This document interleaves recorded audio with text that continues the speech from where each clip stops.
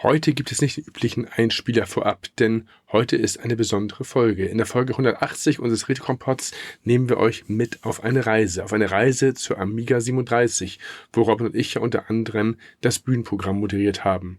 Und wir haben dort auch so viele Gäste vor dem Mikro gehabt, dass wir euch das nicht vorenthalten wollen und daher heute ein bisschen vom üblichen Konzept abweichen werden. Es gibt nicht alle Rubriken wie sonst und wir haben auch eine sehr unterschiedliche Audioqualität, da wir mit verschiedenen Mikrofonen gearbeitet haben, einige Panels vom Mischpult aufzeichnen konnten und auch während der Autofahrt und im Hotel noch ein bisschen gepodcastet haben. Also eine Art, Live-Bericht von der Amiga 37. Viel Spaß wünschen wir euch dabei und hoffen, ihr habt so viel Sitzfleisch, das auch durchzuhalten, denn inhaltlich lohnt es sich auf jeden Fall.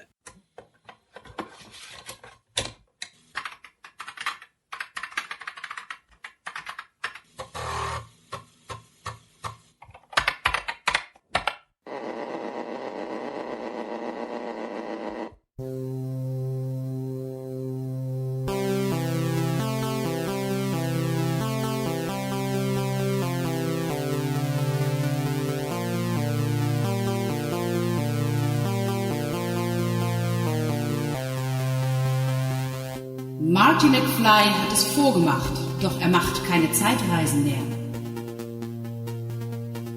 Heute entführen euch Patrick und Robin mit ihren Gästen auf eine Reise in die Vergangenheit. Ihr Fluxkompensator ist die Erinnerung. Herzlich willkommen zum Retrokompott, einer Zeitreise zurück zu den Anfängen der Homecomputer, Spielekonsolen und Games. Auf geht's! Lassen wir uns überraschen, wie lange die Reise dieses Mal dauert.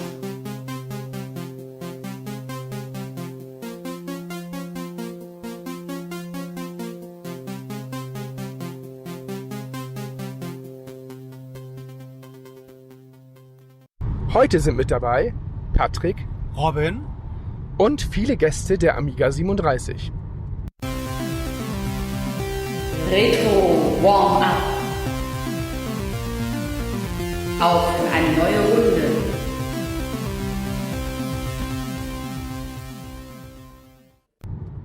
Herzlich willkommen zur Ausgabe 180 des Retrokompott Podcasts. Und wer sich jetzt wundert, was ist das? Wieso rauscht das da so? Wieso ruckelt da was im Ton? Ja, Robin und ich sitzen im Auto und nein, wir haben nicht die Wohnung verloren und versuchen jetzt anders zu podcasten. Wir sind auf dem Weg zu einer Veranstaltung und wer in den Header des Podcasts geguckt hat, weiß schon, was es geht. Wir sind auf dem Weg zur Amiga 37. Ja, Robin, alles gepackt, wir sind unterwegs. Was haben wir vor, was haben wir im Auto? Was wir vorhaben ist auf jeden Fall, wir wollen euch einen tollen Roadtrip präsentieren mit vielen netten Leuten, die wir hoffentlich auf der Amiga 37 auch alle treffen werden. Und was wir vorhaben, wir haben ein Auto voller Spiele, denn unser Bestand an Amiga-Spielen, den wir nicht brauchen für unsere Ausstellung, den haben wir in den letzten Tagen einmal, ich will jetzt mal freundlich sagen, klassifiziert, also eingestuft, was es ungefähr wert sein könnte. Und diese Spiele werden wir auf der Amiga 37 auf einen Tisch stellen und hoffen, dass das auch noch ein bisschen verkauft wird, weil schlicht und einfach wir das Geld zurzeit brauchen und deswegen freuen wir uns ein bisschen auf was verkaufen zu können. Ja, aber wir fahren ja nicht nur zur Amiga 37, um dort was zu verkaufen. A, wollen wir die Leute treffen, hat Robin ja eben schon gesagt. Und wir bespielen auch ein bisschen die Bühne. Wir machen ein bisschen Spiele mit den Gästen und wir werden tolle Interviewpartner haben. Und das werdet ihr natürlich nachher auch in diesem Podcast hören, denn die Panels, die wir dort live bestreiten werden am Samstag und Sonntag, werden wir hier zum Teil komplett, zum Teil in Auszügen auch in den Podcast hereinschneiden. Deswegen gibt es heute auch kein, in Anführungszeichen, normales Thema. Das Thema ist also Amiga 37 und die Stargäste von dort. Was haben wir noch? Ja, wir haben noch einiges mehr vor. Amiga 37 ist, wenn ihr das jetzt hört, ja schon vorbei. Aber wir werden auch in Hamburg noch einmal aushäusig unterwegs sein. Und zwar Ende des Monats auf der Polaris. Vielleicht magst du noch kurz was zu sagen, Robin. Was passiert auf der Polaris? Was haben wir da vor? Also generell, die Polaris ist eine Convention, also eine Messe in den Hamburger Messehallen vom 27. Was war das? Freitag, Samstag, Sonntag, Ende Oktober. Danke. So kann man auch ein Datum umgehen. Dort werden wir als Retro-Spiele-Club mit unseren Geräten die Retro-Ecke bespielen und einen kleinen Ausschnitt der Retro-Technik darstellen, weil da würden ja auch viele Besucher hinkommen, die, ich sage jetzt mal, eine 2 im Geburtsjahr haben und die werden alle diese Zeit nicht unbedingt kennen und vielleicht können wir die dann doch mal in ein Spiel verwickeln, dass die dann sagen, oh toll, Bomberman oder Dyna Blaster macht halt echt tierisch Laune, auch wenn es die ganz alte Fassung ist. Und wir werden zusätzlich noch, das können wir hier schon mal ja auch verraten, es wird am Sonntag der Messe auch einen Flohmarkt geben. Und wir wurden freundlich dahin gedrängt, doch vielleicht auch was zu verkaufen. Man würde sich freuen, wenn wir da das Ganze auch mit unserem Retro-Kram ein bisschen beleben werden. Und da wird auch ein bisschen was von unseren Spielen, die wir nicht brauchen in der Location, werden da auch landen.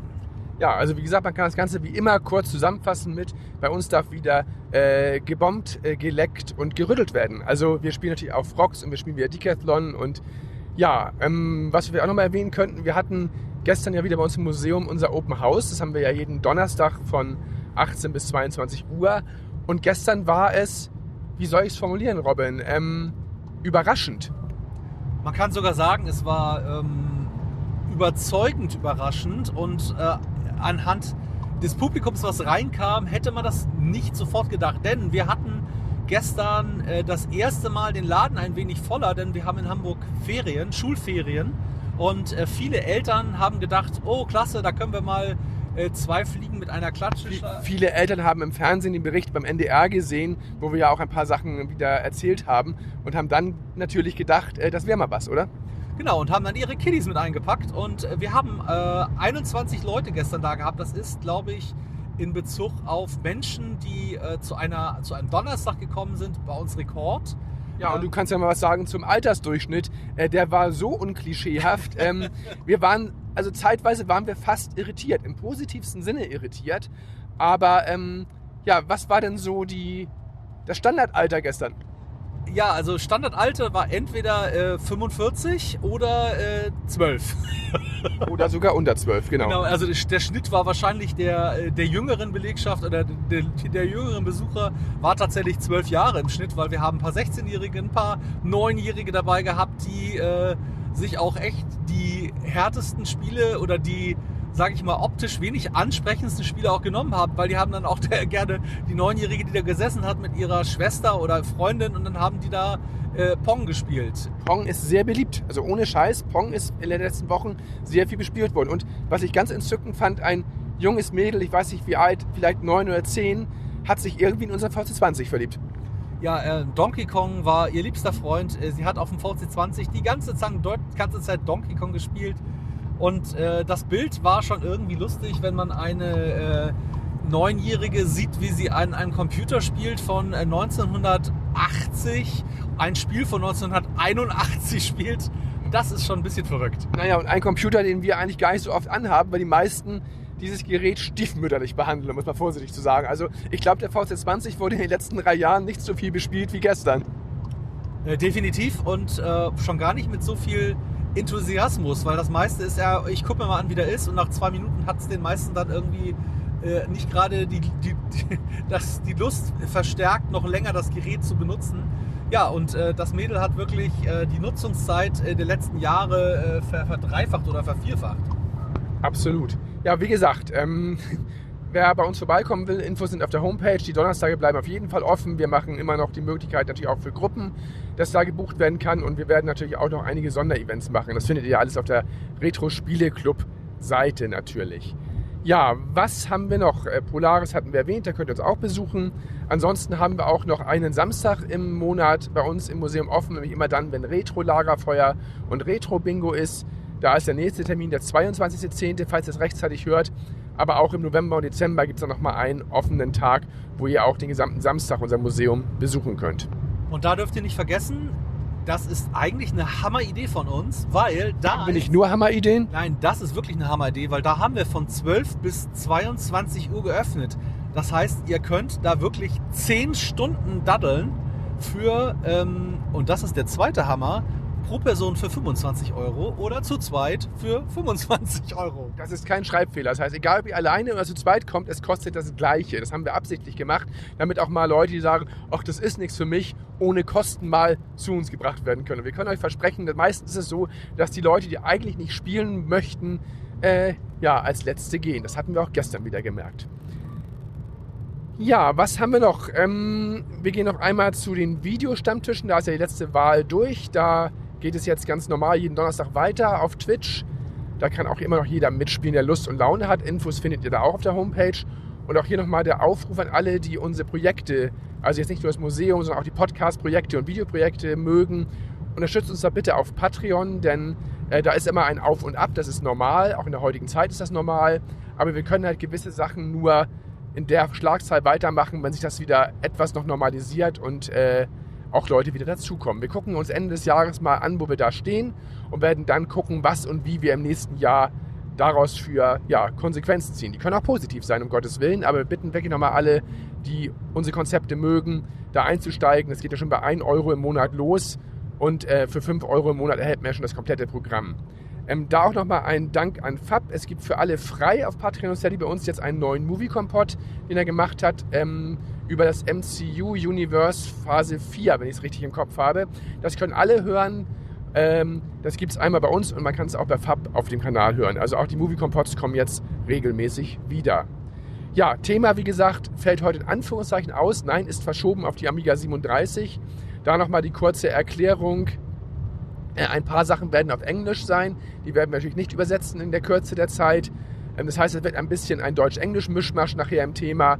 Aber wir wollen euch auch möglichst viel der Inhalte, die jetzt an diesen 2 Tagen hier passieren, an euch weitergeben. Ja, dann gibt es trotz allem ein Quiz mit Marius, denn ihr solltet auch die Chance haben, eventuell Steam-Keys zu gewinnen. Wir spoilern noch nicht, wie es ausgegangen ist. Das wurde voraufgezeichnet und Robin hat auch mit Sicherheit keine Ahnung mehr, welche Folge wir heute ausstrahlen, oder? Du glaubst, dass ich das nach einer Woche nicht schon vergessen habe, was ich vor einer Woche gesagt habe?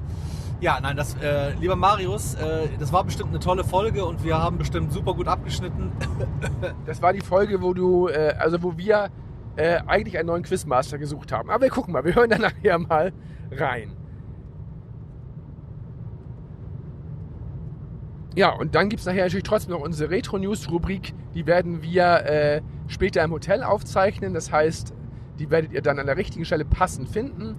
Und wir werden auch zwischendurch natürlich noch mit einigen Gesprächen aufwarten können und auch hoffentlich noch einige von den Legenden auf der Veranstaltung erfahren, was sie so alles im Amiga machen, was sie spielen. Und daraus, denke ich mal, wird dann am Ende eine schöne, runde Sache. Und ja, jetzt hoffen wir nur, dass wir ankommen. Wenn ihr den Podcast hört, sind wir angekommen und freuen uns auf 3 spannende Tage. Auf was freust du dich am meisten, Robin? Wir haben ja eben noch mal in die Mails geguckt, da ist ja einiges los und es gibt auch noch einige Sonderevents. Also generell freut es mich auf jeden Fall am Samstag, am richtigen Interviewtag, auf das Interview mit den beiden von Team 17. Eine Firma, die ich immer hochspannend fand, weil die häufig es geschafft haben, bei Spielen für Erwachsene immer sowas Nettes, Jugendliches mit reinzubekommen. Also so ein positives, Comichaftes. Und da werden wir den auch nochmal ausfragen oder, wenn die Zeit dafür ist, fragen, wie sie das hinbekommen, immer mit so einem Augenzwinkern was Lustiges zu machen. Und dann auf jeden Fall natürlich wird auf jeden Fall die diversen Panels mit den Hardware-Leuten interessant werden, weil die werden ja auch mal sagen, was sie so gerne, was ihre Lieblingshardware ist. Und wir gucken mal, wir haben ja auch, das habe ich ja festgestellt beim Durchlesen, wir haben auch 2 Zoom-Panels, das heißt, wir dürfen dann auch mit einer Wand reden, das ist sehr schön, ich freue mich da schon sehr drauf. Aber spannend wird es auf jeden Fall, denke ich, mit einfach mal der Commodore-Technik bzw. Amiga ein bisschen dichter zu sein. Und ich finde es immer so lustig, Patrick, das ist die Amiga 37 und du kannst dich ja auch noch erinnern an unseren Roadtrip vor ich mag das gar nicht sagen, vor 30 Jahren. Ach so, das ist 92? Ja. Als wir auf der Amiga Köln waren. Genau, also es muss dann, da hat man noch nicht gesagt, das ist die Amiga 7, sondern es ist die Amiga 91 oder 92. Ich glaube, wir waren 92 oder 91 da, ja. Ja, eins von beiden. Ich glaube, wir waren sogar auf beiden da. Und damals sind wir dick bepackt wiedergekommen, weil wir so viel gekauft haben, oder? Ja, das wird diesmal schwierig, weil der Wagen ist schon voll. Aber falls wir was Schönes sehen fürs Museum, müssen wir trotzdem zuschlagen, oder? Ja, ich weiß, dass 2 Händler da sind, die regelmäßig auch mal sehr günstig Amiga-Spiele verkauft haben. Und da werde ich mich schon mal drauf freuen, mich dann mal raufzustürzen, zu gucken, ob wir da nicht irgendwas für die Location brauchen. Weil manchmal ist es ja so, dass wir Spiele suchen, die ja gar nicht so teuer sind, aber einfach die fehlen dann schlicht und einfach. Wenn Kunden fragen oder wenn Besucher fragen, sagt mal, habt ihr denn das und das? Und ich denke, oh, das haben wir doch ganz bestimmt. Nein, wir haben es tatsächlich nicht. Das passiert nämlich relativ häufig. Absolut. Also wie gesagt, wir sind gespannt, wen wir alles treffen. Ich freue mich auch auf die Jungs von Factor 5, Chris Hülsbeck und Co., die werden da sein. Petro Tschenko soll da sein und noch einige mehr. Wir werden da versuchen, ein paar Grußworte an euch da mitzunehmen. Ja, und auch hier nochmal ein Dankeschön an alle, die uns bisher für unsere Projekte unterstützen. Wir haben gestern nochmal ein neues Auspackvideo gemacht, was jetzt auch auf YouTube ist. Da haben wir nämlich auch noch 3 tolle Pakete bekommen von Hörern, von Besuchern mit ganz tollen Sachen für unser Museum. Also vielen, vielen Dank nochmal auf diesem Wege an die 3 Spender. Wie gesagt, besonders an Sprudel muss ich da mal hervorheben, weil das Paket war wirklich das bunte Potpourri an unterschiedlichsten Systemen. Ja, der Thomas hat da für so viele Systeme Sachen reingelegt. Da wird ganz viel bei uns in der Ausstellung landen. Also nochmal vielen, vielen Dank an alle, die an uns gespendet haben. Jetzt fällt es mir noch ein. Lieber Christian, vielen Dank, und lieber Alexander, vielen Dank. Das war ein tolles Paket. Ja, wie gesagt, ist auch schon auf YouTube online gestellt. Da könnt ihr auch gerne mal reingucken. Und auch nochmal einen schönen Gruß nach Lübeck. Lübeck ist richtig, nicht Lüneburg. Lübeck, genau. Da kam noch mal eine E-Mail, wie es dem Apple 2GS geht. Und ich habe dann ja erzählt, dass wir den inzwischen umgebaut haben mit einer SD-Karte. Und da kam ein Daumen hoch, dass er sich freut, dass jetzt Spiele darauf laufen. Und er wird uns auch mal im Laufe des Jahres mit Sicherheit besuchen und freut sich, dass der Rechner einen Ehrenplatz bei uns hat. Und ja, wir gucken jetzt, wie gesagt, mal, dass wir heil ankommen, springen dann sozusagen direkt in die Themenrubrik, hören uns die Panels an, hören uns die O-Töne an, hören uns nachher nochmal wieder mit ein paar News und gucken mal, was wir da so alles zusammentragen. Das ist mal was ganz anderes, weil wir, wie gesagt, selber nicht genau wissen, während wir das moderieren, was am Ende wirklich passieren wird. Aber für euch wird es mit Sicherheit ein Podcast, der vollgepackt ist mit viel Amiga-relevanten Zeugs, aber auch ganz viel, was drumherum passiert. Ja, dann schalten wir sozusagen in die Hauptrubrik und gucken mal, was passiert, Robin. Und du fährst bitte vorsichtig weiter, damit wir ankommen. Falls ihr euch wundert, dass es gerade so leise geworden ist, wir fahren gerade über wunderschönen Flüsterasphalt. So heißt nämlich dieser Asphalt bei Bremen, der extra für leise Fahrt gemacht worden ist. Und ihr merkt sofort, die Geräuschkulisse wird weniger, es klingt plötzlich ganz anders. Ja, das ist, bedankt euch beim Bund. Ja, und alles andere, wie gesagt, gibt es jetzt im Laufe dieser etwas ungewöhnlichen 180. Folge. Viel Spaß und wir melden uns ja immer wieder zwischendurch zurück. Wie kann man uns erreichen? Wir senden jeden zweiten Sonntag ab 22 Uhr live das Rahmenprogramm des Retrokompotts.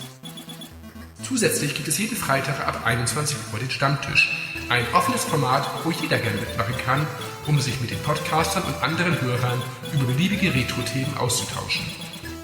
Für Unterstützer gibt es die Stammtische auch komplett als Podcast. Für alle anderen gibt es wöchentliche einstündige Previews. Wir freuen uns im Retrokompott besonders über eure Retro-Talks mit Erlebnissen, Themenvorschlägen oder retrobezogenen Inhalten. Und wer Lust hat, intensiver über ein Thema zu berichten, ist als Themenexperte jederzeit herzlich willkommen. Erreichen kann man uns unter mail@retrokompott.de und natürlich auch in den sozialen Netzwerken.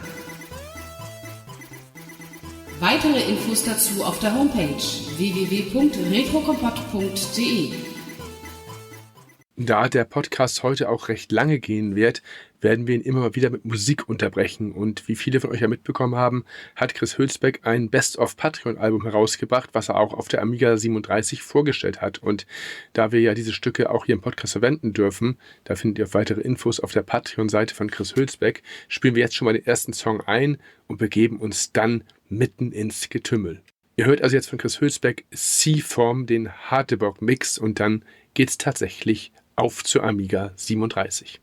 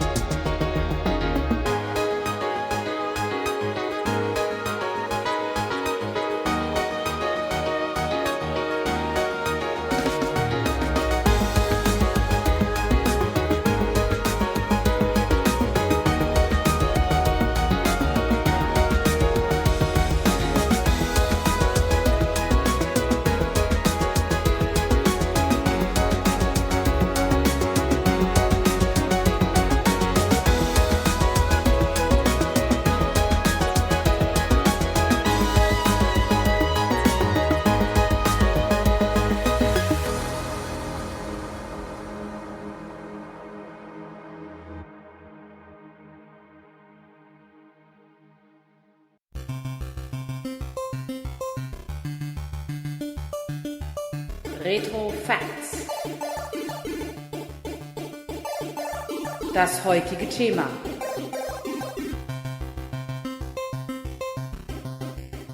Auf geht's in die Hallen und ja, am Anfang trifft man natürlich erstmal wieder gute alte Bekannte. Ja, hallo, hier ist Willi Becker auf der Amiga 37 in Mönchengladbach. Ja, die letzte Zeit habe ich hauptsächlich in der Tat World of Warcraft und auf dem C64 Hero gespielt. Und es macht immer noch Spaß wie früher. Und Amiga-mäßig, was waren die letzten Amiga-Spiele, die du gespielt hast? Das letzte Amiga-Spiel war tatsächlich rein beruflich gesehen Turrican 1 und 2. Und zufrieden? Sehr zufrieden.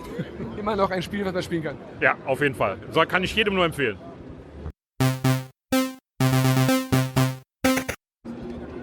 Hallo, ich bin der Chris Hülsbeck hier auf der Amiga 37 und zuletzt habe ich gearbeitet an neuen CD-Album, was ich zusammengebastelt habe von meinem Patreon-Projekt, 16 neuen Stücken und das habe ich jetzt hier gerade heute zum ersten Mal in den Händen halten können.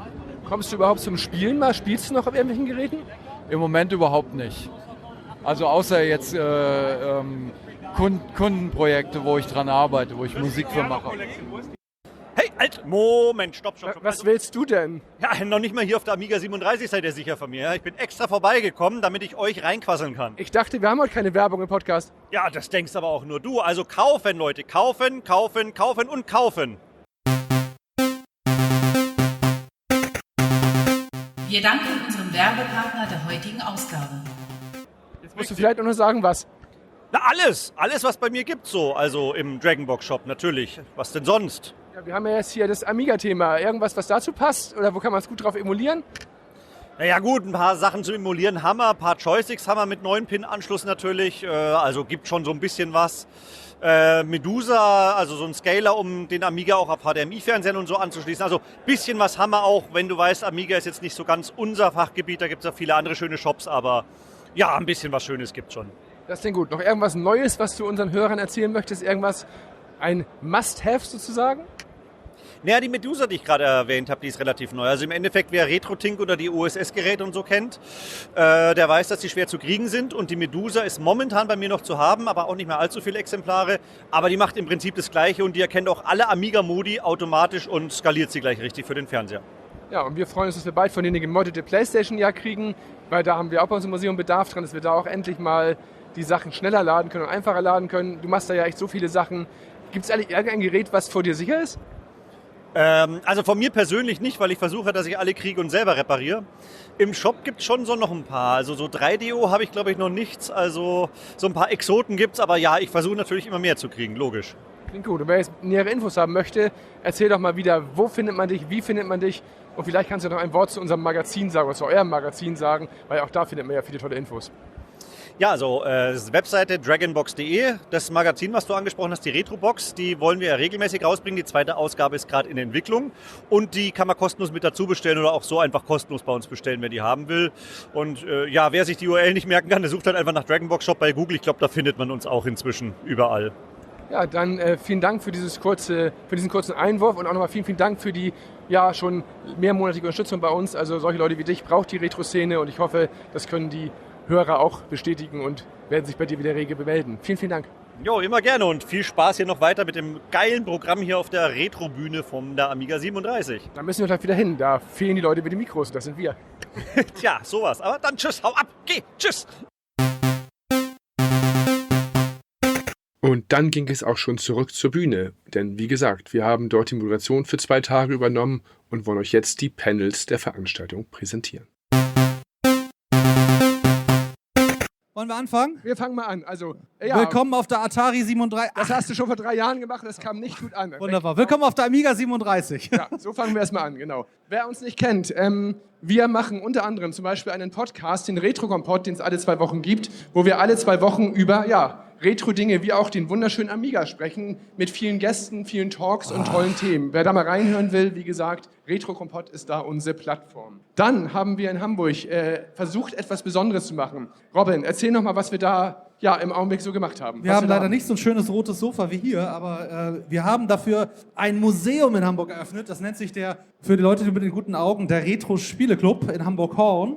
Und da versuchen wir die Unterhaltungselektronik in Form von Homecomputern und Videospielgeräten der letzten 45 Jahre abzubilden. Und wir haben es auch sehr gut geschafft, bis dieses kleine fiese Teil namens Coronavirus kam und uns ganz böse getroffen hat. Aber da werde ich hier in viele traurige Gesichter gucken. Das wird nicht nur uns so gegangen sein. Ja. Also wenn ihr mal in Hamburg seid oder eine kleine Reise machen wollt, in Gruppen oder alleine, würden wir uns sehr freuen, euch auch mal bei uns im Museum zu begrüßen. Wir haben Flyer liegen dort hinten und haben auch welche immer dabei, also uns gerne ansprechen. Und wer von der Amiga 37 kommt und einen Flyer mitnimmt, bekommt bei uns ein Goodie. Da gibt es immer eine zweite Eintrittskarte sozusagen umsonst als Dankeschön, dass ihr hier wart. Hier ist unser Nummerngirl, die hatten wir schon vor 3 Jahren. Ein Applaus für Andreas.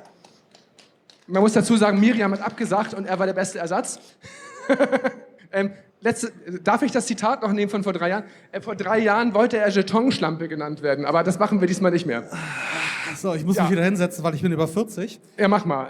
Dann haben wir noch einen Hinweis. Da hinten liegen so ein paar Spiele in der Ecke. Wir haben aus unserem Museum doppelte Ware und Ware, die wir nicht ausstellen, mitgebracht. Die liegt dort hinten zum Verkauf. Da könnt ihr einfach jederzeit mal gucken, ob euch was interessiert.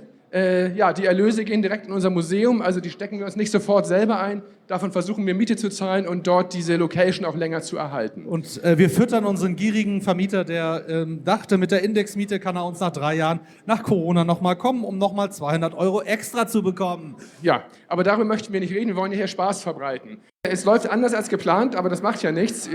Wir ziehen das zweite Panel vor heute.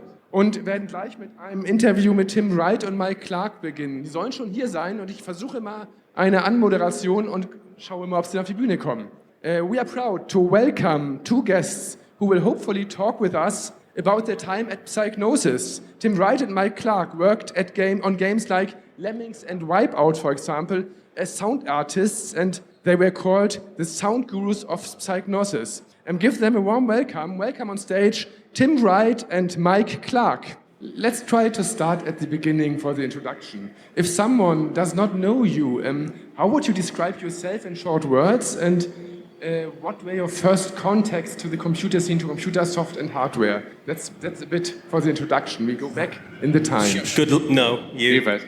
You first. Right from the start. A bit closer with the microphone. It's how's this? This is perfect. Yeah. Okay, from the start. When I was, I don't know, I guess like 8, 9 years old. That's when the first Pong games were coming out. So there was a Grandstand 2000 available in the UK. Mm-hmm. And this had 20 different games, and it was all Pong. Oh. Yeah, just slightly bigger bat, squash, smaller bat. Ice hockey. Oh, yeah, it had squash as well. Yeah, soccer. And I just thought this was amazing, and my father just couldn't understand. You're doing this, and it makes things move on the television. Yeah, you move the television. Yes, wow, this is amazing. So it was good because it gets him on board. And then eventually the 2600 comes out, the Atari. So that was just like, it's in color, and it actually has like some sound that isn't just beep. Yeah. And then one of my neighbors was working on mainframe computers. So he would, every month, he would give me a stack of Personal Computer World magazine. Wow. And I would just go through this and go, wow. So, computers get big and they can do all sorts of great things. Some had Playboy, you had the International Computer magazine. Yeah. It's kind of sad, but, the Playboy came later. Ah, okay. Yeah. So that's, yeah. And your first contacts to Technic? Similar machine, actually, except ours was a Binatone with Pong and golf and all the same game. Yes. We had that in, what would have been 1978. I was about 4 years old, I think. And we didn't really have anything after that. My next real introduction to a computer was that a few years later, my auntie had a Commodore 64. And I didn't even know what it was. I just knew you could just type things into it, and I'd type in my address, and it's like, oh, it's on screen. And that was it. But later that year, when it came to Christmas, my mum and dad asked if I wanted a computer, and so I said yes. And the choice was between the Commodore 64, because my auntie had one, or a Japanese thing called the Sword M5, because it looked quite interesting on the newspaper adverts. And luckily, I went with the Commodore 64 because the Sword M5 obviously went nowhere, certainly in the UK. And then I just played games. Played games, more games, and then ended up with the Amiga and forged my career doing music. So I'm going to ask a question now. So Do you think the reason you went to the Amiga was because you were with Commodore, with the 64? Yep. It was the natural evolution. Yeah. Natural evolution. I think it's more like a technical evolution. Well, it's just really strange because I was speaking with a guy who's hopefully in the audience just a minute ago. And initially I was supposed to get a BBC Mikro. Mm-hmm. And because they didn't have enough stock, my father phoned me from a computer shop and said, look, it's not coming. So I'm standing here in front of a VIC-20. Is this okay? And I was like, I don't give a shit. I just want a computer. But I was clever. I said, does he have the RAM packs there? I don't know, I asked. So then, so the VIC-20 and then the 64 and so on. So I could have had a completely different path. Yeah. At what time you thought about doing things with computer as a professional job?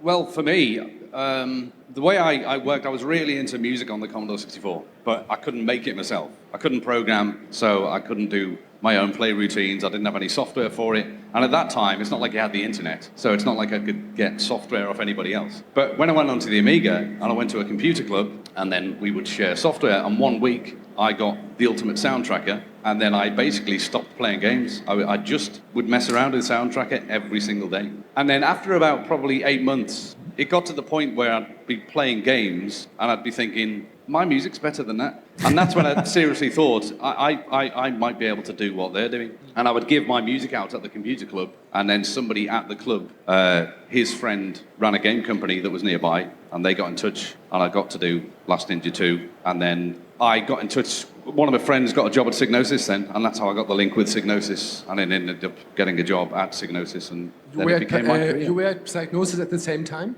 I was Tim was freelance before I had a job there, and then I was freelance for Bill's Tomato Game, but then I got a job there probably, a year, 18 months before. Yeah, something like that. Yeah.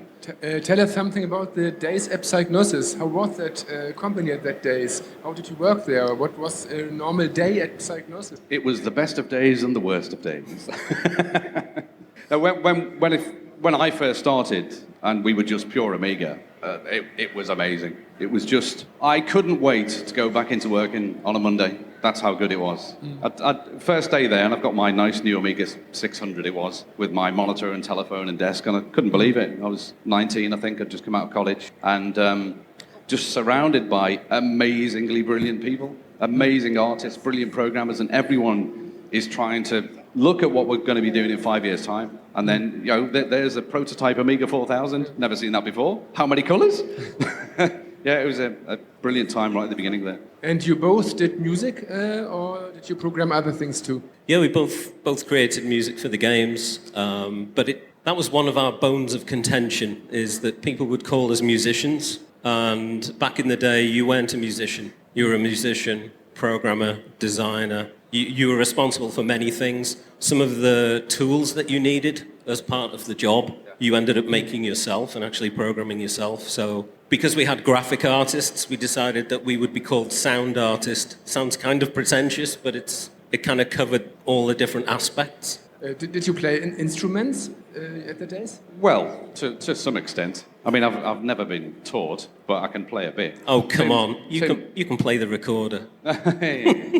Well, I play guitar better than anything else now, but back then, I didn't really play much, just bashed around on the keys a bit. He's better. He's a good one? I taught myself to play the guitar, acoustic guitar, electric guitar, when I was like 5, 6, 7. Yeah. And I've had formal, actual piano forte lessons from 7 upwards.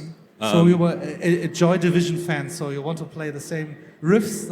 No, not Joy Division. Howard Jones. Howard Jones, okay. Nick Kershaw. Anybody that had a synthesizer. Ah, okay. So this was my dream. It wasn't to write music for games, it was to be Howard Jones. Mm-hmm. Didn't happen. I took a different route.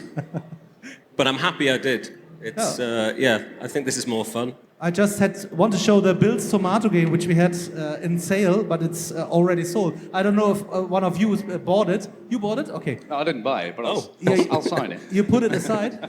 So this was one of the nice games we had in the shop. We were pretty... it was fun because it had some ketchup inside. Oh, wow. A lovely thing inside with a free surprise from Heinz. Yeah, I wonder how that tastes now. Yeah, it would... Pretty good. It's probably got alcohol in it now. I'm pretty sure you can smoke it right now. Yeah. Or it would just burn through the chair. Like an alien movie. Yeah. Perfect. Okay, we are at the early days. Mike, what were your role models in music? Do you have any persons you admire or you want to be like them? Well, I was very into synthy stuff in the 80s, but when we got towards in the 90s, I then got into metal, and so I got to do all of the games that had guitar in. And there was a point actually at Psygnosis where I became known. I think it was after I did Formula One. It's like everybody forgot that I could do any other type of music, and all they wanted that's got to have guitar in. This has got guitars. Give it to Mike. Yeah, every single time. But that started early on. I mean, I did guitar stuff in the greatest game in the world, Last Action Hero. What is the actual best game? Last Action Hero.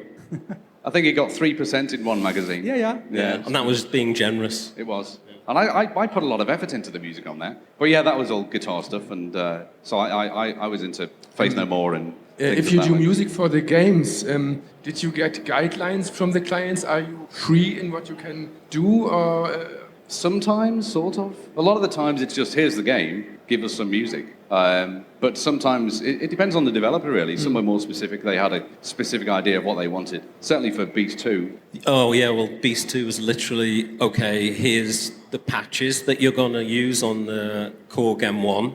Patch 32, 75, and so on. And I said, I don't have an M1. And he's like, we'll find one. So luckily I had a friend who just bought an M1. So I had to go around to his house and record all these different sounds. Cool. Yeah. Well, what wasn't cool is it was late at night when I could finally get there. So he'd already gone to bed. And he says, I leave the door open.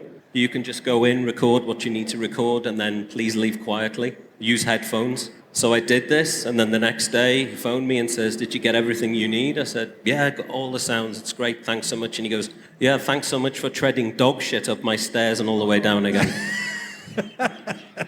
Because it's at night, I can't see. How long does it normally take to do music? What was the song you worked the longest time at, and what was the shortest idea or creation of a song? That is very different on every game. I did one game in 20 minutes. What song was it? It was a game called Little Puff by Codemasters. It's like Dizzy. Can you say that now? Do what? Can you say that anymore? Yes, it's the game's name. So 20 minutes it took me for that because they needed it now. So I just got straight onto it. Oh my God. And then other ones, it could take weeks. I mean, it generally didn't take weeks for the Amiga because trackers are very instant, and more often than not, I would just blast it out as quick as I could. I could get something done in a day that was a complete finished tune for a game, but probably if I was doing something that I wanted to be high quality enough, it's probably about 3 days on average for each tune. Plus, they come to you the day before it's about to be released. Back in the day. Well, that could happen. Yeah. Audio was always the last thing. Yeah. It's like, okay, we've got the graphics, we've got the levels in, we've done the play. It's really great. Okay, let's get some audio in there. You've got 20K or something. There's also, one of the last games I did, Globule, that had about 40 pieces of music. So that took quite... 40? 40, yeah. So that was difficult. You have a randomizer in your tracker? When you get to about 35, I'm thinking, I'm dead. I'm just dry. I'm just a shell of a man. I don't know what to do. Creativity killer. Yeah, completely. Yeah. So that took me weeks. I mean, that was a long time. But they did say afterwards, 14. We said 14. No, 40 tunes. So it took a while. And is there a special song, a special music you made, both of you love most? The song you made by yourself you love most today, or you are proud of? On the Amiga, obviously. Yeah. Magician's Castle. This was a game that was never released. Okay. I think it came out on PC eventually, but it was in development at Psygnosis, and we had plenty of time to do it, and the theme was obviously a castle. So I really took my time, and I played a lot of them to Mike, and Mike goes, I think that's maybe the best Amiga music you've ever written. And of course, it didn't come out. But then someone showed it to me on a PC cover mount disc, running on a PC, but playing the mod files. So it eventually saw the light of day as like a freebie. Yeah. But I think if you Google it, you might find a couple of pictures. And obviously the mod files are out there as well. One of my problems is that I always got given the rubbish game and the ones that had no memory. So most of my Amiga music is all 2 or 3 channels in about 20k, 30k. So there's not many of them where I think back and I think that sounds really good because they're so limited. But there are a couple of them. I mean, it's very rare that I got to do a 4-channel tune, but I like the tune that on Theatre of Death, the theme music of that. And I didn't actually write that for the game. I was just making my own music and it just happened to fit when the game turned up because I had no time for that. But I think if we stretch things a little, it's fair to say that you did write 4-channel tracker music on an Amiga, but it saw the light of day on consoles. Oh, that's true. Well, yeah, because when we moved on to the Mega CD, because we'd started doing CD stuff, the Mega CD was awful, but it had a second PCM chip in it, which had 8 channels. So I had one of the programmers convert the Pro Tracker player for the Mega CD. So I continued writing all my music on the Amiga, but it was on consoles. And I did Super Nintendo stuff as well, which I would write on Pro Tracker first, and then I would just port that over. And, one of the ones I always remember is Mega Apocalypse. Mega Apocalypse. That was perfect. Thank you. I do like that one. That's quite good. They never got released on the Super Nintendo, but it eventually came out on the internet. But if you listen to it, I mean, the Amiga version is exactly the same because that's what I did. I wrote it on the Amiga and then just ported all the notes over to the player. And so, yeah. It's quite so Mega Apocalypse is the CD32 version of the Apocalypse on the Amiga, or? No, it's the sequel to Mega Apocalypse on the Commodore 64. Ah, okay. This is not my time. This is Patrick's time because Patrick is... But I don't play that game. Okay. I have something. I've got something with a game called Wipeout. Anyone Wipeout? Yeah, but that's... Yeah, how lovely is it to program or do something on a system working on a RISC processor coming from a 86,000 architecture? Well, in fairness, the Amiga was still used here because the music for Wipeout was written using the Amiga as a MIDI sequencer, using bars and pipes. And the textures, all the textures were done with Deluxe Paint. So and the voice in there that goes 3, 2, 1, go. Yeah, that's this the Amiga. was the Amiga voice synthesizer. Okay, so you just take it as a player. Yeah, I mean, obviously it was CD audio, so I was using lots of outboard gear like Akai samplers, JD800 synthesizer and so on. But even some of the percussion and the drums in that music is Amiga. There's some Amiga bass, Amiga claps. So it was a big transition going to CD audio.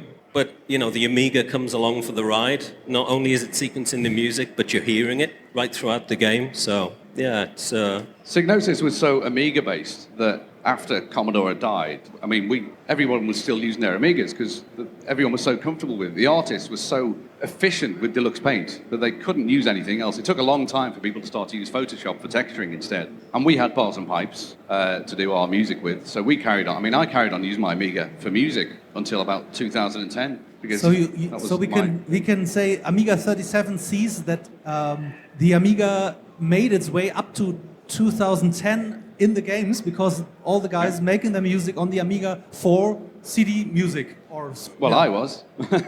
Yeah. So yeah, all of the games that I worked on throughout the PlayStation era and beyond, that was all done with my Amiga 1200. Yeah, and I continued using mine to the early 2000s, and then eventually I had to go to PC for various reasons. Yeah, for the nice filters from you can use old synthesizers on the PC. Yeah, exactly. Well, when I found Propeller Head Reason, or Reason Studios Reason... The plug-in monster. Yeah, I mean, that was it for me. I had to make the transition. But I was just thinking about the fact that you and I used the Amiga 1200s, so they were nice and compact. And we had, you wouldn't really call them music studios, they were really echoic, horrible rooms back in the day. Back in the day, terrible, yeah. The rooms that we worked in, we were basically in some old office building that was clearly not designed for anything. Was it like a warehouse originally for cotton or something? The Century buildings. Yeah. It was likely, it seemed that case, all brick buildings and very empty inside.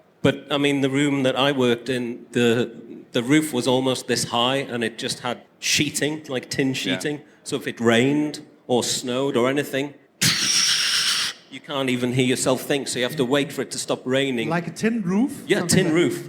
Yeah, and it was so cold in winter. No tin roof, it's a tin roof. Yeah. But it was so cold in winter that it was really cold in there. And that's my moniker, cold storage. that's where this comes from. Because one day the programmers were saying, you know, how's the music going? I said, oh, I'll just nip back to cold storage and get it for you. But anyway, at this building, we got broken into by thieves. And they took so many different things, computers, monitors and everything. Yeah. But luckily, Mike and I, because we loved our Amigas, we took them home with us every night so we could play games on them and stuff like this. So we'd come into work and like, shit's gone, man. I mean... Everything. Yeah. The whole place was empty. And we took our own synthesizers in. These were stolen as well. Yeah. But we had the Amigas. Everything was still there. It was lucky place. we would have lost everything that we had because we didn't have backups then because they weren't connected to the network and it wasn't that easy to do that and we weren't very careful. Well, honestly, they weren't very careful either. No, not at all. We had a room where there was a backup machine that used tapes, and Mike and I just did our own backups. We didn't bother with what they were doing. And you'd walk past this room and it would go, ribbit, ribbit, like a frog. Yeah. We just thought this was normal, but this actually means, can I swear, is it okay? Change the fucking tape. That's what it meant. And none of these guys were changing the tape. So, yeah, nightmare. Nightmares. It's funny because back then, nobody really put any value on what we were doing because everyone was always looking to what was coming. So the stuff that we had, once it was done, that's it, move on, next one. So people weren't careful about this sort of history. It was very, very throwaway. Today, are you still in business with computers, with music? What are you doing now? I'm a senior audio programmer at the moment. I've always been in games. I've never been outside the game industry. So, I got into programming a lot more over time. I mean, I did start doing stuff on the Amiga and just sound stuff, sound driver and things like that. And then eventually, after I'd left, I ended up getting a full-time job doing audio programming. Okay. I'm still doing music, of course. I'll never not do music and sound effects. And yeah, I've continued that to this day. So yeah, I'm doing AAA audio programming now. But you also do voiceover, Mike. I do. I also do voiceovers. Yes. And Tim, what are you doing now? So I'm still wearing multiple hats, including this Atari one. Yeah. Yay. You've been hit once or twice here, or is it just... No, it's like, I was explaining to a guy, it's like back in the day when you had Atari and Amiga, and it's like when you're kids, you play, you kick the shit out of each other, and then you get to a certain age, you're having a beer together, and you go, hey, dude, remember the time I pushed you out the window? Yeah, you bastard, oh, that really hurt. I love you. Yeah, I love you, man. So, I'm currently... managing a studio, well, the art side of it, at a company called nehmen GmbH in Switzerland. But other than this, I'm still doing music for projects when people approach me. And if it's interesting and I've got the time, then yeah, I'm still doing bits and bobs. So you're doing music for retro games, or do you make more for modern games? Honestly, anything. When people are coming to me and saying, this is my project, would you do some music for it? Sometimes I do it for free. If it's going to take a little bit longer, then... Don't say it loud here. Here's so many ears listening and... Sometimes I do it for free. No.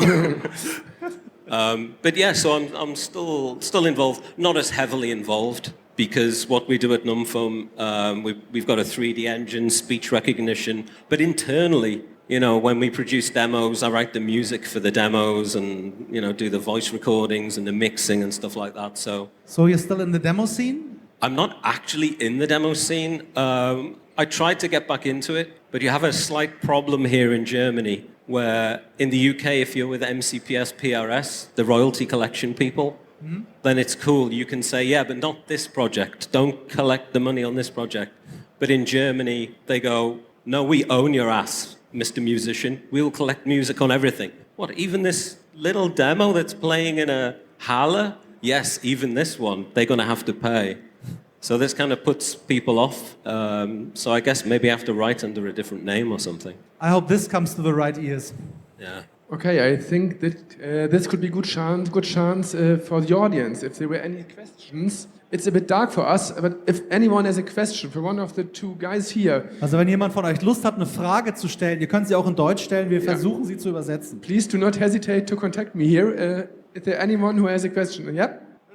He raised his hand. Okay. Nein, du hast geht so. Any questions? Wow, I guess we answered everything. We gave them the chance. What is your favorite Amiga game? War das richtig? Your favorite Amiga game? What you like to play? Meine Dein Lieblings-Amiga-Spiel? Amiga-Spiel sind Hired Guns. Okay. Yeah, yeah, really. Even now, it's just really atmospheric. Didn't you work on that as well? Didn't I do levels? Yeah, I might have done some level design for that game. Yes. Yeah. And yours?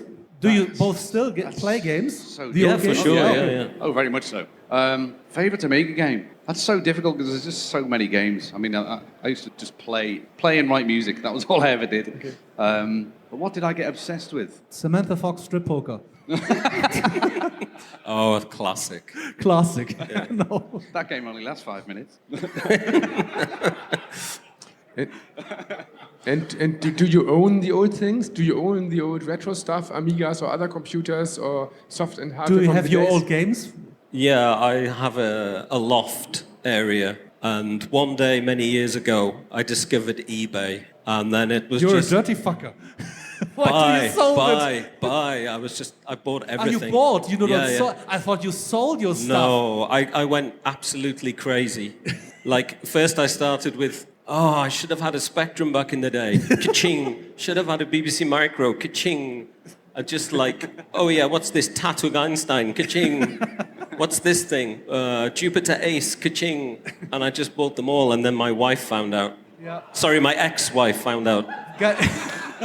I know the stories. They're so fun. I started doing a second PayPal account for this. And I just told my wife, darling, there's some money movement. Don't care. It's some money movement from there. You have a second PayPal account?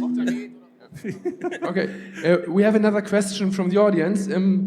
Which software do you use? A tracker or what software was there at the days? For doing music. The software you ask, for example, if you use tracker software. Today? Back in the days. Well, it started with Ultimate Sound Tracker. This is before I was actually doing music for games. When I started doing music for games, I'd gone to Noise Tracker. I actually did one with Star Tracker, and then Pro Tracker came out and destroyed everything, and that was just Pro Tracker from then on, because it was so good. Yeah, Gleichfalls. Gleichfalls? Yeah, very briefly I had to play with it, but it wasn't used in any... I wrote some songs with it, like maybe one or two, but they weren't used on any games. Yeah, I played with Octalyzer when it came out. I really liked that. Octamed as well. Die Frage war, ob mit 8-Kanal gearbeitet hat, oder 8-Channel, deswegen. Das hat man, Genau. They didn't hear the question. Yeah. So, yeah. In games, though, it was very difficult to get somebody to agree to have an 8-channel play routine. Yeah, Not least because... You could have that on the title screen if you're lucky. On the title screen, yeah. And nothing else playing with it. Because it uses the processor so much to create the extra channels. Ja, wir müssen die Fragen laut sagen, man hört es sonst nicht. Achtung, Box. So the question was, if you had to take care for NTSC mode because it would like play faster because of the 60 Hertz thing, did you make extra music playing it slower for NTSC versions of the game? I did. Did any of yours break on NTSC? I just wrote it slower for PAL. No, I honestly never took any notice. Oh, I mean, I did hear it. And yeah, it sounded a little schneller, but other than that, it wasn't a problem, I don't think. Mostly it would work, and I think some of them I just changed the speed in Pro Tracker from FO6 to FO7, slowed it down a bit. But Bill's Tomato Game was a big problem, and I had to redo almost every track on that. Because I used some of the more esoteric Pro Tracker effects in it, and it would break a few things. So I had to redo quite a lot of that. It took me about 2 weeks or so. But for the most part, it just worked. It was all right. Yeah, okay. Then we have to thank you to do this panel with us. If possible, we will do another interview later for our podcast in some weeks, in some days. Would be great if you can just give us an email where we can reach you. And if there are any other questions, we can answer them in our podcast too, because we are doing this every 2 weeks with interviews, and it would be great to have you there. Thanks again. Okay. Thanks being on stage with us. Thank you very much. Vielen Dank. Okay, Danke sehr. Danke. Bevor wir zum nächsten Panel kommen, hören wir nochmal eine Musik von Chris Hülsbeck. Lucid Dreaming.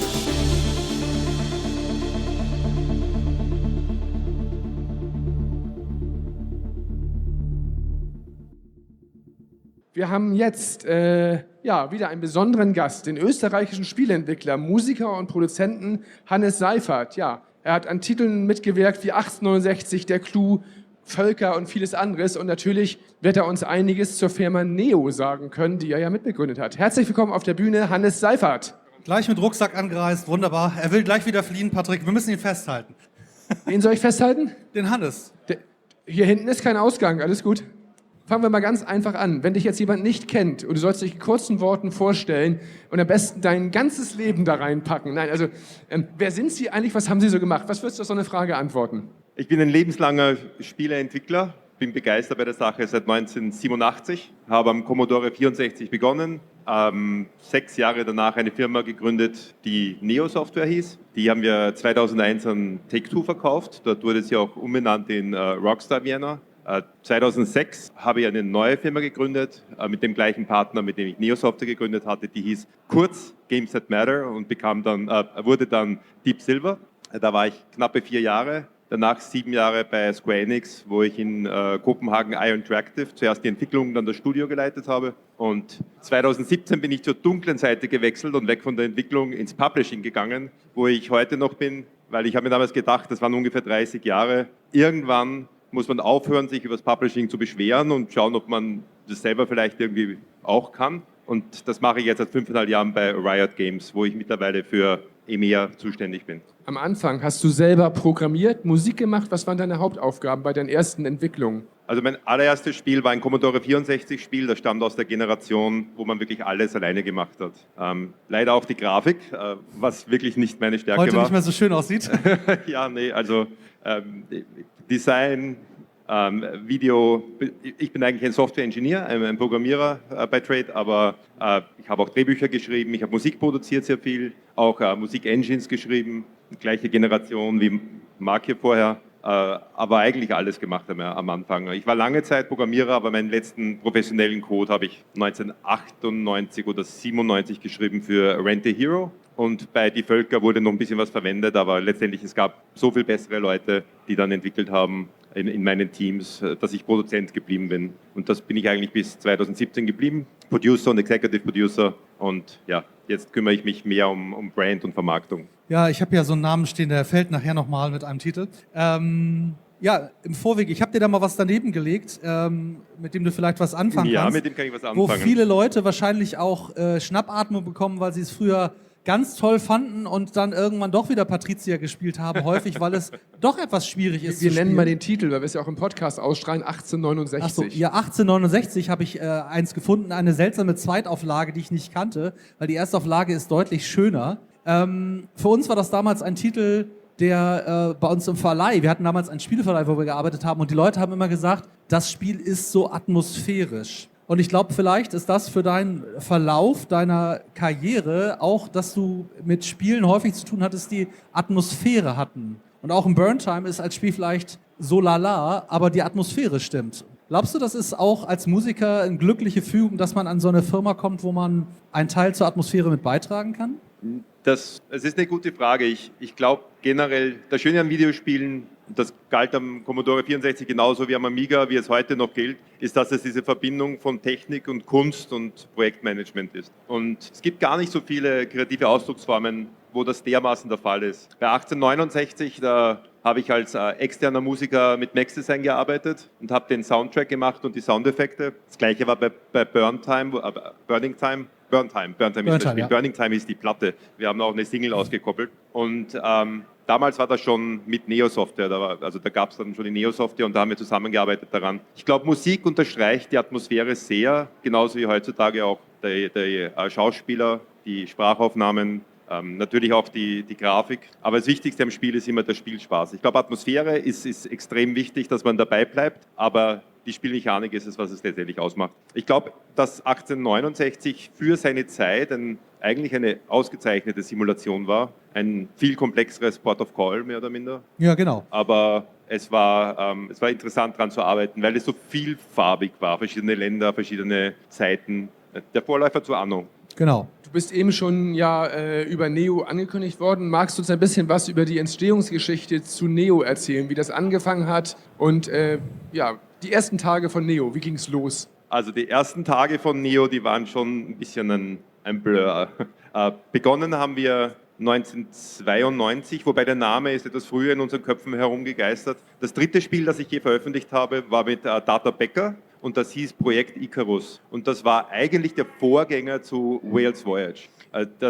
Ich sehe da irgendwie so einen Astronauten auf so einem Gleiter stehen. Ist das Projekt Icarus? Oder verdrehe ich da gerade irgendwas? Auf dem Cover? Nein, am Cover sind einzelne Gesichter drauf von so, den okay. Charakteren, die vorkommen. Ja. Nein, Gleiter hatten wir da keinen. Aber das waren eigentlich so, das hieß damals schon Neo Adventure, so nannten wir das, wie es rausgekommen ist, aber es war noch alles unter Data Becker und unter meinem eigenen Namen. Die eigentliche Firma haben wir erst im Januar gegründet, aber die 3 Gründer, das waren der Niki Laber, mit dem ich das gemeinsam gegründet habe. Wir hatten beide gemeinsam bei einer Firma namens Silverbyte gearbeitet oder mitgearbeitet, die auch ganz früh Amiga-Spiele und auch Viruskiller und dergleichen rausgebracht hat. Und dann haben wir uns selbstständig gemacht. Und wir hatten einen dritten im Bunde, den Peter Baustetter, der war unser erster Art Director. Der hat uns 1995 dann verlassen Richtung Hollywood, wo er heute noch arbeitet und arbeitet dort in Visual Effects. Aber da haben wir einige Sachen gemeinsam gemacht und da dann auch viele Covers und dergleichen.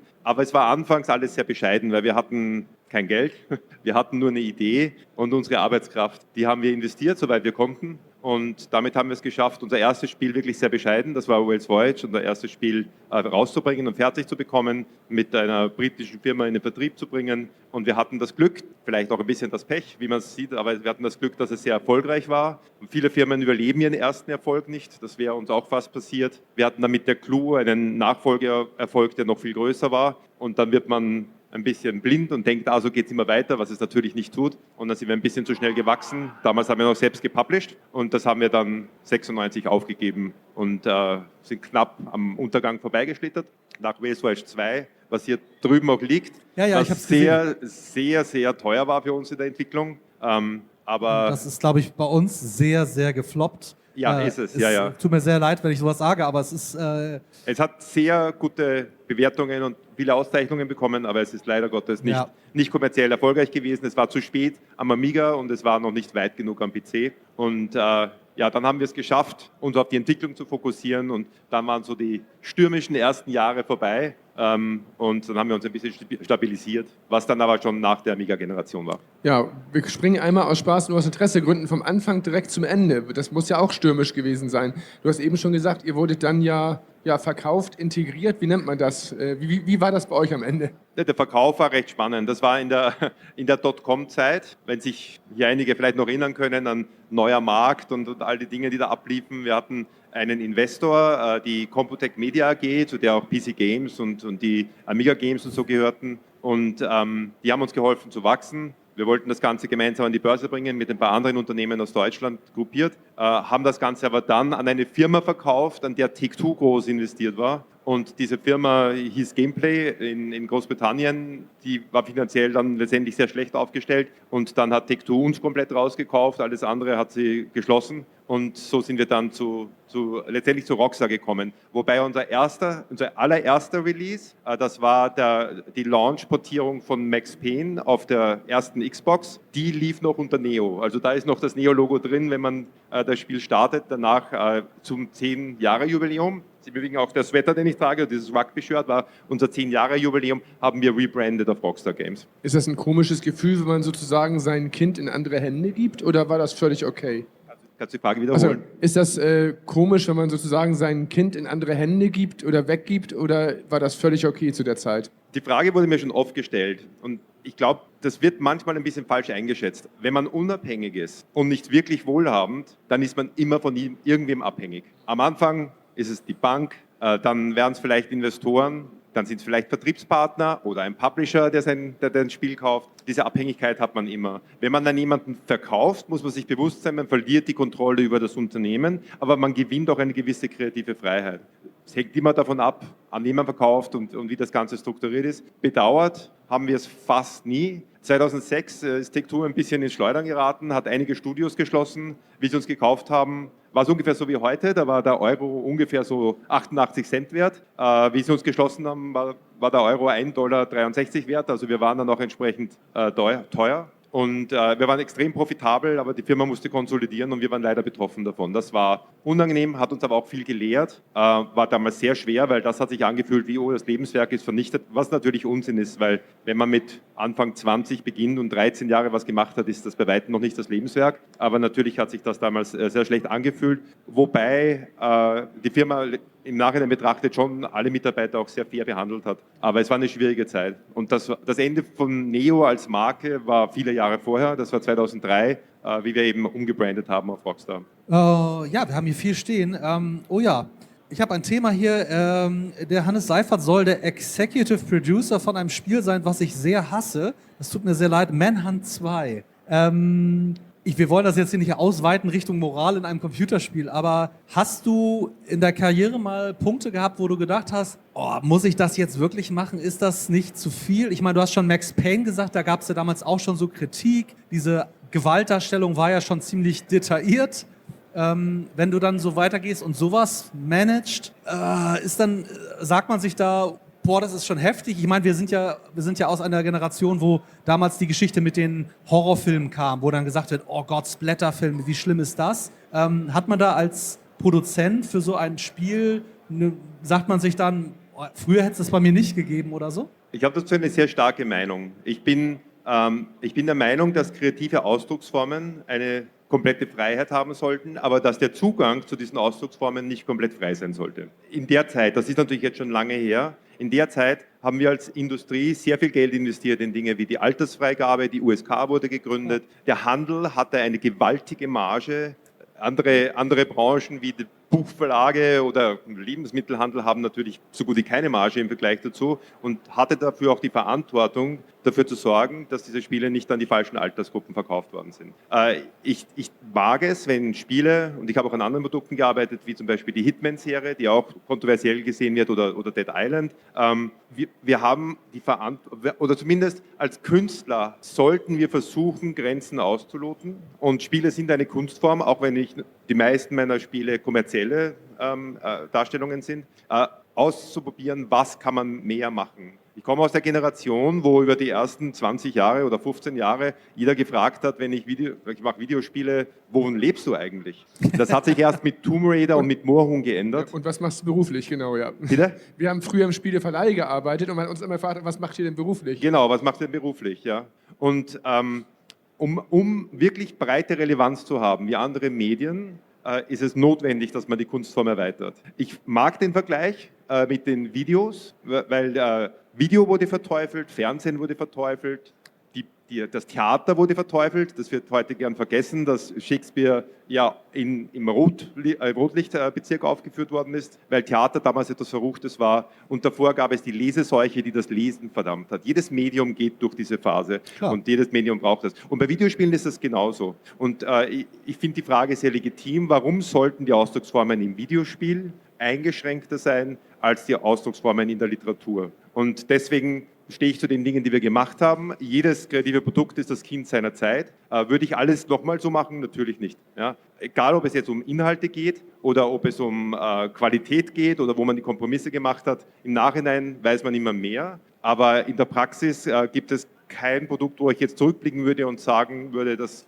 hätte ich im Nachhinein gesehen nicht machen sollen. Dann können wir gleich mal weitergehen. Was ist denn das Produkt oder das Spiel, was du am meisten magst? Dein Lieblingsspiel aus deiner Karriere, also wo du selbst daran beteiligt warst, das du dann immer noch spielst? Von meinen eigenen? Genau. Es ist schwer, das nicht verklärt zu sehen. Als Entwickler spielt man kaum seine eigenen Spiele. Es gibt zwei Ausnahmen, die ich selber auch wirklich gespielt habe. Das eine war Prototype, das war ein Shooter im Jahr 95. Ein bisschen auf die Völker, aber nur im Multiplayer-Modus. Das war 99 und Hitman 2016. Das habe ich auch viel gespielt, weil wir hatten einen Modus, der hieß Elusive Targets. Das war dieser Reboot, ne, von dem... Genau, da haben wir das Hitman-Franchise rebootet. Und da gab es auch Online-Features und eins davon waren so Online-Events und die waren wirklich spaßig auch zu spielen, weil egal wie gut man das kannte, das war spannend. Aber ich denke, das Spiel, an das ich nach wie vor am liebsten zurückdenke, ist Whale's Voyage. Einfach weil wir so ambitioniert waren, viel zu ambitioniert, trotzdem so viel von dem Ganzen umsetzen konnten, bin ich nach wie vor sehr, sehr stolz auf dieses Spiel. Und ich glaube, wenn ich eines wählen müsste, wäre es das. Wie ist das für dich, dass du heute nach 20, 30 Jahren ja im Endeffekt immer noch auf diese Sachen angesprochen wirst, wie jetzt hier auf der Bühne oder wenn du unterwegs bist. Hättest du damit gerechnet, dass die Sachen, die du damals als junger Mann gemacht hast, so viele Jahre eine Wirkung hinterlassen haben bei Leuten? Nein, also Spiele haben sich damals sehr vergänglich angefühlt. Anders als es vielleicht heutzutage der Fall ist. Weil man hat ein Spiel rausgebracht, es hat vielleicht ein paar Wochen was im Verkauf, wenn man Glück hatte, vielleicht ein paar Monate.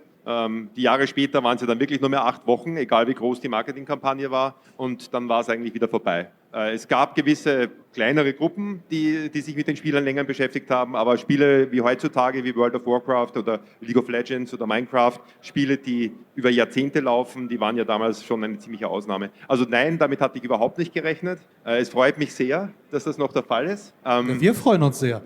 Ja, also ich finde es super zu sehen, wie sehr man Menschen berühren kann, auch mit Videospielen. Ja, mit Musik habe ich das auch erlebt. Musik werde ich sehr oft angesprochen, aber auch mit Spielen generell. Und das ist schön. Womit ich definitiv nicht gerechnet hätte, ist, welche verrückten Preise für die alten Amiga-Ausgaben auf eBay bezahlt werden von unseren Spielen. Da habe ich ein paar Dinger im Keller, wo ich mir denke, Mann, da können wir uns auf der einen Seite natürlich bei Corona bedanken, weil die Leute mehr zu Hause sitzen und sich an das erinnern, wie schön das früher mal war. Auf der anderen Seite natürlich aber einfach der Kundenkreis, der damals sich für deine Spiele interessiert hat, ist jetzt in einem Altersbereich, wo er vielleicht dann doch mal Geld über hat für sowas und 10 Leute, die dasselbe wollen, produzieren einen schönen Preis bei eBay. Du hast eben schon angedeutet, du hast ja noch irgendwas im Keller. Hast du noch die ganze Hardware, die ganzen Spiele rumliegen? Hast du noch so ein richtig schönes Archiv von Neo bis heute?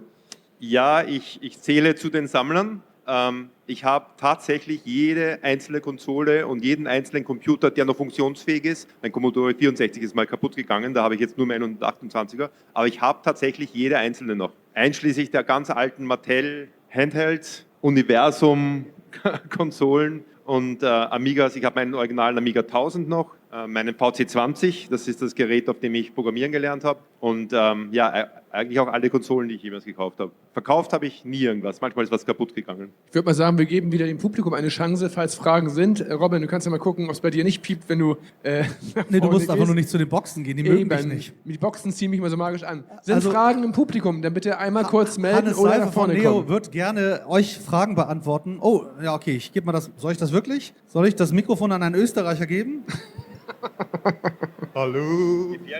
Ich wollte einmal kurz fragen, wie lange habt ihr denn für die Entwicklung von eurem ersten Spiel als Neo-Software gebraucht? Und hattet ihr denn eine Finanzierung? Ich meine, ihr musstet ja irgendwie am Leben gehalten werden. Hattet ihr denn genügend Geld gesammelt, um dann diese Zeit zu überleben? Oder habt ihr tatsächlich noch irgendwelche Nebenjobs dann in der Zeit gemacht, wo ihr das entwickelt habt? Also wenn ich die Frage richtig verstanden habe, wie lange hat es gedauert und wie haben wir finanziert, unsere ersten Sachen rauszubringen? Ist das richtig? Das erste Spiel. Wie lange das erste Spiel dann noch gedauert hat?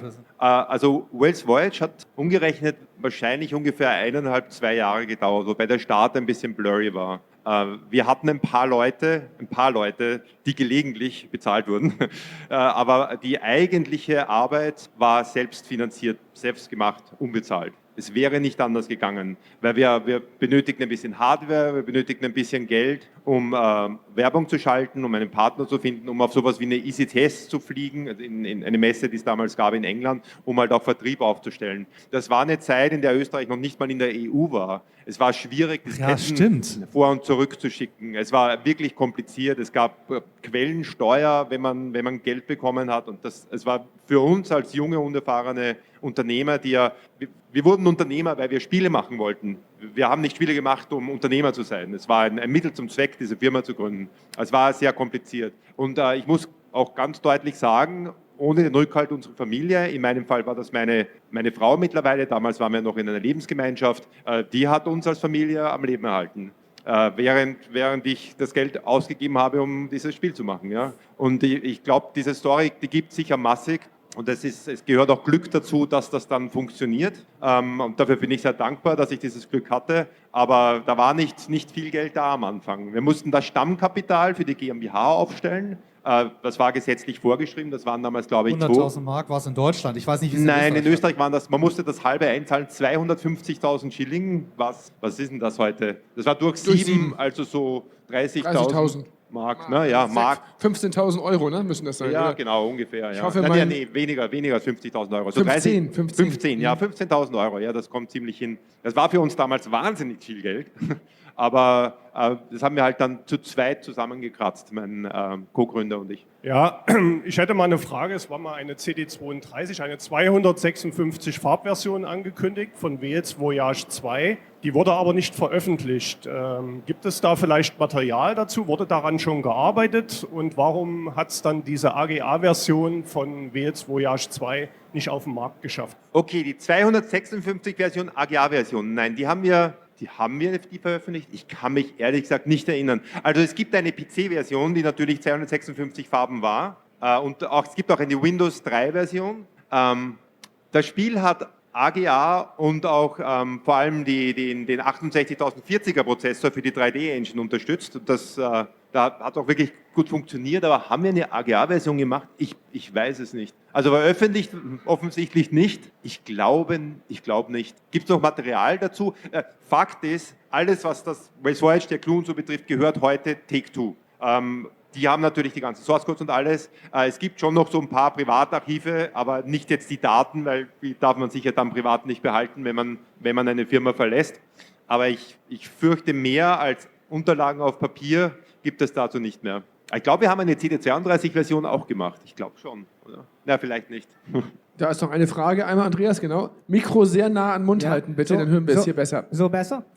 Heutzutage werden sehr viele Software-Synthesizer benutzt, für Musik zu machen. Damals aber war das noch nicht so normal. Wenn ich fragen darf, was war Ihr Favoriten-Synthesizer früher? Favoriten, was? Synthesizer? Ja? Für Musik? Musik-Synthesizer? Ja. Was Ihren Favorit früher und jetzt? Früher und jetzt, ja. Jetzt kann ich nicht beantworten, weil ich seit 20 Jahren keine Musik mehr mache. Also schon, aber nur zum Spaß privat und das mache ich nur auf einem klassischen Flügel. Ich habe noch eine DX11 Yamaha, aber das verwende ich als Keyboard und kaum mehr. Im Studio war eigentlich mein Lieblingsgerät der EMU E3. Das ist so ein alter Sampler, der gleichzeitig auch Synthesizer anschlagen konnte, weil er hatte ein richtig gutes Keyboard. Und bei den Synthesizern, da gab es diesen, wie heißt der, Proteus 3 oder wie der hieß, der hat eher so sphärische Sounds gemacht. Und wenn man sich die Titelmusik von Prototype oder von der PC-Version von Wales Voyage 2 anhört, da hört man am Anfang einige so sphärische Sachen im Hintergrund, hinter den Beats, die von diesem Synthesizer stammen. Aber ich glaube, wenn ich ein Gerät auswählen müsste, wäre es wahrscheinlich der EMU E3. Willst du noch mal ein bisschen droppen hier? Ich habe noch ein Ding zu droppen, das habe ich vorher vergessen. Das ist auch ein Sammlerstück. Oh. Ja, glaubt man gar nicht. Das ist ein Einzelstück, haben wir nie dann gefertigt. Das ist das Muster einer Armbanduhr mit einem Neo-Logo. 700 € bei eBay und du verschenkst das hier ich einfach. Ich habe keine Ahnung, ob das wen interessiert oder nicht. Batterie ist sicher noch original drin. Ich hoffe, die Uhr funktioniert noch. Laufen tut sie natürlich nicht mehr, weil... Ist natürlich eine Rolex, oder? Ja, klar. Drum hat sie auch diesen Metallschleier drauf. Ja, genau. Das Patina. Das ist wirklich nur etwas für die Vitrine, denke ich. Aber es ist noch sogar ein Siegel dabei. Also alles da. Das musst du wahrscheinlich auch noch unterschreiben, glaube ich, sonst. Das kann ich, unterschreiben tue ich nur auf Anfrage. Und dann nimmst du es ihm einfach weg. Ich mir gedacht, das könnte ich. Möchte das jemand? Oh ja, okay, gut. Dann probiere ich es nochmal, ja. Und ich schaue mal, dass ich nicht so sitze wie vorher. Das ist über der Hochzeit hier. Geht's? Ich glaube, das geht gegen Decke, aber du kannst, mach's lang. Oh, nee. Ein Glück und bitte. Keines verletzt. Wieder einer im Publikum weniger. Wenn du ein paar mehr Sachen schmeißt, haben wir kein Publikum mehr. Wenn du noch mehr triffst, haben wir irgendwann kein Publikum mehr. Ja.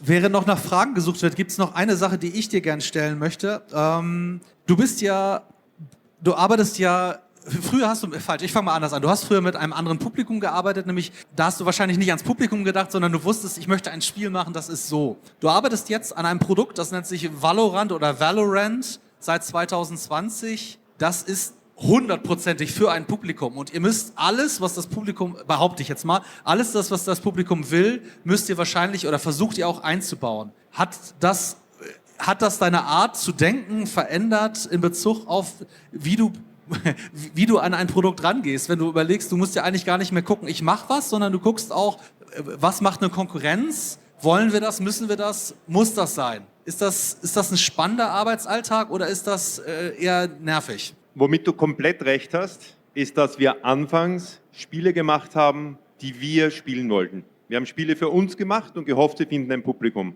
Das haben sie manchmal und manchmal haben sie es nicht. Das ist aber nicht erst seit Riot. Riot ist eine sehr spielerfokussierte Firma, das ist richtig. Aber nicht erst seit Riot denken wir sehr stark an, wen kann dieses Produkt interessieren, das Spiel, die Musik, das Buch, was auch immer. Und was muss man dafür machen, dass dieses Publikum zufrieden ist. Was nicht funktioniert, ist Spieler oder generell wahrscheinlich Kunden zu fragen, was sie wollen, weil als Kunde weiß man nicht, was man will. Man weiß nur, was man nicht will. Ein Satz für die Ewigkeit. Ja, das geht mir genauso. Ja. Ich meine, wer wusste, dass er einen iPod möchte oder ein Telefon ohne Tasten, ja? Oder ein Fortbewegungsmittel ohne Pferd. Es gibt immer wieder etwas Neues, woran man erstmal denken muss. Also die Kreativität ist sehr wichtig. Nur wenn man sich in einen Elfenbeinturm zurückzieht und glaubt, man weiß alles besser, also die schlimmsten Designer, die ich kannte, und einmal hat das auch wirklich zu einer, jetzt nicht zu einer Entlassung, aber zu einer Entförderung geführt, war ein Level-Designer, der gesagt hat, nein, du spielst das nicht richtig. Das ist Unsinn. Spieler sollen die Spiele so spielen, wie sie spielen wollen. Und das ist etwas, dadurch bin ich auch bei Riot Games gelandet. Das ist etwas, das Riot Games wirklich, wirklich durchzieht. Und das schätze ich daran. Das heißt nicht, dass die Kreativität nicht vorher da sein muss und auch, man kriegt unendlich viele Anfragen und man muss entscheiden, was macht man. Genau, das ist auch eine Form. Und man kann natürlich die Wünsche nicht so umsetzen, wie sie formuliert sind, sondern man muss sich überlegen, was bedeutet das? Wir nennen das Player Pain. Also was ist es, was den Spielern ihren Spielgenuss stört? Das kann was Simples sein wie Login-Zeiten, Queuing-Times. Manchmal ist es kompetitive Integrität, wie sehr können die anderen cheaten, gerade bei kompetitiven Spielen. Und manchmal sind es andere Dinge, wie, das läuft nur, wenn ich wieder mal 2.000 € in meinen Computer investiere. Und diese Dinge versuchen wir zu lösen. Und ich persönlich, ich mag das. Wir versuchen das auch im Bereich der Kampagnen, beim E-Sports, bei den Events, mit der Community zu machen. Darum arbeiten wir auch so viel mit der Community, weil es gibt natürlich Influencer, aber ich halte Community noch für viel wichtiger, weil da hört man wirklich ungefiltert, aber trotzdem durch Spokespeople, durch Leute, die mehr Leute vertreten, was sich in den verschiedenen Ländern abspielt. Und jede Gruppe, Land, Region spielt anders, weil sie auch andere Bedürfnisse haben, eine andere Infrastruktur, eine andere Kultur, auch andere finanzielle Möglichkeiten. Und diese Dinge zu berücksichtigen, macht mir persönlich Spaß. Klasse. Ja, dann würde ich, wenn keine weiteren Fragen sind, bedanken wir uns bitte recht herzlich für dieses nette Gespräch. Und ich verweise da auch noch einmal auf unseren Podcast, den Retrokompott, denn wir haben es gestern festgestellt, vor einigen Jahren da ein sehr ausführliches Interview schon mal geführt. Also wer noch mal in alle Details reinhören möchte, auch da gibt es bei uns noch längeres Material. Vielen Dank, Hannes, vielen Dank auch für die Geschenke und einen großen Applaus für unseren Gast dieser Runde. Dankeschön. Dankeschön. Danke. Und wie es gleich weitergeht, schauen wir mal, ob wir jetzt Herrn Pleasance vorziehen. Wir werden mal gucken. Ansonsten seht ihr ja gleich, was hier auf der Bühne passiert. Der nächste Musiktitel von Chris Hülsbeck trägt den Namen Nowhere to Somewhere.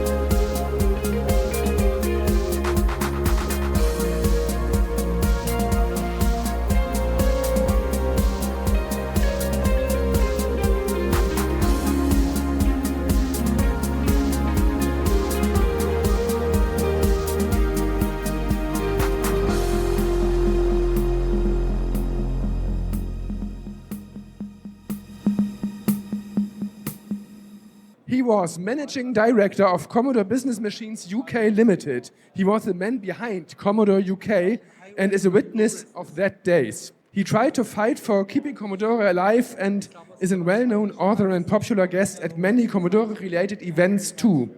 Let's see what he can tell us about his actual projects. Please welcome Mr. David John Pleasance. Well, good morning, afternoon, everybody. Welcome to this fantastic Amiga 37 event. I think what I would like to do now is, first of all, I'd like everybody to give a round of applause to Marcus and the team who put this amazing event on. Let's give them a round of applause. Come on. This is a real testament to the strength of the Amiga and Commodore community. I mean, I don't know anything else in the world that has a community that's global as it is, and it's still going after many, many years of the product's demise. And it's a testament to you guys. You support it in every single way possible, and that's fantastic. Now, today I'm not going to do a story or a talk about the past. I'm talking about the future. I'm talking about tomorrow. And it is my pleasure to introduce to you a brand new project that I've been working on for quite a while. I'm introducing to you a brand new AGA for 2023. Now, thank you. Now, when we talk about AGA, everybody thinks of chipsets. This is not a chipset. This is the future of our community going forward. I'm introducing the Amiga Global Alliance. This is the project that will unify all of the people that are involved and fans of Commodore and Amiga around the world, working together and operating as one voice. For the very first time, we're bringing the worldwide fans together. One massive community, but with one voice. For the very first time, Amiga fans, all Commodore Amiga clubs, developers, animators, repairers, wholesalers, shops, magazines, authors, component suppliers, webmasters, musicians, 3D artists, and more from all over the world collaborating together. This is an annual fee-based project. So what happens with the money? I'm going to discuss all of that first, and then I'm coming back to tell you about how much it is and what you get for your money. We have commissioned the most comprehensive website ever. This website has been designed, or is being designed, I should say, to give everybody around the world an opportunity to find anything that they want to find as far as the Commodore and Amiga products are concerned. If they want to find somebody who can do a recap in their local area, if they want to, if they need to get a voiceover artist, or if they want to find out where the nearest club is, it'll all be on this website.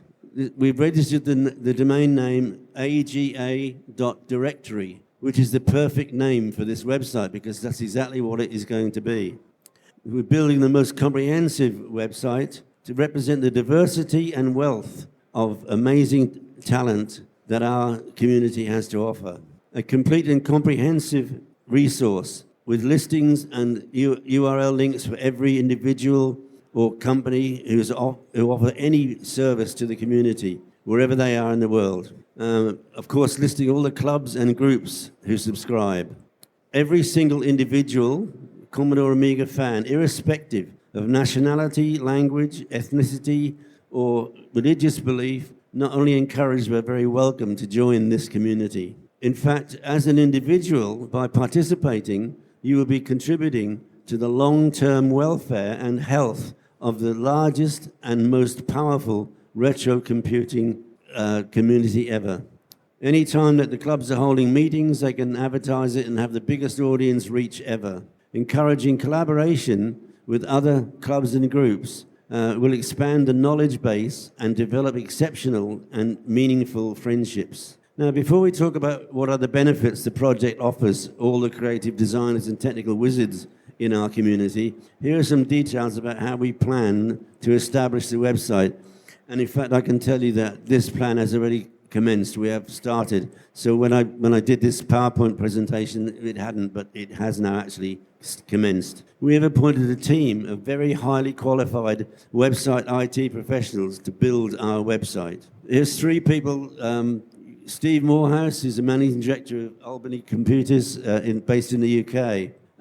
Justin Mitchell, the founder of Breadbox Computing, Computer Museum, and a YouTube channel in New Zealand. Derek Naggs, the Bachelor of Honours in Computing, and also he's founded Flamelli IT. He's based in the UK.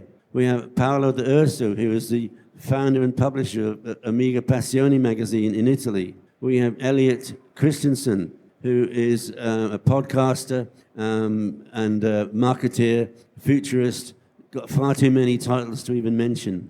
And last but by no means least, Dave Kirkwood, who is a software engineer with bachelor's degree in computing science and also is a PhD in simulation. These are the 6 people who not only are building the website, they're all huge Amiga fans, and therefore we can be sure that we're going to be given the best product we can possibly get. So the website domain name is AGA Directory, aga.directory, which again I think is a terrific name for it. We've also registered AmigaGlobalAlliance.com. Now, we have a logo which has been designed by Mr. Paul Kitching, who's actually here today. You'll see more of the logo later. It's the basic premise of it. We're calling this a definitive mark of excellence, because anybody who sees this will know that the products or services are top-notch. Now, we get to the part that matters to you people. How much? How much is it all going to cost? So here's the table of annual subscriptions. Now, supporters, anybody who just wants to support this venture, any donations welcome, of course. Founding members, and this is you people, everybody in this room, unless you offer a service, you can be a founding member, and the cost is £35 or €35 or $35 a year. Now, it just happens at this moment in time, all those currencies are pretty much the same. There's very little difference between them. Now, there is a special introductory launch offer, which I'm going to tell you about towards the end of the presentation, something that you will get for your first year subscription, and then I believe you'll see what you're getting is particularly good value for money. Now, if you are an individual provider of a service, in other words, you're a one-man band, you operate on your own, and you offer services to the community, it'll cost you £50 or €50 or $50 a year. If you're a company offering those services, that's £100 or €100 or $100. Wholesale distributor, £150 or dollars or euros. If you are a retailer, if you have a retailer who has a shop, it's £150 a year. If you are an online retailer and you obviously don't have the overheads of a shop, £175. It's just really showing that we understand that running a business can cost money, so we put a differentiation in pricing between online and retail and shopping. Now, magazines, we believe magazines are a very, very massive part of this project, whether they're printed magazines or whether they're online magazines. They're going to be £250 or euros or dollars a year. However, what we believe is that we can do a lot of trading, we can do publicity instead of money, so that we start promoting the products and the clubs and everything to do with our community. We can promote through the magazines in exchange for their membership. Now, I'm obviously looking for sponsors. I know that there are a lot of people here who have successful businesses. Excuse me. A lot of people here at this exhibition who have very successful businesses, selling products and making money. And obviously, we're asking them to sponsor. A basic sponsor would be somewhere between £300 and £600, dollars or euros per annum. A major sponsor would be from $750 to $1,200 a year. The premier sponsor will be negotiable. So what happens with the money after? Well, first of all, we're building the website, which, as I told you, is now under construction. Then you've got the administration, you've got your running costs and your expenses. At this moment in time, we are intending to allocate a minimum of 25% of the revenues generated back into the community. And what will that go on? Oh, by the way, I think this is a very opportune moment to mention to you that for this project, I am not intending, unless somebody persuades me a very good reason why I should I'm not intending to run a Kickstarter. And the main reason for that is that, I'm not sure whether you know this or not, but they charge 9% of the revenue that's generated. The Kickstarter people themselves take 5%, and then the people who actually provide the funding mechanism, when you pay with your credit card or PayPal, excuse me, can I get a glass of water from somebody, please? They charge 4%. And I don't think that we should give 9% away of something that basically we are in control of. This project, AGA project, is our project. We own it and we control it. So I don't think we need to pay anybody, thank you, for them to do it. Because everybody knows, anybody who's bought anything from me, you get what you pay for. There's no trickery. And I always do my best to deliver a quality product, and not more so than with this project. So getting back to the fact that we're intending to allocate 25%, that's for now, back into the community. So funds that we put back in the community are for a couple of things. First of all, they are to encourage new projects. People who want to write a new piece of software and haven't got the funding for it. Somebody who's got an idea for a new WizMaz card for the Amiga and haven't got the funds. We will look to supporting them with funds to get them started. That's putting back into the community what the community is bringing into us. Also, we want to promote products, advertising, marketing, social media, you name it. And we will have money to cover those expenses. So we're bringing the community out to the forefront with lots of promoting and advertising to make the community even stronger. Now, we've already started appointing what I'm calling an advisory board, people who we will look to help to guide us, to make certain that we make the right investments. You know, I'm not a technical person. In fact, I'm a technical dumbass. And I could not tell what would be a good project and what wouldn't be. So I need people around me that can. We've already started appointing these ambassadors. For example, we've got Dan Wood, who I'm sure most of you know. His role will be global because there'll be people from all over the world wanting help with social media and all that kind of stuff, and Dan's the expert at that. We've got Amiga Bill Winters, who's also here today. He's representing the USA. Andy Spencer, some of you might know Andy, is the founder of the Retro Computer Museum in Leicester in the UK.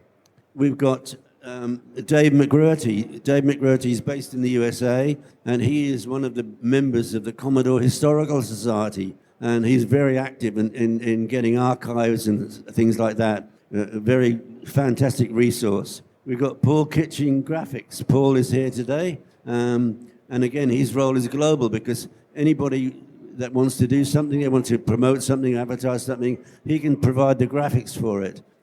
He's an expert at that. He's designed both of my book covers. In fact, all 5 book covers he's designed, and a fantastic asset. We've also got Bartek, I can't pronounce his surname, Dramkits, I think it is. He's from Poland, and again, he's a social media expert in Poland. We've got Paolo D'Urso from Italy. I've mentioned him before. He's the founder and publisher of Passione Amiga magazine in Italy. We've got Claudio Daniel de Castro in Argentina. And we've got Jorge Druerg, I think you pronounce it, based in Germany. Some of these people you probably know of, but they're all very significant individuals. Okay, now, as well as social media, of course, we are looking to invest in new products. And as I said, I'm a technical dumbass, so I've got people appointed already, and that's ongoing. There's still a lot more to add.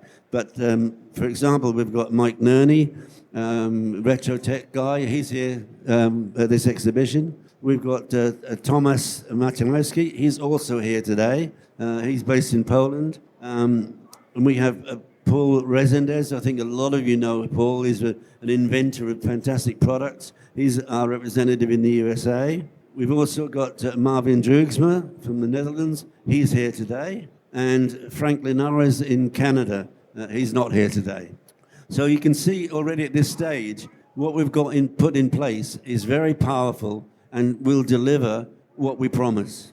As I said, I will be definitely appointing further technical people in different countries. I just ran out of time before today to have them listed, but you can be assured that we will have a really great team of people who will be doing a good job for the community. Now, the website, the AGA.directory, and anticipated launch date, I'm saying it's the 1st of February, because obviously we've only just started it, and I want to allow plenty of time to get it right. If by any chance we have to delay it because it's not ready, then we will delay it. There's no illusions about that. But what I'm telling you is that we've already started, and I need your support now so we can continue getting the website sorted. But the fact of the matter is that your membership, your subscription for AGA will not commence until we've launched the website. So at the moment I'm saying the 1st of February. So you might pay me today, which I hope you will. I want you to come and get involved. But you can be certain that your annual subscription doesn't start till the 1st of February. So you're not paying for something you're not getting. Other benefits of being a member of the Global Alliance, you get advance notice and access to new products. I'm also going to be hopefully negotiating discounts between all members for services and products that by being a member you benefit from a discount system. I haven't started that yet. I'm not making any false claims, but I do believe that everybody will be happy to give discounts to fellow members. Now, every member will get a signed certificate. This is the certificate that you will get, and it will nominate what category of member you are. And you'll notice it is dated, you probably can't see from here, but it's dated from the 1st of February 2023. So as you subscribe, you'll be given one of these, signed by me, and then that's your reference for the future. Now, this is the time I want to mention some medium to longer term goals that AGA is aiming to reach. First of all, I want to establish the Commodore Amiga Foundation. The foundation will be a not-for-profit organization to securely archive Commodore and Amiga historical material with potential collaboration with an existing museum so that we can have everything that can be displayed in chronological order will be displayed. Part of that foundation, we will establish a Hall of Fame. This should be honor all of the significant contributors to the Commodore Amiga history. People like Jack Jamil, R.J. Michael, Dave Haney, all of these people who have contributed so much to our fantastic Commodore Amiga community. As part of that whole thing, I also want to establish an awards ceremony. I'm talking about something really special, black tie event. And just think of the Emmys and the Grammys and that type of thing. I want to establish one of those where everybody can celebrate the fantastic achievements that people in the community have delivered. Now, medium to longer term goal number 2, and this is very, very important to me. I am astounded that the Jack Jamil Commodore story has never been properly told, potentially in the form of a Hollywood movie or at the very worst, as a documentary series. And I'm sure many of you feel the same. The story is amazing. It has everything. It has ethos, it has pathos, it has drama. From the time that Jack Jamil was rescued by the American military from Auschwitz, and then he went to America and joined the military to say thank you. Then he opened up a little typewriter shop on the Bronx, and from there he has built a global empire worth at one time $1 billion.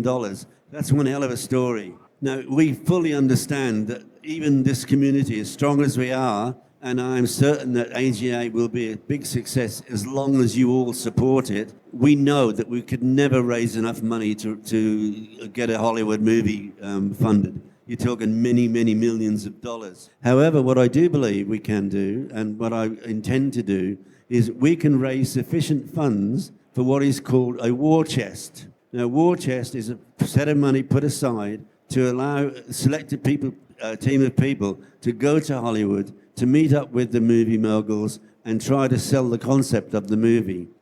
or at worst, going to people like Netflix and even Apple TV and people like that to get them to do a documentary series. So that is something that will happen with the money that we raise through the AGA yearly subscriptions. Now, in summary, Amiga Global Alliance, all Commodore Amiga fans around the globe under one umbrella. Modest annual fee, brings massive community benefits. Have the best website for intensive and extensive resources. Financial support for developers of hardware and software. Variable member discounts from fellow member sellers. Advertising marketing funds to help people promote what their activities and what they're making or what they're delivering. Thousands of fans, clubs, developers, retailers, technicians, and all of those people, all supporting one community, growing and improving our community. Now, as if all of what I've just told you was not enough reason to subscribe, I'm introducing a special introductory launch offer, a bonus bumper bundle that you'll get when you subscribe. Now remember, some of you might already have some of these, but most of you don't. So as a means of encouraging you to become a founding member, these super products are included when you subscribe. Okay, the first thing you're going to get is a ebook downloadable version, either ebook or audio book, which is spoken by Dan Wood, of Commodore The Inside Story. This is the book, if you haven't already seen it or bought it, it tells the story of how Commodore went from being a billion-dollar company into bankruptcy. It's a book that has chapters from many people within Commodore. People like Dave Haney has written a chapter, R.J. Michael, Beth Richard, who was the developer of the ill-fated CD1200, which never got launched. Gail Wellington, who was head of CATS, he was Commodore Amiga Technical Support. They've all written chapters as well as mine in the book. And you can get that as a free download by subscribing to the AGA this first year. They'll also get new for 2022, the Amiga Live and Kicking video for download. This has been produced by Steve and Dawn from WaveM Studios. They are here today. Actually, Dan sharing a table with me downstairs. It's only just been released. Also, you can get a downloaded version of the Viva Amiga Extended Remix. This has, you may have seen the original Viva Amiga. This has got 1 hour and 40 minutes of additional previously unseen material on the video. That's a free download when you subscribe. There's also a brand new C64 game called Cosmic Force. That's also from WaveM Studios. Some people might want this, some people might not. This is a CD, a music CD that I produced in my own studio, Tangent Music Design, just towards the end of Commodore in 1995. It's a celebration in music of 10 years of the Amiga. It's called Everybody's Girlfriend, which of course is what the Amiga is. It's real music. It's not computer-generated music. It's real live music, live musicians, live singers. In fact, one of the singers on a couple of the songs is a girl called Angie Brown. She was the lead singer with Bizarre Inc., so you're talking about somebody with real quality. And another of the singers is a guy called Simon Green. He's very big on the dance scene at the moment, but very, very popular singer. It's a great listen. I have to tell you that when we did the album, we had no idea about our target audience, for example, what kind of music they liked. All we knew was that they either owned or wanted an Amiga. So what we've done is we put 14 tracks, and they're all different genres of music, so that on the premise that there's something for everybody. In fact, I play a track on there. I think it's the only recording I've got ever of me playing, which is bizarre. But anyway, there is a track that I composed and played to honor Jay Minor. It's called Para Mi Amiga, which means for my Amiga. We've also got, again from WaveM Studios, who are very supportive, as you can tell. This is the Commodore Alive and Kicking. It's a different version than the Amiga one. This is all about the Commodore. Now, here's a shocking thought. What if I bought the Super Bonus Bumper Bundle for £35, €35, or $35, and I get my AGA subscription for the year free? That's another way of looking at it. Now, in terms of the delivery, because we are just started the website, it may be a few days before we are able to deliver your downloads. But it is our priority. That's what we're working on right now. And I'm hoping to be able to tell everybody that you get your downloads within 2 or 3 days. That's what we're hoping for. So if you come and see me I'm right at the bottom of the stairs, I've got a table down there.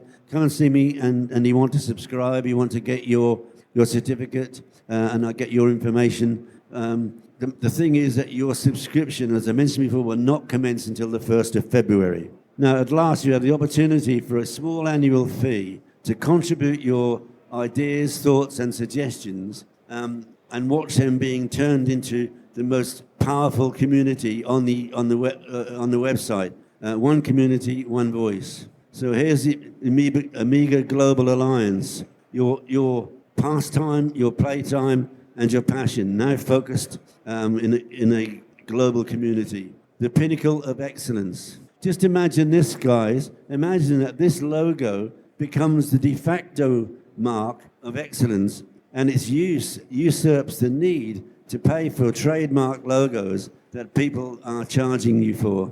That is a reality that can be brought to vision. Oh, excuse me. Now, I'm open to questions, please. Be kind to me, but anything I can answer for you, I will try to do. As you can see, this has not been addressed lightly. This is a very serious thing that I believe we deserve this. It's time that we put all of our votes into action. Let's grow our community even stronger. Who would believe? You look at this event, there are 750 people bought tickets for today's event, and they've traveled from all over the world. There is nothing like this anywhere. Let's make this ours, and let's own it, and let's make it stronger. That's what the AGA concept is all about. Please, please, please support it. Any more questions from the audience? I don't know if I haven't seen it, or you had so many categories for the money, yet you have so many categories for the payments. Does clubs need to pay a fee too, annual fee? If I have a club, do I need to pay for it too? Yes, clubs. The reason I'm asking clubs to pay €100 a year, £100 a year, is because we will be promoting your club when you have meetings, and we encourage people to come along to it, and so on and so forth. I mean, it's one of these things that this has got to be everybody gets involved, because otherwise it won't work. It's a small sum to pay, and you can take it from the subscriptions that you get. If you don't get subscriptions, you should. But what I'm saying is that you pay £100 a year, and you will get your club and your events promoted on social media by a team of professionals. So everybody gets something back for what they invest. Any more questions? I have to add something to your goals, I think. I'm here, David, here, over here. I can see too. Okay. I think for your goals, I think one of your highest priority should really be to resolve all these legal issues that still are going on in the Amiga world. And as an Amiga user, I really have to say that I'm sick of all this legal stuff and legal issues. And I think you should put that as a highest priority for you to your goals to resolve and finally and definitely resolve this legal stuff. Well, listen, I hear you, but I can't agree with you. And the reason I can't agree with you is because these legal issues are a personal vendetta between certain people, and I don't think that we should get involved. I think we should stay as clear away from it as possible. But the whole point of having the AGA logo is that it could take over from... If you're producing an Amiga product and you're not allowed to put an Amiga logo on the pack, then that's ridiculous. So let's let the AGA logo take over from it, and therefore there's no money has to be paid by anybody for anything. But I can't agree with getting involved. I mean, I speak a lot with the people that you're talking about, and as I understand it, and I'm sure that this this person will confirm. As I understand it, there's only one big outstanding legal issue, and it's very, very close to being resolved. But anyway, I hope you all agree with me that I don't think we should get involved in this. It's not something that's anything to do with us. It is like having a wart on our community. I totally agree with you. But I don't think that we can, and I don't think we should get involved. Anybody differs from that feeling, but it's up to you. Very good question. Just come down and see me. I'm at the table downstairs. Come and see me if you want to talk to me about anything at all. I'd love to talk to you. I'm here for 2 days, and I'm here for you. Vor dem nächsten Panel hören wir wieder eine Musik von Chris Hülsbeck, Past Jupiter.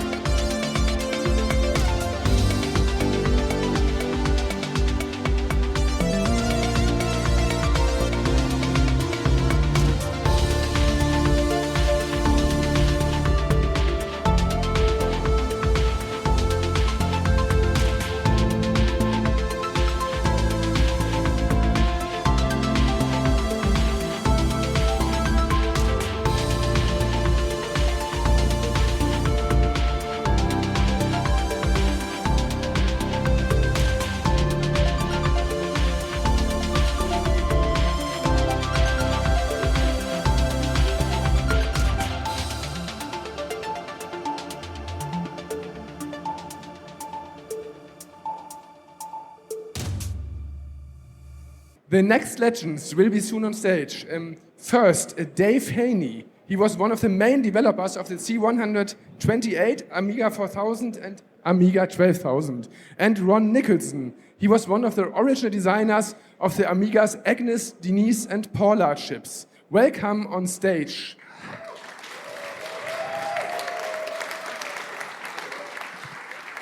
Let's go back. If someone now asks you, could you describe what you've done in some words? How would you describe yourself? Hello, everybody. So, I was involved early on in the very start of Amiga. Jay Miner is very well known as the famous architect of the Amiga, and he hired me before he actually started at Amiga. So I was the first engineer there, and I worked on the architecture of the chipset, including the various features you may have heard of, like the blitter and hold and modify and such. So I was very proud to have the opportunity to work on that design. And the biggest thing is that I wasn't sure if the design would be successful, but here all of you are.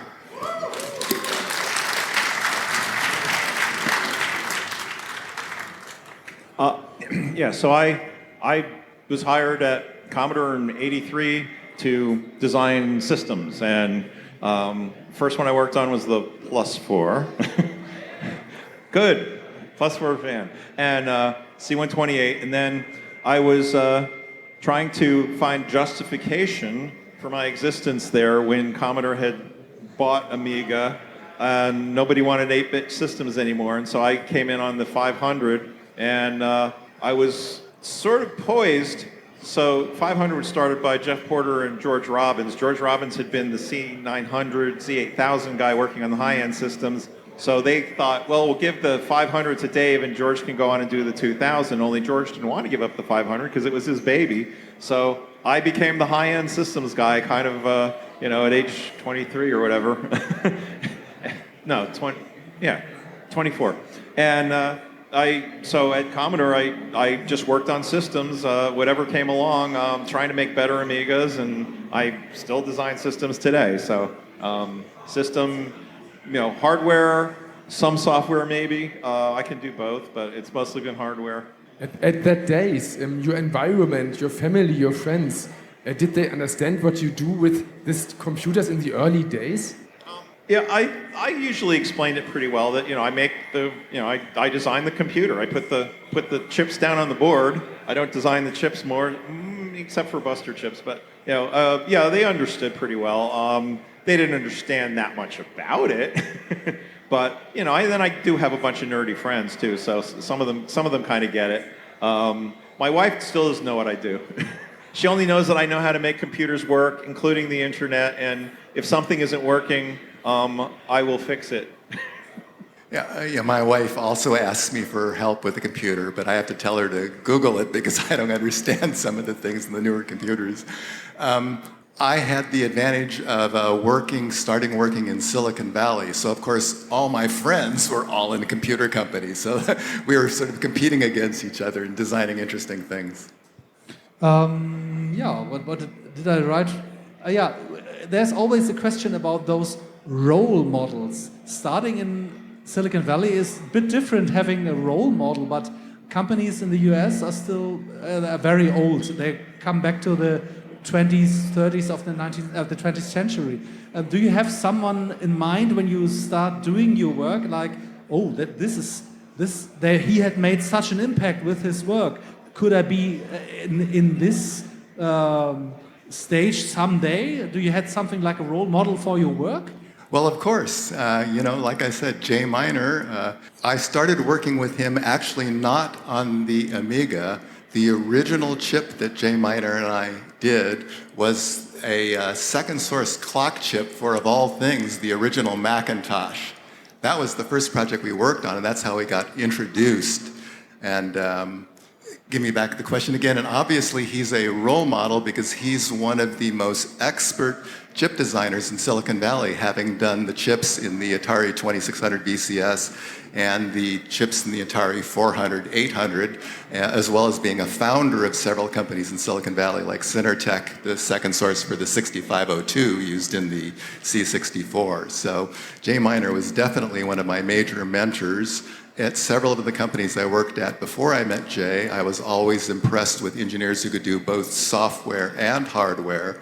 So I learned to always design hardware from the software programmer's perspective, and some of the Amiga programmers tell me that they're glad I did it that way.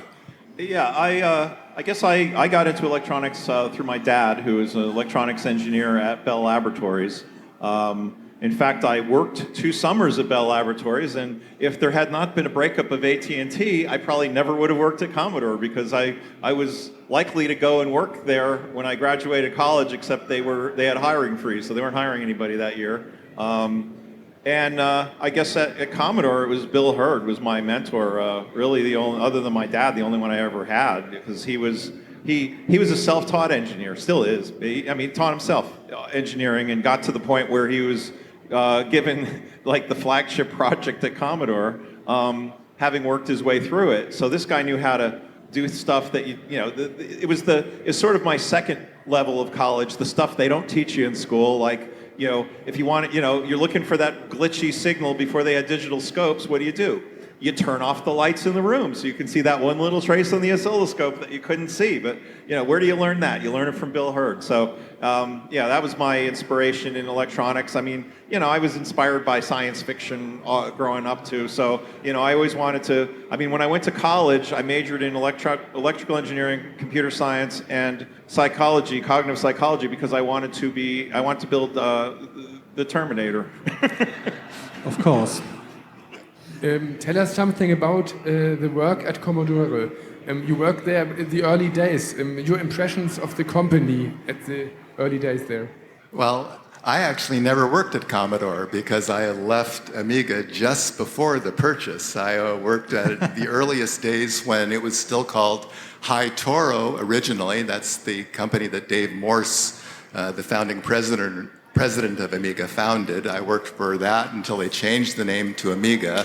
And when we finished the original chipset, that's about the time that another company, actually 2 companies, were bidding for it. And Dave Morse very carefully kept Atari from acquiring it. And so we ended up the Amiga architecture ended up being a Commodore product. Which is, of course, how I got involved. And so my early days of Commodore weren't the early days of Commodore, because it was, I got in there. Actually, I got in when they were running the promotion in the U.S. to, you could trade in any kind of computer and get $200 off the C64. So we had when I interviewed, there was this room full of old computers of all random sorts. And I'm like, well, what is this? Oh yeah, they sent them here because they didn't know what to do with them, and people sent them in and got their $200 off. That was in October of 1983. Naturally, after Christmas, Jack dropped the price of the C64 by $200 anyway for everybody. So he had already planned to do that. It was just to run the promotion, and we acquired a number of the Sinclair 1000 or whatever it was called. They called it the Timex Sinclair in the U.S. It makes a perfect doorstop for the doors of Commodore. So those were actually the most prized computers anyone turned in, because it would actually slide under your door just perfectly. So yeah, early days of and that was kind of, most of the a lot of the C64 people had already left. They hadn't quite figured out what to do as a sequel to the Commodore 64 then. They were doing the Plus 4, which was originally supposed to be a tiny Sinclair-like computer, because Jack Tramiel was afraid of a $99 computer that Commodore didn't make, right? So unfortunately, as the Tramiels were leaving the company, that got turned into this, this extra thing that we didn't really need. So it became the Plus 4. We didn't really have any say on the final form of the system. There is a Commodore 116 that you've probably seen a prototype form that's got a chiclet keyboard and looks a lot like the Timex, only it had 16K of memory, and you could actually do stuff with it. But it was a weird time, because Commodore was not really, they were a little directionless, a little rudderless before Amiga. The C128 was the third attempt to make a sequel to the C64, first one that worked. At the same time, they were also working on the third attempt to make the Z8000 machine work, the one that George Robbins and Bob Welland were working on. And that also worked. Unfortunately, when Commodore got Amiga, they had kind of blown all their cash, and so you had to choose one or the other, and they weren't going to not make the Amiga after spending millions of dollars to acquire it. And it was the right decision, but I kind of wanted both because the C900 was essentially a home computer version of the Sun 2 workstation with the megapixel display and all the stuff that you wouldn't have for years later on other machines. Yeah, I mean, and then we started, we just kind of smoothly transitioned. Some of us smoothly transitioned into the Amiga years. I had the year. I guess it was the summer of '85. After we had seen the Amiga, after Commodore had purchased it and everything, we were sent one of the black Zorro systems, and nobody could really get near it. And a couple people were given the original green documentation for the Amiga 1000, and you had to sign your name to get it. And so Bill Hurd had one of those. And the very first night he got it, I stayed late and photocopied the whole thing. So I had my own copy. Because I wanted to read out what this thing was. Like, this is an exciting new computer. I should know it. And that's one reason it wasn't very hard for me to jump onto the 500 for a month before I took over the 2000. And I guess that brings us into not so early Commodore. About the documentation, we thought that was really important to do good documentation on the Amiga so that programmers could really, get into it and access it. And we actually bought one of the very first Apple leases ever sold just to write good Amiga documentation, which, of course, Dave got to use. Yes, it was very good documentation. And I would tell you if it wasn't, because I deal with chip companies all the time, and let me tell you about Qualcomm. Some of these companies don't know how to write their documentation. So when you have the good documentation, it makes all the difference in the world to the people trying to work with that tool, whatever that tool is. Ron, you were one of the designers of Agnes, Denise, and Paula. Can you tell us the history behind the names, if someone doesn't know it? When we were first starting to expand, the original team was Jay Miner, Joe DeCure, and myself. And then we decided to hire some more people. Jay hired Mark Hsu and Mark Chu, who we worked with at Atari on analog design. They're important in getting the circuit design right for the original chipset. And then we needed to hire some more people, so I went back to my network and hired Bob Paraso, who I had worked with before, and also Dave Dean, who worked on, I guess it was the Daphne chip originally. Did they rename that? But anyway, and then someone randomly sent a resume to Joe DeCure. He was a student of oceanography at MIT, and we go, what's this guy? Well, let's bring him out and interview him anyway. And that turned out to be Glenn Keller, who turned out to be an extremely good chip designer, and he did the audio chips. He finished the audio chips and the audio logic for the Amiga original chipset. And then later on, we brought in some consultants, including Dave Needle, and Dave Needle turned out to be such a good designer, he essentially replaced me. Perfect. Replacing you. So this is all the Amiga. If I listen to stories like this, it always sounds to me that Amiga is a big lucky punch in just the right time. Would you say that this is it's just luck that it fits all together in this time? In history, it's always hard to tell. It's sort of like, in hindsight, you can think you were brilliant when a lot of times you got lucky. A lot of the decisions Jay and I could not decide on. Should we do it Ron's way or Joe DeCure's way or Jay's way or whatever? And we eventually sort of just voted or flipped a coin, and we weren't sure whether things like hold and modify would be useful at all. But what the programmers tell us, oh, that's one of the most brilliant things, where we weren't even sure it would work. Okay. Yeah, so it was some of it's just being creative, and some of it is some of your creativity turns out to be a really lucky guess. Dave, we talk about the first days and we had to talk about the last days. You left Commodore in 1994, short before they went bankrupt. Can you tell us something about the situation at the company in the last month and what were your feelings about it? I know that we were that last year, 93 to 94. We were they had made some very bad decisions about I think largely about making AA chips. They Pandora chip, AA chip, AGA, whatever you want to call it. We originally called them Pandora because it was opening Pandora's box.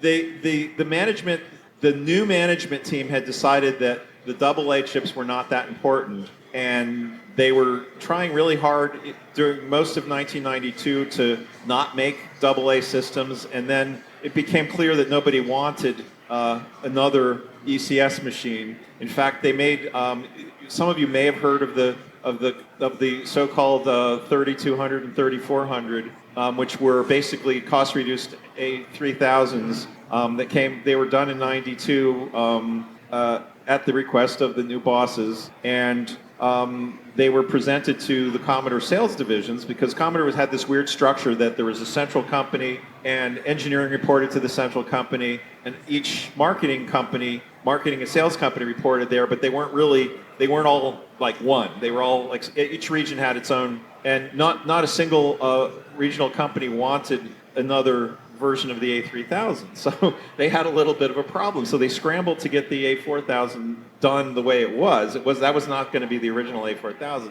That was and then they didn't order enough chips because Commodore used to make Commodore's used to making chips, but the Alice chip was the largest NMOS chip they ever made, and Lisa in there was a CMOS chip. Now Commodore had a CMOS process, but it wasn't a very good one. So we were making those at Hewlett-Packard. And this was before you could, today there's a dozen companies who'd like to make you a chip.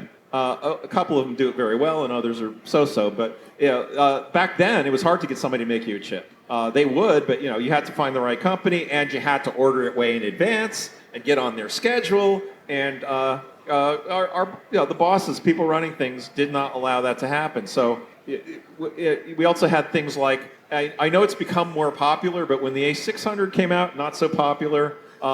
They had canceled the A500. It was sort of an NIH thing, not invented here, in that the new management had made the 600, so you had to cancel the 500 so that people would buy the 600. Only people didn't really want the 600 because those who were still buying 500s wanted to put add-ons in them, and all the add-ons for the 600 were completely different. So anyway, in 93, we had 92 and 93, we had A600s. 92, we had A600s available. Nobody wanted them. No 1200s. They existed, but there just weren't that many of them. So Commodore took a huge loss. So the next year, they're trying to get the CD32 out the door, and other computers that we built, and they owe everyone so much money they can't buy parts on credit anymore. So they had to pay cash, which also limited. So in '93, when the CD32 came out, they got maybe a quarter, maybe a fifth of the number of CD32s they probably could have sold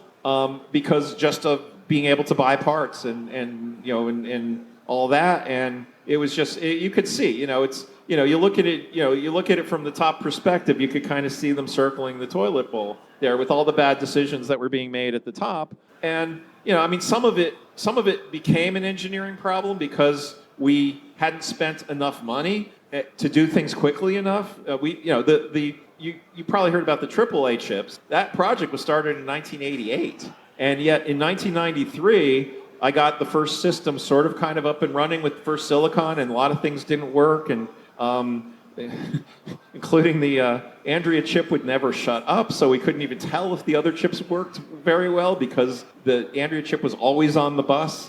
I mean, they were just like, it was first rev silicon, and we had to fib it to get it to talk to either VRAM or DRAM because the memory control had some kind of bug in it, and it was just it would have been fine. That would have been great to have all those kinds of problems back in maybe 1989 or 1990, and then we would have had the first 64-bit system shipping, graphics systems shipping in 92 or whatever. But they just didn't invest enough in the resources at the company. So that's really that's how you take a badly run company with good engineers and make it an engineering problem. I beat you to it because after several companies after Amiga, I ended up working at Silicon Graphics on the N64, and so we got the first 64-bit game chip out. Was that 64-bit graphics? That was 64-bit graphics and the CPU also. Yeah, I knew it was a 64-bit chip, CPU, yeah. From an engineering perspective, are you astonished that those systems all still work?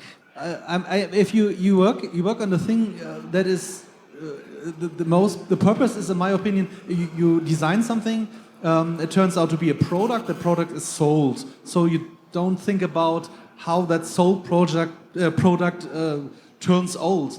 We are now in 2022. Do you ever imagine that these systems will live more than 30 years? I'm a volunteer docent at the Computer History Museum in Mountain View. Working there, we have a lot of vintage computers, and I also know friends who've worked for computer companies who, worked with brilliant teams designing stuff that wasn't even popular enough to go into the History Museum. So it's a lot of very brilliant designs end up being forgotten and lost and never used again. So I'm incredibly surprised because after Commodore went bankrupt, I thought, well, that's the end of that. A design that, I worked really hard on with a bunch of really smart people, will be long forgotten. And then a few decades later, people call me up and say, would you like to come to our convention on the Amiga? And I'm going, there's still people who are interested in this? Wow!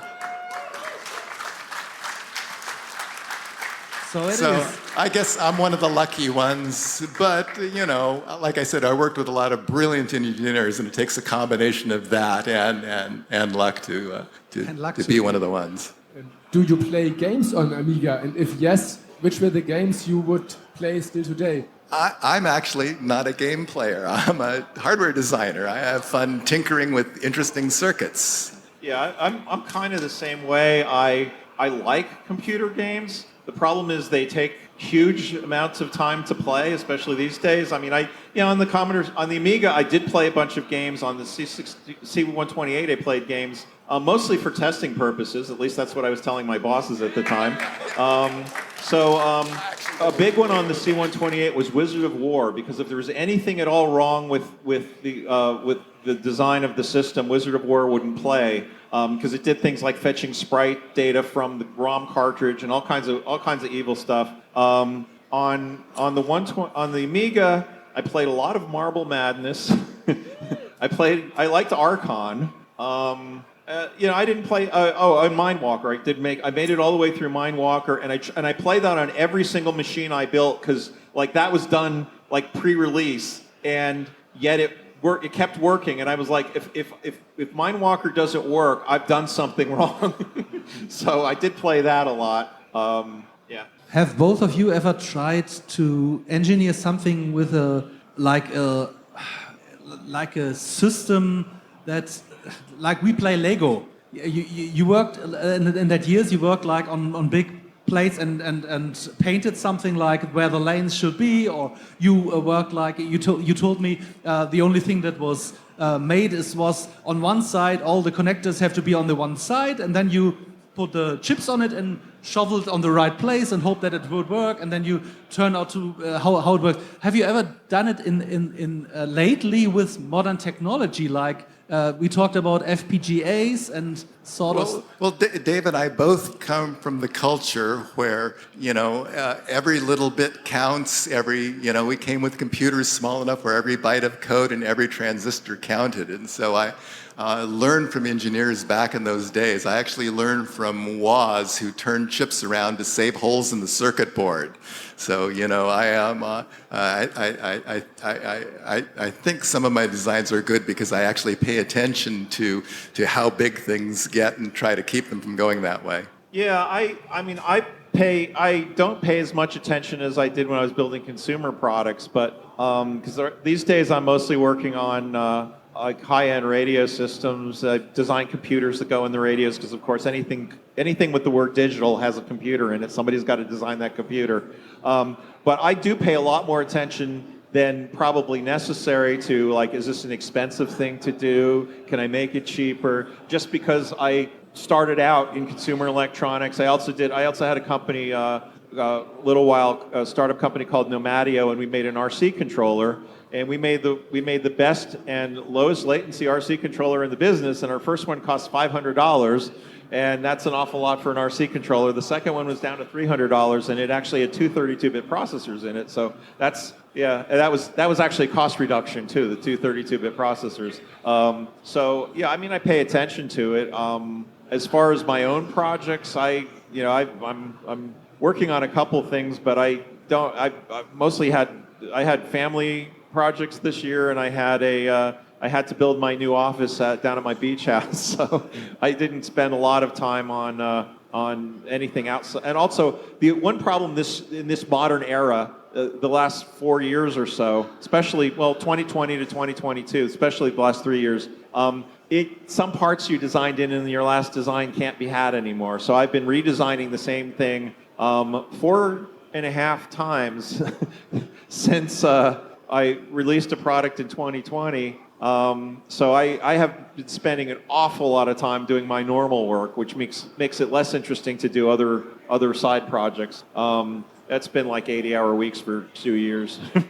In talking to some of the other software engineers who are still writing new Amiga games, they tell me they are really impressed with how easy to understand the architecture working with it. And I think a lot of that comes down to the fact that we had to simplify and keep things clean in order to fit it into the relatively tiny chips and the relatively small number of pins we had to deal with. We had to make architectural compromises because the most pins we could put on a chip was 40 in those days and keep it affordable, and nowadays you can put thousands. Did you collect the things you worked on? You have a collection from all the things you worked on, the boards, the computers, the things? I have currently an A3000, which I'm keeping forever. I have an A1200 that used to belong to my mom, which I'm not sure, it needs to be fixed, and I'll probably not keep it. And I have, strangely enough, I have an A2000 in my garage. I don't know if it works yet or not. It was, I have a friend who does house clean-outs, and occasionally I asked him, I said, well, if you ever find vintage computer gear, bring it to me and I'll find it a good home and maybe get some money for it. And so he brought me an A2000. It's like, oh, okay, it's got my name on the motherboard. I want to open it up and see if it works, fix it if it doesn't, or at least do something with it. But I don't know if I'm going to keep it. He's going to want money for it. But no, I don't keep too many tokens of that, because you get one thing you don't understand. Like when the A3000 came out brand new, I had already been working on it for 1.5 years. So it wasn't really brand new to me, and I already saw the mistakes, or not mistakes, but the things I would have done better next time. And I didn't really get to do them better next time, but as Commodore started circling the drain. But you're kind of like, I don't think you can't spend too much time with it. Now I did other things, so like I spent time writing code for fun and on Amigas. Sometimes just to teach myself about the system. Sometimes, like early on, I had a floppy disk that failed, and Disk Doctor threatened to destroy it, and so I wrote a thing called Disk Salve just because I wanted to get my data back, because I was writing this really important program that by the time Disk Salve worked, I didn't care about that program anymore. I was more making that program better because it was something that people could use. I don't know if that answers the question, but yeah, I have two original Amiga 1000s that I still keep to in case someone wants to see some of the stuff I've worked on. Yeah. Any questions from the audience? Wir haben noch Ron, you said you're happy that nearly 4 decades passed by since Amiga, and there's still interest here in Europe about Amiga and Amiga systems, in particular for the Amiga 500, 1200 and so on. So I wonder how it is in the States. Is it the same? You're also traveling from convention to convention. Is there a great community, or is it more active here in Europe, especially in Germany? From my point of view, it's far more active and far larger over here and in the UK. One of the reasons I thought the Amiga was dying was in Silicon Valley there was like only one store that sold them and they went out of business. And you know, Amiga was like not very popular in California. Later I found out that it was very popular in parts of Europe, and it shows with you know the involvement of the people in the Amiga community, you know, up to nowadays. Yeah. It's. I mean, in fact, these days, the only time you hear about Amiga on the East Coast is probably at the Vintage Computer Festival from time to time, and that's not every year. Because sometimes, like last year, they did a. Earlier this year, I guess it was, they did a Commodore Day, but that was more a Commodore 64 thing. We did Amiga talks there too, but it was that was unusual for the East Coast. That's usually you don't get much. They did a Commodore history series there some years for a couple of years in a row, and it was Chuck Peddle, then Bill Hurd, then me giving a talk about different eras of Commodore. But it wasn't, you know, it wasn't specific, and I don't know if there's even in the heyday of Commodore, there wasn't that much going on the East Coast. I know West Coast has Amiga shows, but they're not like this. And you know, the thing was, if you knew computers really well, you probably knew about Amiga in the U.S. If you did video, you definitely knew about Amiga in the U.S. And that was about it. It really didn't emerge as a popular platform. I understand while, you know, during the Commodore years, they were selling more Amigas in Canada than they were in the whole U.S. Which tells you Canadians have excellent taste in computers, of course. Yeah, hi, I have a question. What would have been the next Amiga model if Commodore would have survived? Maybe a CD64? That's interesting. I know a couple things that were in the works. Well, if Commodore had been healthy, you would have gotten a different A4000. It might have had a DSP in it, because the original prototype for that was called the A3000 Plus, and it had a DSP 3210 AT&T coprocessor. The reason you'd want that is it did floating point math 10 times faster than the 040. It also would have had a better 040 circuit. The next generation on the high-end systems was something I was already working on, and that was supposed to work with the AAA chips that we were developing. And that was not going to go in a low-end system, because those AAA chips, you needed either 4 or 6 chips, depending whether you wanted to build a 32-bit or a 64-bit system. You could almost look at that as kind of like, here's the prototype. Now the next generation will make this thing affordable, because it was the biggest chip project Commodore had ever taken on, and each one of those chips was probably bigger than the whole Amiga chipset. On the other hand, the goals for doing games, and also where we were headed on the high end at a different time, was a thing called Ombre, which Dr. Ed Hepler was working on. That was a 2-chip set that gave you, it took away a lot of stuff you have on Amiga. There were no bit planes. What you got were, it was designed mainly around 16-bit pixels with 4 simultaneous play fields. It had a processor in it that was based on the Hewlett-Packard PA RISC architecture. It had extension instructions in it, so the CPU could do 3D very well, and maybe some other graphic stuff. I never saw the whole instruction set. I just know what I learned from talking to Ed. They were going to be using PCI bus on that. I was going to be using PCI bus on the thing that was going to be called the A4, probably would have been called the A5000.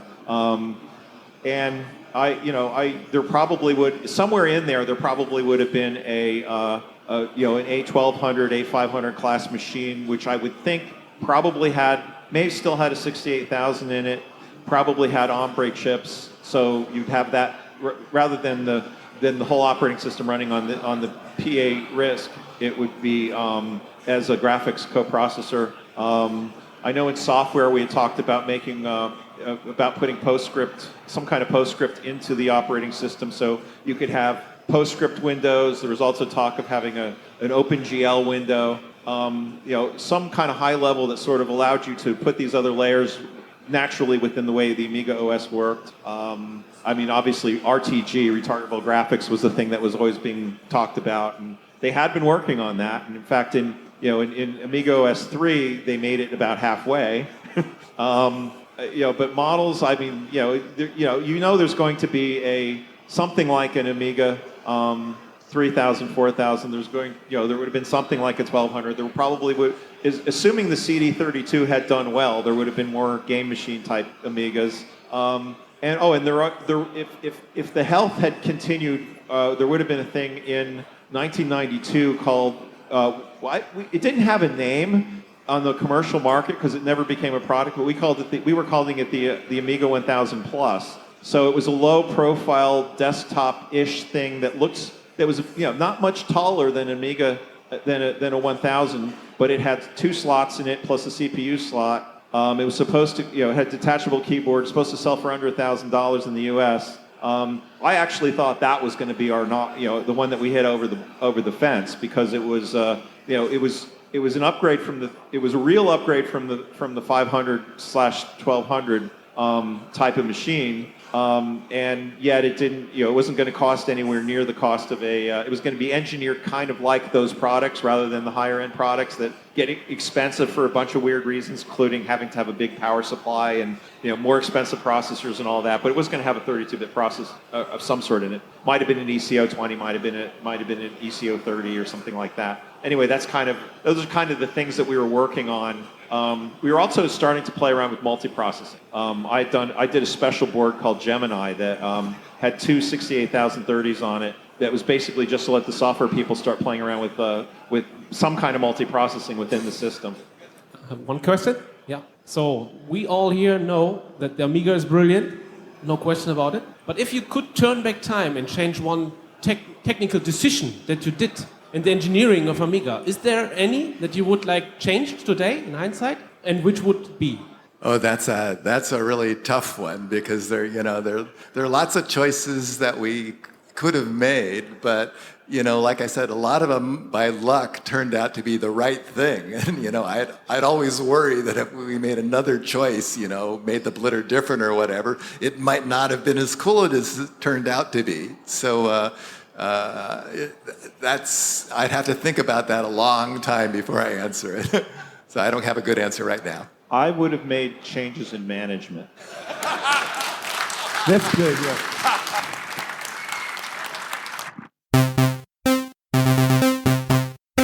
Wir hören jetzt in einen weiteren Titel von Chris Hülsbecks neuem Album herein. Way Out, Machines Maze.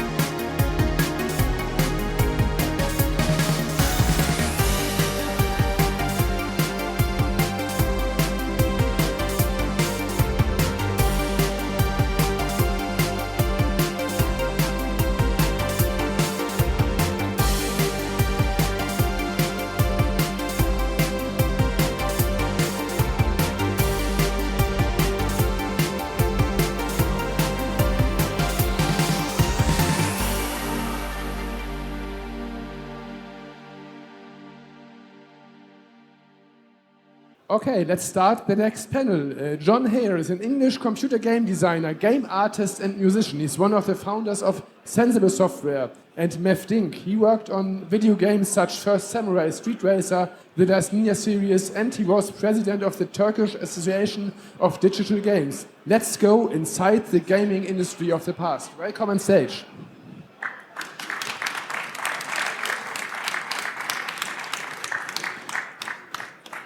If someone does not know you, how would you describe yourself in short words? I have been making games for my whole life. Since I was 19, now I'm 56. And it's been a pleasure to have done this all this time. Well, I've been one of the very lucky people to have been involved in games since 1983. It's almost from the beginning. So it's a great pleasure to see and witness the development of the entire industry. At what time in the past you were sure to do something with computers as a job? At what time you decided to do things with computers, with games as a job? As a main job, and when you realized that it could be... Well, my getting into games was a complete accident. It's an interesting story. I even wrote a book, Life is a Game, which I brought here so I can sign copies for those who'd like to read my story. So I came to England from Turkey without speaking a word of English, and a friend changed my life, really. He encouraged me to buy my first computer. It wasn't an Amiga, it was a 1983 Sinclair ZX Spectrum. So that's how I started my gaming career. John, a lot of people know your games like Sensible Soccer, but Sensible Soccer was, of course, not the first football game you did. Can you tell us a story about the first football game you did and why it was not called Sensible Soccer? Yeah, so I'm a big football fan and I've made lots of football games, and I'm making one today called Sociable Soccer. But the very first one was a game called, we made a football game in 1987, 1988, just after Shoot 'em Up Destruction Kit. And we wanted to call this game Sensible Soccer. And we took it to a bunch of different publishers at the time, on the Commodore 64 this was. And we took it to Microprose, and Microprose said, we really like your game, but we want to change the name to Microprose Soccer. And the reason we said yes is because they offered us £30,000 advance, which was quite good in those days, back in '88. So we accepted this offer. But of course, when we went on to make our next football game, Microprose Soccer did very well. At the time it came out, CMVG called it the best sports game on any platform, which was really cool for us. But the next time we did a football game, we took it round to Virgin and Renegade and various companies. But we absolutely insisted it must be called Sensible Soccer. And actually, Virgin said, we like your game, but we want to call it Virgin Soccer. And we said, we've already done that once before, no way. So we went with Renegade, and it was Sensible Soccer, and the rest is history. Yeah. You really would have played a game called Virgin Soccer? I don't really... I don't know. From our perspective, if they'd have given us like a lot of money, we'd have probably said yes again, but they didn't. It was a normal amount, yeah. Okay, Mev, a lot of people do not know that you were involved in a part of the Last Ninja series. What was your role at Last Ninja 3 in 1991? Well, I coded Last Ninja 2 on the ZX Spectrum and Amstrad. I did both versions alongside the 64 version, which was a great game. I think a lot of people think it was the best of the series. And I set up Vivid Image with John Tweedy and Hugh Riley, who I worked with together. But after I set up Vivid Image to work on Hammer Fist, Time Machine, and of course First Samurai, I helped with Last Ninja 3 as a producer. So that was my role. I helped the team develop the game. John, of course. We're sitting here because you have made some precious games, and one of those has a very memorable music. And this is always a story, because in Germany they said, you cannot play a game with someone singing "War has never been so much fun." What in hell came you to mind that this would be the best thing to name a song or to give it a text like "War has never been so much fun"? I don't know. I mean, I'm a songwriter as well as a game maker, so we were working at the time with Richard Joseph, who's a brilliant musician, not just on our games, but on Bitmap Brothers and other games as well. And I came up with this idea for this little bass, started with the bass line and then the reggae chords, and then the melody, and, you know, Cannon Fodder's about war. Why not? War has never been so much fun. I mean, it's obviously ironic, but it's very much the style of British kind of humour, you know. Of course. So it's in that spirit, like a bit like Madness or the Specials or these kind of bands from that kind of era.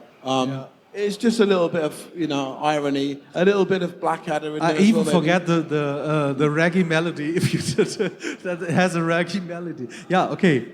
Mev, you went back into Turkey after some years. Can you tell us something about the gaming industry there? You were the director, the president of the association there. How could you compare gaming there and in other parts of the world?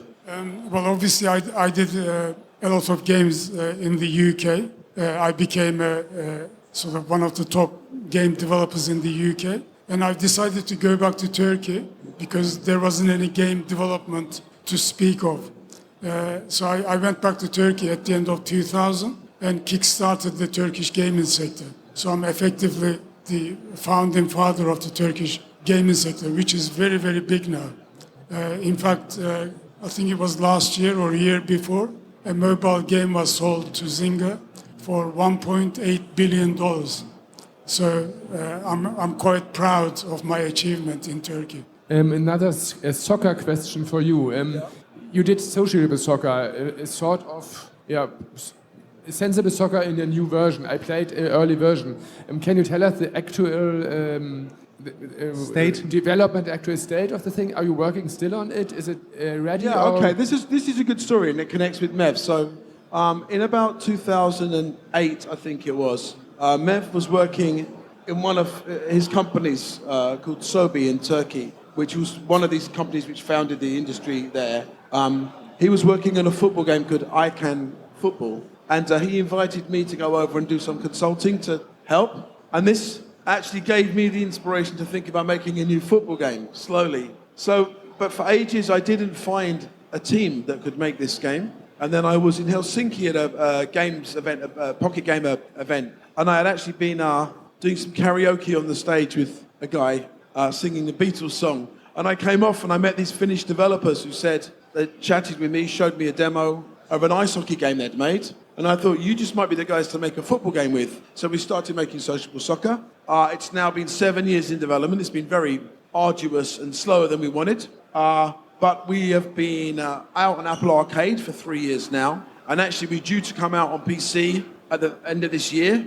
Maybe the beginning of next year if we're a bit late. And then console, hopefully the first half of next year. And then actually we're looking for full mobile as well. So it's still going. It's been slow because we've hit basically development problems. We've never stopped working on it, and it's really exciting. We're just acquiring the FIFA Pro license at the moment to put the real players in there. We're going for a distinct style. So it's got the gameplay is not exactly the same as Sensible Soccer. That's not possible, but it's online. You collect cards to build a squad up, and we're going for a style of presentation which is a bit more like Fortnite-style characters, but playing football. So we're trying to find a way of taking the playability and fun of Sensible Soccer, but bringing it to a modern audience. So hopefully some of you, us older guys, will like playing it, but also hopefully your kids will also like playing it because they're the future market for non-boring simulation games like FIFA and actually having fun arcade football, but this time online as well as offline. So that's kind of where we are with it. Yeah. I still have one thing in mind which won't let me go. If I remember your cannon fodder game, you have the small soldiers and very, very tiny, very funny looking. I always remember that it looks a bit like Among Us, which is a game common in the last years. And I always thought it has the same shape of the figures. It's always like some, like from a board game, no hands, no arms. Have you ever thought about making your, that's not of course not copyrightable, but your figures doing more than just playing soccer or doing cannon fodder? Well, actually, these little guys first appeared in Megalomania. So I was the artist on all of our games up to... Cannon Fodder was the first game I did not do the art on, but Megalomania was the first game to have the little guys in. And actually, when we were waiting to finish Megalomania and we knew we were going to do a new football game, I started to dress these little guys up in football kits, and they were running around the Megalomania world. And that's how we found the camera angle for Sensible Soccer from Megalomania. So they first went to Megalomania, then to Sensible Soccer, then to Cannon Fodder, and then to Sensible Golf. And then they kind of retired. That's horrible. Well, they had a nice Retiring life. with golf, that's... Yeah, it wasn't our best game either. That's so upper class. Yeah. Well, they were like getting on by then, you know. Because these little guys, their life cycle goes very fast, you know. And some of them, sorry. Just saying, some of them died in Cannon Fodder as well, so like the survivors went to play golf. Meth, why did you wrote a book about your career now? At what time you thought about doing, I had to write a book about all the things that happened? About your book, why did you wrote it now? And why did you think it's a good idea to tell now the people what happened in your life? Why now? I've been thinking about writing my book for a long time. I left Turkey briefly in 2015. I lived in Barcelona, and I visited a friend in the UK, and he suggested that I should write my book. And he said Barcelona is the best place to do it in. So that's what inspired me to start the book. And then I lived in London for 2 years, and then moved back to Istanbul. So it took me about 3 years to write the book. And I really wanted to share my story, and a lot of people who read it seem to find it inspirational because it's an interesting life story, and I'm glad I did write it. What games from Sensible Software do you know? Did you play the games from it? Which games about? Again, if you read my book, you'll find out that I don't play games. Okay. I actually enjoy making games, and I actually admit in my book that I cannot play games. I'm not good at it because playing games also requires natural talent, just like playing football in real life. To be honest, I only played very few games, but I played with John a few times, obviously, Sociable Soccer, and also my own game, I Can Football, which is world's first 11 versus 11 online soccer game. John, do you play modern football games beside your own games? Do you love some modern games on games or consoles or computers? You love loot boxes? I love loot boxes. I mean, no, I love people paying 20 euros for a game and not needing loot boxes to make money. You know, I'm old-fashioned in the monetization. But we have to embrace new monetization or we can't make modern games. So I don't, personally, if people have got a problem with loot boxes, just give us $20 from the start and we won't need to loot box the money out of you, you know. It's really, really simple. You know, game makers weren't the people who invented zero price point games. These were made by mobile platforms using our product to sell their hardware by giving our product away for free, which led to this whole free-to-play stuff, which ended up with loot boxes. It's a bit greedy, in my opinion, to loot box a game where you've already got some money up front as well. That's a little bit dubious. But anyway, remind me of the question. I got distracted. If you would now play a soccer game, like a simulation soccer game, what would you choose to play if you play a modernized version? I mean, in looking at the market now, FIFA is so dominant. And it's a weird market because Pro Evolution Soccer, you know, was going down fast against FIFA. FIFA was outselling Pro Evo Soccer 19-1. And I heard their sales went to a tenth of what they were within a few years. They really went down. And now, of course, both of them are rebranded. You've got eFootball and you've got EA Soccer, whatever they're going to call their game. It's a great time for us to be launching a new football brand in Sociable Soccer. FIFA, I played it when I was doing a lot of judging panels for BAFTA, and I was playing the games. The last one I seriously played was probably 10 years ago, which I actually thought was pretty good compared to the early FIFAs I played. Pro Evo I used to play a bit earlier. I've played a bunch of mobile games. I haven't seen a really good mobile. I have to say, Pocket Gamer called our game the best football action game on mobile, on Apple Arcade, with Sociable Soccer, and I'd agree with that. I don't think there's a lot of good quality stuff on mobile. There's a bunch of decent football management games out there, so I don't really know. I would choose to play Sociable Soccer, of course. You know, it's an interesting time for us. It's a great time to be launching a football game. It's quite a lot of pressure to get it right. The main problem with making modern games is technically things are very challenging right now. There's so many factors to bear in mind on a cross-platform game. Going online, offline, running things at speed, data protection, loads and loads of SDKs, different monetization systems. We're across 10 platforms from mobile to PC to console, so it's complex. But I mean, I don't particularly like FIFA, but I think it's got better, and we'll see what happens next. Is my answer there? Yeah. Mevlut, your heart beats for soccer too? Yeah. Your heart beat for soccer? I love soccer. I mean, I played it in real life, but like I said, I did ICANN football game back in 2008, as John mentioned. Mm-hmm. It was the world's first 11 versus 11 soccer game. And I also, at the time, could see the importance of esports. That's when I set up Turkish Digital Games Federation, which is world first. And as you know, now esports is a huge thing. Mm-hmm. And apparently new FIFA has broken a new record again. Yeah. Actually, about football in general. So, like Mev, I love football. Mev, we used to have a Sensible Software real football team back in the day, and Mev actually played for us before on the wing. We weren't that great in those days.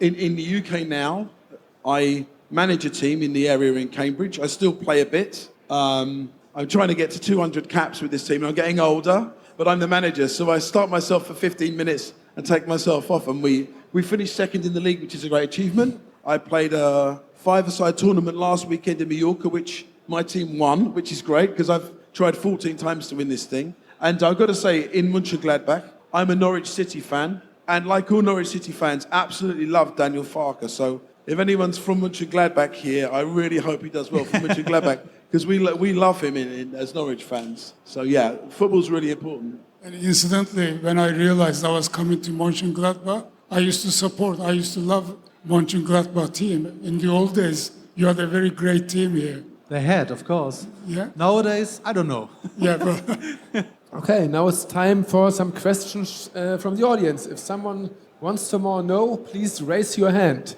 Irgendwelche Fragen? Oh, okay. Ich gehe mal runter, bleib da. Yeah, hi. What was maybe your worst and best experience during the Amiga times back in the days developing games? The worst and the best things you both. I'll start with the best.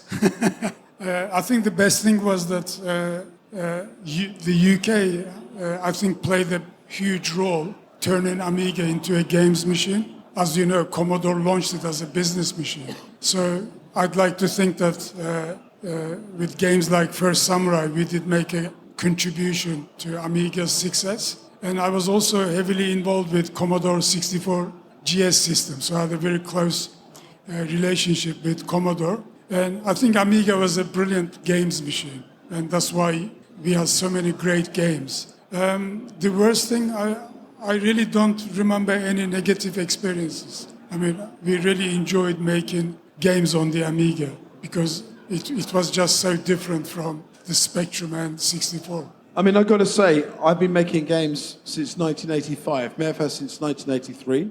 The Amiga was without doubt the best machine I've ever made games on. And the reason is because at that time, you know, everything's about windows of opportunity. It was a great machine for its time. It was a free platform to publish on. But also the hardware itself was very self-contained. So there's been times, I'm a game designer, I'm not a programmer, so game designers kind of, and I'm also an artist, so you sit around as a designer, you're waiting for the programmer to do the next thing, so you have an idea, then you wait for them to execute it. There's been two periods in making games where things have got very slow. The first period was when we went to early 3D graphics without graphics engines, and I would estimate roughly, making a game on the Amiga, 75% of the time you focused on making the game, actually the game parts.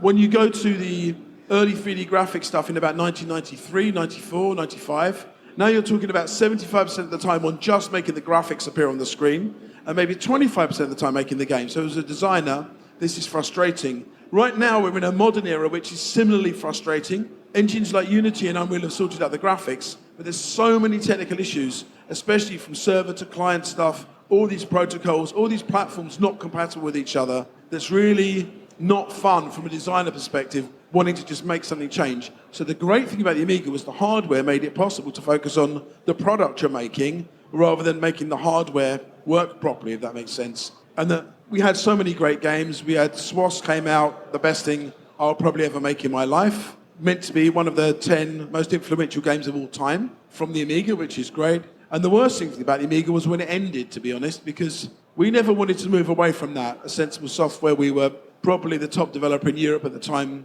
on the Amiga when that finished. We didn't want it to end, but market forces made it end because no one would buy Amiga games anymore. Sadly, that's what happened. So, yeah, I agree with Mev. There's nothing wrong with it. It was fantastic.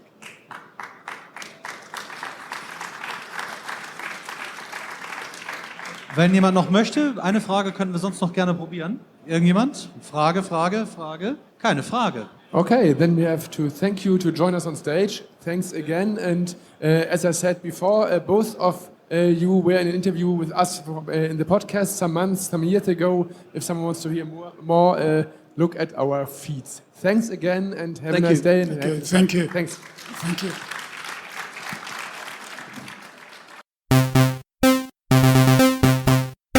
Die nächste Musik von Chris Hülsbeck trägt den Titel Wave States.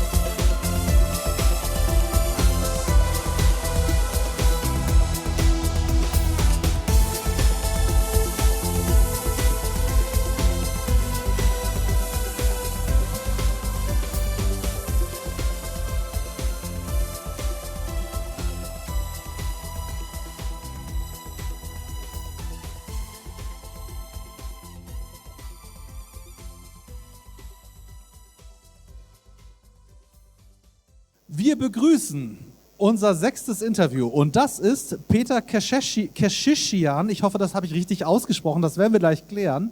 Er war der Produktmanager bei Amiga, bis er die Firma 1992 aus Gründen verließ, die er uns hoffentlich gleich mitteilen wird. Hallo, Herr Keshishian, wenn das richtig ist. Das war schon mal nicht schlecht fürs erste Mal, ja. Aber wir können gerne bei Vornamen bleiben, das geht leichter von den Lippen. Also ich bin Robin, ich bin nicht der Andreas, der da unten steht. Ich mache das mit dem Peter sehr gerne, das kommt sehr gefällig über die Lippen. Ja, was haben wir denn hier aufgeschrieben? Wir können ja mal am Anfang, das, was wir eben schon gemacht haben, darüber sprechen.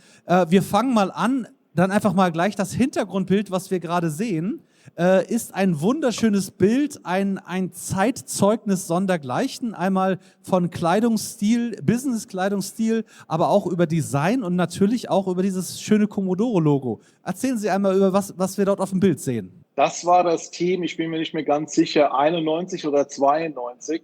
Wir hatten damals das Budget dafür, einen eigenen Stand nur für den Amiga zu machen. Und da haben wir auch Entwickler mit eingeladen und wir hatten, glaube ich, wenn ich mich nicht alles täusche, um die 30 oder 40 Arbeitsplätze, die wir präsentieren konnten mit den unterschiedlichsten Lösungen. Und das absolute Highlight war natürlich die Videoscreen-Wall hinten dran, die mit heutigen Verhältnissen natürlich unvergleichlich teuer war. Aber es hat voll gelohnt. Und das gesamte Team ist quasi hinter mir. Ich gehe gerade mal aus dem Bild.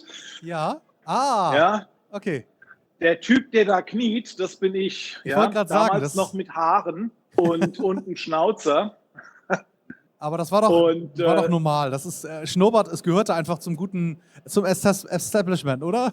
Ich habe Sie leider ganz schlecht verstanden. Können Sie das nochmal wiederholen? Ein Schnurrbart gehörte damals ganz normal in der Führungsriege auch ganz normal zum Standard. Absolut, 100%.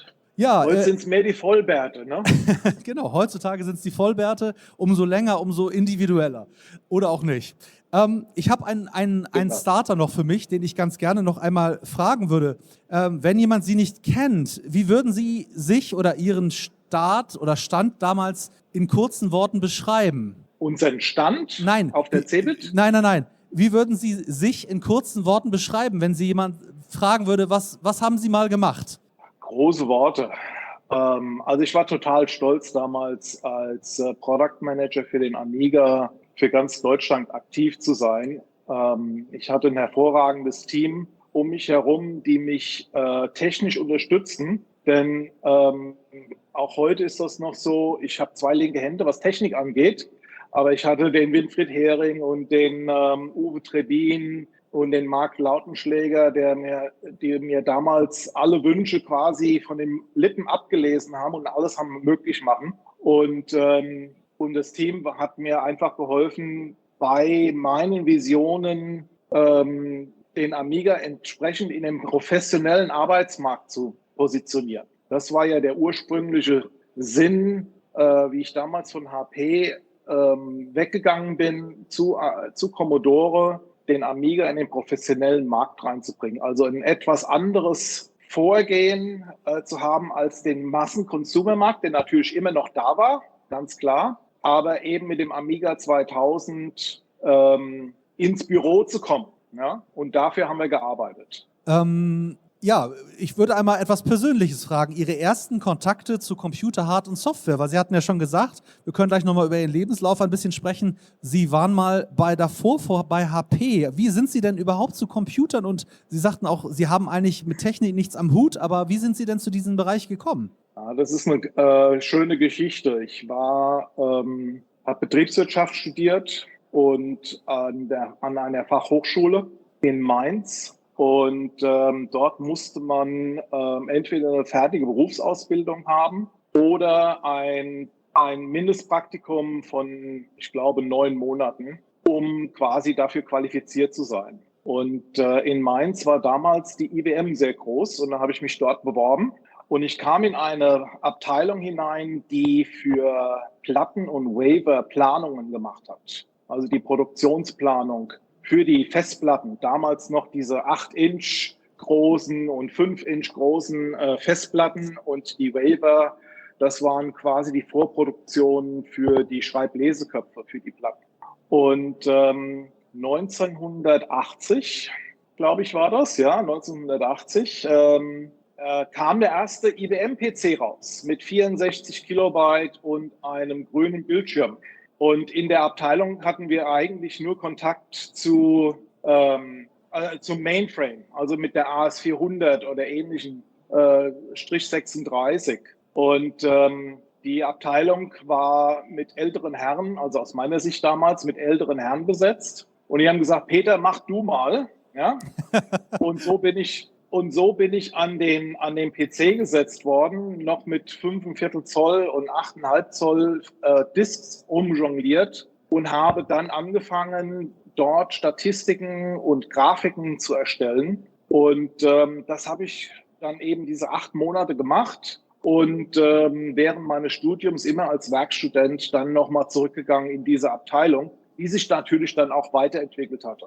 Das war so der erste Baustein, in dem ich mit PCs Kontakt gehabt habe. Wie gesagt, nur immer als Anwender. Und dann habe ich mich bei Hewlett-Packard beworben, nachdem ich das Studium fertig machte. Und Hewlett-Packard, ich habe hier stehen 1985 bis 1989, Produktmanager Hewlett-Packard Laserjet, also explizit die Reihe der Laserdrucker. Stimmt das in der Vita, die ich gelesen habe? Ja, das ist richtig. Zunächst war ich für die Vectra verantwortlich. Das war Hewlett-Packards PC quasi. Und wie dann Umschichtungen stattgefunden haben, wurde ich Product Manager für den Laserjet. Damals Laserjet Serie 2. Hat damals, 8.000 D-Mark gekostet. Ja. Heute kriegt man die Dinger nachgeschmissen. Also nicht das Original, aber ich sag mal Laserdrucker im Allgemeinen. Und war zusätzlich noch dafür verantwortlich für das Thema Desktop Publishing, was damals ganz groß wurde mit speziellen Bildschirmen, die entwickelt wurden, um eine ganze Seite quasi im Hochformat darstellen zu können.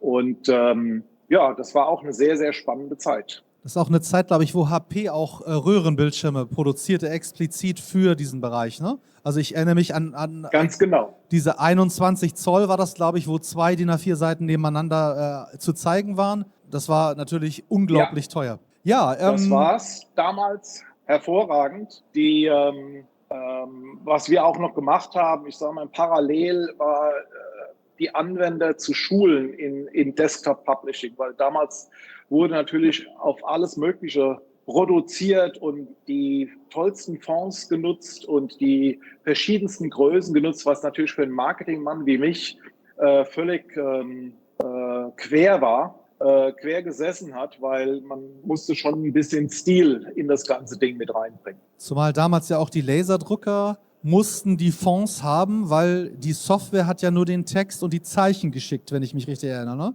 Absolut richtig. Die mussten nachgeladen werden in den ersten Versionen. Nicht mehr bei Serie 2. Bei Serie 1 war das noch der Fall. Serie 2 hatte dann schon eine ganze Bandbreite an Standardfonts dabei, aber natürlich längst nicht so viele, wie man das heute üblich hat. Ja? Und die mussten dann nachgeladen werden. Ich erinnere mich daran, dass unser Pastor in der Kirche, mit dem ich sehr gut sprechen konnte und redete, der hat, glaube ich, ein IBM PS1 gehabt mit einem Laserjet 2 und der hat, glaube ich, irgendwann auch so Kartuschen oder so ROMs nachgekauft, wo er dann Schriftsätze mehr hat und der hat da immer diese Demo-Seiten ausgedruckt und das war für mich halt so unvorstellbar, dass so etwas Scharfes aus seinem Gerät rauskommt. Absolut, ja. Der Laserjet Serie 2 hatte, ich glaube, 2 Slots dafür. Ja. Um Schriften nachladen zu können.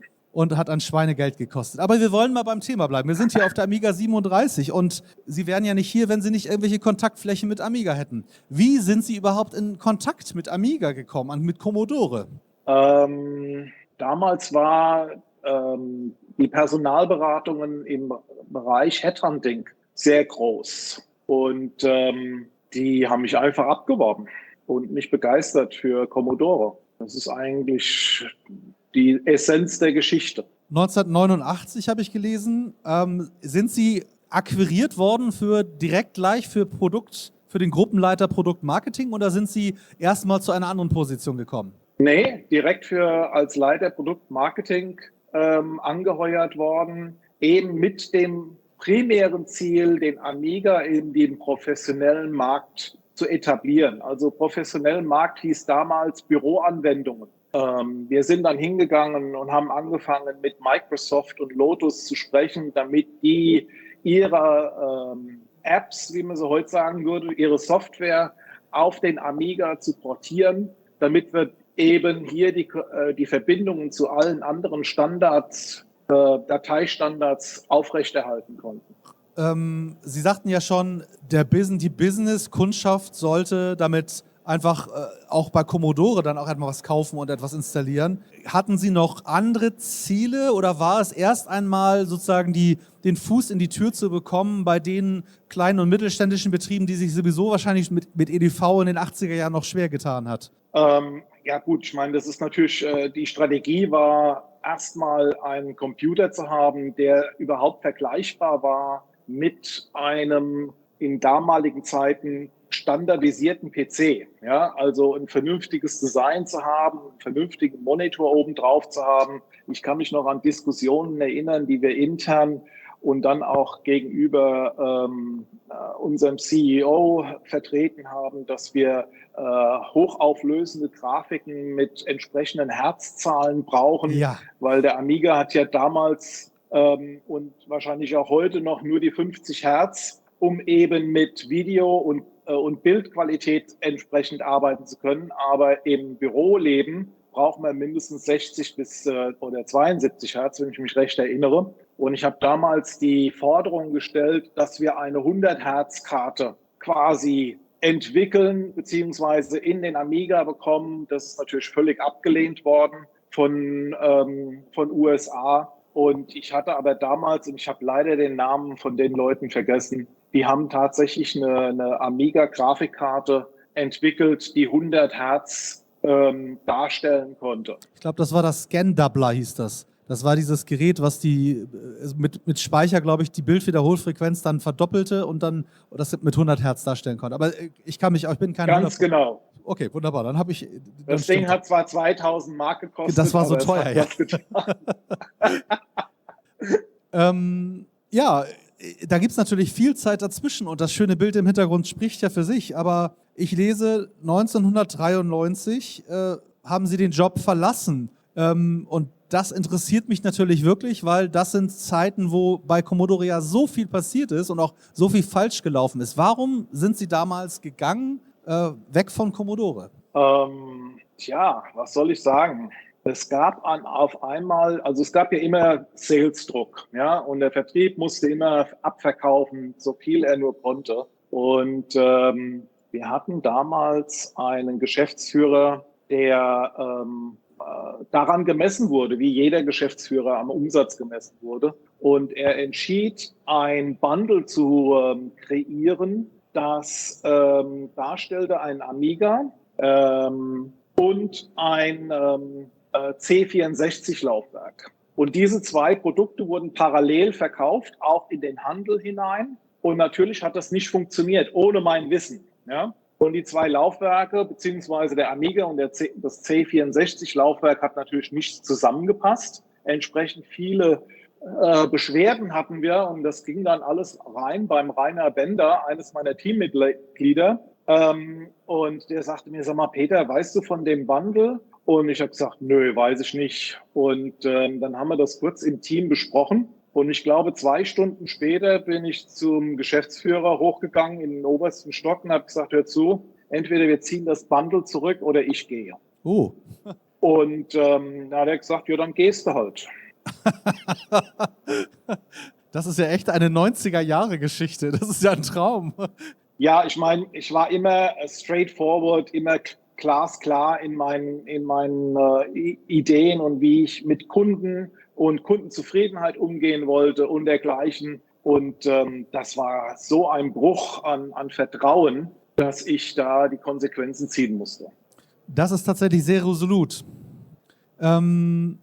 Vielleicht... Ja, und ich sag mal, 2 Jahre später ungefähr, maximal, war Commodore dicht. Ja? Genau. Also Sie haben im Prinzip den Schritt vorher schon erledigt, der wahrscheinlich dann irgendwann auch gekommen wäre, weil da wären ja noch mehr Sachen passiert, die Sie wahrscheinlich zur Weißglut gebracht hätten in Bezug auf Produkt, Marketing, Verkauf und Strategien, die wahrscheinlich nicht mehr aufgehen. Genau, ich meine, da sind viele Dinge intern gelaufen. Wir hatten ja auch diese PC-Linie noch, ja, wo viele Kollegen noch dran gearbeitet haben. Und der Trend war klar. Wir haben nie die technische Voraussetzungen erfüllen können, um den Amiga tatsächlich in den professionellen Markt zu etablieren. Da war Commodore einfach zu langsam für.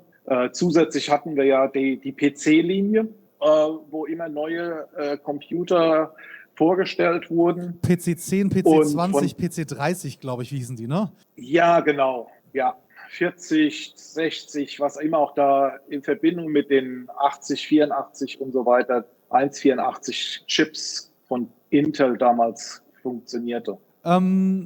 Ich habe noch ein paar Sachen, die sind mir persönlich aufgefallen. In Ihrer Vita ist natürlich spannend. Sie sind dann ja in die USA gegangen. Und für mich ist das immer interessant, wenn Leute in Deutschland ihre komplette Ausbildung haben und dann in die USA gehen. Wie würden Sie kurz beschreiben, kurz ist schwierig, ich weiß, der Unterschied von Geschäften in den USA und in Deutschland? Gut, also ich meine, viele wissen es vielleicht oder wissen es auch nicht. Ich bin ja Deutsch-Amerikaner. Von daher hatte ich beide Kulturen quasi von der Geburt an miterlebt und bin auch entsprechend zweisprachig aufgewachsen. Von daher war die logische Konsequenz für mich, irgendwann mal nach USA zu ziehen, logischer Schluss. Und aber wie Geschäfte gemacht werden, ist, wie soll ich das sagen? In Deutschland, also ich war immer so ein Typ, der so die deutschen Errungenschaften und Tugenden unterstützt hat. Ja? Ein Wort, ein Mann sozusagen und ein Handschlag gilt als Vertrag und Ähnliches. Das ist hier in den USA eher schwieriger. Hier muss man alles beschreiben und alle Eventualitäten absichern, um eben nicht in Schwierigkeiten zu kommen, weil hier die Rechtsanwälte wirklich alles anklagen oder verklagen können und vor Gericht ziehen. Was sehr unschön ist. Ich hatte vorhin rausgehört, als Sie erzählten von Ihrem Team bei Commodore, dass das wirklich, auf die konnten Sie sich verlassen. Haben Sie noch Kontakt mit diesen Personen oder mit den Menschen von damals? Gibt es da noch so Verbindungen? Es gab über die Jahre einige wenige Kontakte, die ich weiterhin gepflegt habe. Da fällt mir als erstes der Ralph Conway ein, der damals frisch verheiratet war und seine Frau war eine Steuerberaterin, die ich dann später genutzt habe und wir sind da öfters zusammengekommen. Dann natürlich der Marc Lautenschläger, mit dem ich, glaube ich, 98, war das 98? Nee, das war etwas später, Entschuldigung, 2009 oder 10 habe ich versucht, mit ihm gemeinsam ein Business aufzuziehen. Wir sind über die Jahre zusammen, immer wieder mal in Kontakt getreten und na, was machst du denn und so weiter, also das Übliche.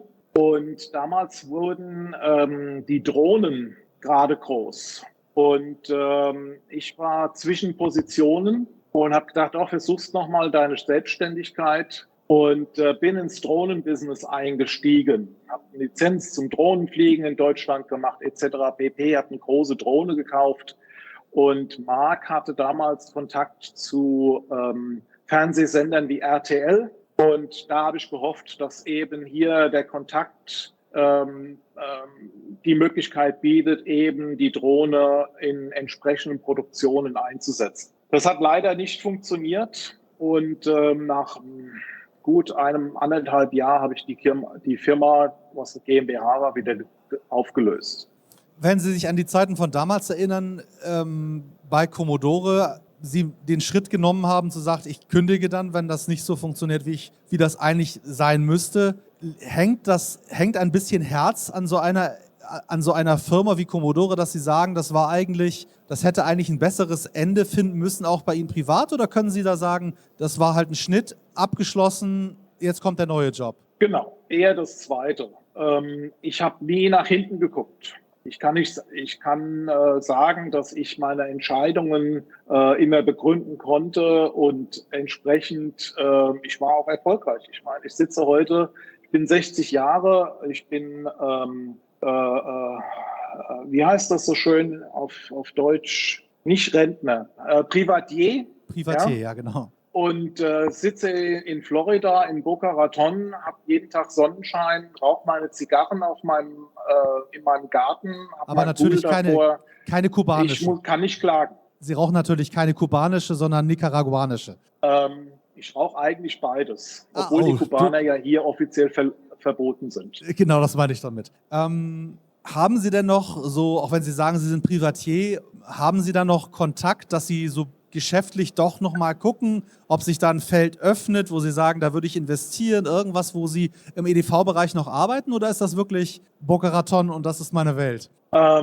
Ich habe in der Tat, wie wir nach USA gezogen sind, hier eine Firma aufgebaut. Die habe ich schon wieder vor 2 Jahren verkauft, erfolgreich. Und das hatte aber nichts mit Computern zu tun, sondern das hatte mit der Idee zu tun, ich brauchte irgendwann mal ein Stück Blech. Ja, und zwar in einer bestimmten Größe. Und das konnte ich nirgendwo in einem Baumarkt oder äquivalent finden. Und der freundliche Mitarbeiter sagte, ja, dann nehmen Sie halt Ihre Metallschere und schneiden das Ding so zurecht, wie Sie es brauchen. Ja, wer hat von uns schon eine Metallschere zu Hause? Ja, also ich schon mal gar nicht. Und so kam ich auf die Idee, eine Website zu entwickeln, die mir erlaubt, individuelle Blechformen online zu konfigurieren, zu bepreisen, das Gewicht auszurechnen und die Versandkosten zu kalkulieren und die dann zum Kunden zu schicken. Und dazu habe ich dann in den USA einen Metallverarbeiter gesucht, der quasi meine Aufträge abarbeitet und die fertigen Aufträge verpackt und dann zum Endkunden verschickt per UPS. Das klingt auf jeden Fall sehr kundenorientiert. Finde ich sehr gut. Wunderbar, aber Sie sind es ja auch wieder im Titel. Ja? Ja, ich meine, Kundenservice ist immer der höchste Seller. Ja? Und wenn man dann auch noch so viel Glück hat wie ich, in einer Nische etwas anzubieten, was kein anderer hat, dann ist das mit etwas Arbeit kann das sehr erfolgreich sein. Keine Frage. Haben Sie damals in der Zeit mal gespielt von Commodore oder war das für Sie, Sie sagten ja vorhin, Sie sind nicht so mit EDV, haben Sie den Amiga auch mal missbraucht als Unterhaltung oder haben Sie das halt mitbekommen, dass die Kollegen das gemacht haben? Also ehrlich gesagt, war nie ein großer Computerspieler. Ich weiß nicht, dass diese Phase ist bei mir völlig vorbeigegangen. Ich habe natürlich immer wieder gespielt. Wir haben ja auch Unmengen an Software von den Entwicklern geschickt bekommen, und um eben die Vielfalt des Amigas letztendlich auch darstellen zu können. Und da habe ich mich ab und zu mal hingesetzt. Aber das ist natürlich auch sehr, sehr Zeitkonsum und ich hatte ja auch andere Aufgaben. Was mir jetzt gerade noch einfällt, ist zum Beispiel das Produkt CD-TV, was ja auf Basis Amiga einen komplett anderen Markt angehen sollte. Und da hat es mir viel mehr Spaß gemacht, quasi Ideen zu entwickeln, die für den CD-TV hätten sein sollen. Und ich weiß nicht, können Sie sich an das CD-TV erinnern? Sehr gut, weil ich habe es nur bei Karstadt gesehen. Bei meinen Freunden existierte das nicht, aber ich weiß halt, dass es sah hier aus wie ein HiFi-Gerät. Es sollte ja wahrscheinlich auch an einer anderen Stelle landen als ein Homecomputer. Ganz genau. Wir haben Analysen gemacht, in denen im Grunde genommen festgestellt wurde, wenn ich schon einen Spielecomputer habe, ja, dann soll der nicht im Wohnzimmer stehen, weil da stört quasi das Bild im Wohnzimmer. Also war die logische Schlussfolgerung, das Ding so aussehen zu lassen wie ein CD-Player. Und so kam das letztendlich rein. Und die sehr viel spannendere Aufgabe war letztendlich Software auf den CD-TV zu portieren und Content zur Verfügung zu stellen. Und ich sag mal, Internet war ja Anfang der 90er noch so in den Kinderschuhen. Heute hat man Content ohne Ende, animierte Contents, und dergleichen. Und ich bin damals schon zu Bertelsmann gegangen und habe versucht, Bertelsmann-Kataloge und Enzyklopädien auf den CDTV zu portieren und anzubieten. Und Bertelsmann hat dazu genickt, wollten aber ein bestimmtes Commitment von Commodore haben, was leider innerhalb von Commodore auch abgelehnt wurde. Und war ein weiterer Nagel für mich zu gehen. Ja, ein Produkt, was auch relativ schnell abgewickelt wurde, glaube ich, auch bei Commodore intern. Genau, ja. Also wir hatten die Imke Gisch als Produktmanagerin dafür angeheuert und mit ihr habe ich auch ab und zu mal noch Kontakt. So alle paar Jahre telefonieren wir mal miteinander und erinnern uns an die alten Zeiten. Und leider ist das Produkt quasi für mich nie aus der Entwicklungsphase wirklich herausgekommen, weil eben der Content fehlte und dann, wenn ich kein Content habe, ich logischerweise auch keine Geräte verkaufen kann, so wie es gewünscht wurde. Ich erinnere mich dann irgendwann, bei Windows 3.1 oder Windows 95 gab es dann irgendwann diese Microsoft Encarta und die Encyclopedia Britannica, die es dann gab in Digitalform. Ganz genau. Und CDTV war 3-4 Jahre davor quasi. Genau. Wir hätten den Markt quasi komplett aufrollen können. Und aber diese Vision hatten die Leute, die damaligen Verantwortlichen, einfach nicht. Ja? Und schade, weil das Produkt war wirklich spannend. Ja, ich habe noch eine Sache, die ist mir persönlich wichtig, weil ich gelesen habe, dass Sie ja in der Fachhochschule Mainz 2 studiert haben. Und die Frage ist, Karneval, ja oder nein?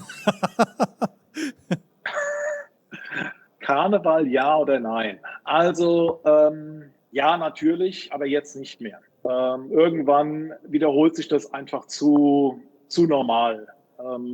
Mittlerweile sage ich, das ist dann die Legitimation, sich öffentlich betrinken zu können. Und das ist nichts für mich. Ich genieße gern mal ab und zu einen Whisky, aber betrunken sein muss man nicht. Ja, vielen Dank auf jeden Fall für das Interview. Was ich bemerkenswert finde, möchte ich einmal sagen, ist, wie wunderbar dieses Abschneiden und zu sagen, das war die Vergangenheit, ich gucke nicht nach hinten, finde ich eine Eigenschaft, die würde ich mir sehr gern selbst aneignen. Ich kann das aber nicht. Ich gucke immer gerne zurück. Aber vielen, vielen Dank für das Interview und ich wünsche Ihnen noch ein Leben mit vielen Zigarren und gutem Whisky. Herzlichen Dank. Vielen Dank für die Einladung. Es war eine tolle Ehre für mich. Danke. Oder wir machen noch eine Frage, wenn Sie noch mal warten. Will jemand noch eine Frage stellen nach Florida? Dann könnten wir das auch noch machen, weil das geht ja technisch zumindest. Aber ich glaube, wir sagen viel Spaß beim Frühstücken. Nee, ist noch zu früh, ne? Nee, ist kurz vor 10. Aber okay, dann dürfen Sie jetzt auch. lieben Dank und okay. Bis demnächst. Dankeschön. Tschüss. Es folgt der Titel Saturday Night, natürlich auch wieder von Chris Hülsbeck.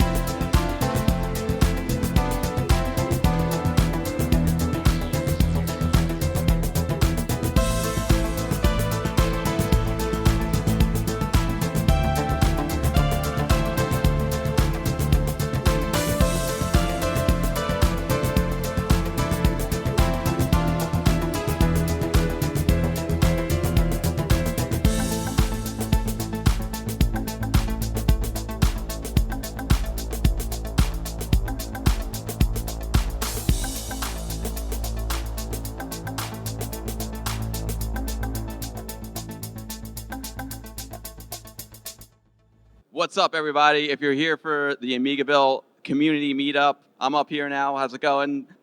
Great to meet you all. The idea behind this, for those of you who don't know me, I do Amiga streams every Sunday on Twitch. And the coolest thing about it is like all these amazing people that come into the streams, and everyone is in the chat. I'm talking to people in the chat, and then people who are in the chat are talking to each other. And everyone knows what I look like because I'm up there on the stream, hamming it up. But I don't know what anyone else looks like, and I never met them in person. So that was the coolest thing about coming to Amiga 37, which is an amazing event, by the way. Kudos to Marcus and for his team to putting this together. It's just great to come here to Germany and meet everyone in person. So this was just supposed to be like a very informal meetup. So everyone could get together and meet each other in person. I see Quahas there. I know he's getting ready for Verge World. Michael Borman's back there, my NV buddy.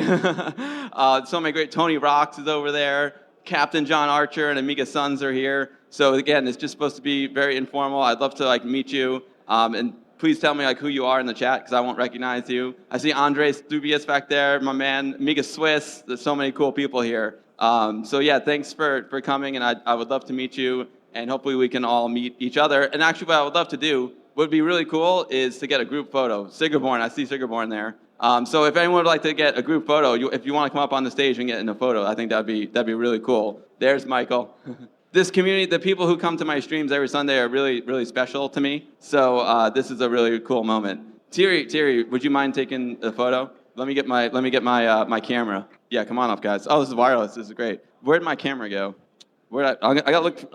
Yep. Oh, thank you. I would have never found it. Let's open it up. Thanks, Thierry. This is my friend Thierry from AmigaVideo.net. If you want the ultimate archive of Amiga Video, check out AmigaVideo.net. He's my good friend from back home. He's incredible. So yeah, this is awesome, guys. This is so cool. I don't want to block anyone. Amiga Sons, get up here. Nice. Yeah. This is great. We'll go Amiga, 1, 2, 3 Amiga, right? Actually, Thierry, I can switch it over to video mode for you. Yeah, it's rolling. This is awesome. I just want to thank all you guys for coming and for all the support that you give me on the streams every Sunday. It was, 2020 was really a tough year for everybody, and my escape, my way of getting my mind off things, I wasn't allowed to work for almost a year. It was just going on the streams and hanging out with all of you and playing the Amiga games, and you all mean the absolute world to me. So having you all here in one place is just amazing. Comatron, Amiga, yeah, my man. So yeah, it's just this really means a lot, and I hope you all enjoy the streams. And the whole idea is just to take your mind off the real world, man, because the real world is tough, and there's so much stress in the real world. It's just nice to come and hang out and play some Amiga games, and hang out with some really great people and have some fun. So, and there's so many talented people in this group. It's amazing. Thierry, you got it, Thierry? All right. Well, on 3, we'll do Amiga. All right, ready? Ready? 1, 2, 3. Amiga! Awesome. And should we do a boom for when I beat Via? We do the boom. Boom. Yeah, on 3 we'll do boom. Right? You ready, Thierry? You still rolling? All right. 1, 2, 3. Boom! Love it. Awesome, guys. Oh, Pred Seda, why are you not in this picture, Pred Seda? Get up here. Yeah, there he is. Pred Seda Lemon Amiga right there. Get your fresh squeezed Amiga goodness at lemonamiga.com. Oh, no way. Oh, a Verge World t-shirt. That is so cool. Oh, wow, this is awesome. This is so cool. Thank you, Klaus. Thank you. And if I pronounced your name wrong, you all know me. I always pronounce names wrong, so I'm silly Billy. Junkulia Barzo. Thank you so much. This is amazing. Thierry, how you doing back there? You got photo mode? Put it in the A for a photo. Awesome. Cool. Well, I guess the idea again was for if you guys want to hang out and talk. Oh, actually, let's do a little introduction. Thierry, can you go back to video mode? Yeah. Thierry, actually come up closer. So I want to introduce everyone. That'll be cool. So starting, I don't know everyone by face, so you can introduce yourselves. But this man does. You got me, Thierry. You rolling? I got you. Hold on. I got you. Okay. This is the button now. Yeah. And you can shoot it closer. Shoot it. Okay, cool. All right, over here we have Pred Seda Lemon Amiga, who's always in my streams, and lemonamiga.com is one of the coolest Amiga websites around. Whenever I play a game and I want to learn some information about it, I head over to lemonamiga.com. Pred Seda, my man. Hello. Pleasure to have you here. And all my streams start with the hot tub, Air Yuri sleds. He says he's wearing clothes. apparently he's wearing clothes. He claims he is. I don't believe him. But Air Yuri slides into, he comes from the snow. He sleds down into the lake. And then all of a sudden, Comatron's amazing song comes on, Amigasm. So thank you, Comatron, for your music. You rock, brother. Yeah. Thank you very much. Introduce yourself. I don't know. This is what the whole point is. My name is Retro Daniel. I always say Retro Welly because I pronounce it wrong. Yeah. It's great to have you. Wow. Hi. I'm co-creator of Verge World, and this guy here helps a lot with cheering us up. And it's not easy to create a game on Amiga to be compatible with everything. But every time you have a stream, I know it's on Sunday, and this helps to keep the thing rolling. So thank you for that. That's awesome. I can imagine making games is extremely difficult effort. So a little motivation could probably go a long way. And your game is awesome. I've never seen a game like it before, so I can't wait. And the captain is on the bridge. Captain John, what's up? Hello. I'm a teacher at Amiga University. I tried to teach him to say Mönchengladbach because Amiga had some problems pronouncing the city. But could you say the name Mönchengladbach? Mönchengladbach. Rabenstein. That's another teacher there from Lemon. Yeah, amazing. Yeah, when I first saw the name, I was like, Monoglob. I didn't know. And I was like, oh, okay, Cologne, I got it. Berlin. I'm like, why'd they pick a place with a name I can't pronounce? But it's actually a really great place. This venue is amazing. So I'm looking forward to seeing more of Mönchengladbach. And of course, the Amiga Sons. What's up, guys? Hello. Hey.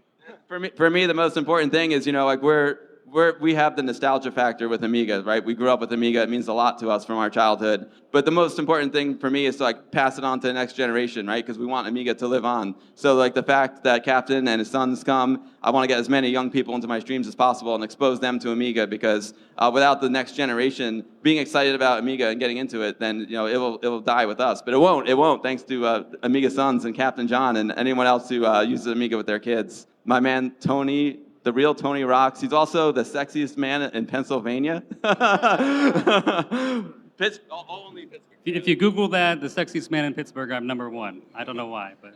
Well, it's awesome to have you here, Tony. Thanks for being a great friend, and you're a great friend back home. It's great to see some friendly faces like you and Thierry here from back home. It's awesome. Yeah, and I love the T-shirt. Do you want? Guru Meditation. Is the YouTube channel I do with my buddy Anthony. Well, hopefully we'll get some more videos cooking, but I've been doing a lot of streaming lately. So, but it's great to have you. Introduce yourself. Hi, I'm Macca MacArthur, and I wore this for you. Thank you. It's so nice to meet you, and it's been great talking to you today. And another great streamer on Twitch is Sigurborn. Sigur's come up here. What's up, Sigur? I would like to do a little pronunciation test now. It's Sigurbjörn. Sigurbjörn. That's my name. Hi, Bill. Sigurborn. Okay, so he's going to become a professor at Amiga Bill University, Amiga Bill certified professor. And I was streaming, and I was actually on the West Coast doing a stream, and then someone popped in from the chat who was in San Francisco, and I got really excited to see someone from San Francisco. Why don't you introduce yourself, man? Yes, I'm Thomas. I'm called Locust on the stream. I used to live in San Francisco, but I moved back to Germany a while ago. But when the stream started, pretty much in 2020, I was in San Francisco, and it basically saved my sanity during the pandemic. That's awesome. That's Locust in my streams. And this man needs no introduction. He's been on my stream a couple of times. The creator of one of the best new Amiga games in VIA, Michael Borman. My man, how's it going, Michael? I'm fine. And I think Michael's got a new build of NVIDIA here. Is that correct? Yeah, it's true. You can try it down there somewhere in the, I don't know, find it yourself. And yeah, it's always nice to be on your show, and a great pleasure and a great honor. And so how do you feel about this whole thing? Isn't it crazy? It's so big and huge this year. Yeah, it's amazing. It's like going back into the 90s. It's like an Amiga trade show. It's like Ami Expo back in the 90s that we had. We had World of Commodore. We had Ami Expo in New York and Washington, D.C. And this reminds me of it. It takes me right back. It's incredible. It's a really special event. Guys, what's up? See, he's got the Vicky Pixel Vixen Amiga 500 shirt. Andres, you want to introduce yourself? Yeah, thank you. My name is Andreas Däubler, and I'm one of your patrons. And as hotspot reporter for Morgan Just Games, just shout-outs go out to you and greetings. Jamie Morgan Just Games, a great guy, incredible gamer. We love Jamie Morgan Just Games. What's up, Jamie? And last and not least, yeah. My name is Marcus. My nickname is Mabec20, and I just love the Amiga for its graphics capabilities and especially the demo scene. And I hope in some years, maybe me and my brother, we can contribute to present some new Amiga games. We will see about that. That's awesome. That's awesome. I love it. Amiga is inspirational. Inspirational. Well, thank you all so much for coming out. It's just so great to meet you all in person. This is a really special moment, and thanks to everyone for letting us raid the stage, baby. Cheers. So I guess we'll just hang out and talk and mingle and do like we do in the chat. Thank you. Amiga forever. The best thing about the Amiga is the Amiga community. And look at this community. How incredible is this? This is unbelievable. And the best part about the Amiga is all the incredible friends that I've met, my entire life. I've been running the Westchester Amiga user group since 1988. Never stopped meeting, never will. And the Amiga's great, but the people who come to these Amiga events are even greater. So I appreciate you all very much. Amiga forever.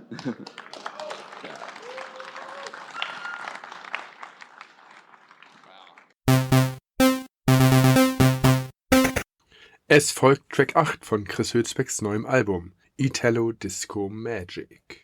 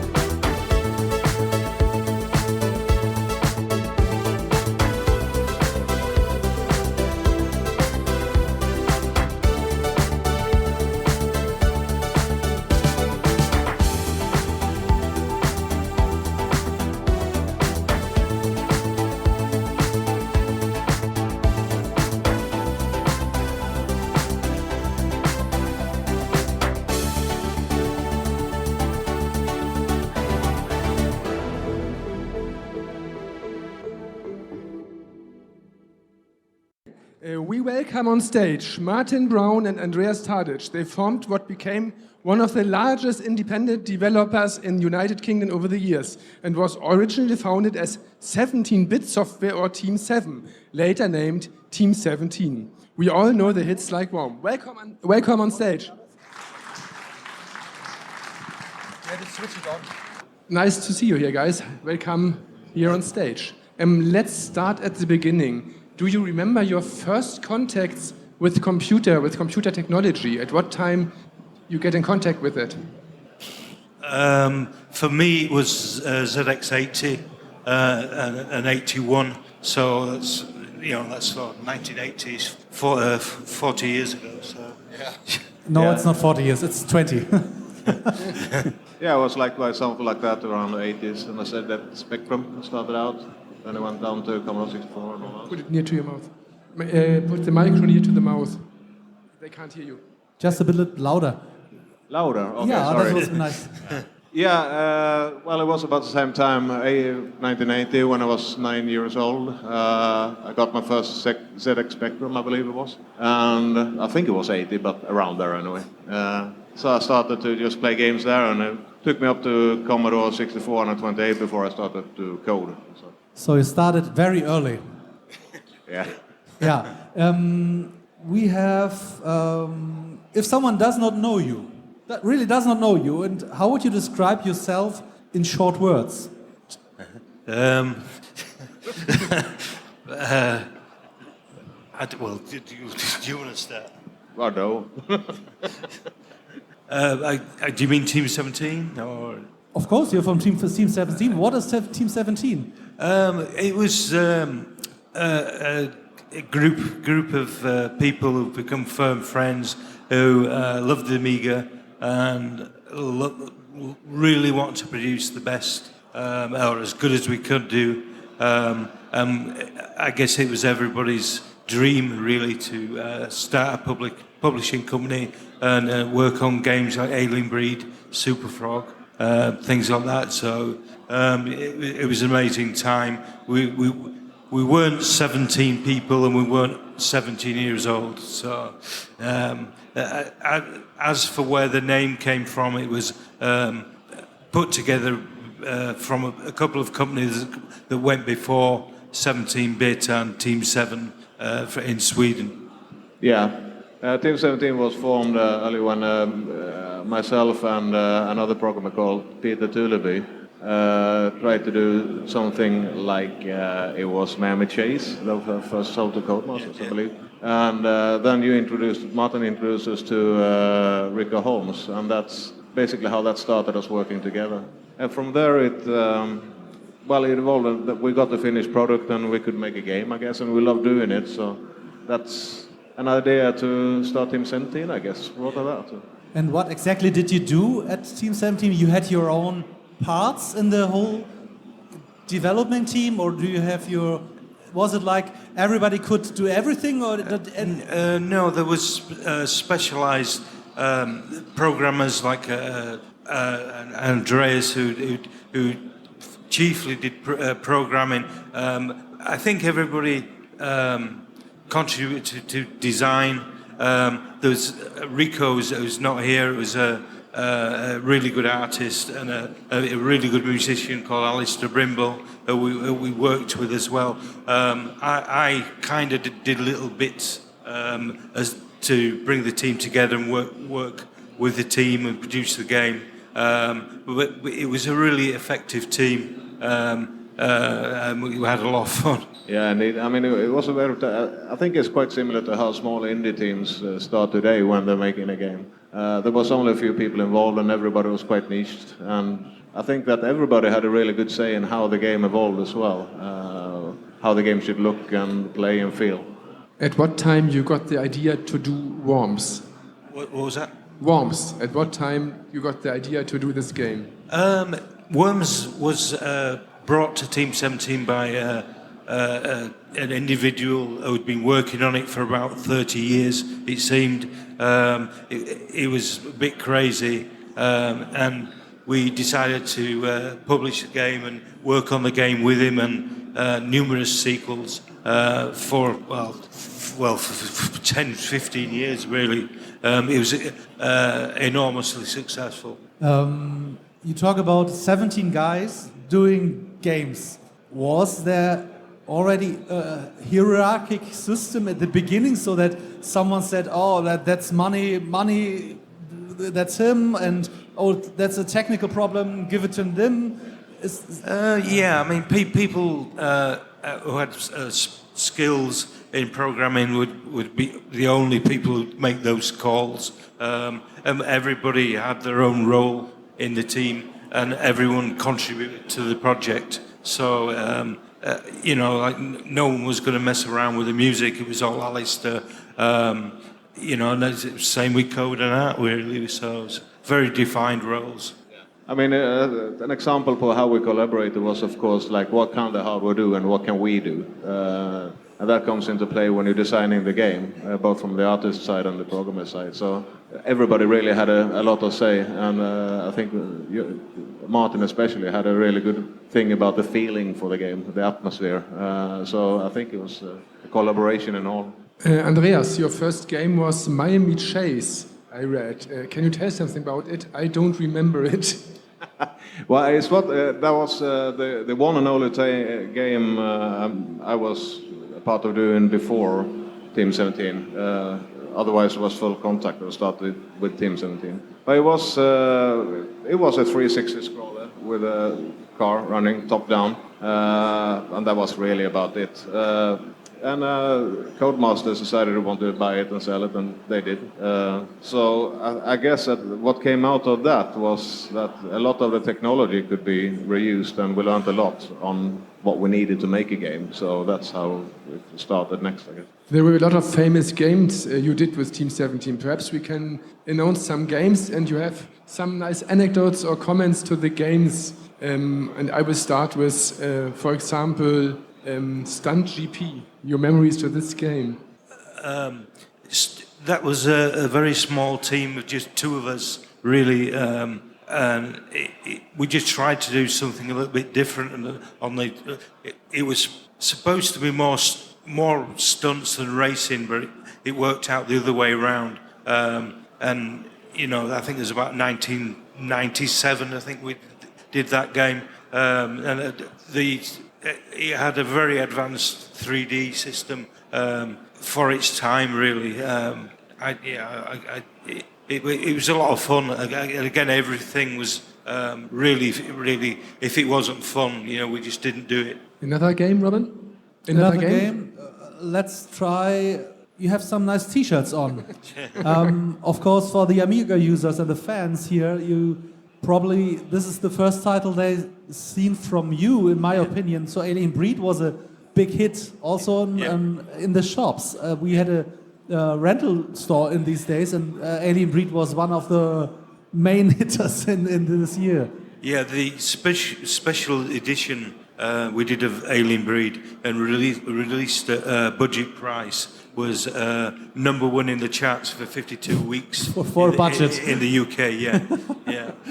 Before budget, yeah. So, it was. I think it still holds that record in the UK, so something quite proud of. And I don't remember it correctly, but it must have a good copy protection, otherwise it won't be in the charts so long. I think one of the ways we got around piracy was terrible on Amiga, really. But for some reason, when we did the titles cheaper than normal price at £10, they would sell like crazy. So we started doing more at a lower cost because it was the only way to gain an advantage on Amiga. So. Was that one thing on Team 17 which was the main thing for it, that Team 17 got so big that you also never tried to sell for the full price? In some games you just pick the lower price. Just in Germany it was $49.99 for a full price game, or even $19.99 for the small box games you like Quackshot and something like this. Was it a part of the success? I think so. It was. We talked with the people doing the distribution, and we tried new things, really to gain an advantage and a sales advantage and get the games into people's hands. Then there was Super Frog. Your memories to this nice little game? Sorry. Super Frog. Yes. Your memories to that nice little game? I didn't hear that. I'm sorry. What was it? Your memories to the game Super Frog. It was from Team 17. Yeah. Yeah. Was it nice to code it, produce it? Who did it? Wasn't it a nice game for us? So, your story about Super Frog. My story about Super Frog. I guess that. I mean, sorry about that. My hearing. Yeah, it's horrible. Yeah, I know.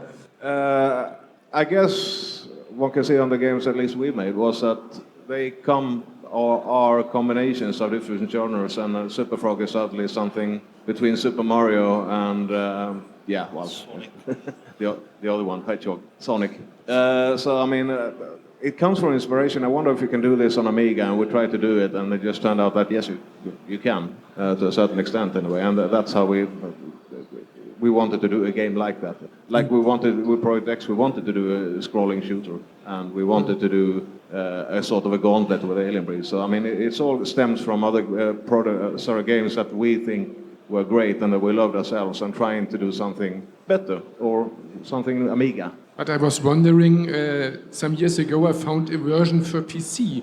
Did you did it? Did the version, or was it another company who did the PC conversion? PC conversion? Yeah, but the conversions were handled out of house. Another team did them because the PC market at that time was tiny, and it wasn't something we were really interested in ourselves. But at that time, PC action games were very rare. There are not so much action games, and we were totally astonished about a game like this on a PC, which of course was an Amiga, a normal game. And it was playable, it was okay. The PC conversion was a good conversion. Yeah.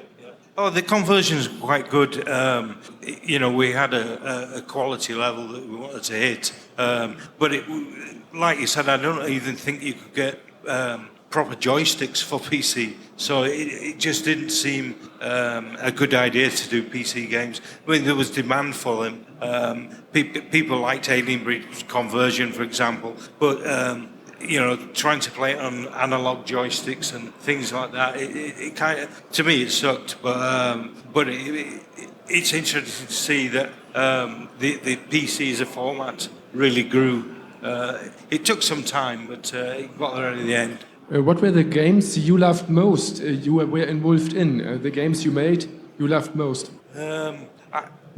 I still think Alien Breed, the first game, is because it was the first, and everything came together with the team, and we could realise as dreams really what we wanted to do.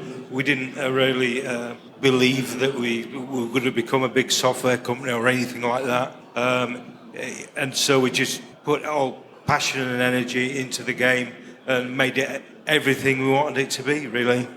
Yeah, I was about to say, I mean, our first game was a full contact, but it was definitely, for me, was Alien Breed that just really kicked things off, because you went in and wanted to do this with full confidence. You had a really good idea what you wanted to do, and on my personal side, obviously, you had the technology, you wanted to get started, I was just ready to go. So it was really, it's possibly the most fun project I think I've ever done. So it was really, really good time doing that. And also I didn't have to do pretty much anything for the special editions, I just sold. And how difficult it was for you with that small and nice ideas and characters like a super frog, which is why you choose a frog instead of anything else. It's okay, but then it turns out to become a reality that you have to think of three-dimensional. How does you and your friends affect 3D, the change in minds of making a game, which looked flat and nice, and the Amiga could easily work with it in 2D? I think technology drove the game content more than anything.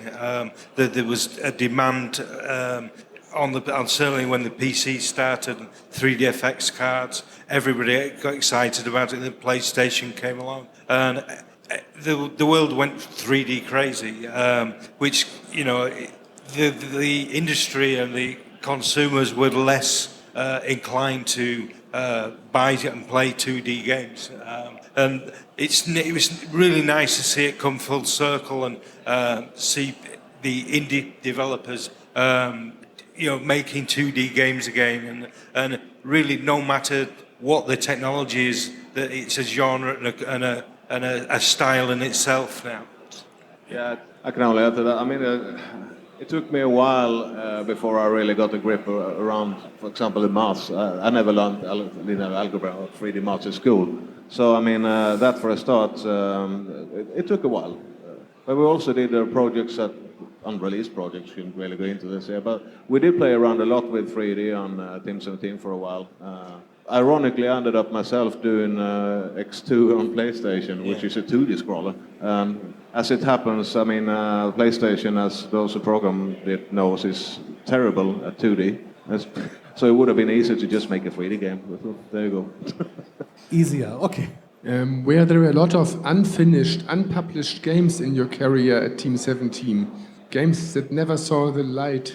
There was two or three, yeah. I mean, it's sometimes whatever you planned doesn't work out. The game isn't going great, so we just decided not to publish it because it costs a lot of money to publish it and do all that, and the team can be working on the next game, really. You remember any more games or any more products that were not published? Within Team 17? Do you mean after I worked at Team 17, or? Yeah, Team 17 has a long period of working. No, the games I worked on, the last game I worked on Team 17 was X2 on PlayStation. Then I ended up doing some engine coding, and then I moved back to Sweden. So. You said PlayStation. How hard was it to switch from Amiga to PlayStation or other consoles? It's not as hard as one would believe, because having starting to understand programming with Amiga was really cool in the way that you have your customs chips, you have parallelism and all that. So to switch to something like PlayStation that obviously also had that, to use the customized chips wasn't that difficult. I think what was difficult in the beginning was more the immature tools that you used to develop. But otherwise, no, I don't think that switch was too hard. Would anybody of you be able or willing to do an Amiga game again, if possible? What's that? If you want, if it's possible that you will create an Amiga game again in the future. A lot of new games are out for old computers. Do you see it? What Patrick is asking? Do you see a chance for a reunited game team for an Amiga game? Well, I think we were only talking about that earlier, and we very fondly remember the time in the early 90s doing Amiga games, and the whole programming community was great. And I think it would be great to have a small team working with something like Amiga again, and not a big, huge, complex 3D games. It would be that have 20, 30, 40 bloody thousand people working on it. You know, it was better when it was you all knew what you were doing and you all contributed. Yeah, indeed. I mean, the time between 90s and zeros. I mean, that was just magic, and I don't think in that context you can get it back. The market was completely different. The whole computer world looked completely different with games and everything. And I really, really enjoyed that. And today is just really, really different. But if you do anything, you do it on a hobby basis, and if it turns out to something, it does. But we also have different lives today, and it's difficult to just sit and say that you might or might not do anything. You never know. From my point of view, may I say that the heart of Team 17 is 2D? Is that correct? Would you say that is I think it was just born by the technology of the Amiga, and it suited the games. And at the time in the arcades in the early 90s, everything was 2D. So that was most of our inspiration, really, and the sort of look and feel that we wanted our games to have. And we also had obviously limited resources. We have one artist, one code, one coder, one programmer type thing. So there was only so much that we could do, but we made sure that we did everything we could on the Amiga. We used every ounce of it. What are you doing now? I read that Martin left the studio in 2011. What are you both doing now? I started a consultancy working with other developers. I worked with Double 11 and a couple of other companies in the UK, and I started a small publishing company that worked on football games. So we did like New Star Soccer, which is really, really popular. And Simon, who's the sole programmer of that, did an American football game, which was top of the iPhone charts in the US for ages. And people in the US can't believe it was American football written by an Englishman. Blasphemic. But stands for your forge technique and for engineering and for and what have you Andreas? done? What have you done now? Well, after Team 17, I ran my own company that was, ironically enough, doing quite a bit of stuff for Team 17. Because I decided to move back to Sweden early 2000s. And then I ended up in Stockholm in Avalanche Studios, and I was quite heavily involved in Just Cause 2 series, which is a 3D action. And that was really good fun to do. And that was I'd say my first real encounter with 3D in a project. I had been doing before as well, but this was a full-blown ongoing project, and that taught me a lot. So I stayed there for about 7 years, and then I moved on to King for a couple of years, because I found it at that time. This was when mobiles are getting really popular, and I didn't know anything about mobiles really, or the market, and I was keen to learn a bit about that. So, and then 4 years ago, I started at Unity, because my love has fallen back into doing down to low-level coding, and I love doing that there. So that's what I'm doing now. Did you collect all your games? Do you both have a collection of the things you were involved? The games you were involved, did you collect them? Do you have them at home? Have you all your games you did in a shelf, for example, or did you play them? Unfortunately not. I mean, in the Team 17 terms, I think there was 50, 60 games over quite a long period, and I foolishly didn't start a library of our games, because when the game was finished, usually we just moved on to the next one. But through emulation, I'm happy to still play the games, sort of thing. So play them like that, and I don't have any shelves big enough for all the games. No, I rarely play. I mean, I've been on emulators. Unfortunately, don't have an Amiga right now. I've been playing a bit of Alien Breed, but also other titles. You tend to go back to some stuff to see how it was, and was it really like you remembered it and that. And it's really good fun when it actually it is. But otherwise nowadays I play. I got 2 young daughters now, so I play Super Mario on Nintendo Switch, the 2D version. Because that's what everybody prefers, apparently. From a modern point of view, what do you see what is the difference between the 90s and the 22s or 2020s in games industry and in customers or in players? I think the attention span is really short. So you have to make things spectacular and look absolutely great from the off. It's got to be usually motion picture quality, things like that. I mean, we never dream of if you looked at say console games today, we'd have never started, would know where to start. if there were only 3 or 4 of us making the game. So we were very lucky that we were at the age and had the skills, and the Amiga was there, and it made for a level playing field.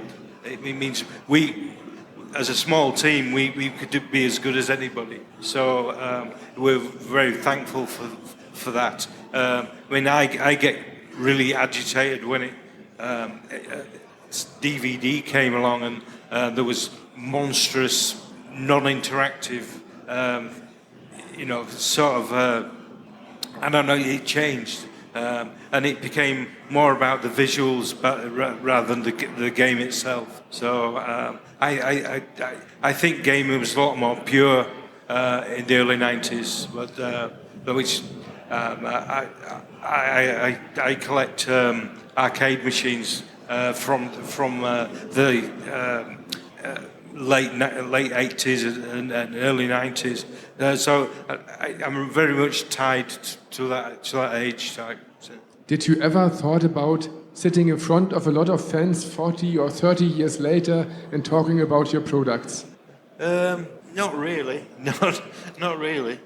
What was the question? How is it for you to talk about things that are 20, 30 years ago, and the people are listening and they remember the things from the last decade, from the last century? Perhaps knowing the past better than you.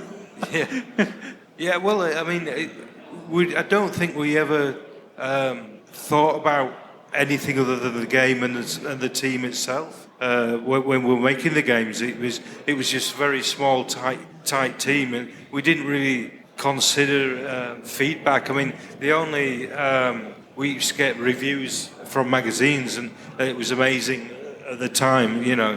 That we thought we'd sort of hit it when we were appearing in magazines and on front covers and things, and we attended a show in early 90s, me and Andreas, and we ended up getting very drunk, and a lot of people kept coming up and talking to us, which I think that was the first time we'd sort of witnessed fans of our games seeing us in real life. So, I mean, this was all before the internet, It's hard to imagine there was a world without internet, but and we, despite there being no internet, we, as a team, we were very disparate. I mean, Andreas and Rico were in Sweden, and we were near Leeds in the UK, and the musician was 500 miles away, hanging out with a sheep in Cornwall. So. Honestly, I don't know what to add to that, because that's exactly what you said, basically. Perhaps there are some questions from the audience. Now we will give you the chance to ask questions. Anybody wants to know the... Come here. Yeah. Hello, Martin. Hello. Wie war noch der zweite Vorname? Hello, Andreas. Hello, Martin. I have a question about the Amiga time. At the time when you produce Amiga games for Team 17, what was the most expensive project, you think? Was it Super Fork or Project X? What was the most expensive? I don't know. We, rightly or wrongly, never considered any kind of budget. It was just, we started the game, knew what we wanted to do, and it was finished when it was finished. That's it. There was no budget. Whereas in modern times, it's very different. It's a very financial approach, and everything has got to be counted. And that, I don't think there's any conversations about what X cost and Y cost. It was just about making it as good as it can be.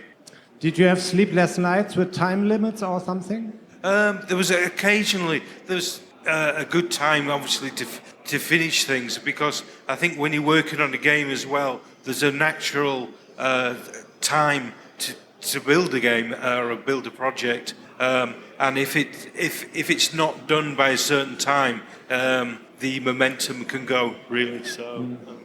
Do you think that the Worms nowadays on PS4 or PS5 is the only game who catch the character of the Team 17 game, the only which still exists, or I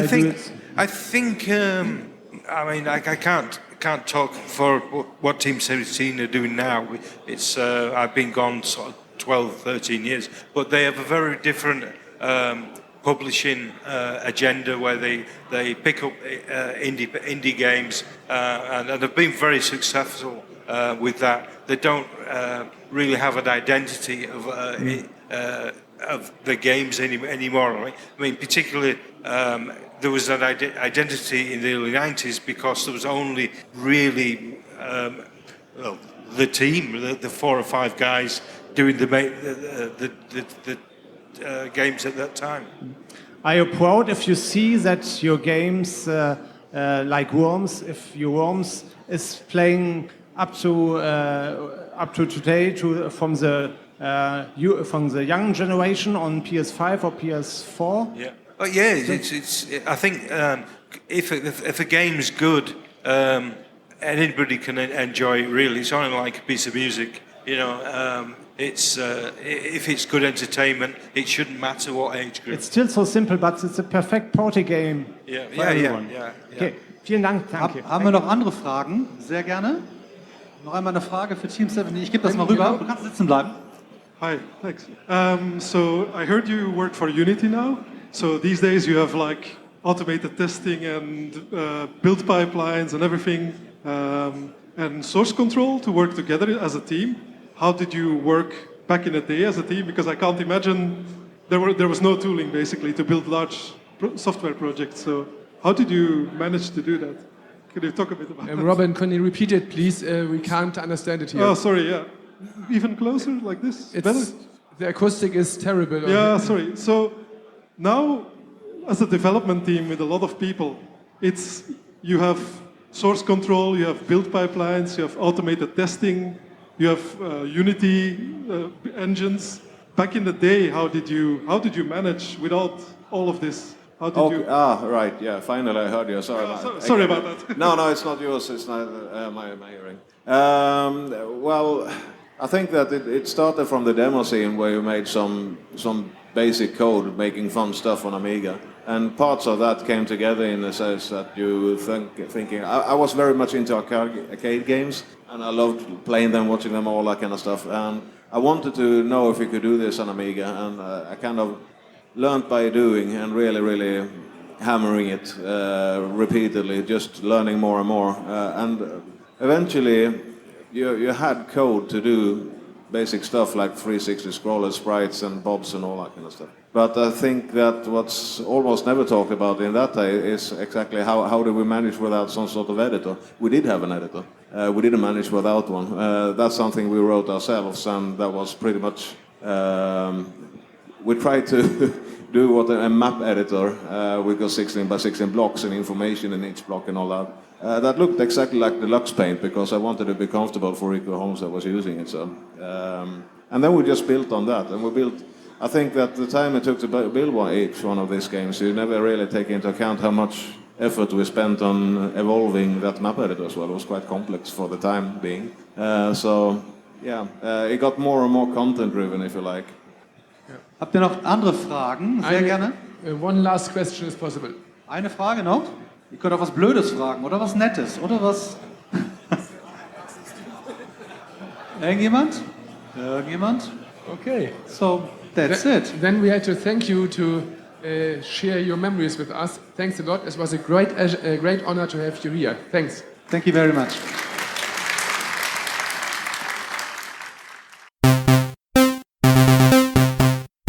Es folgt das Stück Generations von Chris Hützbeck.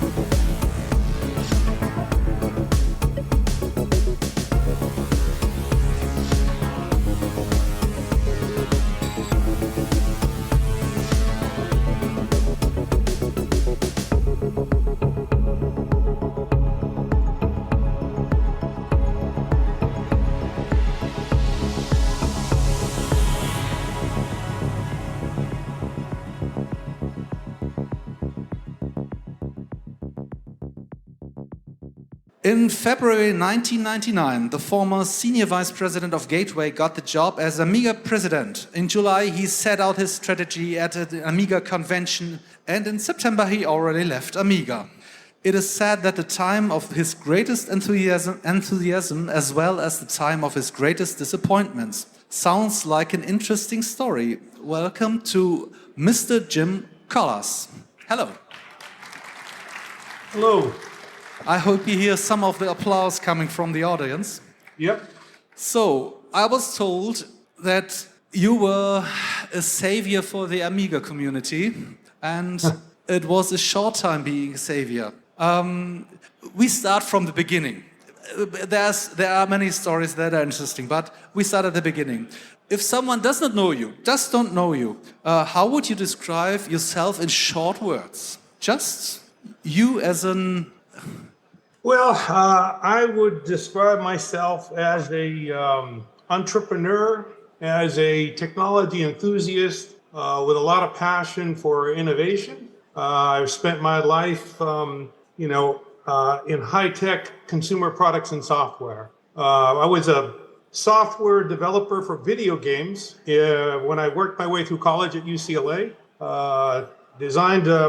Designed video games for the Atari 2600, the Commodore, and the TRS-80, and ended up at Gateway. They acquired a PC company I had started, and I became the senior vice president and CTO and in charge of all the products for Gateway between 1992 and 1998. Mm-hmm. And how was your first contact to technology itself? Someone calling himself an enthusiast must have been contacted very early with technology. I'm sorry, I couldn't hear that. The question again? The question again is somebody, if you call yourself an enthusiast, a technology enthusiast, how was your first contacts with technology itself? Must be very early or very hard-hitting like... Now remember, I'm a lot older, pretty old from a technology standpoint. So the first technology was at UCLA, programming computer systems, but probably where my passion came was the first job I had was programming video games for the Atari 2600, writing in assembly language, 6502. And I used to finish up my studies at UCLA and have dinner and then go at night and spend 4, 5, 6 hours every night programming video games. And I thought it was the most amazing thing in the world to create something out of nothing. So that was my start, the passion of technology. And the way to going from then to Gateway, it was just you know how that stuff worked, how customers would buy by knowing you have to be the first one having the biggest and the best, or what was your way to that type of leadership? Well, the passion was creating things that could really affect consumers. And by the way, I got a first glance at the Amiga computer, the Amiga game system, and somewhere around 1985, 1986, the prototype, the prototype was in the size of about a briefcase. And they brought it to the company I was programming for. And I had a chance to do a little bit of programming. It wasn't in production yet. And again, I could see where future of computers were going. And when I came out of college, I decided the PC market was taking off and I wanted to apply all my efforts on PCs. So I started a company and I switched to doing mostly hardware design. And, the goal is to find, things that I think consumers will be passionate about and then apply technology to them. My opinion is that it's not technology that's exciting. It's how technology gets applied to the consumer. The actual productization of technology is what gets exciting. So I went to Gateway because it was they acquired my company. And Gateway was a very exciting company starting and taking off. And we ended up, in 7 years, we grew spectacularly, became a public company. But in 1998, I think Gateway had lost its way on innovation. They were not interested in doing exciting things, I think, for enthusiasts in the community. And that's where I looked at the Amiga opportunity, because Gateway had acquired the Amiga assets. And unfortunately, they acquired them purely for the intellectual property that Amiga had. But I saw, when I reviewed the Amiga assets and what was there, I was so surprised with the community that still existed in 1998 that I thought, this is an amazing opportunity, an amazing brand, an amazing community. I would love to take it and create a new vision for Amiga, create a vision, for the future. Yeah, I had something found out that the managers for product strategy and for sales and marketing remained in the current positions was by the name of Jeff Schindler and Petro Tischenko. And in the community, they said, you were the man they've been waiting for. So the stakes were high and you were so, as an enthusiast, I love that name because it would fit to Amiga. And so you got you got your position as an Amiga president. Was it easy was that very easy? Is it an easy way to become a president of a company which has much more than small problems? Well, I thought that the Gateway wasn't really pushing product innovation, and I actually went to the CEO of Gateway and I told him I was going to leave Gateway unless he let me take the Amiga brand and technology and assets and allowed me to create a new innovative vision, and they agreed to it. And I would say that for approximately, I forget how long it was, 6 to 9 months, it was I have to say, the most exciting time in my career. We basically took a step back and tried to figure out where's the future going, and tried to figure out what the Amiga community is, and we added advisors from the Amiga community to come in and talk about how do we launch something that can be a whole new standard, not Microsoft, but something completely new. The thought, I don't know how many people remember, but the goal was, to create an environment we called, a convergence environment where we had gaming systems for TVs and desktop PCs and tablets and smartphones, all connected together around a new operating system based on Linux. We were going to take and create a consumer version of Linux and a new, overall, user interface. And we had, we had a lot of vendors working on it. We had a lot of designers working on it. And, you can go online and see some of the conceptual work that we did early on.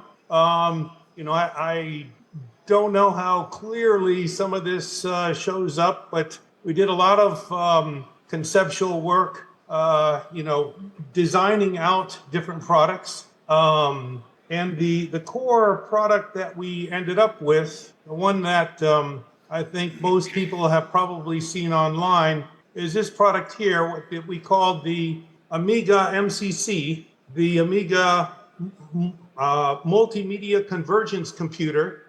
The bottom was detachable. It was meant to be used if you wanted in the living room as a gaming system, or on a desktop as a consumer desktop. And we were on the path to really launching that. Some of the advanced things we were looking at, of course, we did see at that time that you needed one operating system across everything, tablets and phones, and the gaming console at that time was very much like the concept of the Xbox, using a similar operating system as the Amiga main one. And we also had concepts of a micro-payment system that would allow software developers to get a little bit of money on all their software as it was used, very much like the Apple Store today, allowing app developers to make money. And it was a very exciting vision. And it was extremely unfortunate. It was one of the lowest points of my career is when I had to leave Amiga. And not that many people know the story completely, but what happened was Gateway was being run by a CEO that Ted had brought in that was from AT&T, very bureaucratic, big executive, didn't understand innovation or products or technology or passion. And I felt that Gateway would kill the Amiga vision if they were too involved. So I took a gamble and I basically said, I will continue to launch Amiga, but I wanted to get outside funding and I wanted to make sure Gateway was less than 50% of the company. And I drew a line because I felt that I had the leverage to pull it off, to break away completely from Gateway, so we had no interference from a company I felt was not going to be innovative. And it was one of the biggest miscalculations of my life, because what happened was the CEO didn't really care about success. He was just very spiteful, and he decided he would rather kill the Amiga project than let me take it and run with it outside of Amiga. I mean, outside of Gateway. And it was very depressing for me. And I was trying to, it was a difficult decision, because my thought was, if Gateway stayed in control, if they were control of the board of the company, if their executives were influencing, I believe we would not have been able to carry out the vision. And my thought was, I did not want to waste my time basically stifling a great vision and wasting my career. And I really wanted to break it free and make it a great company again. And it got turned down. And so I left for that reason. You told so much things I just want to have in a timeline, but I just want to say, at July 1999 at the World of Amiga in London, Jim Collins had and his team once again set out their strategy, and in September 1999 the Amiga course strikes again. Jim Collins leaves Amiga Incorporated after Microsoft put pressure on Amiga's parent company Gateway to change course. Amiga takeover by Gateway 2000 and Jim Collins' sudden departure. Is that in short terms a bit harsh saying that in this way? Or you just mentioned it was like you going to the CEO, tell him of your ideas, and he cancelled it just because you thought you have too much, it was a bit like a step too far? You've gone there? No, I think the CEO at that time, which was not the founder of Gateway, the CEO was someone that Ted Waite, the founder of Gateway, had brought in. And we were butting heads because I wanted to create something that was completely separate, and he didn't have any interest. And it wasn't that he didn't care for the strategy at all. He didn't really pay much attention to it. He, for some reason, I think he just did not want Amiga to be independent. He was a very controlling executive. He did not want Amiga to be independent. But part of the reason I left Gateway to go to Amiga is because I feel that he did not have a good vision for products and that he was stifling Gateway. And by the way, just to let you know, that CEO was fired 6 months later, and Gateway stock had fallen from $85 down to $8 a share. They lost 80% of their value. So my biggest mistake and the biggest learning I got out of that was I should have just waited. Because he would have been gone in 6 months. And so that to this day, probably once a month or so, I think about the mistake I made. I should have just waited and waited him out, and then we could have continued. But what happened was I basically gave him an ultimatum. Let us be independent or I'm leaving. And he basically said, I'm not going to let you be independent. And by the way, all this happened while Ted Waite, the founder of Gateway and someone who I was very close to, was on vacation for 3 weeks. And so the CEO of Gateway pulled all this off to push me out while Ted was not around. That sounds so horrible. Like in Wolf of Wall Street, there are some moments like this, and I couldn't even imagine that this happens in late 1990s. Yeah. Very strange. So for our people here in the audience, you could have been in a better position if you just waited until CEO gets cut off some month later. But it could also be the way perhaps he had said yes, and then he has he will throw off of the position, and then the next one says, "Oh, but we don't want Amiga." So it could be one hand or the other. It could be both sides of the story. So Amiga was just on the brink of being something or not. Yeah. I see you. I see you as a more like somebody who has ideas and wants to have a future for something, and that's not very common in that type of leadership. I agree. What are you doing now? Since we have 2022, well, still in business. I think that the Amiga experience had a lot more effect on me than it was a very, very difficult thing for me. So I decided to just shift industries. I just didn't want to think about PCs or gaming, so I shifted tried to shift into the internet. And I launched a venture incubator to start new companies in the internet in 2000, which was a horrible time, of course, with the internet. So that didn't work as well as I'd like. The internet bubble burst. And then about 15 years ago, I decided to shift into digital banking and financial technology and payments because I saw a big opportunity there. So right now I run a company that builds digital banks and payment products. So, if anyone ever wants to build an Amiga digital bank with a payment card, I'm the guy, but that's the only thing I do from a technology standpoint right now. Do you still feel your heart beating when you see an Amiga logo somewhere or a Commodore logo somewhere? What's that?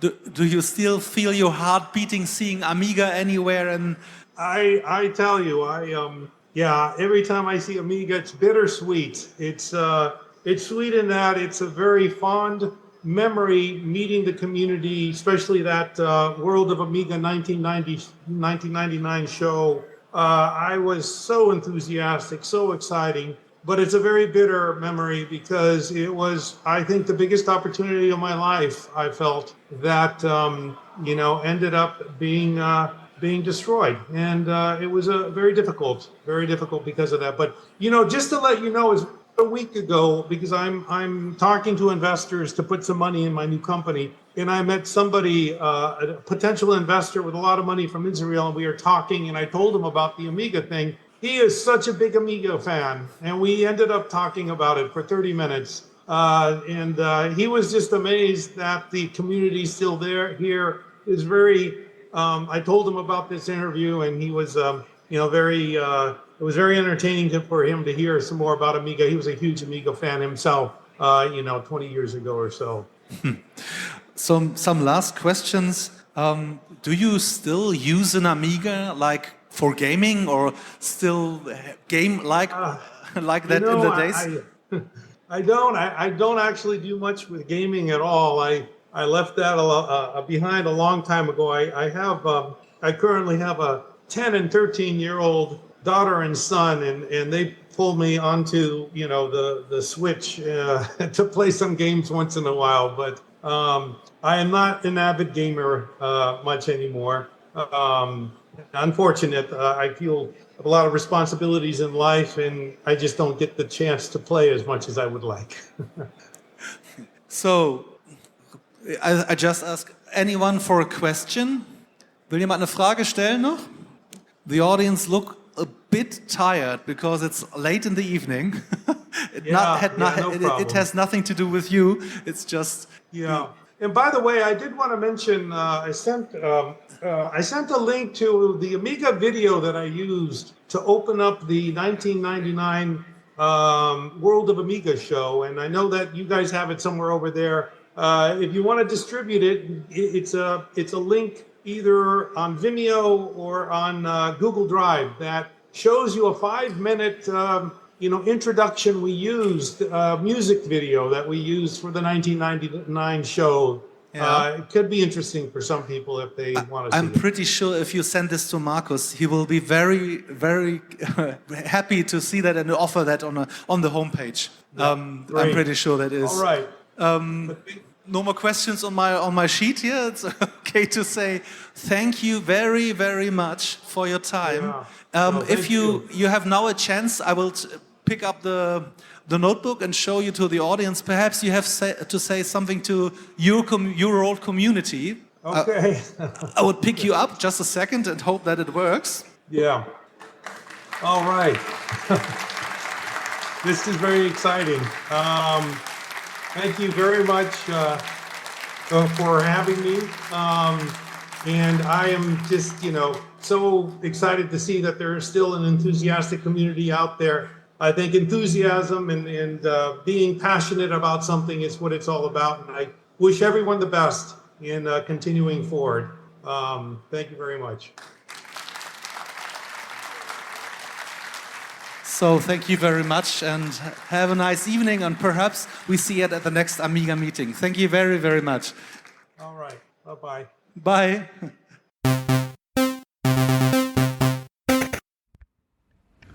So, die Panels sind vorbei, die habt ihr jetzt gehört. Zum Glück war die Qualität ja sehr gut. Wir haben direkt vom Mischpult aufnehmen können. So gut wie ihr es jetzt gehört habt, hat es keiner bei der Live-Veranstaltung mitbekommen. Ja, und danach ging es sozusagen nahtlos weiter. Wir haben erstmal noch einen richtig schönen Abschluss im Brauhaus gehabt, Robin. Da gab es gutes Essen und auch viele gute Gespräche. Denn wir haben den DACH-Tisch erzeugt. Falls ihr nicht wisst, was DACH ist, das ist... Wir haben alle Länder zugelassen. Deutschland, Österreich und die Schweiz. Erst haben wir uns mit 4 Österreichern rumgeplagt. Liebe Grüße an Andreas. Und dann haben wir noch einen Schweizer dazu bekommen, der sich einfach dazu gesetzt hat. Und dachte ich, ach, wie lustig. Jetzt fehlt noch jemand irgendwie aus Liechtenstein, dann hätten wir dann den kompletten Kreis. Naja, auf jeden Fall war das ein netter Ausklingen des Abends. Ihr habt ja wahrscheinlich in den Panels schon gehört, das war auch alles ziemlich lang. Und ich habe mich dann irgendwann gefreut, dass ich mich einfach hinsetzen kann, was essen und trinken kann und einfach mal runterkommen kann. Und im Brauhaus war wirklich die Qualität des Essens sehr, sehr gut. Und wir haben da wirklich entspannen können, ein bisschen runterfahren können. Und John Hare hat noch ein kleines Ständchen gebracht, wollte ich gerade sagen, sozusagen a cappella mit Gitarre, das war auch sehr charmant. Und wir haben auch Petruschenko noch kurz getroffen und einige andere von den Legenden, die wir auch am Tag interviewt hatten. Das war wirklich schön, um runterzukommen. Und eigentlich denkt man ja dann, alles ist zu Ende. Und ja, dann ging es in den Club. Denn im Club 42, oder wie heißt es einfach nur 42, da haben wir dann die Aftershow-Party sozusagen gehabt. Und das war wiederum was ganz anderes, denn das war nicht nur ein Club-Feeling, das war sogar ein richtiger Club. Und da haben wir dann einer kleinen Legende zugehört, nämlich Chris Hülsbeck, wobei eigentlich ist er eine lange Legende und eine große und eine alte Legende. Aber der hat ein paar Stücke von seinem neuen Patreon-Album abgespielt, live gespielt, und das war zusammen mit Patrick Nevian, und das war auf jeden Fall sehr untypisch wahrscheinlich für den Club, weil das waren sehr ruhige Momente. Andächtig standen sie alle vor Chris Hülsbeck und lauschten seinen sphärischen Klängen. Ja, aber dann ging es richtig ab. Dann kamen die Fastloaders, eine Rockband, die Retro-Musik spielt, und für den Abend haben sie sich Amiga-Stücke vorgenommen. Ich kenne die Jungs schon von diversen Auftritten im Ausland, wo ich war. Ich habe sie auch mal in England interviewt damals, und ich habe auch das legendäre Last-Ninja-Konzert mit Thematisch live erleben dürfen in England. Und ich fand das richtig toll, dass die auch jetzt hier waren. Das wusste ich gar nicht, denn ich wollte dieses Jahr ja eigentlich nach Bergen und da auch den Musikern lauschen, aber die Reise nach Norwegen wäre nicht finanzierbar gewesen für den kurzen Trip. Und jetzt gab es hier für mich zumindest so ein kleines Bergen-Light und tolle Rockband. Also die Fastloaders sind wirklich toll. Sie haben natürlich diesmal nur Amiga-Stücke gespielt, was sehr passend ist, aber ich mag natürlich auch ihre 64er-Umsetzung. Ja, und dann gab es eigentlich nochmal wirklich das Highlight des Abends. Das war schon wieder eine Sternstunde für die Retro-Szene, würde ich sagen, denn dann betrat John Hare die Bühne und gab ein paar ein paar Cannon-Fodder-Stücke zum Besten, zusammen mit den Fastloaders. Und das war nicht überraschend, aber doch überraschend. Denn erstmal muss man sagen, dass er überhaupt den Mut hat, ein Lied wie War Has Never Been So Much Fun in der aktuellen Situation zu spielen. Muss man aber sagen, Engländer sehen das Ganze auch immer anders, und ich glaube auch wesentlich lockerer, als wir das sehen. Und er hat es halt zusammen mit den Fastloaders gespielt in einer sehr rockigen Fassung. Rockigen Fassung. Und natürlich dann der Reggae, weil das ist ja eigentlich ein Reggae-Lied. Das habt ihr auch im Panel gehört, dass mir wieder so einfiel, dass das ja tatsächlich ein Reggae-Song ist. Ja, und das war wirklich mit so viel Energie gespielt und gesungen. Das werden wir auch bei YouTube verlinken. Patrick hat das aufgenommen. Und ich habe mich in die erste Reihe durchgekämpft wie ein Groupie und habe alles mitgefilmt. Wir spielen ja alle noch mal kurz, wahrscheinlich mal ein paar Sekündchen an, aber ihr könnt auf YouTube dann mal das ganze Lied hören. Und man muss sagen, John Hare ist echt eine Rampensau. Ich meine, wir wussten, dass er ein cooler Typ ist, aber er stand da erst an der Bühne, wartete auf seinen Auftritt und wirkte etwas, ja, wenig phlegmatisch sagen, aber schon übermüdet und dann ging er auf die Bühne und hat die Sau rausgelassen und geil. Also ich muss sagen, das war eine kleine Sternstunde auf jeden Fall und hat mich sehr, wie gesagt, an diese Konzerte mit den Fast Loaders in England erinnert, mit Decklish, Matt Gray und Co. Und das kann man in dieser Reihe mit aufzählen. Das war wie ein Back-in-Time-Live-Event und eigentlich wollten wir viel früher ins Hotel, wo wir jetzt wieder angekommen sind, aber das durfte man sich nicht entgehen lassen, wenn John Hare abrockt, das hatte was auf jeden Fall. Ja, morgen, also von heute aus gesehen morgen, oder wir können sagen gleich, gibt es noch ein paar andere Panels. Wir müssen gucken, welche wir noch in den Podcast mit reinnehmen. Wir gucken mal, was interessant für euch ist. Aber wir können ja schon mal hier als kleines Resümee uns wirklich nochmal bei einigen Leuten bedanken, die uns unterstützt haben, Robin. Ja, auf jeden Fall als erstes Stefan und Michaela, die uns den ganzen Tag heute geholfen haben, das zu machen, was wir eigentlich machen wollten. Denn wir wollten ja alles 3 gleichzeitig machen, die Moderation. Wir wollten Werbung verteilen. Wir wollten gleichzeitig auch noch für den Podcast was aufzeichnen. Und wir haben ja aus der Location die Spiele mitgenommen für den Amiga, die wir nicht brauchen, beziehungsweise die wir nicht zwangsläufig brauchen, um einen Museumsbetrieb aufrechtzuerhalten. Ja, und die haben sich verkauft und zwar ganz gut. Also Sie haben für uns verkauft, meinst du ja? In dem Fall haben wir so gut verkauft, dass Stefan, Michaela und ja, angefangen hatte der Michael, der hat für uns den Morgen übernommen. Da müssen wir auch nochmal ein sehr großes Dankeschön abschicken, weil er hat wirklich die ersten 4 Stunden unseren Stand geschmissen und uns damit den Arsch gerettet, weil wir hätten das nicht parallel leisten können. Definitiv nicht, weil wir standen ja durchgängig auf der Bühne und haben moderiert.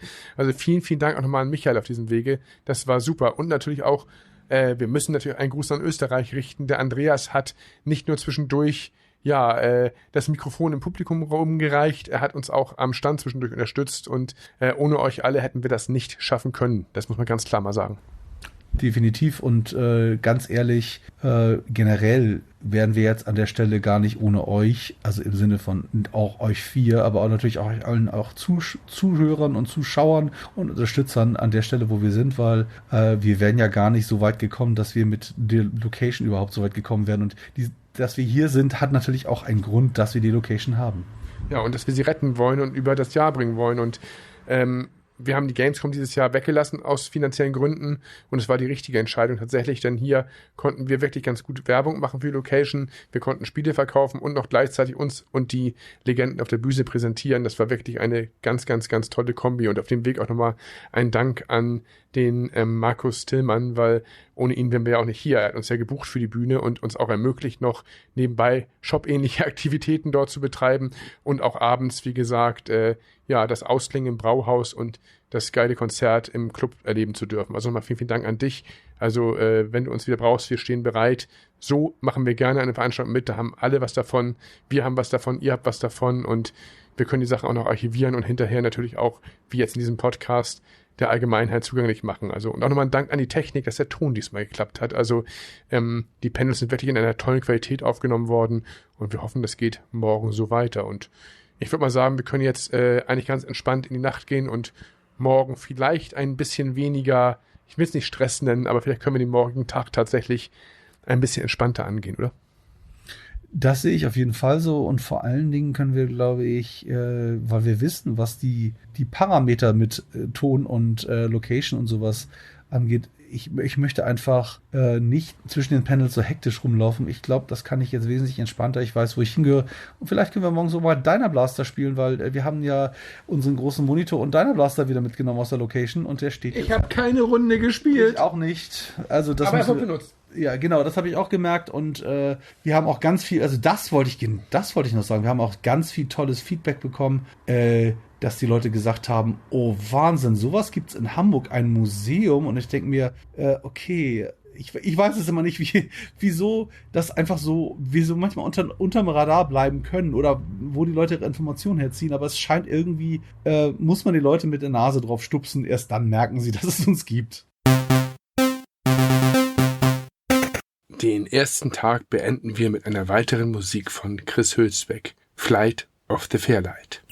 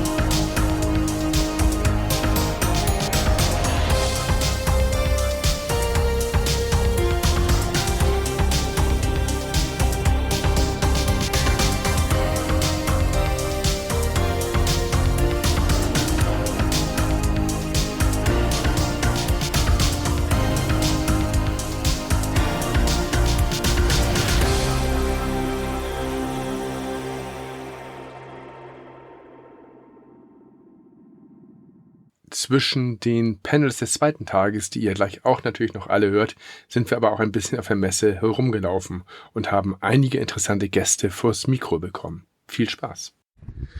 So, wir sind natürlich immer noch auf der Amiga 37 und ich habe jemand gefunden, der mit einem weißen T-Shirt und einem Amiga-Joker-Logo herläuft. Und der darf sich mal selbst vorstellen. Mit wem spreche ich denn heute? Ja, servus, mein Name ist Richard Löwenstein und ich trage dieses schöne weiße Shirt mit dem Joker-Logo drauf, weil ich früher beim Amiga Joker den Chefredakteur gemacht habe. Du hast ihn gemacht. Ja, naja, mitgemacht. Mit Würde getragen, ja? Nein, ich habe ihn als Chefredakteur mitbetreuen dürfen, so ist die korrekte Formulierung. Okay. Ja, Amiga 37, schön, dass es nach Corona mal wieder klappt. Ja. Du warst ja auch nicht ganz unproduktiv in der Zeit. Ich weiß nicht genau, das würde vielleicht nicht jeder behaupten. Meine Frau bin ich. Nein, ich hab an einem Spiel entwickelt tatsächlich. Also ich bin ja auch Autor von 2 bis 3 Amiga-Spielen aus der Reshoot-Serie und entwickle jetzt seit gut 3,5 Jahren an einem Spiel, das nennt sich Reshoot Proxima 3 und hier auf der Amiga 37 habe ich jetzt das erste Mal die Chance, das vor, sage ich mal, Community live testen zu lassen sozusagen. Ne? Und deswegen bin ich hier, deswegen finde ich die Veranstaltung auch sehr großartig und ja, und das Feedback ist super. Insofern für mich eine sehr erfolgreiche. 56 plus oder? Von außen erschallt es. Schaffen wir machen gerade ein Interview, ist es okay, wenn wir kurz... Ja, alles gut. Klar, Entschuldigung. Ich hörte, dass gewisse Bäcker es geschafft haben, schon Fehler zu finden. Also Willi Becker hat schon irgendwas zum Absturz gebracht. Was? Und das erzählt er hier in der Geschichte? Ja, natürlich. Liebevoll, oder? Ja, nee, das ist okay. Ich meine, das Spiel ist halt ein halbes Jahr von Release entfernt. Also das Release ist am 15. März 2023. Und wenn es jetzt so stabil läuft, wie es das gerade tut, und wenn genau ein Absturz passiert, ja, dann ist es schon weit über meine Erwartungen tatsächlich. Insofern. Aber ja, er hat einen Stresstest gemacht und das ist ja auch genau cool. Ja, also das ist auch der Zweck der Übung hier, zu gucken, wie die Leute so reagieren. Und wenn halt so ein Profi wie der Willi halt fast bis zum Bossgegner durchstartet, aber dann halt scheitert, so ja, am Ende des Tages. Zugegeben gebremst durch einen Bug im Spiel, dann ist es eigentlich eine coole Sache, weil das heißt, ich kann den Bug halt killen und dann ist er halt draußen. Was generell, wenn man so vergleicht zwischen Reshoot A und Reshoot Proxima 3, was würdest du sagen, was ist so das Grundlegende, was geändert wurde von dir? Naja, die Scrollrichtung, also ich meine, Reshooter oder Reshoot R ist ja ein Horizontalscroller, Proxima 3 ist ein Vertikalscroller, bevor du fragst, einfach weil ich Bock drauf hatte. Und, aber es gibt so ein paar grundsätzliche Mechaniken, die ich beibehalte, wie zum Beispiel, dass wenn du extra Waffen aufsammelst, dass sie quasi auch ein Schild darstellen. Das heißt, also, wenn du getroffen wirst, dann verlierst du eine Ausbaustufe, kannst aber weiterspielen, was so das soll so für einen relativ schönen Flow sorgen. Ja? Das heißt, du stirbst nicht, bist gleich tot, du bist irgendwie zurückversetzt, sondern kannst eigentlich immer schön weiterspielen. Davon abgesehen die Grafik ist wieder recht geil. Ich habe so ein paar neue Mechaniken drin, wie zum Beispiel eine ganz gutes Trefferfeedback, sprich wenn du Gegner triffst, dann hast du ein schön akustisches Signal, das dir auch mitteilt, wie viele Hitpoints der Gegner noch hat. Das heißt, du kannst akustisch wahrnehmen, wie oft du einen Gegner noch treffen musst, bevor er dann tatsächlich schön groß explodiert. Ich habe sehr viel Wert auf die Explosion tatsächlich gelegt, mit Partikeleffekten, alles schön groß und auch laut und ja, also das ist es so im Wesentlichen. Aber ich glaube, das wesentliche Merkmal ist ein wirklich sehr, sehr schöner Flow mit wahnsinnig vielen Objekten. So ein bisschen Arcade-Spielhallen-Feeling soll es rüberbringen. Mhm. Also du klingst sehr positiv. Bei Reshoot da war es so ein bisschen, ich weiß nicht, da warst du so, ja, das muss noch. Das klingt ja schon wirklich nach ein bisschen ausgewalzt. Das Thema scheint also wirklich 15. März dann auch zu passen. Beim Entwickeln hast du ja immer, du sagst ja 1200er, also AGA ist halt Pflicht bei dir und genau. Arbeitsspeicher. Patrick hat ja schon mal genervt wegen einer Fassung für einen Amiga 500. Hast du schon mal überlegt zumindest zu sagen, man könnte das auch mal für so einen Vanilla alten ECS Amiga? Ja, habe ich mir überlegt. Ich habe zu Patrick schon Nein gesagt. Nein, Tatsache ist, dass ich das bei Reshoot R nicht sehe, weil es technisch ein bisschen zu schwierig wäre, weil ich sehr stark auf 64 Pixel breite Sprite setze bei dem Game. Okay. Und das ist auf einem ECS Amiga halt schlichtweg nicht machbar. Das heißt, ich müsste wahnsinnig viel umbauen.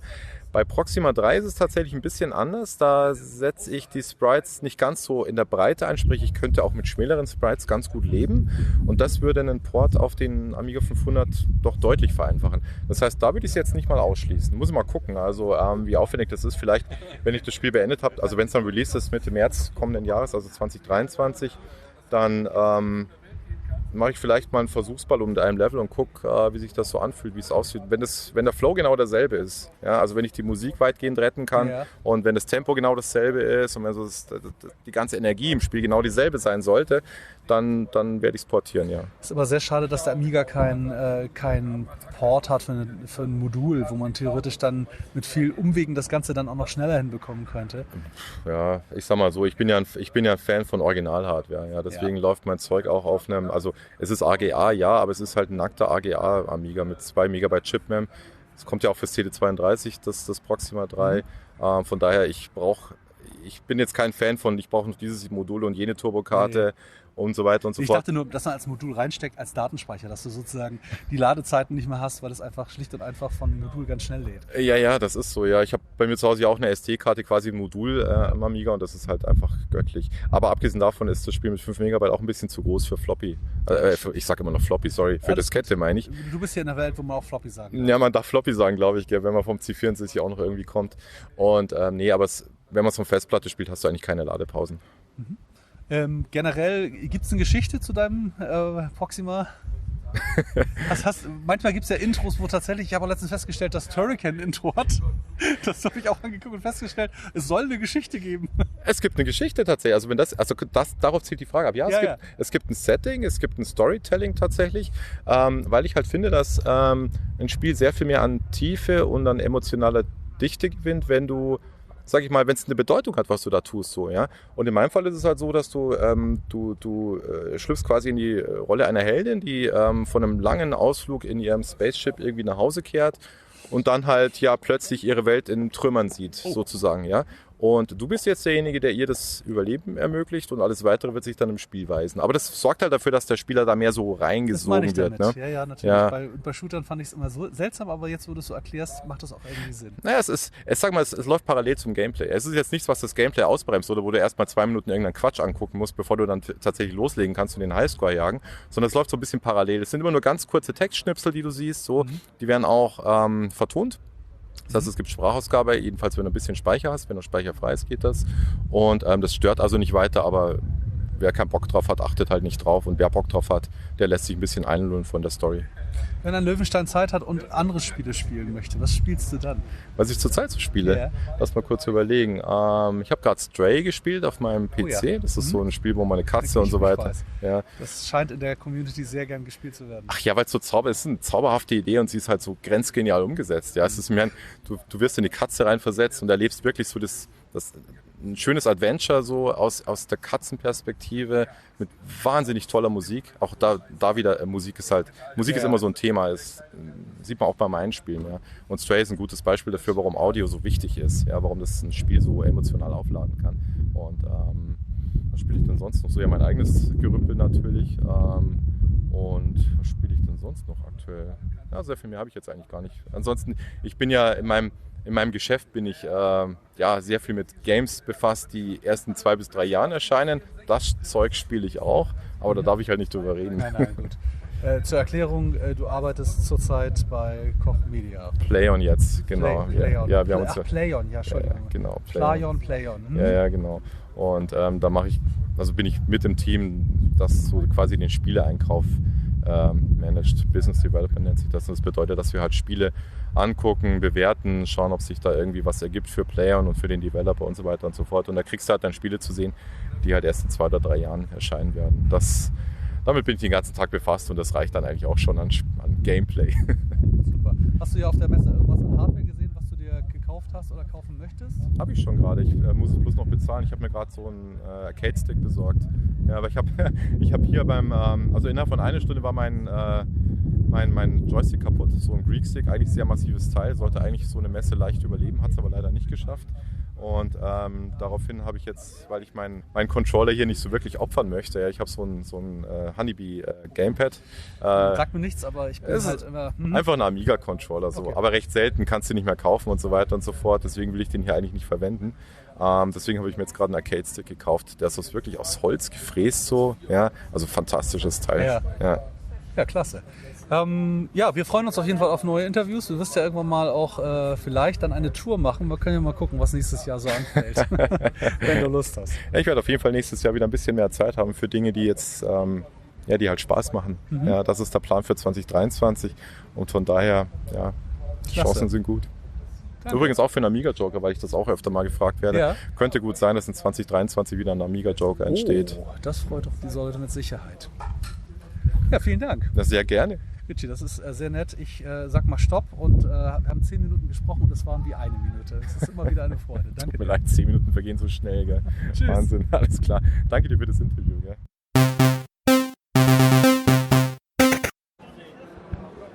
Ja, wir stehen jetzt hier, ich stehe vor der Königin, vor der Queen. Ihr wisst nicht, was es ist natürlich auch schwer für einen Podcast, aber vor mir steht die Raven Lordess, also known as Lena, and she is, jetzt spreche ich Englisch, ihr hört es schon, and she is dressed up like in battle chess. So your cosplay today has moved from Shadow of the Beast to the Queen from Battle Chess today. Why? Why the Queen today? I wanted to wear something at this Amiga event that people would recognize, but also something that has a lot of details and shows my love for the Amiga. My earlier retro game costumes have less details, but the Shadow of the Beast and the Queen, there I could really put my love for the Amiga and for these games. I could make it visible and add a lot of personal touch, and I really enjoyed making these costumes, and here they get the appreciation as well. It's really rewarding to wear them here. Also, just to say, I just remember the color of your clothes. That's the remembrance from the battle chess. That's the only thing I remember. And of course your I don't know what's the English word for it. The crown, of course, it's the crown. Yeah, yes, now I remember. What is your favorite one? Do you have a favorite one? Is it the Shadow of a Beast creature, or which one is your favorite one? Costumes. Now, especially after yesterday, I appreciate the Shadow of the Beast costume a lot more because people loved it here so much, and previously I've only worn it at Gamescom where a lot of people had no idea what it is. Currently I'm working on my third Turrican suit, so of course I like that one a lot as well because I want to make it as perfect as the games deserve. I remember you on the Gamescom where you first it was the Turrican costume. Yep. On the second or third day you moved in like a Zack McCracken? No, it was Manic Mansion character. Yes, Razor from Manic Mansion. I'm not sure what the names. Yeah. So, how many costumes do you actually have? I have 20 costumes, currently working on the 21st, and half of those are from retro games. And the others are from?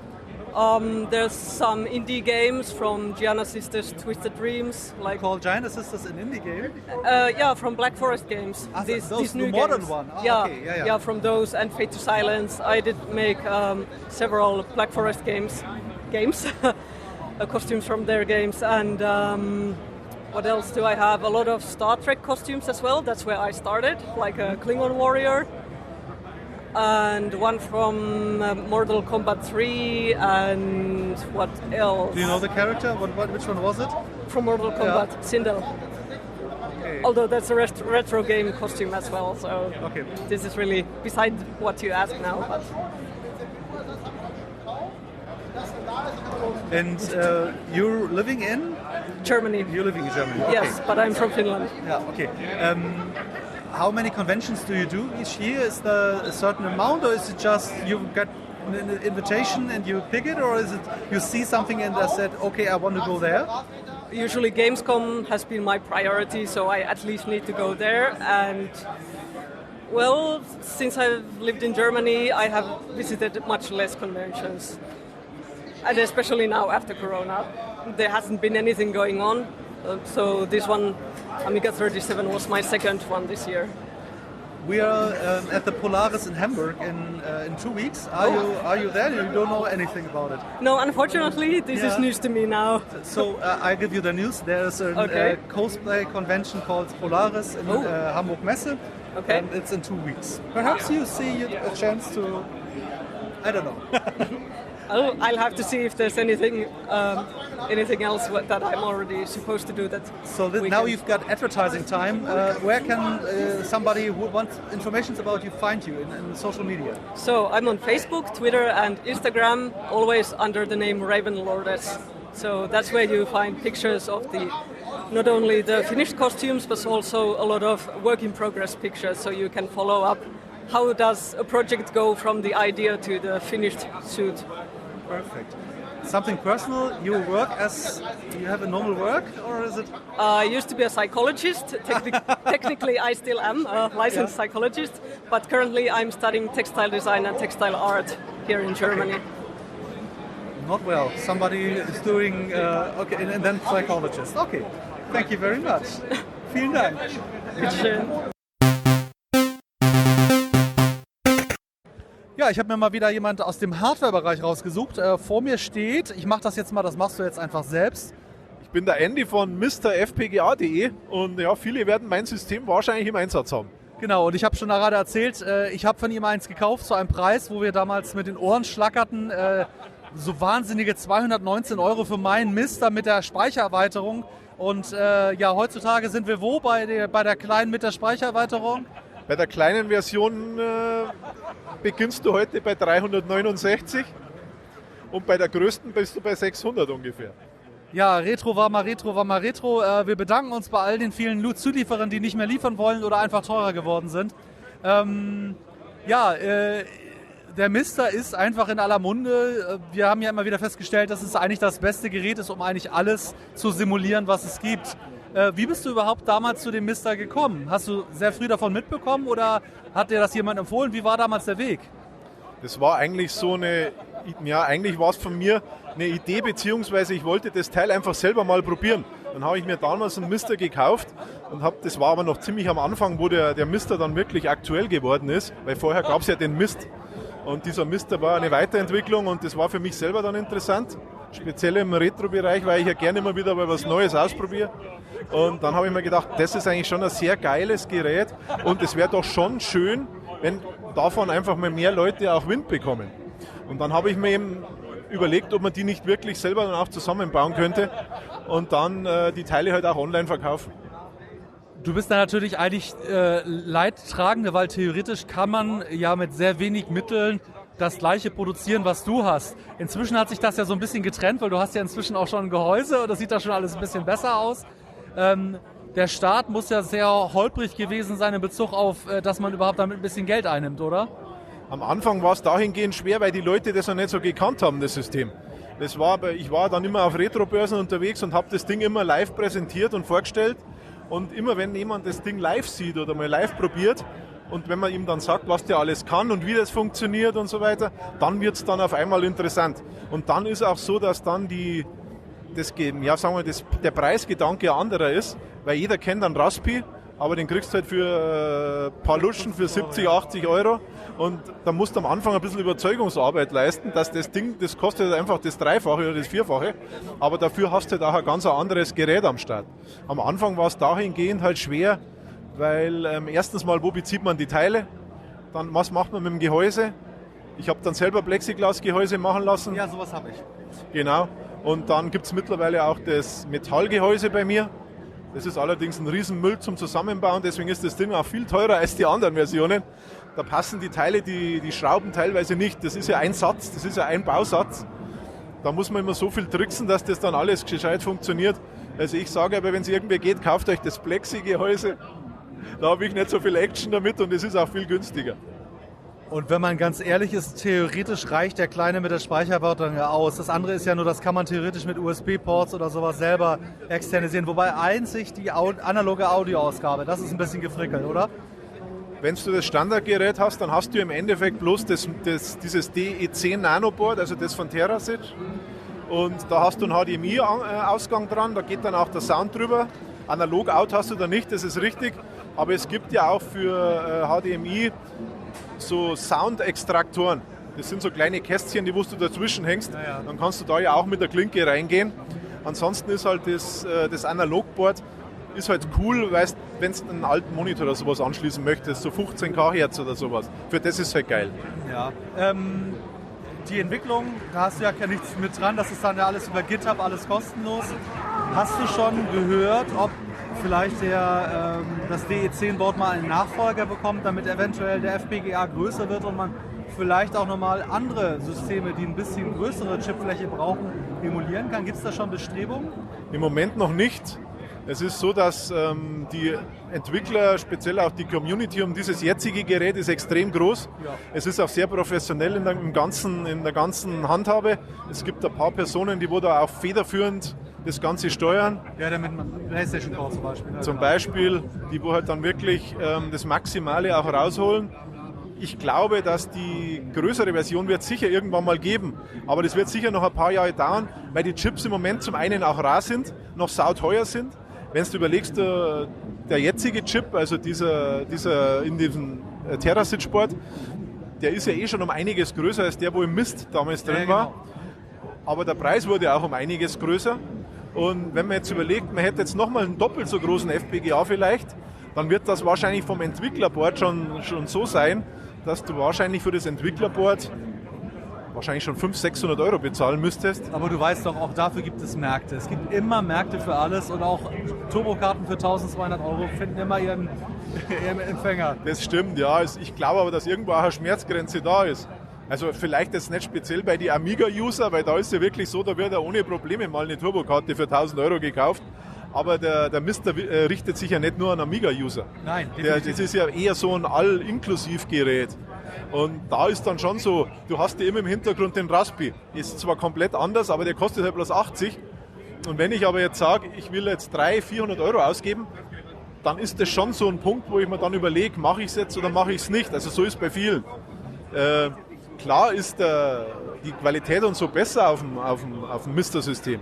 Aber wenn jetzt einer bloß mal 10 Minuten schnell was anspielen will, dann kann er das wahrscheinlich woanders auch machen. Aber wenn man es natürlich exzessiv nutzt oder auch damit dann vielleicht jetzt, auch wie ihr, macht es glaube ich auch dann Streaming drüber, oder? Genau, ja.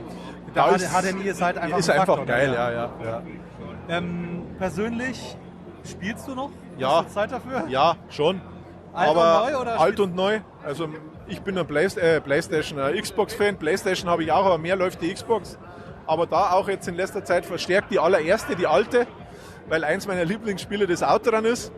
Und das gibt es auf den neueren nicht mehr. Ansonsten läuft der Mister bei mir jetzt anstatt den ganzen Einzelkonsolen. Ich habe die schön im Regal drin, schön staubfrei, alles zum Anschauen, beleuchtet und so.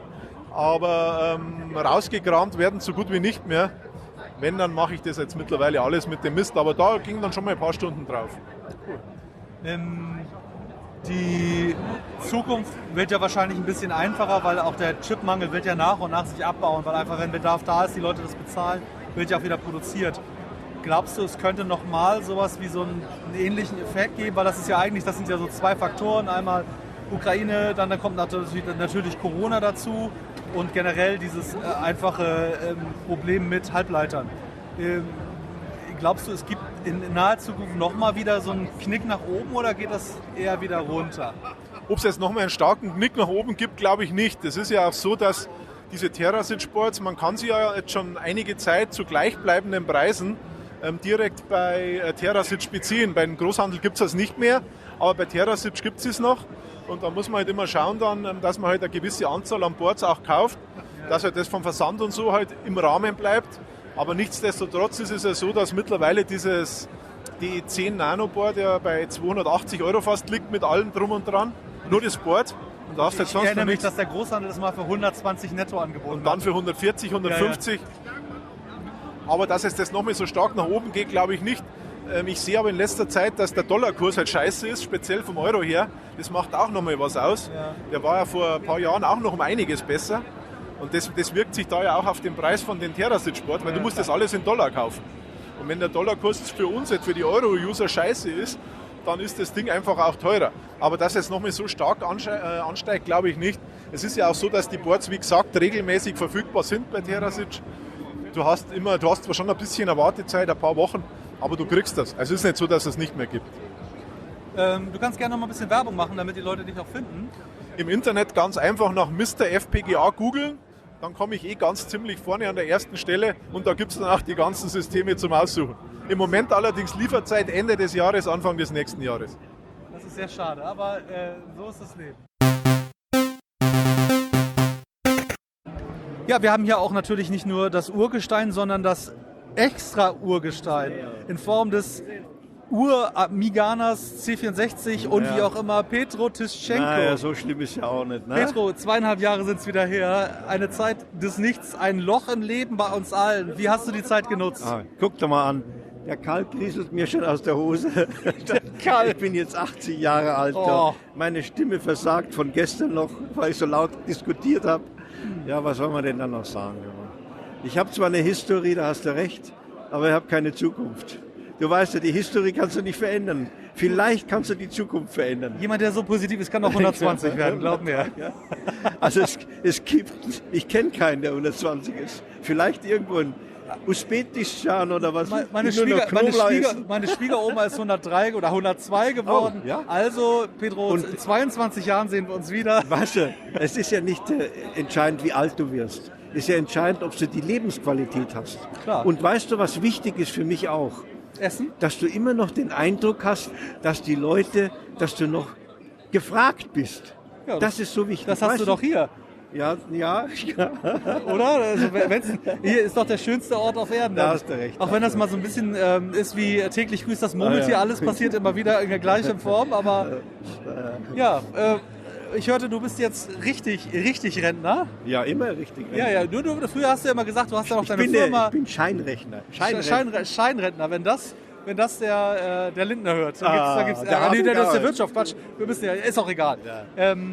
Wenn du hier so rumläufst, gefällt dir die neue Location? Ist dir das? Das ist also sehr schön. Es ist zwar ein bisschen dunkel, aber ich meine, die Atmosphäre ist gut. Also ich meine, es ist schön. Es ist ja auch nicht nur das Gebäude. Es ist ja das, was in dem Gebäude drin ist. Die Füllung. Das ist die Füllung. Die Füllung ist immer das. Du weißt, die Firma ist eine Firma, aber die Firma ist nur so gut wie die Leute. Genau, nur ein Konstrukt, genau.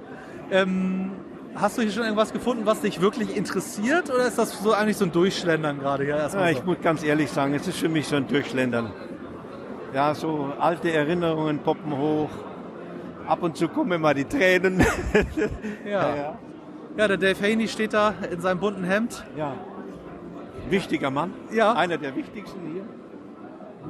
Sein Hut ist ja legendär. Und die Dose Bier ist hier ein Klassiker auf der Messe. Aber auch hier siehst du wieder, es laufen viele junge, die Väter mit ihren Kindern durch die Gänge. Und das ist habe ich auch schon diverse Male hier angesprochen, die Hoffnung. Ne? Das habe ich auch auf der Gamescom erlebt. Ja, genau. Also da sind viele gekommen, so in den 40er Jahren, ne, mit ihren Kindern. Mit der Brut. Da haben sie gesagt, guck, das war mal mein Hirwein und so weiter. Ne?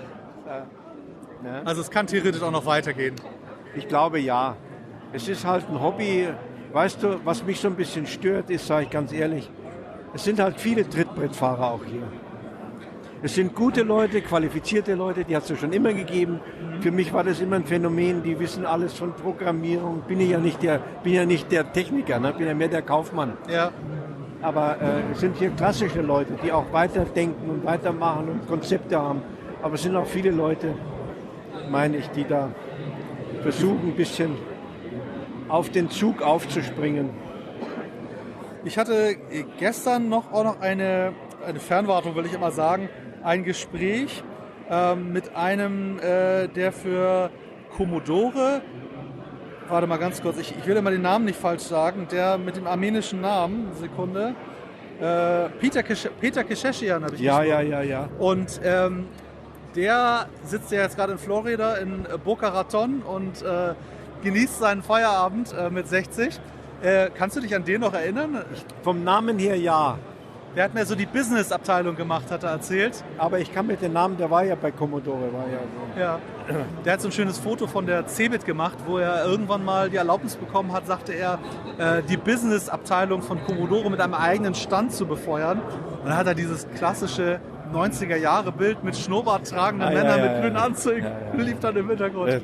Das war ja immer ein Highlight, ne, diese Messe. Was war da? Da gab es ja immer Demonstrationen. Da musste die Polizei mit den Fans. Echt? Es waren so viele Commodore-Fans, die haben die ganze Bude gestürmt. Nicht gekämpft, weißt du, sondern als... Einfach, ich wollte Erster sein. Ja, und Ding. Und da kam dann die Polizei, hat diese Demonstrationen. Aber diese Menge an Leuten aus Sondergas war sagen. Und vis-à-vis war ja die Robotron. Vis-à-vis von unserem Stand war Robotron. Und da haben wir denen immer Joysticks und alles Mögliche rübergegeben. Die haben das dann im LKW versteckt. Die waren ja so happy mit uns immer, ja. Und die haben uns Bier gegeben. Immer Bier haben die gegeben. Für Robert Drum haben wir Bier gekriegt. Radeberger damals. War ja alles DDR, ja. Das gute Radeberger. Ja, cool. Das in Erinnerung. Hast du die Leute von damals noch mal irgendwann wieder in... Ja, wir haben jetzt gerade, da sind ja ein paar Commodore-Leute. Ja. Also ich habe mit dem Helmut Joost habe ich noch Kontakt, der wohnt bei mir. Und es sind aber viele gestorben. Der Winfried Hoffmann ist ja gestorben. Das ist da war ich alterstechnisch... Ich war jünger als ich, der war ein Jahr jünger als ich. Nein, ich wollte gerade sagen, es ist alterstechnische Schicht, da hast du das häufiger Dann mal. sind von Braunschweig viele Leute gestorben. Wir hatten mal ein Meeting, in Braunschweig ist ja ein Computermuseum von dem Streif. Genau. Da steht auch eine Zusel. Eine Zusel steht da auch. Da hatten wir so ein großes Meeting, war mal in der Zeitung und so weiter, sind schon viele gestorben. Ja, es ist halt so, es geht halt immer weiter. Also ich komme immer vor wie der Survivor. Ich habe schon immer survived, aber irgendwann kann ich auch nicht mehr surviven. Du. Surviven gleich überleben, ne? Ja. Okay. Aber sonst geht's dir gut? Gesundheitlich kann man sagen, ja, die Zähne fallen raus, Rückenschmerzen habe ich. Wenn ich lange gehe, habe ich die Schaufensterkrankheit, muss stehen bleiben, weißt du? Ja, das sind halt alles die Alterserscheinungen. Ja. Aber im Grunde genommen, du weißt ja, wenn es hinten wehtut, musst du vorne aufhören. Das stimmt. Aber mit 80 ist das doch alles sehr dankbar. Meine Frau ist 83, die ist auch noch fit. Cool. Und meine dass Kinder... du dich noch frei bewegen kannst ohne Krückstock? Ohne ja, alles, wir haben ein Haus, das ist okay. Ja. Ich schleife immer die Treppe hoch, aber es läuft noch alles. Cool. Ja. Und solange man das Gefühl hat, dass man noch gebraucht ist, das motiviert einen. Ja, ich habe mit Patrick schon gesprochen, wir müssen auch mal irgendwie vielleicht noch mal schaffen, dass du uns besuchst und noch mal ein bisschen was aus dem Buch vorliest. Alles klar, mache ich gerne. Können wir gerne machen. Klasse, ich wünsche dir noch viel Spaß. Ja, vielen Dank hier und viel Spaß noch hier auf der Messe. Ne? Dankeschön. Und allen Amigianern alles Gute. Tschüss. Bevor wir zu den Panels des zweiten Tages kommen, hier wieder eine Musik von Chris Hülsbeck. Emulations.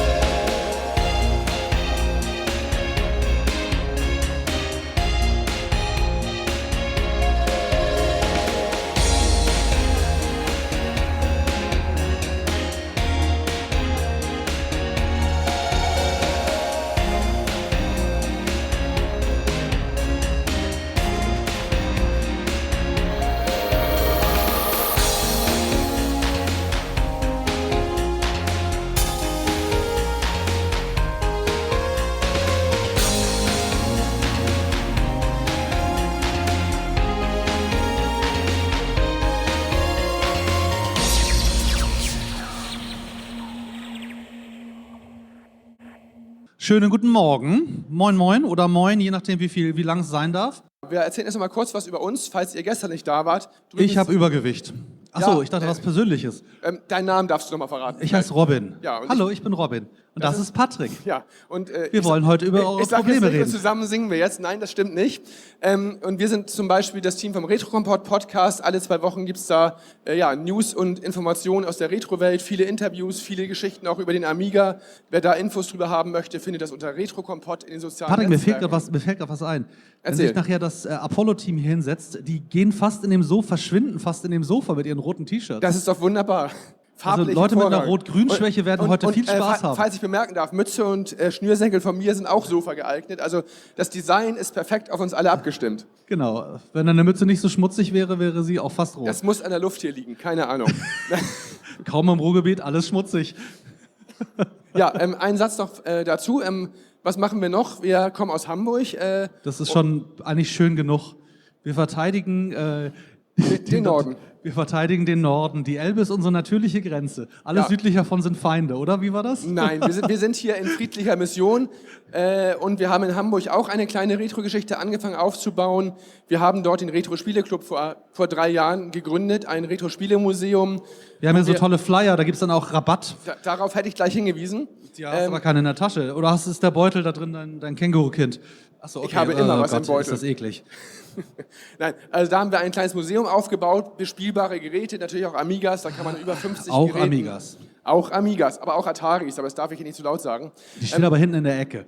Bitte was? Die stehen hinten in der Ecke, tatsächlich. Genau, die stehen wirklich in der Ecke, die Amiga sind im präsenteren Bereich. Also wer mal Lust hat, bei uns einfach vorbeizukommen, wir machen donnerstags Open House, man kann die Location anmieten für Feiern, für Veranstaltungen, für Gruppentreffen, lohnt sich Oder wirklich. für Launchpartys. Oder so etwas, genau. 1,8 Millionen. Wie gesagt, Robin hat es schon gesagt, wir haben hier überall Flyer rumliegen. Da ist auch noch ein Goodie drauf für alle Amiga 37 Leute. Da bekommt ihr dann eine Person mehr mit dazu, eine Eintrittskarte geschenkt, weil ihr auch hier wart. Also würden wir uns freuen, wenn ihr uns doch da einmal besuchen würdet. Gunnar von Böhn, ganz kurze Vorstellung. Bekannt unter anderem für die Entwicklung von Vampire-Karten und den leistungsfähigen Amiga-Beschleunigkarten. Und ja, viele Sachen, die er macht, sind ein Muss für die Amiga-Szene. Und mal sehen, was er heute so alles hier zum Besten gibt. Viel Spaß mit Gunnar. Danke. Danke. Ja, vielen Dank, dass ich heute hier sein darf. Vielen Dank auch an die Veranstaltung, Markus und alle, die hier mithelfen. Ich muss sagen, das Event ist echt fantastisch organisiert. Es macht wirklich Spaß, hier zu sein. Ich fand gestern auch das Event in der Disco superb, also sehr professionell, Hut ab. Und man merkt richtig, hier steckt viel Passion zum Amiga, viel Liebe der Leute drin, auch das ganze Publikum, alle, mit denen ich hier Kontakt hatte und unterhalten habe. Man spürt eine sehr positive Aura hier. Und das macht wirklich Spaß, hier zu sein. Ich glaube, ich spreche im Namen von uns allen. Wir sind alles Amiga-Fans bei uns im Apollo-Team, seit 100 Jahren gefühlt. Also ich habe mit dem Amiga 1000 angefangen und man merkt wirklich hier total viel Liebe und Begeisterung bei jedem. Und das macht wirklich Spaß. Und dafür danke. Und natürlich auch danke an die Jungs, die den Amiga uns gegeben haben. Ron und Dave habe ich gestern hier gesehen. Also ich finde es ganz toll, dass diese Jungs seit 1000 Jahren noch dabei sind und uns begleiten, uns Community. Das macht echt Spaß. Ja, also ich weiß nicht, ob ihr uns alle kennt.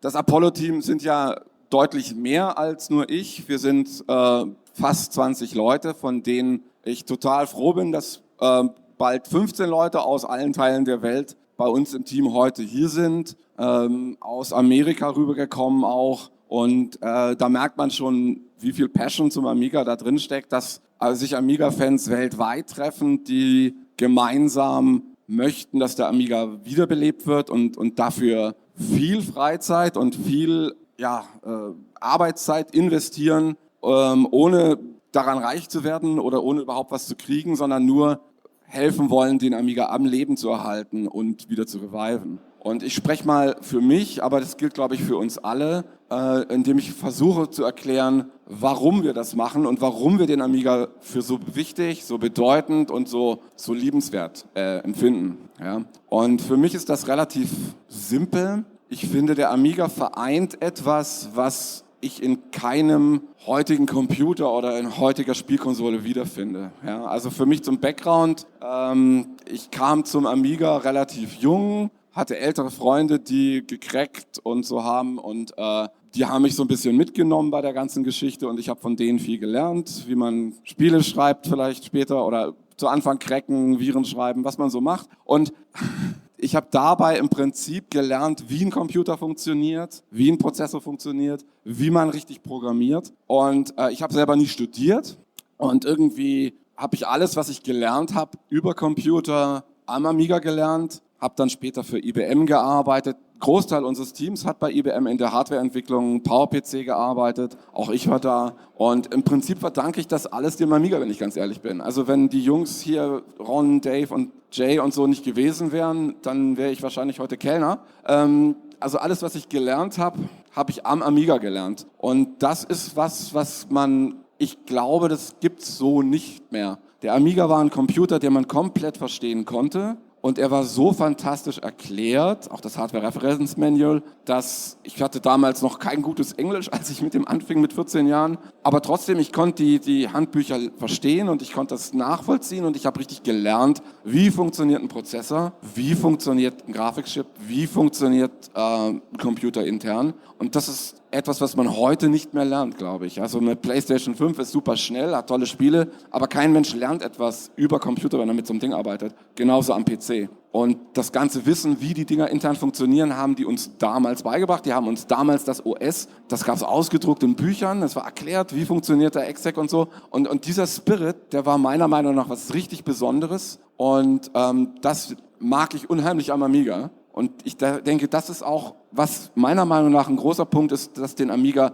revivalswert macht. Ja? Also die Möglichkeit, der Jugend ein Tool zu geben, wo sie lernen, wie ein Computer tickt, wo man lernt, wie ein Prozessor funktioniert, das gibt es so nicht mehr. Meiner Meinung nach das Wichtigste am Amiga ist der 68K-Prozessor. Der 68K-Prozessor von Motorola ist ein Prozessor, der als Ziel hatte, sehr, sehr gut zu programmieren zu sein. Ja, also da war nicht das Ziel, das Ding muss möglichst billig zu produzieren sein, der Hardware-Hersteller verdient möglichst viel daran, sondern das Ziel war, den Entwicklern ein Tool zu geben, mit dem sie wirklich hardwarenah programmieren können und das leicht zu lernen ist, das sehr powerful ist. Und diese Fähigkeiten hat wirklich nur der 68K. Also die Intel-Chips sind bei Weitem schlechter in der Lesbarkeit oder auch das, was hier teilweise so man sieht, diese Power-PCs. Ich meine, ich darf darüber lästern, wir haben die Dinger bei IBM gebaut. Ja, wir sind vom Fach.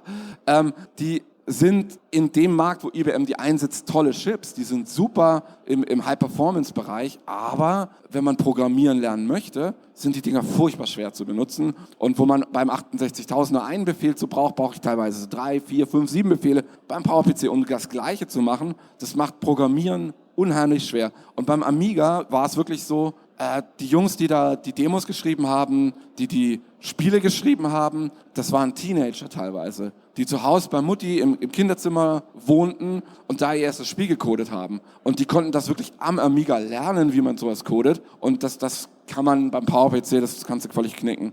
Und deswegen finde ich der 68K sehr wichtig. Aber natürlich auch das Chipset. Und ich finde, der Amiga hat für mich eine wunderschöne Eleganz. Ja, also das Amiga-Chipset hat erlaubt, mit einer gewissen Anzahl an Transistoren, was eben damals technisch möglich war, brillante Sachen zu machen. Und wenn ich mir so eine Copper-Liste angucke, ich konnte da Effekte machen, die weit über der Megahertz-Zahl vom Amiga waren. Und die Idee des Amiga-Chipset ist ja im Prinzip, dass der Prozessor nicht versklavt ist, dass er jeden Tonsample zum Lautsprecher tragen muss, sondern der Prozessor ist wie so ein Dirigent von einem schönen Orchester und das Orchester sind die Custom-Chips. Ich habe den Copper, ich habe den Blitter, ich habe die Sprite-Kanäle, ich habe die Audiokanäle und die können alle selber für sich agieren, die können zum Speicher gehen, die Daten rausholen, auf dem Bildschirm dann positionieren und ich als Programmierer muss mich im Prinzip so als Dirigent darauf konzentrieren, denen eben den Job zu geben und so werden die Spiele komponiert.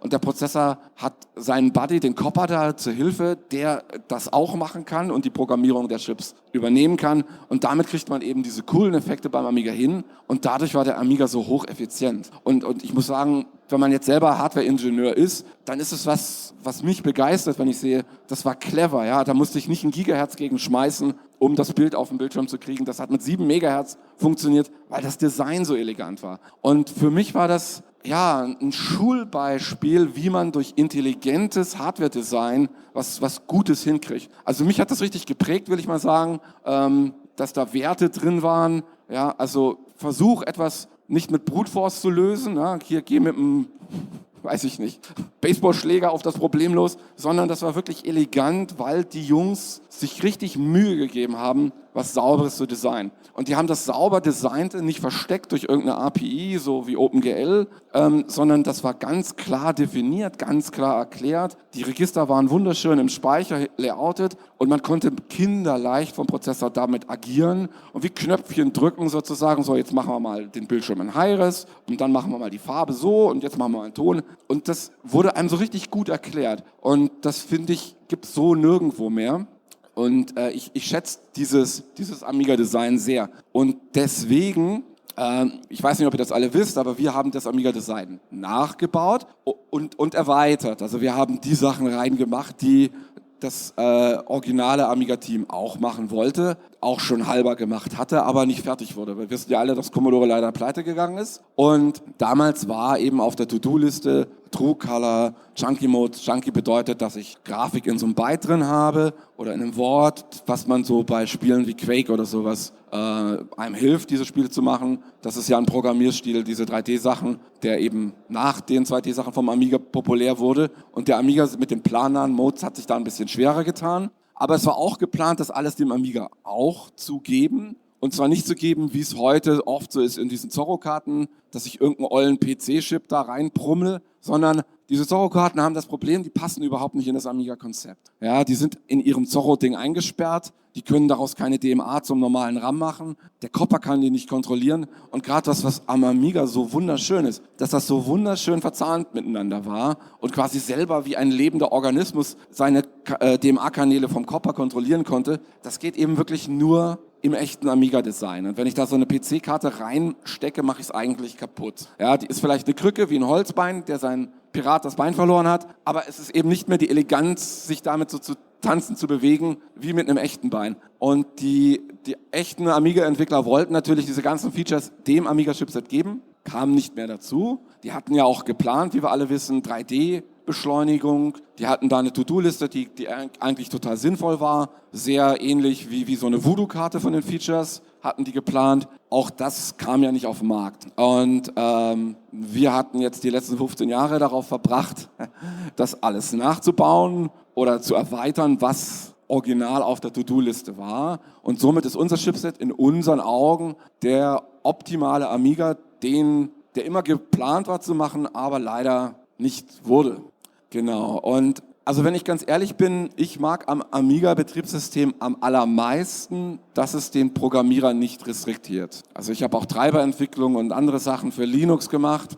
Und was beim Amiga manche Leute kritisieren, eben keine Memory Protection, ist meiner Meinung nach aber ein Pluspunkt, weil man eben dieses Lernen, ich kann mit der Hardware direkt reden und ich verstehe dadurch, wie die Hardware funktioniert. Das ist meiner Meinung nach eine ganz hohe Wertigkeit am Amiga und das liebe ich so daran. Oder das Betriebssystem ist ganz klar, es ist relativ einfach zu verstehen, wie es funktioniert und ich habe die Möglichkeit, jederzeit Funktionen im Betriebssystem auszutauschen. Ja, also damals, als ich noch meinen Tausender hatte, hatte ich immer Schiss, dass die Bullen kommen und meine Waschkolbe mit Raubkopien beschlagnahmen und meine Eltern mich dann hauen. Und da ich einen Tausender hatte, konnte ich ja das Kickstart einfach austauschen. Das war ja auf der Diskette. Und wir haben unsere eigene Kickstart-Version damals gebaut. Und mit einem Tastendruck hat die anderes Floppy-Format geschrieben. Und alle meine Raubkopien waren in unserem geheimen Floppy-Format. Und unsere Überlegung war, wenn die Bullen das beschlagnahmen, dann kann uns ja nichts passieren. Die kamen nie. Aber ich meine, diese Fähigkeiten hat man wirklich am Amiga und die waren so kinderleicht, dass wir mit 14 sowas gemacht haben.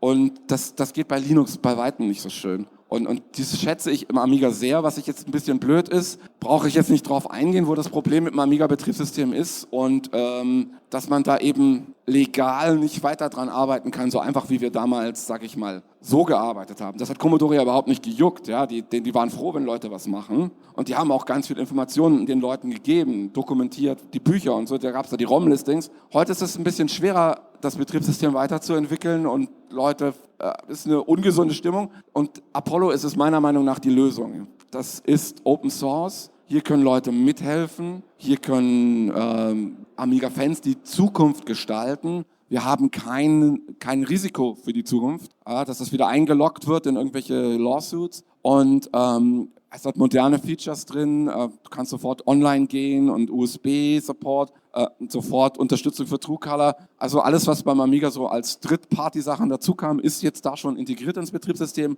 ist meiner Meinung nach eine ganz perfekte Grundlage für den Weiterbestand und zukünftige Entwicklung vom Amiga. Und ich bin sehr dankbar, dass Leute wie der Willem sich unheimlich, er ist hier mein Buddy in Crime, hat die tollen Folien vorbereitet. Danke, Willem.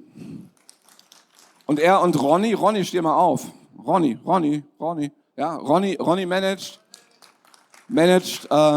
unser Repository vom Apollo S. Und die sind ganz groß treibende Faktoren in der Entwicklung des Apollo S. Vielen Dank dafür. Aber es sind natürlich ganz viele andere hier noch dabei, die auch helfen. Und es wäre super, wenn noch mehr von euch vielleicht Lust haben, die Zukunft des Amigas mitzugestalten und uns da unterstützen. Ja, wo wollen wir hin?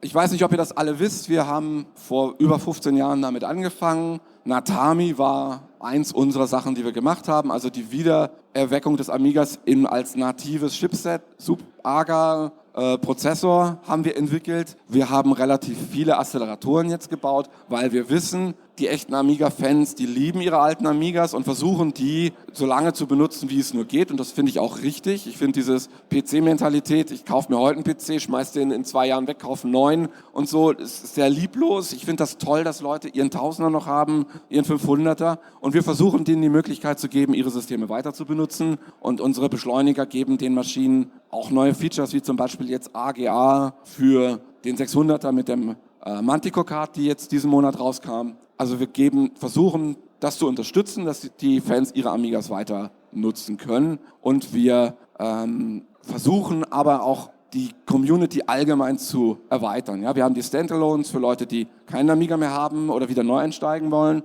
oder überhaupt begeistert werden oder Kinder haben, die eine Maschine brauchen. Und wir beschränken uns aber nicht nur auf Hardware, wir versuchen wirklich alle Bereiche abzudecken. Also man sieht das mit der Entwicklung des Betriebssystems, dass wir da unabhängig sind und Maschinen Leuten geben können, in der Zukunft auch. Wir bauen Entwicklertools, wir entwickeln neue Spiele. Ich weiß nicht, ob ihr das mitgekriegt habt. Unten der Arne, stell dich mal hier hin. Mein Sohn, der ist Amiga-Fan, seitdem er aus dieser Krabbeldingens da rauskam, weil wir sind schon saulange an dem Projekt und er hat uns damals geholfen, gerade wenn man die Hardware entwickelt, AGA beim Natami, musste man da testen, tun die alten Spiele und er war Spieletester, hat immer alle Amiga-Spiele am Natami ausprobiert, schon vor 15 Jahren, 13 Jahren und das ist jetzt, also da hat er auch spielerisch Programmieren gelernt. Er hat letztes Jahr dieses Apollo Blocks, also so ein TrueColor 2-Player-Tetris programmiert als erstes Spiel. Er gibt sich Mühe, Demos zu schreiben oder so Effekte und tut die auch online,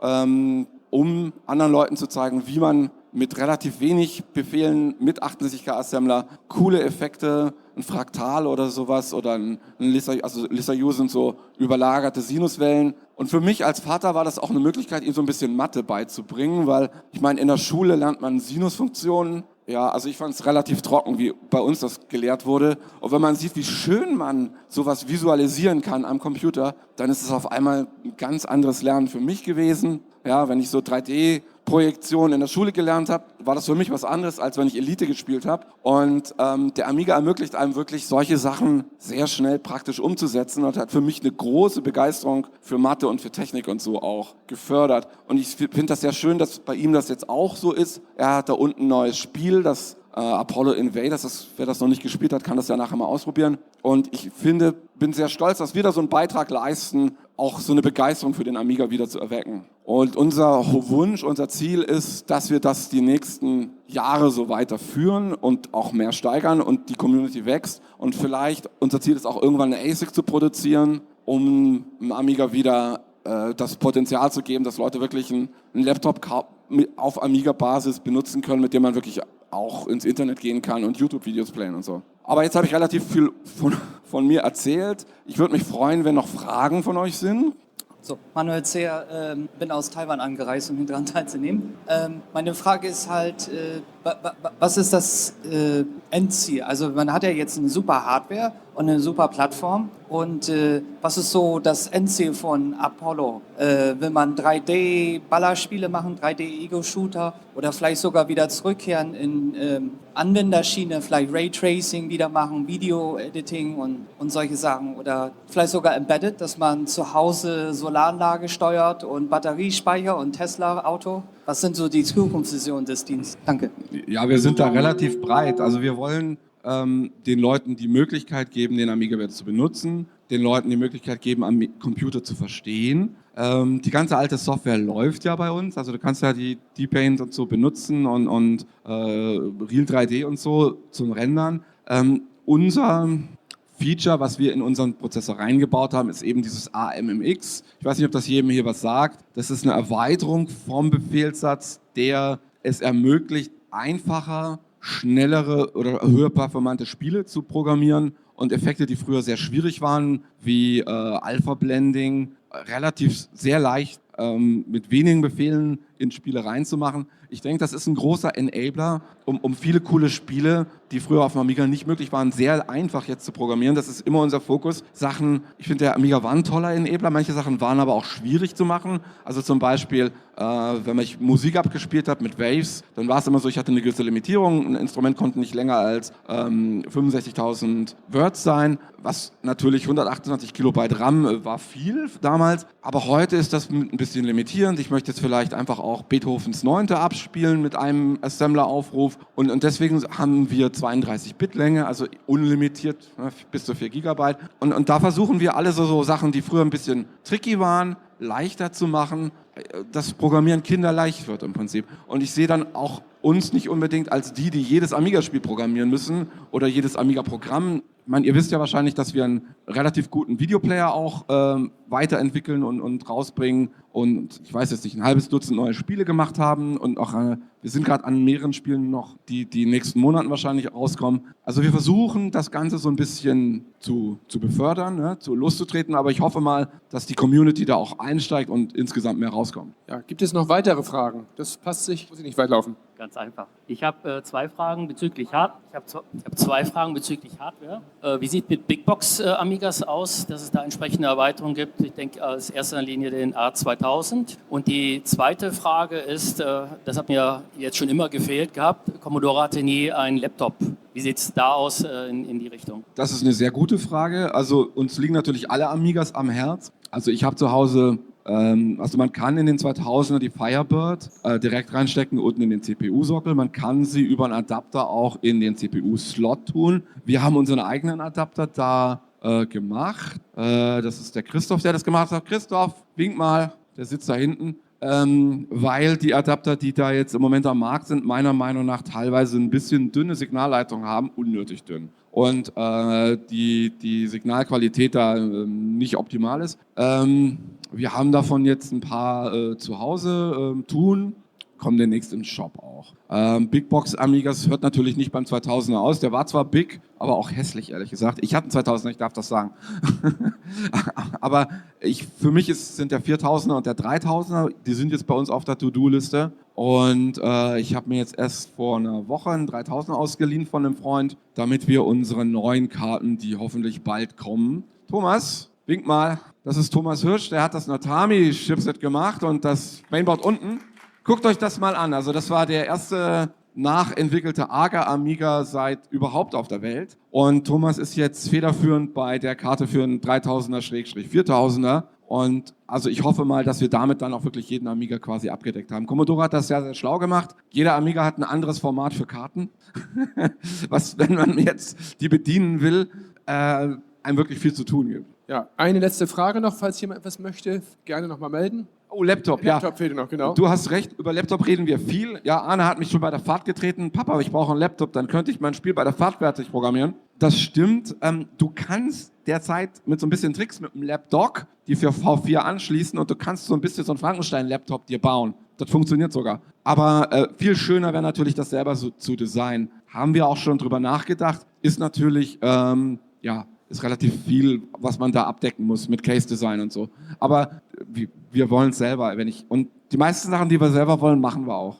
Irgendjemand noch eine weitere Frage? Dann nehmen wir hier die letzte Frage von Michael. Nachdem wir ja gerade bei Laptops und sowas sind, ich weiß nicht, ob ihr mich so ein bisschen kennt. Ich bin Michael Mrotzek oder auch Mitentwickler von der Open Pandora. Das war so ein kleiner Mini-Handheld und eben im Nachfolger von der Pyra. Und bei der Pyra ist es ja so, die haben ja auch vom Konzept so gebaut, dass es quasi ein Mainboard gibt, auf dem die wichtigen Komponenten, SD-Karten und sowas drauf sind und draufgesteckt ein CPU-Board, auf dem wirklich alles ist wie CPU, Speicher und so weiter. Eben aus dem Grund, weil ich sagen kann, man kann es mal aufrüsten. Und da war jetzt gerade die Überlegung, weil ihr das ja auch relativ klein mit FPGA macht, gibt es die Möglichkeit, wenn ihr sagt, ihr habt ja sowieso mal ASICs vor, dass man entweder zusammenarbeitet oder dass man das irgendwie lizenzieren kann, dass man quasi eine Vampire für die Pyra baut, weil dann hätte man wirklich so einen kleinen Mini-PC und Bildschirm, Tastatur ist ja schon alles vorhanden. Das ist eine super Idee. Also natürlich kann man zusammenarbeiten. Commodore hat die Amigas ja auch nicht alleine gemacht. Commodore wäre nie so erfolgreich gewesen, wenn es nicht Phase 5 gegeben hätte und viele andere, die super Sachen drumrum und mit denen gebaut haben. Ja, sehr gerne. Also dann komme ich nachher einfach mal runter. Machen wir. Das ist einfach super, danke. Ja, dann bedanken wir uns bei Gunnar von Böhm für dieses tolle Gespräch und für den tollen Vortrag und machen hier auch gleich auf der Bühne weiter. Vielen Dank. Ja, ich danke euch dass ihr so viele Jahre beim Amiga geblieben seid und mit so viel Liebe und ich hoffe, ihr bleibt auch weiter so. Ich danke euch.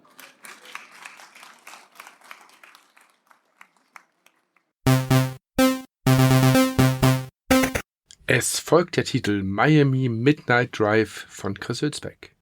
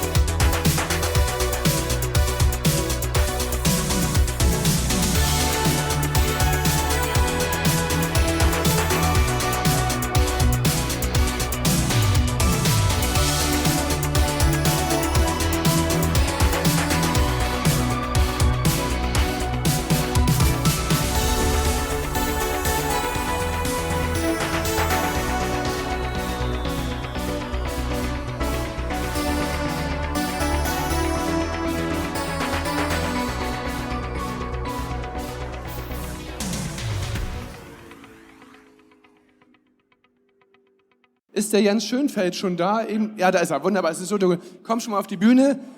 Wir machen das ein bisschen anders als geplant. Wir setzen uns gemütlich auf die Couch und quatschen ein bisschen und bauen euch gerne mit ein hinterher mit vielen Fragen und wollen mal gucken, was wir dem Jens hier heute alles entlocken können. Also wer den Jens nicht kennt, Jens Schönfeld von Individual Computers, ja, viele Sachen aus der 8- und 16-Bit-Ära müsstet ihr kennen, die dafür gebaut worden sind, zumindest für die Geräte der 8- und 16-Bit-Klasse. Und ja, 32, ach, okay, ja, okay, sagen wir es so rum, das ist korrekter. Und ich denke mal, wir gehen mal so ein bisschen durch deine Hardware-Karriere und setzen uns mal. Mikro liegt schon am Platz. Lass mich an die Seite, genau. Ich wollte mich jetzt nicht da hinsetzen, okay. Wunderbar. Hallo? Ja, dann fangen wir einfach mal so an, wenn dich jetzt jemand gar nicht kennt und sagt, du machst irgendwas mit alten Computern, beschreib dich mal in ein paar Worten. Was machst du da eigentlich? Ich entwickle Hardware. Das heißt, ich habe schon immer mit dem Amiga gerne gearbeitet und oft ist es so gewesen, also es ist schon auf dem C64 losgegangen, dass ich irgendwie was Hardware-mäßiges steuern wollte. Als Teenager wollte ich meine Fischertechnik-Sachen damit steuern, habe damit oft den C64 kaputt gemacht und irgendwann haben dann meine Eltern die Reparatur nicht mehr bezahlt, dann musste ich das lernen, das selber zu machen.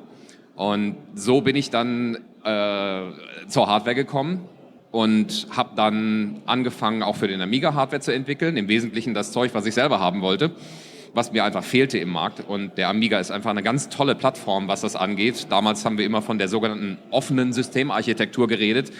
Und da konnte ich wunderbar Zubehör für den Amiga entwickeln, was sich dann auch als kommerziell erfolgreich herausgestellt hat, weil eben nicht nur ich das haben wollte, sondern auch andere Leute.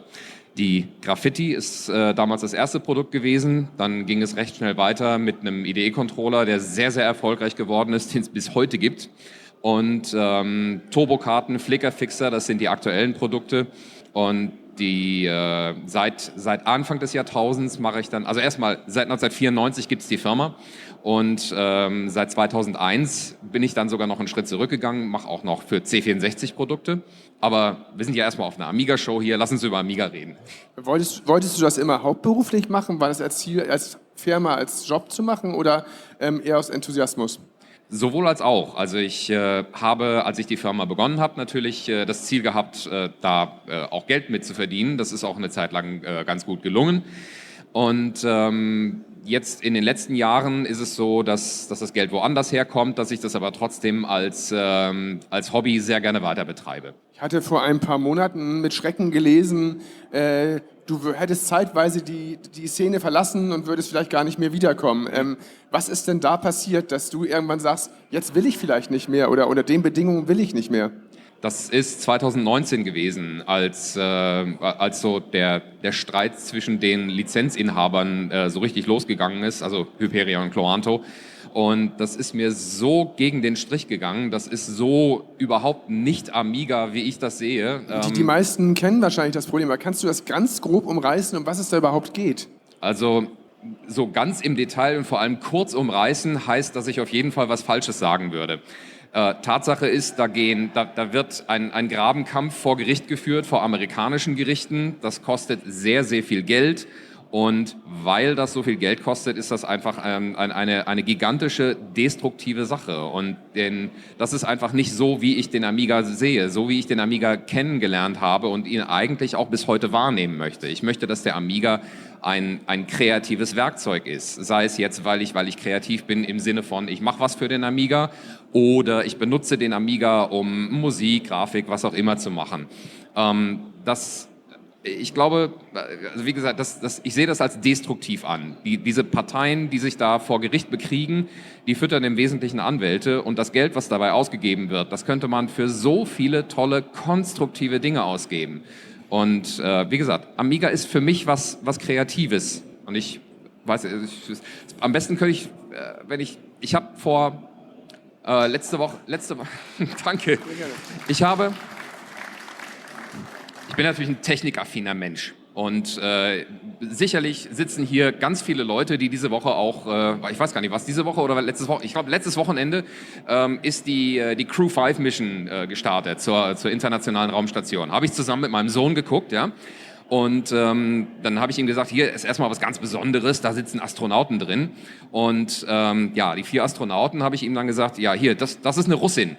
Und dann guckt er mich an und sagt, ja, Russen, das sind doch die Bösen, wieso fliegen die da mit? Und dann sage ich immer, nicht alle Russen sind böse. Und außerdem, das ist eine Wissenschaftsmission. Und dann habe ich gesagt, in der Wissenschaft gibt es keine Feinde. Und das ist etwas, was ich mir eigentlich für den Amiga auch wünsche. Der Amiga ist was Kreatives und ich möchte am liebsten, dass es im Amiga keine Feinde gibt. Ja, diese Streitereien, die du gerade erwähnt hast, so formulieren wir es jetzt mal, inwieweit haben die dich betroffen oder haben die deine Produkte betroffen? Ich habe in den letzten Jahren die Produkte so entwickelt, dass sie auch wieder auf mich bzw. auf Menschen, die in meiner Situation sind, einfach passen.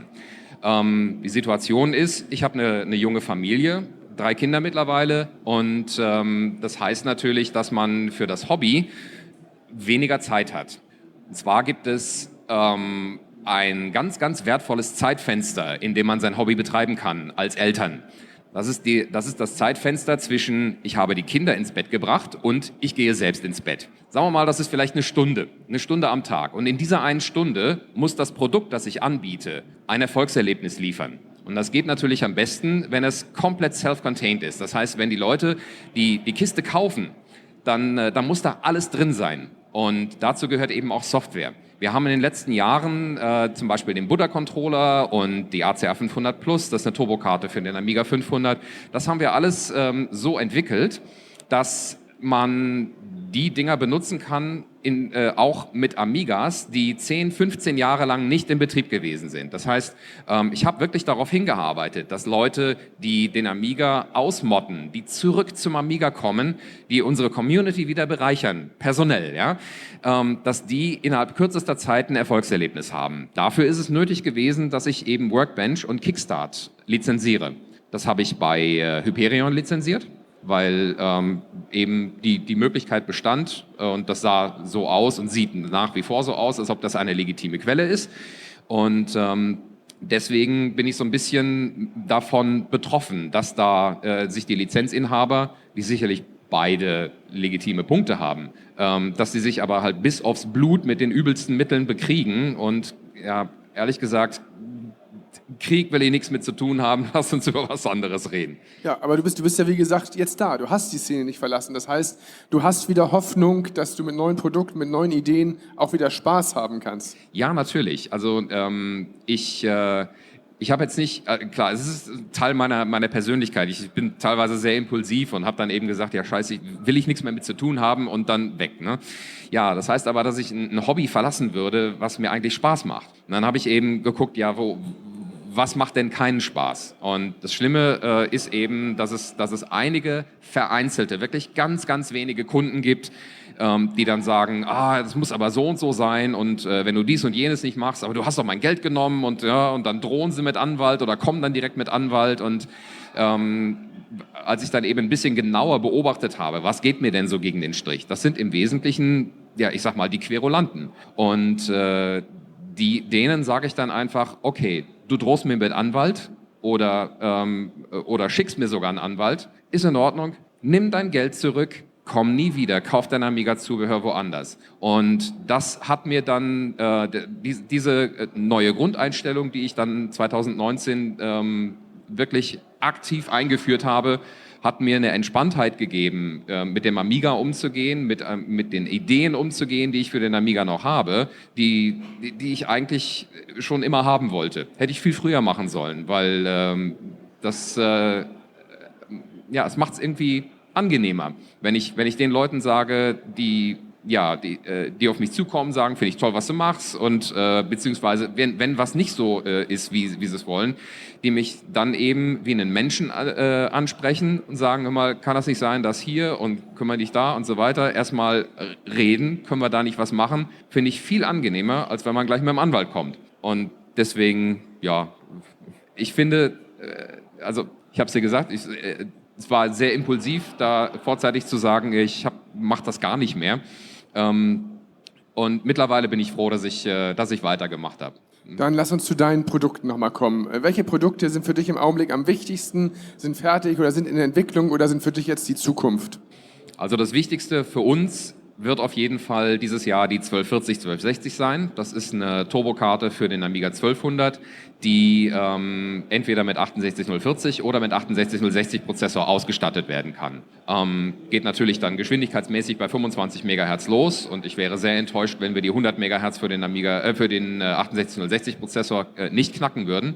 Aber da geht es viel weniger um die Maximalgeschwindigkeit als um die Details dahinter, um Performance pro Megahertz. Ich glaube nämlich, dass wir an der Stelle die schnellste 40er und 60er Karte sein werden, die es je gegeben hat für den Amiga. Und auch an anderen Stellen, dass wir sehr, sehr viele kleine technische Details haben, die so viel besser sind, dass sich das Warten auf diese Karte gelohnt hat. Wir haben 2015 schon angefangen und dann mit Unterbrechungen jetzt immer weitergemacht. Jetzt kommen wir dann dieses Jahr so weit, dass wir auch wahrscheinlich sogar schon nächsten Monat an die ersten Beta-Tester-Karten verschicken können. Und ich hoffe, dass wir dann tatsächlich mit der Produktion dieses Jahr auch noch starten können. In welchen Preisklassen bewegt man sich da ungefähr? Ist das schon klar? Es ist eigentlich jetzt schon klar, dass die Karte viel, viel teurer ist, als manche Leute das gerne hätten. Bei einem 25 MHz 68040 wird es auf jeden Fall schon bei 500 € losgehen. Und dann die ganz große Version 68060, am besten noch mit Revision 6 Prozessor, das wird nicht unter 1000 € klappen. Ganz einfach, weil die CPU so teuer ist. Vielleicht hast du mitbekommen, dass 68060 CPUs mittlerweile auf eBay für $800 gehandelt werden. Das ist schon nicht mehr feierlich. Wenn du jetzt so zurückblickst auf die ganzen Jahre deiner Entwicklung, gibt es irgendein Projekt, an dem besonders dein Herz hängt oder eine Sache, wo du besonders stolz drauf bist? Das ist tatsächlich die ACA 500 Plus. Ich habe ja gerade gesagt, die 1240, 1260, die haben wir immer wieder unterbrochen. Und die erste Unterbrechung für die 1240, 1260 hat es gegeben, weil ich das größere Interesse an der ACA 500 Plus hatte. Denn da, finde ich, liegt so ein bisschen das Erbe des Amiga. Der Amiga 500 ist halt derjenige gewesen, der diese Technologie für die breite Masse wirklich zugänglich gemacht hat. Ein Computer, der für so wenig Geld so viel geleistet hat, der ist wahrscheinlich für die allermeisten Leute, die heute hier sind, auch der Einstieg gewesen. Wahrscheinlich die wenigsten haben einen A1000 gehabt. Vielleicht mal Hand hoch. Welcher Amiga war der erste, den ihr hattet? Wenn es der Amiga 500 ist, Hand hoch. Da hast du deine Antwort. Die ACA 500 Plus war einfach der No-Brainer. Das Ding wollte ich haben, weil ich den eben als den Ur-Amiga eigentlich sehe, auch wenn der 1000er der erste gewesen ist. Aber für die allermeisten Leute ist der 500er der erste gewesen. Da hängen die Erinnerungen dran. Und das ist der Amiga, auf dem die Titel laufen, die wir als Teenager halt so gerne gespielt haben. Ja? Ja, ich würde mal sagen, wir geben gleich mal ein paar Fragen ans Publikum oder aus dem Publikum weiter. Kleiner Hinweis zum Stand hier vorne mit den Amiga-Spielen. Ich komme da nachher gerne wieder hin. Wenn ihr da was haben wollt, dann haben wir auch Amiga-Spiele zum Verkauf stehen, weil ich sehe, da wird gerade gewühlt. Also ich sitze noch auf der Bühne, ich komme nachher wieder. Sind Fragen aus dem Publikum? Dann einmal bitte die Hand heben. Ich komme einmal runter. Dankeschön. Eine Frage wegen den hohen Prozessorkosten. Könnte denn da nicht FPGA auch eine Lösung sein, dass man da wieder quasi Kosten sparen könnte? Natürlich kann ein FPGA eine Lösung sein, allerdings haben wir ja schon sehr, sehr viel Erfahrung mit FPGAs. Das heißt, wir haben mit dem Chameleon zum Beispiel ein Produkt, wo wir seit vielen, vielen Jahren, ich glaube, wir sind jetzt seit 14 Jahren dran, da arbeiten wir daran, dass der C64 und die Floppy zyklusgenau implementiert werden und C64 8-Bit-Maschine wesentlich weniger komplex als ein Amiga und noch viel weniger komplex als der eigentliche Prozessor. Um den Prozessor wirklich retrogetreu, zyklusgenau nachbilden zu können, bräuchte man eine Testsuite, deren Entwicklung so teuer wäre, dass auf jeden Fall die Preise, die man dann nehmen müsste, so hoch wären, dass wiederum die Preise für einen echten 68060-Prozessor zu rechtfertigen wären. Ich habe also kein Interesse daran, eine neue Plattform zu schaffen. Gerade jetzt vor mir hat der Gunnar von Böhn euch erklärt, ja, wir haben eine ganz tolle, schnelle CPU und wir haben eine Erweiterung dafür und ja, das hat es aber original am Amiga nicht gegeben. Und die existierende Software, die es noch gibt, die wir kennen, wo wir unsere Erinnerungen dran haben, die wir abfahren möchten, die profitiert davon nicht. Ganz im Gegenteil. Ich führe eine Inkompatibilität ein und das ist aus meiner Sicht nicht retro. Und es ist ja auch nicht so, dass ich auf Biegen und Brechen die allergrößte Performance herausholen möchte. Für mich ist Retro das, wo ich die alte Software benutzen kann. Und zwar am besten ohne dass ich große Verrenkungen machen muss, Kickstart patchen oder sonst irgendwas, sondern das sollte nach Möglichkeit original bleiben. Der Amiga ist auch nicht das Ding, wo ich sage, der hat die allerbeste Leistung eines Computers, sondern er hat die allerbeste Leistung pro Geldeinheit gehabt damals. Ein 7 Megahertz Rechner, der so geile Spiele abfährt, hat es davor und danach nie gegeben. Und das ist das, was den Amiga ausmacht, nicht unbedingt die allerschnellste CPU.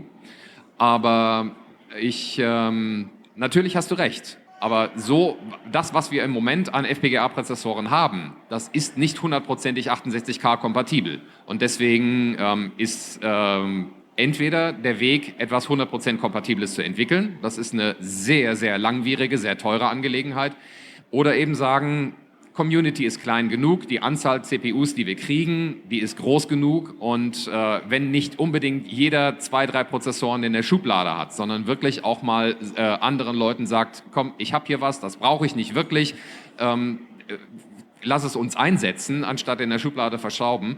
Ich glaube, dann reicht's. Ja. Gibt es noch weitere Fragen? Ich hatte eben schon mal die Frage gestellt bei Apollo.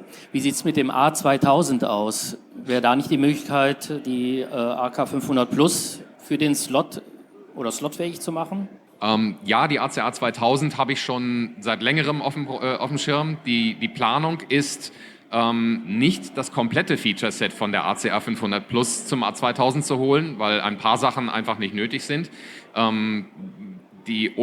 Oder eben auch ziemlich unmöglich.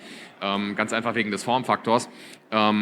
Der Grundgedanke, dass ich den Amiga 2000 auch mit einer 1200er Turbokarte erweitern kann, den werde ich auf jeden Fall machen. Nur wann genau, kann ich dir leider nicht versprechen. Ich habe ja gerade gesagt, die Firma betreibe ich mehr als Hobby, als kommerzielles Ding.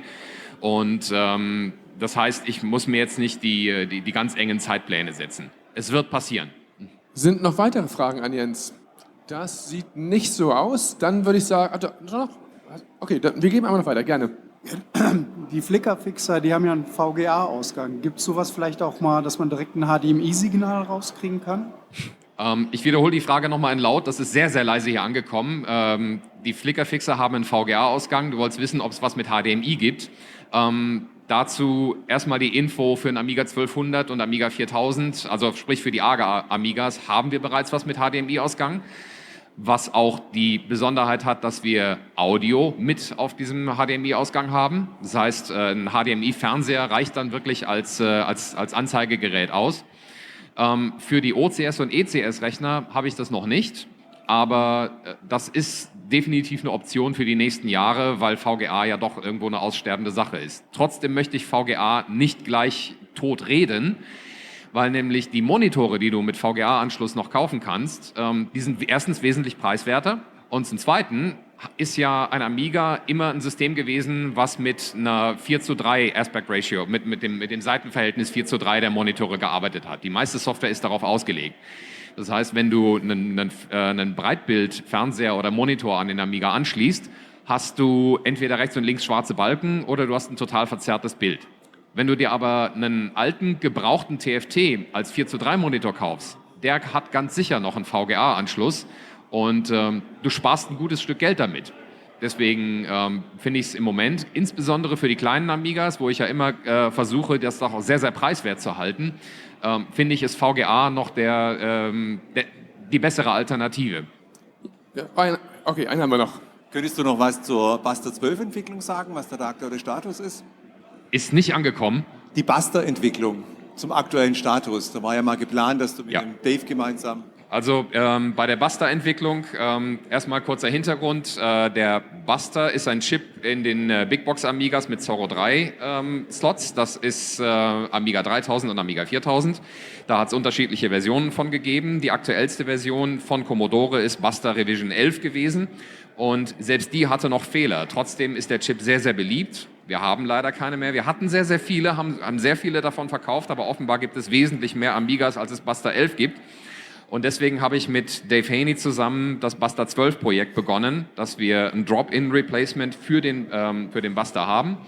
Und das Projekt ist sowohl beim Dave als auch bei mir so ein bisschen nebenher auf geringer Priorität gelaufen.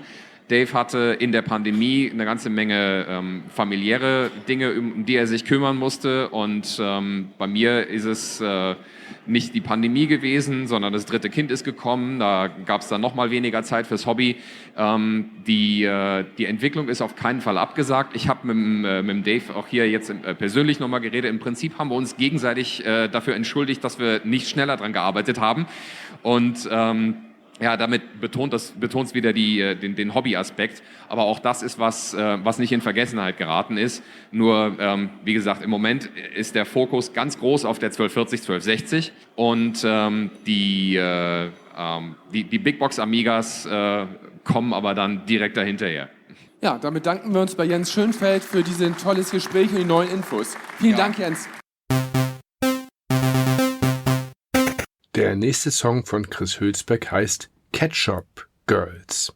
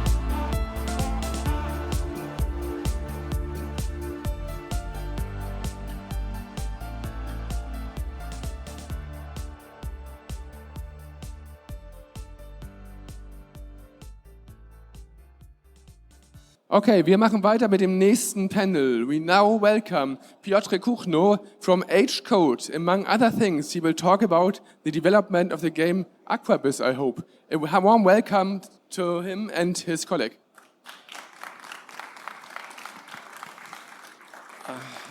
Thank you very much, guys. We're very happy to be here with you. It's been 7 years, 7 long years since we have been developing this game, and only on the Amiga because the roots go back to the 2002, so 20 years. And we are very happy that we could release the game yesterday, but today will be the official presentation.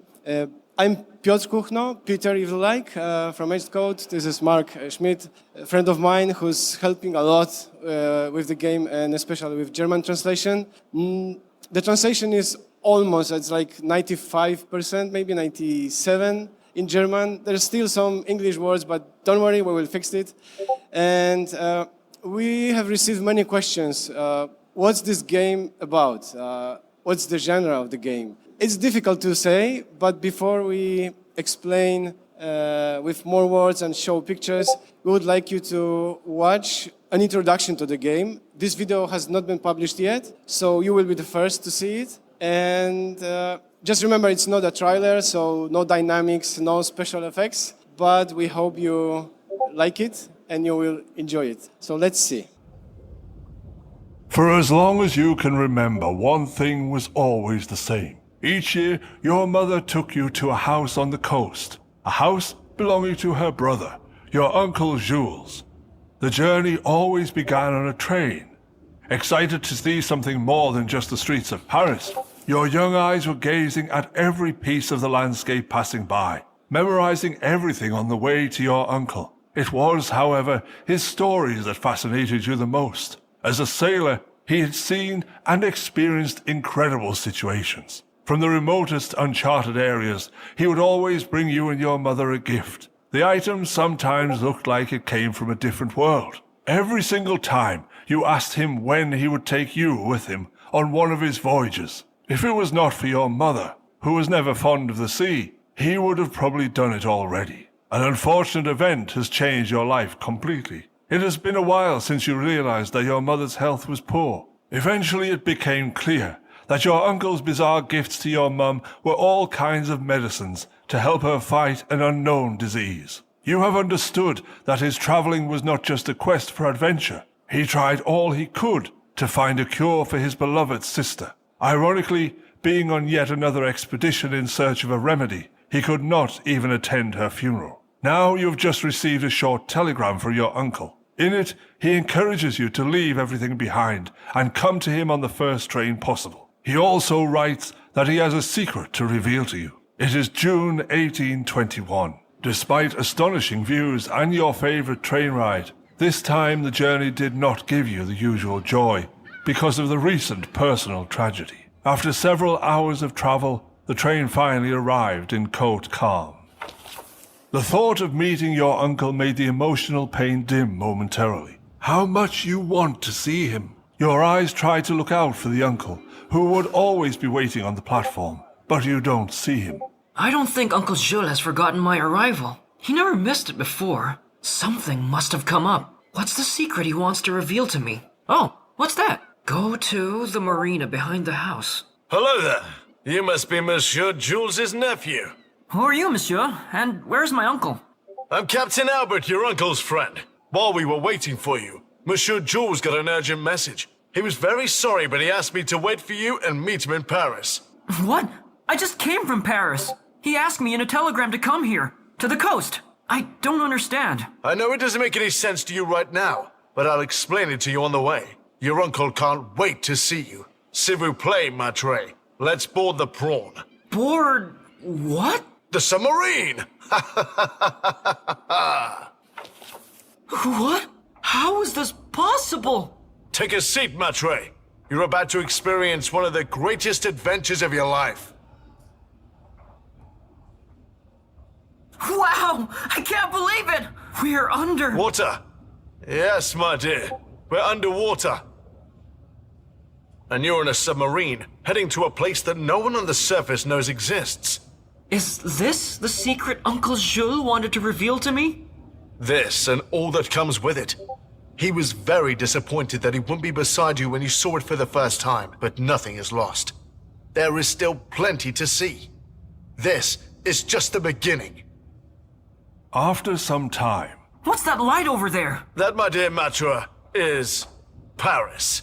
Our underwater Paris. Captain of the Prawn to the Harbour Master. Permission to dock, over. Harbour Master to the Captain of the Prawn. Permission granted. You may proceed to dock.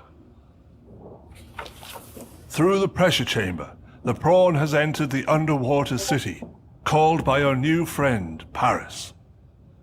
The Captain and you got off the vessel, and are now standing on dry land under an enormous dome. And here begins your adventure, dear player.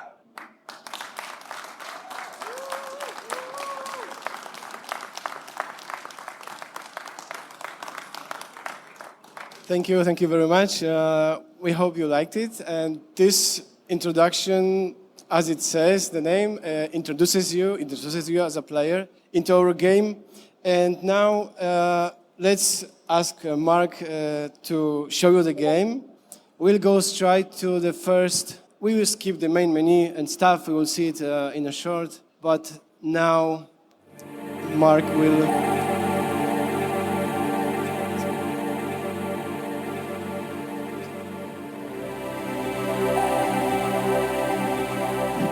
So, hallo, auch von meiner Seite. Ja, ich bin Marc Schmidt, einer der Beta-Tester von Aquabis und auch verantwortlich für die deutsche Übersetzung, für das, was bis jetzt fertig ist und der Rest, der noch kommt. Ich zeige euch jetzt live das Spiel. Wir haben hier einen Amiga 1200 aufgebaut, der mit dem Netzwerk verbunden ist und wie jetzt im Video zu sehen war, haben wir die einführende Story jetzt gesehen und wir befinden uns jetzt in der Stadt.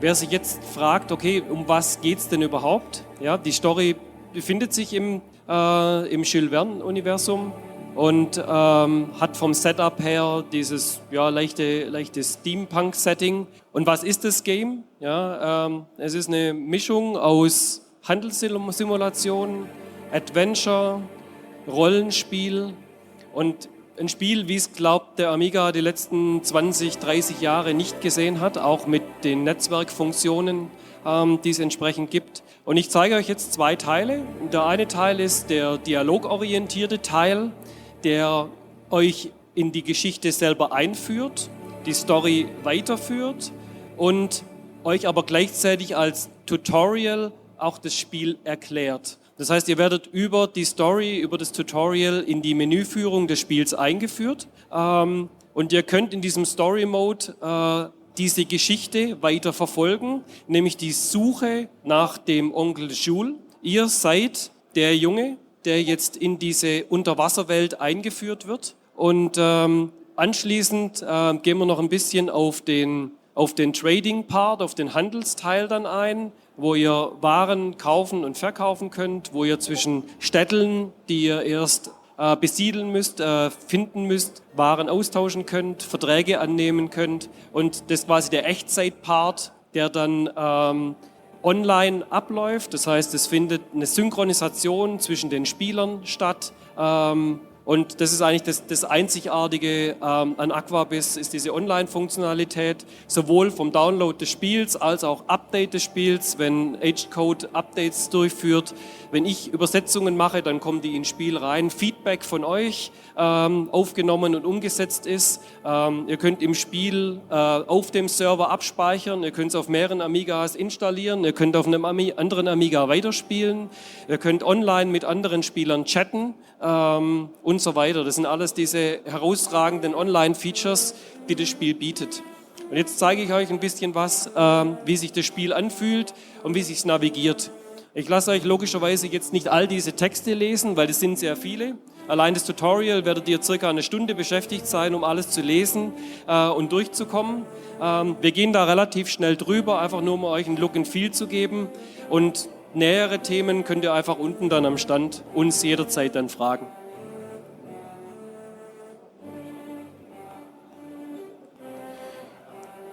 Okay, also wie gesagt, ich sitze jetzt an meinem Amiga 1200 und wir sind jetzt in der Stadt angekommen.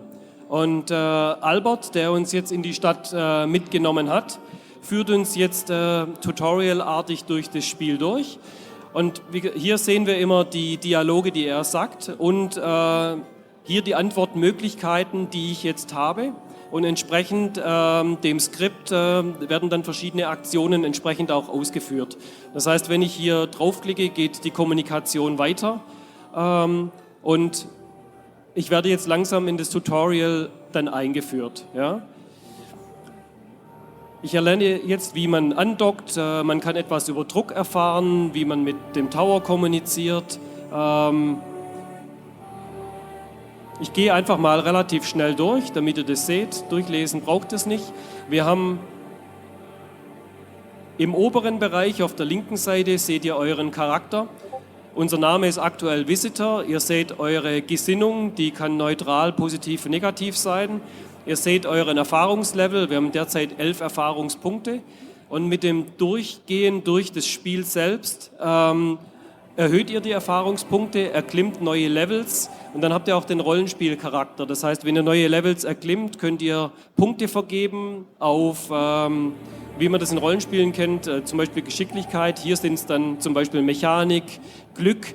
Und diese Dinge wirken sich dann später im Spiel auch gegenüber anderen Charakteren aus.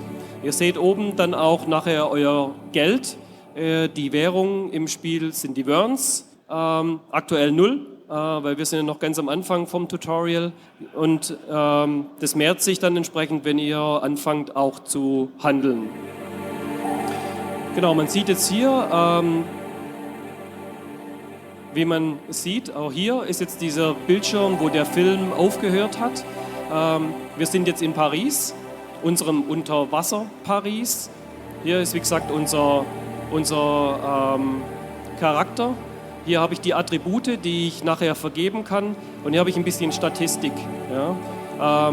Welche Lizenzen ich aktuell habe, weil für gewisse Handelsaktivitäten benötigt ihr entsprechend die Lizenzen, die ihr wiederum erwerben müsst, die aber auch ablaufen.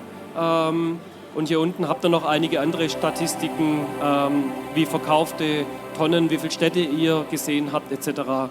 pp. Genau, hier oben läuft auch die Zeit interaktiv dann weiter. Wir haben hier die verschiedenen Plätze wie den Markt, wo ihr nachher handeln könnt. Wir haben die Werft. Am Anfang startet ihr mit einem relativ kleinen U-Boot, das vom Motor her eine bestimmte Geschwindigkeit einnehmen kann, das auch nur eine gewisse Tiefe erreichen kann. Gewisse Städte befinden sich auf einer anderen Tiefe. Ihr müsst das Boot ausbauen, ihr könnt das Boot verkaufen, ihr könnt neue Boote kaufen, ihr könnt zusätzlichen Cargo Space dazu kaufen, ihr könnt an der Polizei entsprechende Lizenzen erwerben. In der Bar, da kommen wir nachher vielleicht noch ganz kurz dazu, könnt ihr mit anderen agieren, könnt Informationen herausfinden und an der Stelle wird sich das jetzt immer weiter aufbauen, je nach mehr Städte ihr entsprechend besuchen werdet. Die nächste Stadt, die man dann besucht, ist in der Regel Hamburg, die wird dann hier aufgeführt. Man kann dann Informationen über die Stadt finden und auch, was in dieser Stadt produziert wird. Ja, also hier in Paris werden zum Beispiel Früchte, Parfüm, Kleidung produziert, die sich hier entsprechend günstig einkaufen lassen und woanders entsprechend teurer verkaufen lassen. Ja. Was man hier in dem Übersichtsscreen noch sieht, ist, wenn wir uns dann auf die hohe See begeben, aber auch den Füllstand unserer Benzinanzeige des Bootes selber. Die könnt ihr hier auffüllen, weil ohne Sprit werdet ihr auf der See relativ schnell dann stranden. Genau, wenn wir hier jetzt weitergehen im Tutorial, dann werden wir jetzt eingeführt in die unterschiedlichen Dinge, die man machen kann, wie jetzt zum Beispiel hier den Markt oder in der Polizeistation oder in der Bar.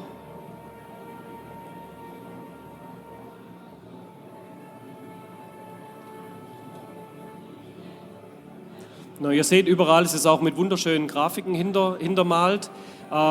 Das Spiel läuft auf OCS, ECS, AGA, beginnt bei einem 68.000er mit 8 MB RAM und läuft auch auf einem 060er völlig problemlos. Das Spiel hat 2 Teile. Das ist der Dialogteil, der in den Städten abläuft. Und er hat nachher aber auch diesen Simulationsteil, von dem ich gesprochen habe, auf See, wo Echtzeitberechnungen durchgeführt werden. Wo sind einzelne Spieler? Wo befindet sich die Polizei? Wo sind andere NPCs? Wo sind die Trader, mit denen ich interagieren kann? Und es wird dann alles eben Echtzeit dann entsprechend auch berechnet. Ja? Und dafür braucht es dann auch ein bisschen Power, aber mit einem 6830er seid ihr da schon recht gut ausgestattet und unterwegs. Ja? Genau, an der Stelle würde ich den Dialogteil einmal verlassen wollen und würde in den freien Teil rübergehen, weil dann können wir ein bisschen auch das Thema Handel und auch wie erreiche ich andere Städte anschauen. Wir haben in Summe noch knapp 5 Minuten. Ist nicht allzu viel Zeit, von dem her werde ich an der Stelle jetzt mal dann den Dialogteil abbrechen. Im Hintergrund hört ihr auch immer eine schöne Musik, das heißt, wir haben auch eine schöne Sounduntermalung im Spiel mit drin. Ich verlasse das Spiel jetzt einfach mal quasi komplett. Okay, it works. So now we are going to switch to sandbox mode. This mode you have seen is a story mode. So the player will be orientated by Captain Albert and other persons, what to do, how to do it, where to move. And in sandbox mode, the player can do practically everything he wants. He may move through all locations. There is no scripting mode, so there will be no pop-up dialogues. He will all on his own start his own conversation in the bar or in other places. And so, and at the moment, es ist das passiert, was nicht passieren sollte, nämlich die Internet-Connection ist weg. Oh. Und der Start des Spiels, jetzt ist sie wieder da. Vielleicht, ja, sie kommt wieder, okay. Genau. Das ist dann auch der Online-Teil, das heißt, jedes Mal, wenn ihr das Spiel startet, connectet er sich mit dem Aquabis-Server, checkt, ob ihr die aktuelle Version drauf habt, lädt gegebenenfalls die aktuelle Version herunter und das Spiel wird gestartet. Ja? Das heißt, ihr ladet euch initial einmal den Client runter, das sind derzeit ca. 14 MB, und später werden dann nur noch entsprechende Delta-Updates übers Internet dann durchgeführt. Ja? Aber wie man sieht, hat die Internet-Connection so ein bisschen ihre Tücken. Hoffen wir, sie kommt nochmal.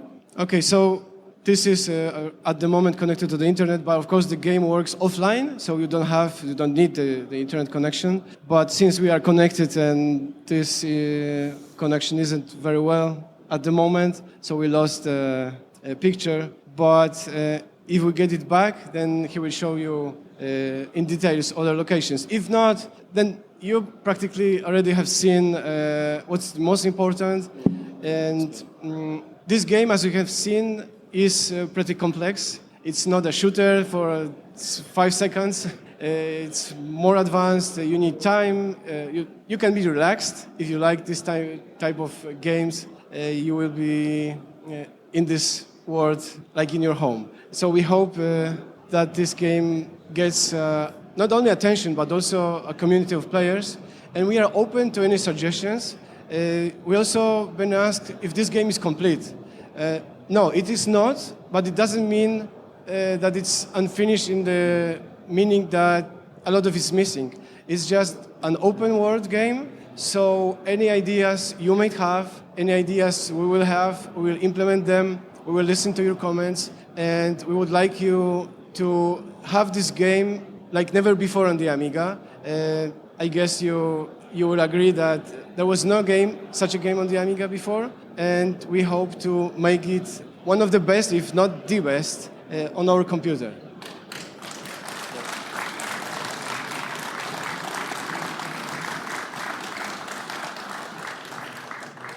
Genau, darum geht es letztendlich dann auch wenn die Internet-Connection jetzt weg ist, gerne zu uns runterkommen. Da werden wir den Simulationsteil gerne nochmal zeigen. There's one more thing I would like to add. One more thing about the future of the game. So that's what I said. We would like to cooperate with the community of players, of course. we invite you to join our forum and there ask your questions, your suggestions, and so on. But also, this game, although it works on the Amiga, classic Amiga, some don't like this expression, but let's skip it. We would like to make it also on other platforms like Amiga NG. Not ourselves, but if there are NG developers, we are open to it, because the way it is written allows to be in the same game from other platforms. So if there is an Amiga OS 4 something or Morphos, it doesn't matter, because their clients can connect to the server and can exchange information with it and within the game with other players. So maybe this will be the key to unite different camps, the classic Amiga and NG, the one and the second. And we would like to achieve that also with your and their help. Wir sind sehr gespannt, wie die Art von Spiel, die es seit langer, langer Zeit auf dem Amiga nicht mehr gegeben hat, bei euch ankommt. Wie Piotr schon gesagt hat, Feedback willkommen in jeglicher Art, wenn sie konstruktiv ist, immer her damit. Auch Übersetzungsfehler, her damit, ab ins Forum. Das Ziel ist wirklich, dass sich eine Community bildet, die dieses Spiel hoffentlich lange spielt. Das motiviert Aged Code, Content nachzuliefern, das Spiel zu verändern. Ihr habt die Chance, das Spiel auch in Teilen mitzubestimmen. Ja, wenn euch irgendwelche Teile nicht so passen, dann hat er die Chance, es umzubiegen. Und wenn er motiviert ist, dann kann aus Aquabis was ganz Tolles werden, wo wir uns vielleicht auch nächstes Jahr bei der nächsten Messe oder in 3 Jahren vielleicht immer noch drüber unterhalten und gucken, was aus Aquabis geworden ist. Wir sind sehr gespannt und weitere Informationen unten. Und sorry, dass der Internetteil jetzt irgendwie doch zusammengebrochen ist hier oben. Ihr habt alle zu viel gesurft, ich habe es gesehen. Und vielen Dank. Last words from you. Yeah, thank you very much. This, as you have seen in the story, this is just the beginning. We want you to live an adventure again. We are getting older, but our hobby, our passion to this computer and this genre does not.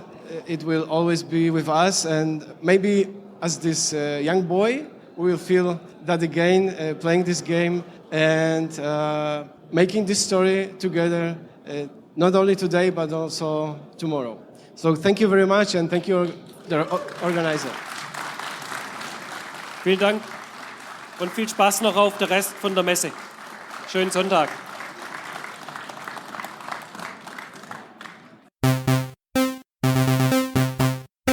Es folgt Remember 87 von Chris Hülsbeck.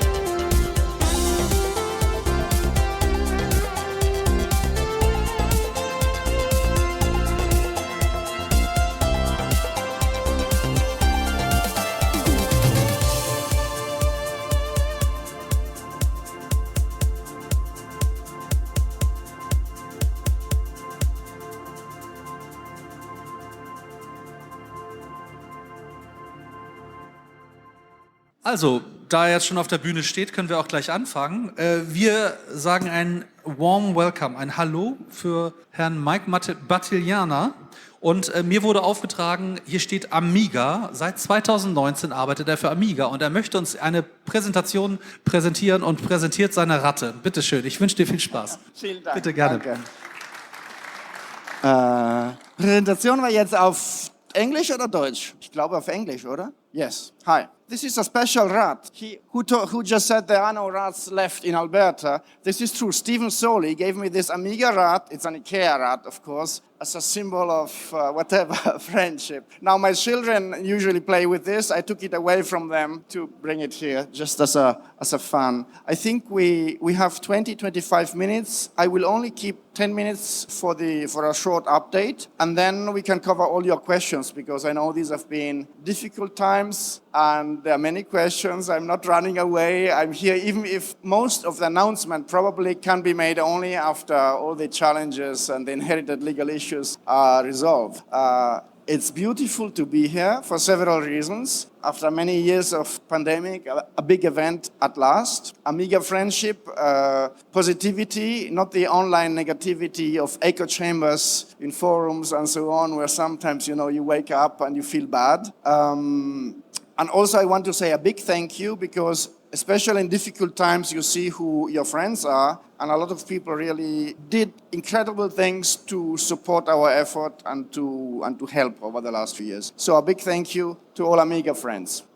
So Amiga is many different things to many people. It's hard to define. I'm not going to try to define it. Amiga goes on even after many decades, after voids, after doubts, after challenges, which we are slowly working to completely resolve. And for example, for me, Amiga was about beauty. When I was a developer, I was young. We had the beauty of youth, but we didn't see that. We saw the beauty of Amiga, which was even more strong for us. So we spent a lot of time, and now we are here 37 years later and still doing Amiga things. For some people, it's a hardware. For some, it's software. For some, it's Commodore. For some, it's the Silicon Valley startup. So there are really many, many Amiga identities. I'll tell you what Amiga, which is the company which took over the assets of Amiga Inc. in 2019, is doing now and can do now with the limitations of the current situation. So, the rat is here, that's why the rat was here. Ratty likes to travel.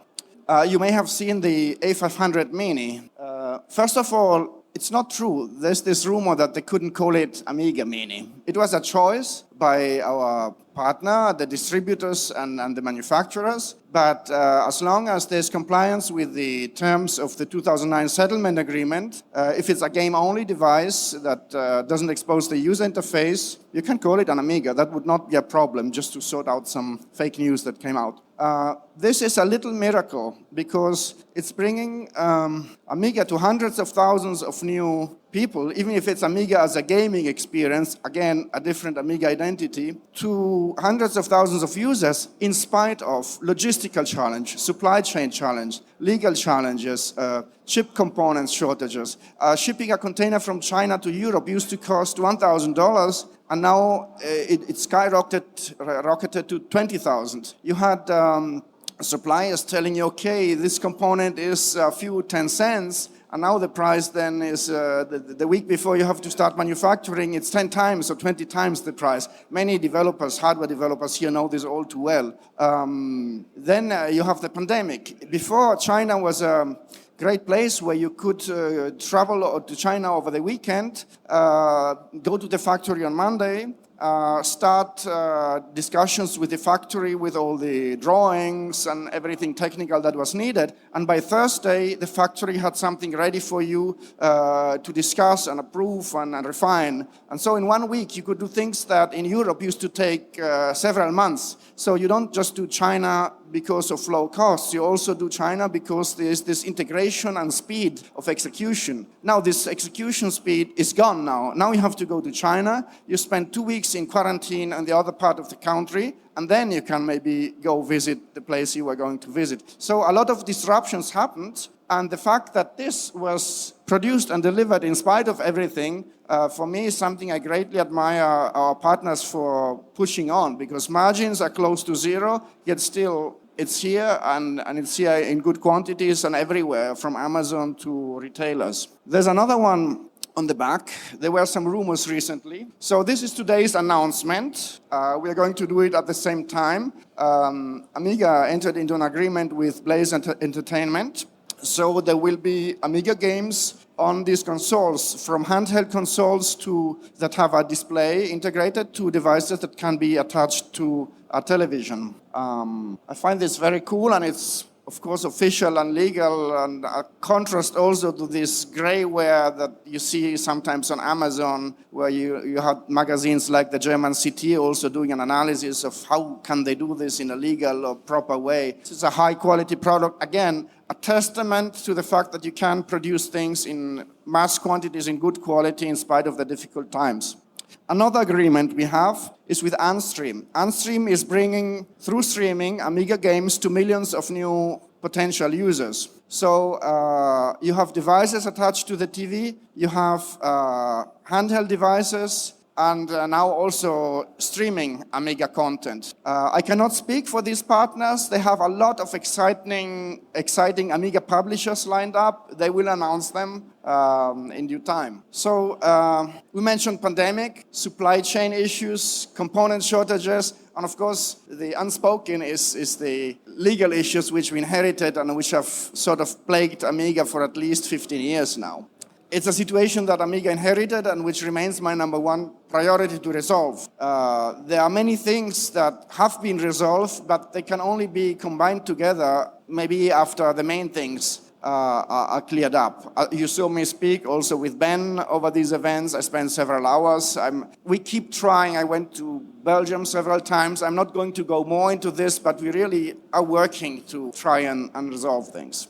So it's strange, we can do consoles, we can do streaming, we can do iOS, we can do Steam, we can do Raspberry Pi, we can do Xbox, but we cannot maybe put what some people would like to put Amiga OS 3.2 in the hands of millions of users, or put Amiga OS 4 in the hands of millions of users. That is something that it is as it is. We do what we can, and like in poetry, you have to do something beautiful with some rules which have been set. So hopefully maybe next time here we'll announce something different, but as you see, we work hard to do what is possible given the current constraints. And if we touch the lives of millions of users, new ones, keeping Amiga interest alive, I think that's something interesting.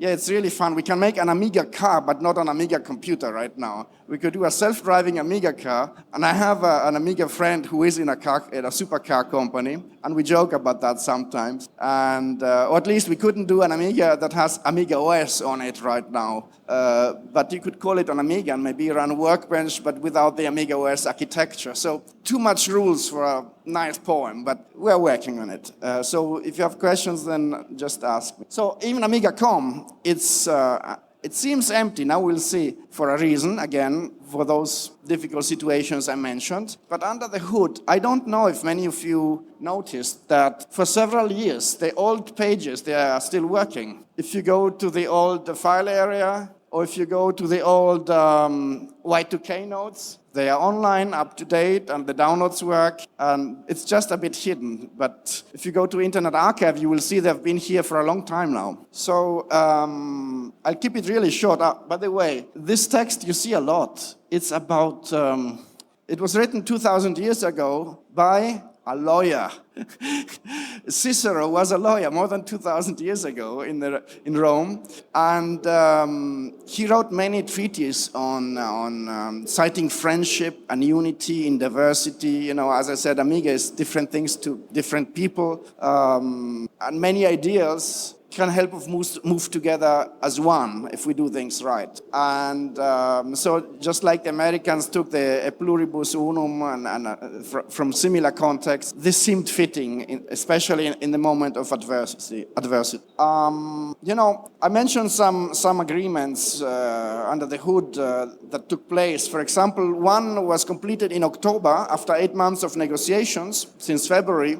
But I am not free to talk about it yet because it's connected to something else. So there are things that are taking a lot of work and that are being done that hopefully will all result in something we all want. In my personal life, as you know, there were several milestones. In the 80s, I was an Amiga developer. I was buying my Amigas in Germany because they were half the price from Italy. I'm in the northeast near Slovenia. So I went to Munich. My books were from Hugendubel, or I went to the Phil German, all these stores that had the fish discs, and I was always there. And my big expense, the first big expense was the SAS-C compiler, the Addison Wesley books and the Bantam book. And so from day one, I was hooked. Then the other milestone was after all the Amiga was falling apart, and it was a good Amiga for us. Remember, our software was bundled with every computer sold, Cloanto as a developer. I entered into the licensing agreement with Gateway for the legal and official emulation. That was a continuation of a good relationship, which evolved in 2011, 2012. And then when the legal challenges again became more difficult, we found each other on the same side with Amiga, and acquisition talks started. And that's how, after multiple rounds of voting by the shareholders, and it was tiring. At the end, they re-elected Bill McEwen just as a secretary to help with the signatures because it was difficult to get everyone to vote for different things. So that was the last milestone, 2019. Now we have some targets up to 2024, but the biggest target is to resolve the legal situation right now. So I think I'm done with the few things I could say. Few things, but some of these will touch the lives of a lot of people. And if you have questions, feel free to ask. We have about, we have some 10 minutes left. Thank you. So, wir machen jetzt die nette Fragerunde. Eine Frage pro Person, bitte. Und gibt es jemand, der was fragen möchte? Wunderbar. Ich versuche mal runterzukommen, ohne auszusehen wie 80, bitte. Thank you, Mike. My question is, what is your vision for Amiga? My vision? Vision also depends on what you can do. You have to adapt sometimes. I would love to bring reconciliation and healing, for example, on the 3X front, to have a good solution that replaces some that are in a gray area now. I cannot say more. I cannot say more about open source because I'm going to touch difficult topics, but I think an open source branch would be appropriate. That has been my public position for years now.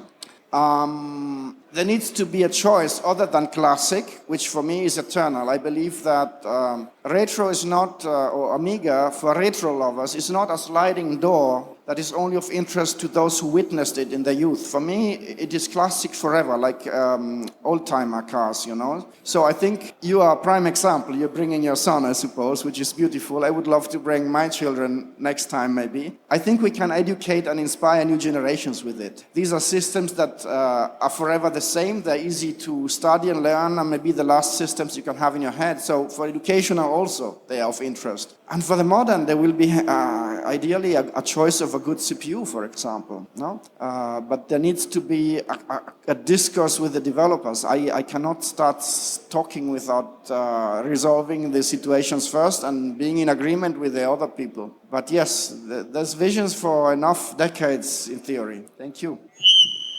Guten Morgen. Will jemand noch eine Frage stellen? Normal. What's the future from Cloanto itself with emulation? That's a good question. Sorry, what was the last word? Emulation. Your emulation suite and Cloanto itself. Cloanto in '97, when it put personal paint on ArmiNet and just to keep doing something Amiga, entered into negotiations with Gateway for this emulation and in general also support, because the ROMs could also be used on classic systems. It wanted to do the right thing, but it never wanted to own or to do only that. We had 6 months of money left, and for a software developer, the disaster of the Commodore bankruptcy, from doing well, including the bundles, to everyone collapsing, including distributors who were owing you money, and it was really difficult. So we started doing B2B software on Windows. We do currency solutions.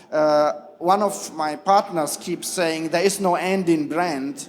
Cloanto now has the opportunity of focusing more on the core. Amiga forever, C64 forever. I think they will be continued to be done by Cloanto, but Amiga will be Amiga. Cloanto will just be a licensing partner, just like it has been since '97. The other things, if Amiga can do them, like all these partnerships we signed more than 20 agreements already. Many of the people are here producing things under license, and they have seen that it's easy to work with us. Amiga should do everything else. So Cloanto just wants to continue maybe doing what is in our hearts from the past, but it's not our core business. Our core business is B2B solutions, business solutions. And Amiga will do the rest as you expect Amiga that should do.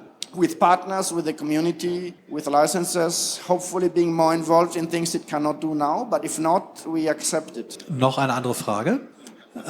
Now good, He wants another question. It's round robin. Because the queue is empty, you can ask again. Noch eine Frage? Oh, da hinten. I go for a walk. Hi, Mike. Hello. Last time on this exhibition, you taught us about documents that you're now in possession from Commodore. Oh, yes. Like all these, interesting. Is there anything going on in that? Is there any process releasing them?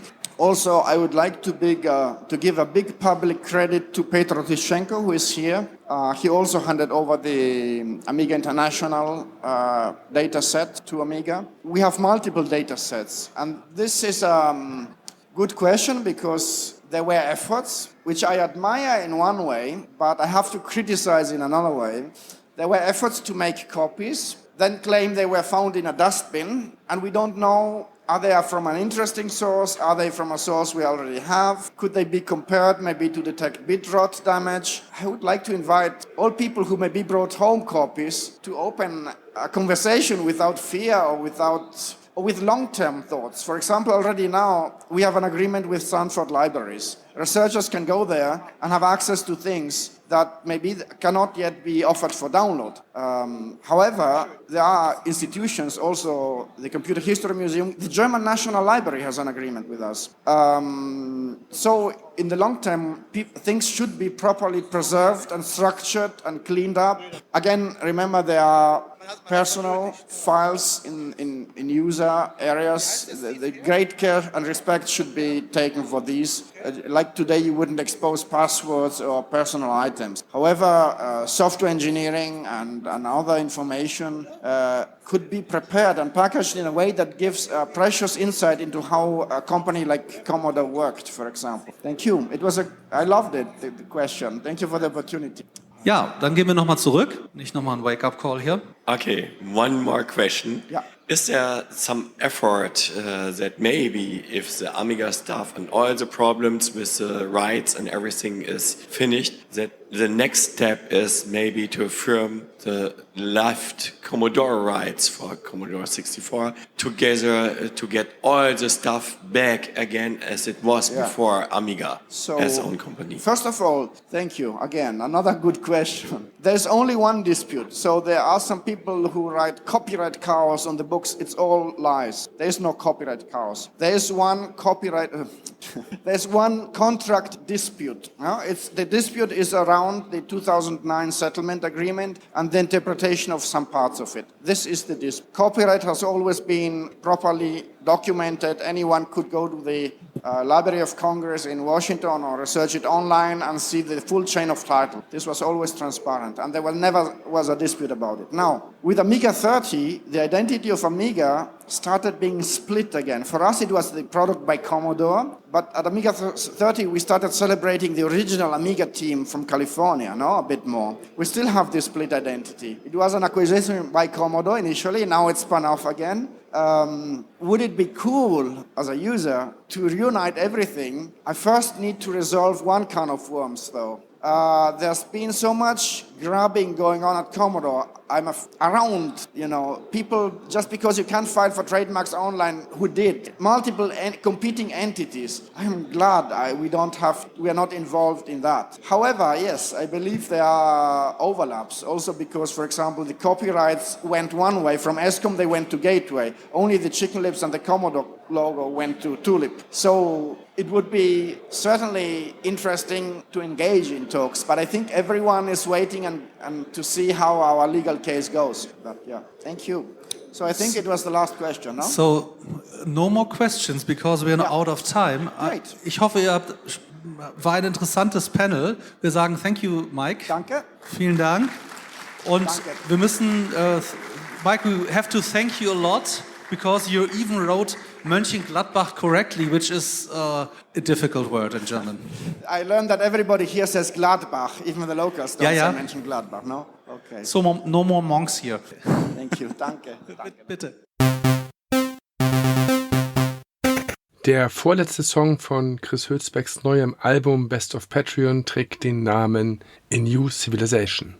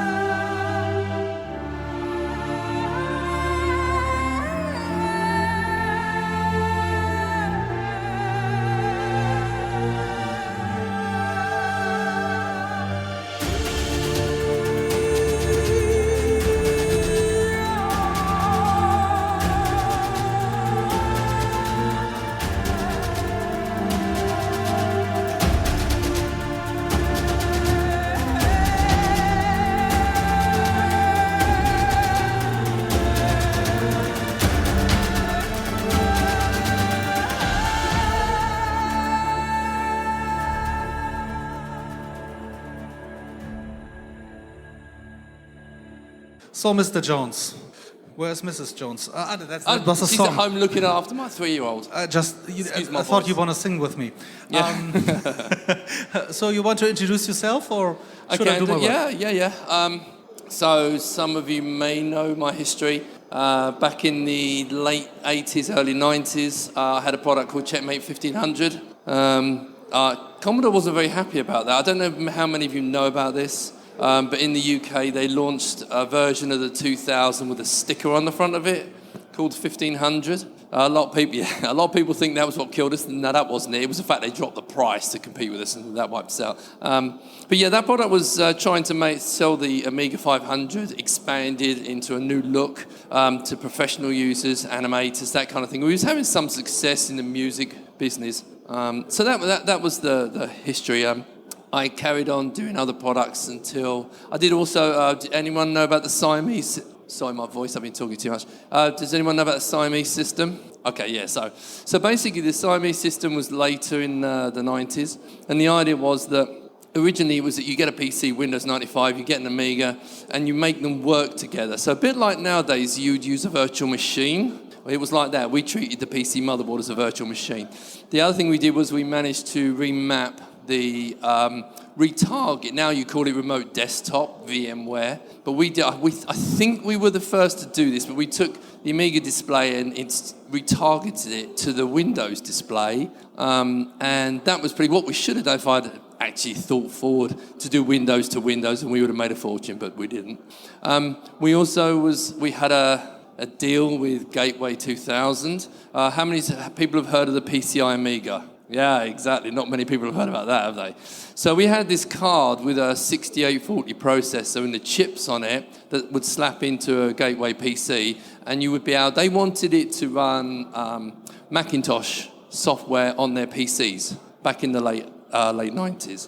But of course, we could then run all the Amiga software. Unfortunately, they pulled the plug on that, so that went nowhere, as we know, with Gateway. So anyway, so cutting that. 20 years, don't worry about the rest of it. But when David, in 2008, I got involved with AROS, started supporting does anyone know about AROS? Yeah, a few people, that's good. Okay, so I've been doing supporting for AROS on, off and on, and I've got another one I'm doing at the moment, which you'll hear about soon.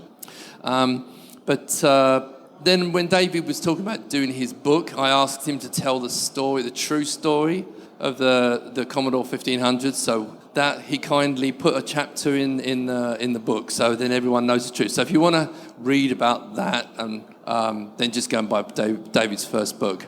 Anyway, up to date now. So when he did the book, I thought it'd be an idea. That's an idea. He's going to produce this book. I can make a new product. I always wanted, because I never designed the original 1500, and I always wanted to do it, and he gave me the idea, so I thought, okay, I'm going to make it look like my favourite machine, which is a 3000, and then I'm going to think of everything you can put in it, literally like a 1200, 500, 600, a micro ATX, a mini ITX, you put anything you like in this machine, have all the holes ready, and 4 different back panels, so I prototyped it up, and people went nuts about it, which was great. So we launched a Kickstarter, it was successful. And then I shipped the product. So I was about 6 weeks late, but I shipped the product. Everyone was great. And in fact, my product actually came out before the book, so the book actually didn't help, which I thought it was going to be a really useful thing. Anyway, so I then did mini versions of the same case, which is not it's popular, but it's not quite as popular as the Plus. The Plus still king with the 500 motherboards mostly. But now I wanted to do something completely different. So always been a bit of a problem with monitors. Either, because everyone wants a CRT, and I'm going to say this isn't a CRT. But I wanted to create a monitor that would work well with all retro machines, not just Amigas, but obviously I had a vested interest in there. And so I started prototyping the design, the models, and started getting some engineers who I could work with to do. I'm okay at design, and I can do the metal work, I can design the metal work, and I can design the plastic, and I can do all that kind of stuff. And I can write software, but I can't do electronics. So I've got people like Rob Cranley who helped me, and a couple of others. And now I've got a gentleman by the name of, I won't give he hates his surname, so he just likes to be called Appy. Now, there are some serious characters in this world, and Appy is one of them. Wonderful, absolutely wonderful guy, but really clever. So he invited me over one day to say he wanted to help on this project, and I had all these kind of aspirations, and then we just went for it.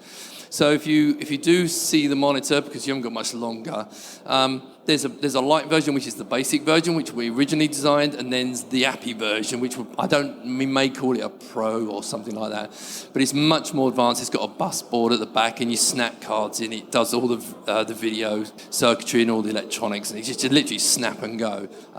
So that product's now ready to. I mean, as I was saying to people downstairs, I've been saying for the last 6 months, I'll be launching it next month, all right? We know the story. I didn't say that in 2 weeks, but because the Appy's part of it was taking quite a while, it's a really complex piece of kit, which I won't explain here, but there's a lot of electronics in it to do what it does. So it's taken a little while to do. It's taken about 4 months. So, but we are at a stage now where the version we got now is working. but it is a little bit twitchy, but he's already designed a version 3, so that's ready to go. But that's an enhancement to the monitor, but I wanted to get that right. So it's looking like, again, I'm going to say next month. Hopefully, when I get back, I'm going to start preparing everything. The Kickstarter page is already done. I've got to do videos. I've got to put a lot more technical information up there. And everyone asks me the same question: how much is it going to cost? They always come up, how long and how much? I don't give the price, and because I'll give you an example. As I joked about earlier, Brexit. So, what a great idea! You take a great country that does really well, and then make a right mess of it. So it's caused a lot of problems with Brexit. I'll give you an example. My sales to Europe were like 30% overall. Now it's down to about 3%. Germans used to buy more of my products than any other single country. It was absolutely amazing. But because of the Brexit, because of now there's the extra steps, and there's that stupid DHL handling charge, people have been turned off it. Now some still do. But I have been talking to some distributors here, so I'm hoping to get the cases into distribution, so we can make it easy for you. Just go on as you normally do, just buy it, and they'll just ship it. But yeah, so that's something I'm trying to sort out now. Now the Kickstarter, once it's launched, I need, obviously you know how Kickstarter works, hopefully. I have to reach a certain target, and I like that. Some people like to do the floating thing. It's a stupid idea because you know how much, I know exactly how much it's going to cost to make everything, and I've got it all sorted out already. But one of the reasons for the not putting the price was purely because has anyone seen what's happened to the pound? Like that. So when I first priced up the product, it was $1.37 to the pound. It's now $1.09 or something like that. Great idea. So, and seeing as half of the cost is dollars, you can imagine the mess that would have made. And if I told people the price, it would have been. But it's not going to be as expensive. People have got in their mind it's going to be this stupidly expensive thing. It's not. So I tried to give the example, because it's not me committing to a number. If I go onto my local eBuyer site and look for a 19-inch IPS monitor, which is a good quality panel, and look for a quality brand and then add about £100-ish, that's roughly what it's going to cost. So it gives you an idea, the ballpark figure. It's obviously more expensive than a standard monitor, because if you look in the back and see all the audio-visual inputs, it can do like composite component. We've got RGB SCART, S-video, HDMI, and on the advanced version, the upgrade, should we call it, there's multiple HDMI switches and more enhanced analog audio circuitry, and Appy's put some extra video enhancing amplifier. I'm not technical, as I said, I don't do electronics. But that's, if you haven't seen it, come down and have a look at the display. The reason for me coming here, apart from saying, please buy my products, was basically because I want people to see the panels, because you can't tell the quality of a panel by a specification or by me videoing it. You just can't tell. So if you come up to the panel and if you're thinking of a monitor, just have a look and see what you think. And this is the default one. But what we're doing is when you do if you back the Kickstarter, the idea is, and this is going to sound really stupid, but you back it without a panel. So about halfway through the production, you'll then basically get an email that says, please confirm your address, please pay for the shipping, what panel do you want? And there'll be probably 3 options. There'll be this one, which is the default in the middle, and then we're hoping to get a good quality one that's cheaper, and then a more advanced one that's a bit higher. And what would I really like is OLED, but no, that's not going to happen, and you'd have to sell a kidney for that.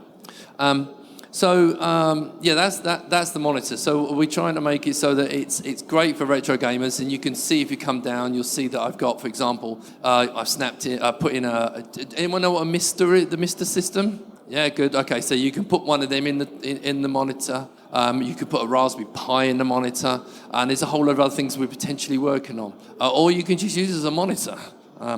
So that's where I am. I'm just down there. If anyone wants to come and have a quick look, and just so you can see it, and if anyone says, have you ever seen that monitor? Do you think it's worth it? Well, I saw it, and then give them your comments, which I won't preload. Is anyone going to ask any questions? Has anyone got any questions? You can ask me anything you like, even if it means me upsetting people. No, all very, very shy. Oh, okay, good. Let's see if I upset anyone. Oh, yes, and please sort out that legal thing. Go on, what's the question? So you're trying to do an LCD monitor, right? I was wondering if you're going to China and finding out the right displays. Will you look at medical LCD monitors? Because they are the ones who have an extra glass in front, and it might be kind of a nice retro look. It's a good question. Okay, so first of all, the panels that I've got are industrial grade. So they're not your consumer panels. So they're designed to be put on displays and literally be used for that kind of thing. Now, as for the glass front, if people, I'm not sure about putting the glass on the front. But if it's something that's, one of the things is, okay, so if the Kickstarter's a success, I've budgeted to fly to Taiwan, China, and literally go to the panel makers, and because it's expensive shipping them over just to look at them, find they were rubbish. So I'm going to go out there. I've got a translator waiting for me, and then we're going to go around all the panel companies and try and pick some really nice panels and see if I can find that elusive OLED, but no chance. But yeah, I mean, I'll definitely ask the question. I'm not sure whether it will be a benefit, but if there is a medical and they got glass in the front and it's doable, then I'll definitely look at that. But the main thing for me is the quality of the display, and it has to be durable, which is why most of these let's call them square panel, let's call them 4:3, even though I know it's a 5:4. Most of these panels tend to be nowadays. They tend to be like industrial panels, so they will last a long time. They'll hold their colours nicely, and they'll last for ages. So, but of course they cost more. They're not cheap. You're not going to get this for £100. It's not happening.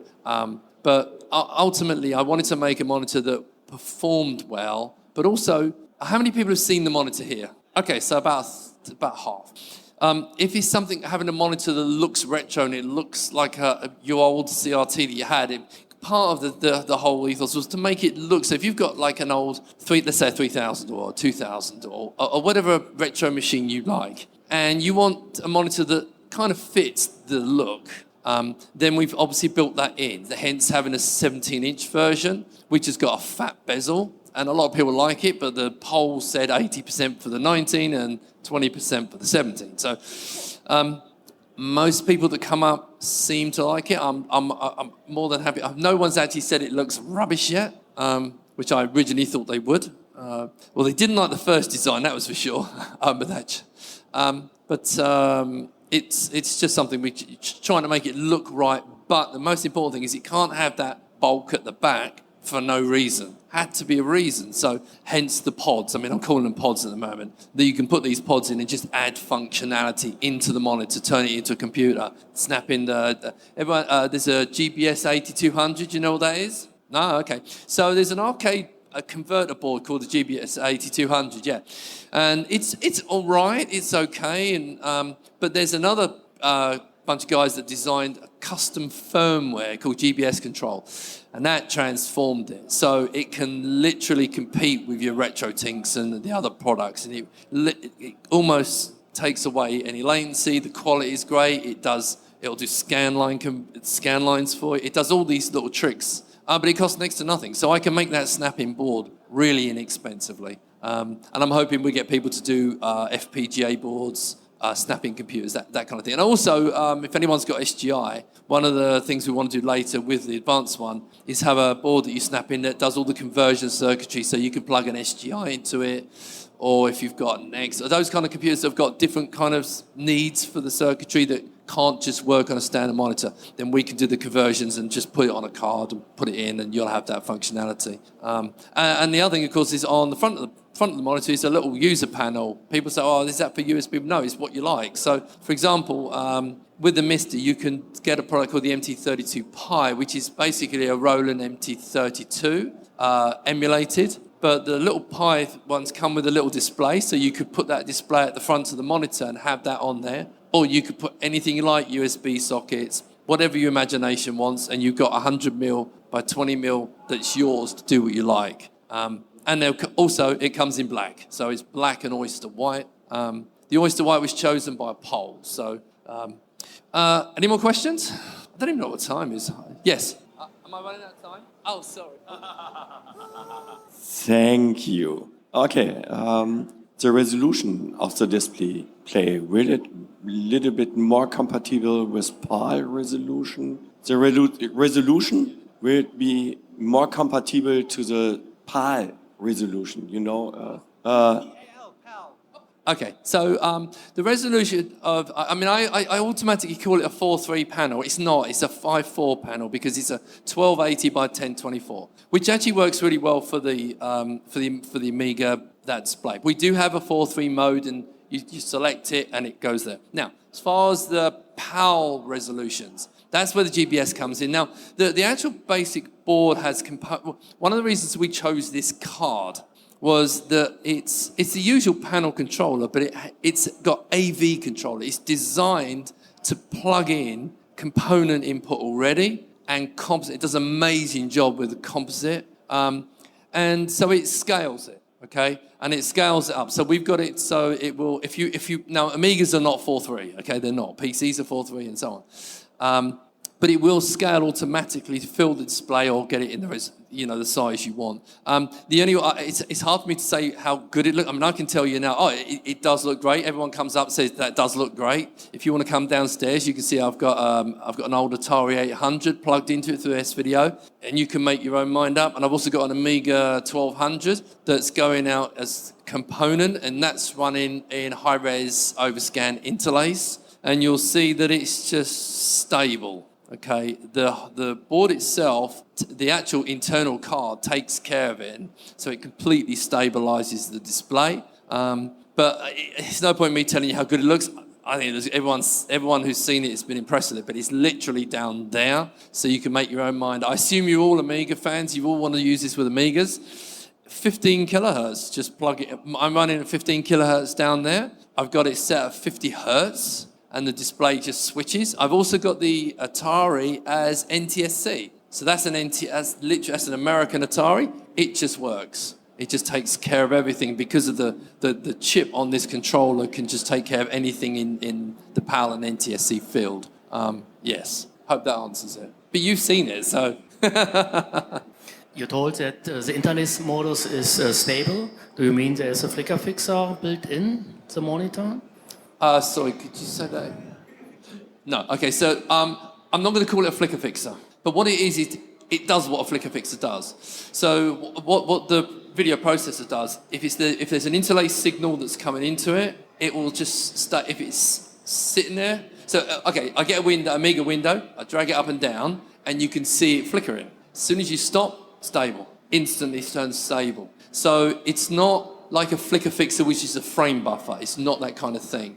But it does completely stabilize it. And also with the GBS, it does a similar thing as well. But it also does motion, with the GBS one, it will do motion stabilization, which is actually, you'd have to read up on that, but it's absolutely amazing. Yes, go on. So first of all, thank you for the fantastic cases and very excited about you're these welcome, monitors. thanks, yeah. I was just wondering about the latency, what the latency is looking like right now, and if that also differs according to the input. Okay, latency. Yeah, obviously latency is really important, right? And I totally understand it because the CRT is 0, okay? But we all know that panels have latency because they have to go through the controllers. So I've been trying to get a latency tester. The only one I've been able to get is an HDMI latency tester. So I have tested it, and it is 17 milliseconds. Literally photon to the screen, 17 milliseconds, right? So that works out to roughly 1/60th of a second. I don't know if anyone's got better reactions than that. If you're playing a game, no one notices it, but there's always going to be a latency. Do we want to get it better? Of course, but I don't. The GBS, the great thing with the GBS, because of the GBS control firmware, they've got that down to almost nothing. And you'd have to see the specification and watch the video. In fact, Retro RGB channel, they did a review of the GBS control. So if you go and have a look at that, and they really rated it. So, and of course, there's a little bit of overhead with our controller, but it doesn't. As I said, the HDMI is coming in 17 milliseconds, and I've actually videoed it and shown it. So that's as fast as it can go. But that literally is, that is longer than that. but it's less than a frame, a 60th frame. So hopefully that's good enough for you advanced gamers. I've spoken to some gamers and they said, well, that's fast enough. Yeah. That was a cool snap. Can you do that again? Oh, yeah. Perfect. What you're trying to say is don't That do it was again. snappy. Noch jemand für eine Frage? Hier? Frage? Oh. Okay. So you have to stay away from the speaker. Yeah. Just out of curiosity, you went to see Mike. You got, I think, backpack a while ago to visit Mike in Italy and ask him. Michael Clemento. Clemento, yeah. Yes. Okay. Right. Go on. Yeah, and no, just because you always do things for people, but you never told about your own background, your relationship to the Amiga, and why you're willing to do everything. And if you would be the king of the Amiga, if you would own everything, what would you do? Do you want to see a grown man cry? No, see, I'm not kidding. I'm not kidding. Right. Let's make a statement. Everybody wants to be the saviour of the Amiga, right? Everyone out there, and me, stupid. The only way we can do it is everybody works together. Common goal. Everybody has to work together. I try working with people and talk to other people. We got people who make other cases, compete with me. Fantastic. And you might have seen that APET, brilliant little product. I gave him my board so we can get that working. Everyone needs to work. There's too much at the moment, and I will get myself in trouble. I don't care. They need to sort this legal crap out, because once they're sorted out, we can actually really do well. If you want to know about my background, So I started 1985. I went to a show in London. No, it might have been 86, and I saw the 1000. In fact, I saw the workbench up on the screen, and I thought, wow, that's amazing. But you could hear this boing, boing, boing. What the hell's that? And then they pulled the screen. Oh, Jesus Christ! Pulled that screen down, because I know a little bit about computers. Then I know obviously a little bit more now. But even I went, oh, my Spectrum can't do that. and it was it was just, but I couldn't afford it, and I had a young family. In fact, I've done that again. And so I had to wait for the 500. We all know the story. I'd actually seen it. In fact, all of this is in Dave's book, but I actually went in about 96. I went to Twickenham, and I was just doing a job there, and I used to be a roofer. I started at school doing computers, but I thought I'd get a motorbike and impress the girls. Yeah, that worked, didn't it? Although if you see my wife now, yeah, that was dancing. So I loved that. I loved the one. And up the road from where I lived, there was in Harrow, there was a fantastic shop. And how long have I got? Because I don't want to. How long have I got left? No time left, but speak. Okay. So in this shop, they had a 1000 in the window with the juggler. And I used to literally just go up there and just walk up there just to see this demo. And eventually, I used to go in this shop, and then I got quite, because I said, I can't afford that. And they, yeah, it's cool, come in, you can have a look, and this, fantastic. And they used to develop software. And eventually, they called me when they said, we got the 500s in. Whoa. So I had that little chat with my wife, who was my ex-wife now, but she was really sweet about it. And yes, you can get it. We all have to ask our wife. So I bought the 500, and I managed to get myself a 1084. And then about a month later, one of the developers there, I forget his name sadly, he called me and he said, do you want to buy my 1000, which I've been developing for, but I need to buy a 2000? Right, how long do you think that took? And he gave me such a deal. I think I bought it for £200 back then. But he also sold me for about £200. Now you can imagine how good a deal this was. A 40 megabyte SCSI hard drive. And he had a C limited interface on it, so I bought another C limited and I plugged the C limited in, my 1000 and my 500 and the hard disk in the middle, and I shared the hard disk, and it worked great. As long as you didn't launch, Surge at the same time. So that was absolutely amazing. But ultimately, I tried to do 3D graphics, and I went to a company. Some of you may recognise this story. And there was a design company. Now, bearing in mind, this is like late 80s. There was a design company up in London. They were architects, and they were using silly PCs, right? And I said, and I called them. I wanted to be able to do 3D animation because I was using Videoscape in the days before Modeler. And they said, oh well, do something to impress us. Okay, well, give me something you want me to model. So we've got this building we're making and it's got glass elevators and that. So I actually built this animation that it took you into the building, up the glass elevator, round and out. Blew them away. But I took my 500 with me because I didn't want to get my 1000 damaged. I took the hard drive and had it coming off the hard drive and it was just brilliant. Ultimately, they turned around to me and said, I've been to the board, but we can't employ someone using a games machine. Literally, that was it. But you thought, yeah, it was amazing. They were amazed. They thought it was amazing. But it's not a games machine. Well, it is, you know. No, it's not. It's a cut-down graphics machine. But anyway, so there you go. So that was that. Eventually, a year later, I met up with the guys who sold me the 1000. They were designing the original Checkmate 1500 case, because I didn't design that. They were doing that, and we created Checkmate Digital Limited back then, and then the rest of it. Magst du dich? How we doing? Just talking German, sorry. Oh, okay. Oh. I'm nervous, I'm a bit worried about time. Hey, Mr. Jones, it's so nice to hear you, but... I didn't cry. Go the fuck off the world. Yeah. So nice to learn. Yeah, just leave it on. You can leave your mic on. Yeah, I'll leave it on, okay. All right, thanks very much, everyone. Although I would have heard much more from you, that was very interesting, but... You didn't cry, of course. Thank you. Es folgt Turn 4 into Hope. Natürlich auch vom neuen Chris Hülsbeck Album. Viel Spaß.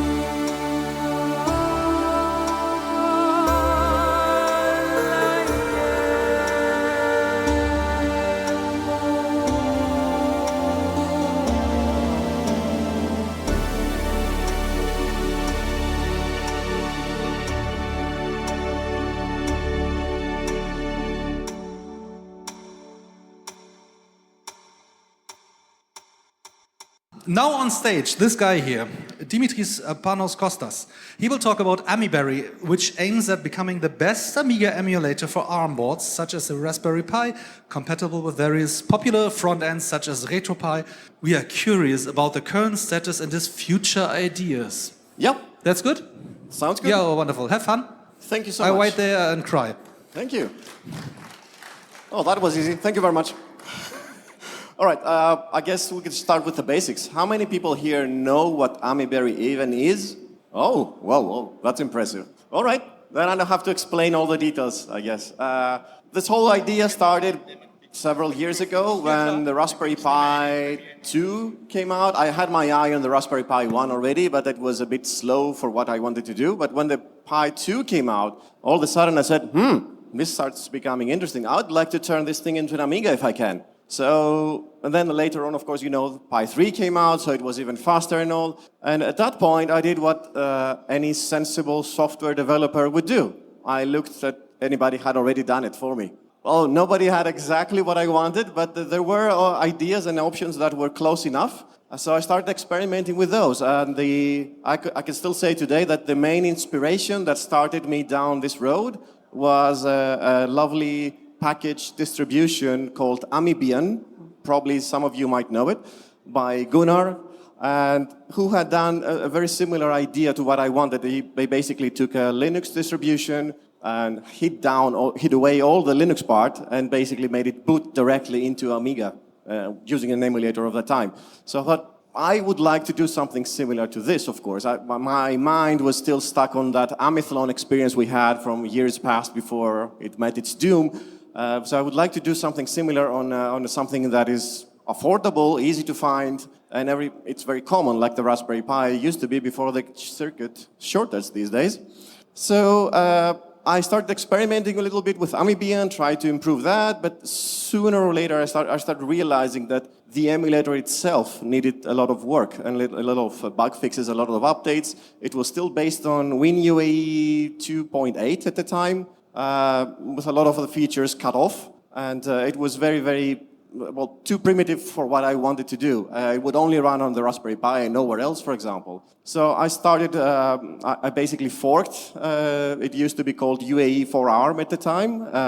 It originated from Thomas Boris, who made a version of UAE for a weird piece of hardware called Pandora. How many of you know what the Pandora is? There you go, heroes. So the Pandora was an ARM handheld, so it was very limited hardware, and Thomas made a version of the UAE for that. So it was, of course, designed to run on a very low-spec machine, and it would have still to emulate the Amiga. And from that, a French guy called Chips, I never really knew his real name, I'm afraid, made a version for the Raspberry Pi, and from there I picked it up. And I started working on that one and experimenting on adding, fixing some bugs, making more optimizations, and adding new features. My main goal was first to make it more multi-platform or easier to port. So it used to be based on SDL1. I ripped that out and I replaced it with SDL2, which was easier to use for hardware acceleration across more boards and better controller support and all. And then also tried to make it closer to the latest versions of WinUAE. I wanted to bring it up to WinUAE 4, 4.8 was, I think, at the time. And so I think around maybe fall of 2016, the first commits that became Amiberry were realized. So since then, this has been kind of a full-time hobby project for me. I have to balance it out. It could have been a full-time job, but it doesn't pay me for anything, so I have to balance it out with real-life job and family life and all that. And it's been grown and growing and growing all these years, and it has been expanding and becoming more closer and closer to the vision, to that original vision. Can we make this thing behave like an Amiga? And along the way, there have been other people that got interested to it, and they started contributing some ideas and some code. For instance, there have been some special features that were developed only for Amiberry that don't actually exist anywhere else, like the WHD load booter, which Dom Cresswell helped with. Our nickname is the Horus and the Spider. Sorry for revealing your secret identity, Dom. And then Bruce Wayne came along. No, sorry, that's the wrong story. So we had a few features that we developed specifically for AmiBerry, and the intention was how can we make things better in the way from the perspective of the users. So there were some needs that no other emulator would cover. Things like, I just want to launch a game and I don't have to deal with disk swapping, configuring the emulator for the best known settings and anything else. I just want to click a button and have the game launch. How can we do that? RetroPie is a very popular distribution that probably most of you know of. It has a front end where you can have all your games, Amiga games included, and you usually just press a button and it launches the game in the emulator. The problem is if you use floppy disk images like ADFs, each game can have its own different settings. Some are A500 games, some are A1200 games, some are CD32 games, and some might need more RAM or different emulator options. You don't normally want to change all of those yourself. So we built a system that would essentially detect the game you launched, try to match it against its own local database, and then pick the best known settings for that game for you automatically. The end result is you click a button and the game launches in the best known settings. So no fuss needed. And that was just one example. Then we added a few more ideas. Stephen Jones actually suggested some ideas a few years ago, and he pushed me he nudged me into implementing those. And it originated from his original project that he mentioned, the Siamese project back in the day, where we can kind of make a hybrid environment between the emulated Amiga OS and the Linux system behind it, because it's still running on top of Linux. So what we end up with is what AmiKit also had implemented and called it a rabbit hole on Windows. Unfortunately, that couldn't be used as it is because that was a WinUAE specific option that only worked on Windows and nowhere else. But we implemented a sort of a workaround or a similar implementation that can be multi-platform. Long story short, what it means is that you can now launch Linux applications from within Amiga OS.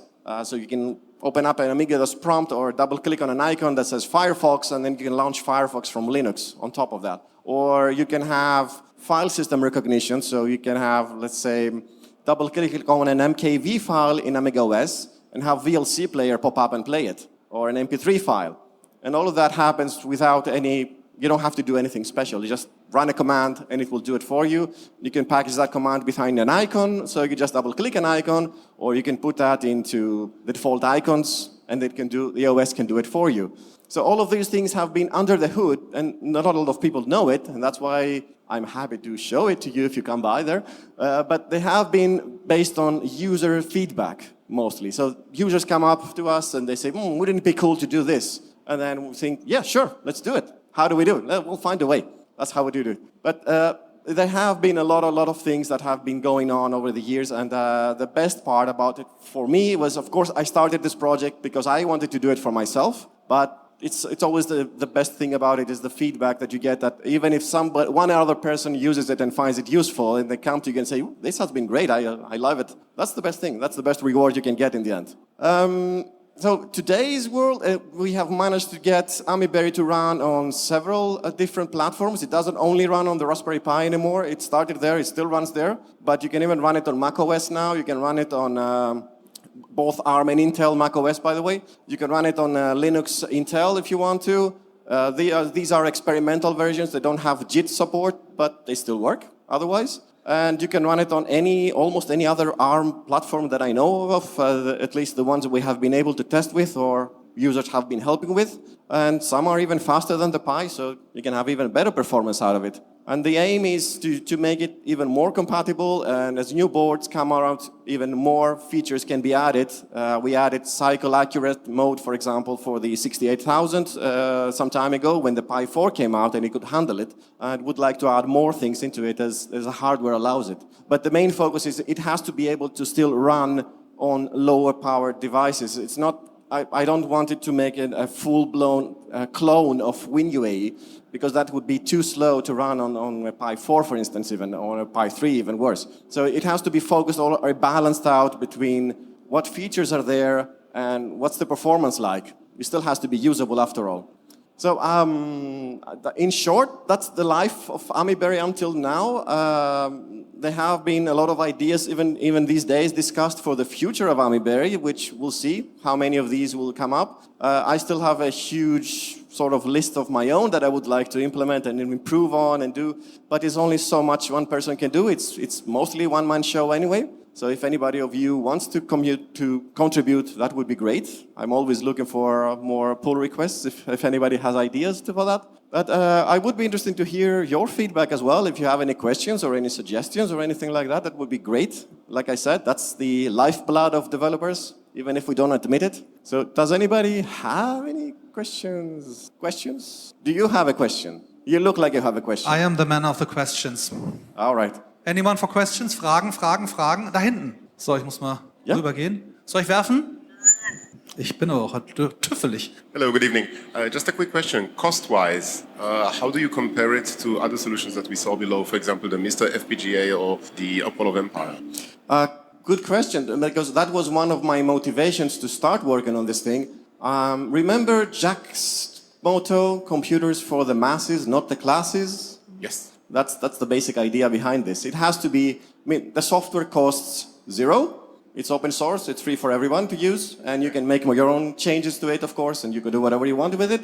So it's all about, do you have the hardware to run it? And the hardware is not some weird, so rare, well, it is a bit rare these days due to what the situation is, but a Raspberry Pi usually costs like nothing. It's very cheap. Even if you buy an expensive Raspberry Pi by today's standards, like the Pi 400, I think costs like 80 euros. And that's plus, you probably need some cables and a power supply and an SD card. That's it. Thank you. So it's a fraction of the cost. It's not even comparable, I think. And the idea behind it is this, that it should be possible for everybody to be able to afford one and get it and run it. Thank you. Thank you. Noch eine Frage? Yeah. Hi. I was wondering if you had any comments on your software being used in these mini controllers and the A500 Mini or whatever it's called. And in addition to that, when they're making changes to remove features, do you have a philosophical objection to them removing this rabbit hole thing, for example? Well, there are two aspects to that. One aspect is my personal opinion, and one aspect is the, I guess, professional opinion. From the professional perspective, the license is GPL3, so it clearly states you're free to use it as you want, and you can make modifications to it, and you can do whatever you want with it. However, it does have some terms which are, you are obliged to provide those changes in the same license, and you have to publish those changes again under the same license, so you have to make them public. And you're also obliged to, you're not allowed to lock down your device so that only you can make changes to it and not your users. In other words, you have to provide also any necessary tools and instructions needed to be able to compile those changes or have your users make their changes and compile it and use it on your device. And there was a bit of a struggle to get that thing fully compliant with those terms. It took several months after the release until we get there, but we are there at the moment. So from that perspective, I don't have anything else to add. That is there. From a personal perspective, I feel that we could have probably done a better job if we had collaborated on this thing from early on. Unfortunately, I didn't even know they were going to use AmiBerry until almost a month before the release. So I found out much later and by accident. So it feels like a bit of a missed opportunity from a personal perspective. I guess we could have done a better job if we had a closer collaboration from the beginning and a better sharing of what the target and the vision should be. Gibt's noch eine Frage? Ach, da ist noch eine, okay. Eine Frage. Danke. Thank you. Do you think that AmiBerry will evolve for systems that are not ARM-based, that microcontrollers are also with Intel processors as well? It has already. There is a Intel version for macOS and Intel version for Linux available at the moment, which are still AmiBerry. They are a bit experimental because, like I said, some features that were ARM-specific, like the JIT engine, doesn't work there, but the rest of it works the same way, including the WHD load bootloader and all the other mechanisms for it. So that has already started. There has been a long-term discussion about an Android version of this. If anybody here in the room remembers that, raise your hand, otherwise forever hold your silence. There he is. So the problem with the Android version was that I personally did not have enough experience on the Android side of things to make it work. We did have a person who offered to collaborate, and we managed to create an alpha version of this which worked. But then, unfortunately, just before the pandemic started, that person disappeared. So I didn't really, it kind of stayed in limbo. So the code changes are all in the repository. I mean, the Amiberry side of things on the C and C++ code is already there. It's already working in Android. What is missing were the Android-specific bits and glue to have this thing run and have some sort of front end to launch it with, and the glue to the Android ecosystem. So again, if anybody wants to contribute, that would be a wonderful idea because it's almost there, but I don't have all the pieces to get it there. Noch eine Frage? Sehe ich eine Hand? Ein kleines Fingerzucken? Ein kleines Husten? Ach nee, das ist ja keine Auktion hier, ne? So, I think this is it. Yeah. You feel free? Thank you. Yeah. Thank you very much for your information. Thank you. Vor dem letzten Panel des zweiten Tages gibt es noch eine Musik von Chris Hülsbeck, nämlich den neuesten Song aus seinem Patreon-Projekt Magic Melody. Wer Chris unterstützen möchte und seine Musik mag, sollte auf jeden Fall mal einen Blick auf seine Patreon-Seite werfen, denn nur dadurch können ja auch wir zum Beispiel in diesem Podcast die Musik von Chris Hülsbeck nutzen. Vielen Dank nochmal auf diesem Wege und viel Spaß mit dem letzten Chris Hülsbeck-Song für heute.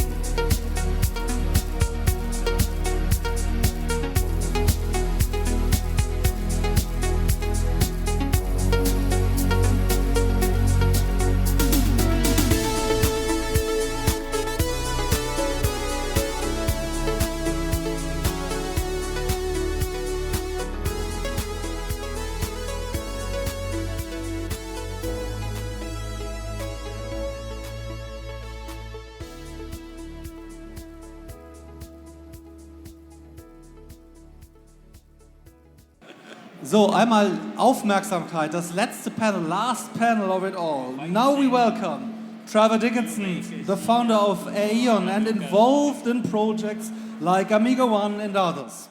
Joined by Enrico Vidale, who will talk about AQ projects and their cooperation too, and they formed a boy band called Amiga Next Generation. You can see it on the background. Have some fun. Okay.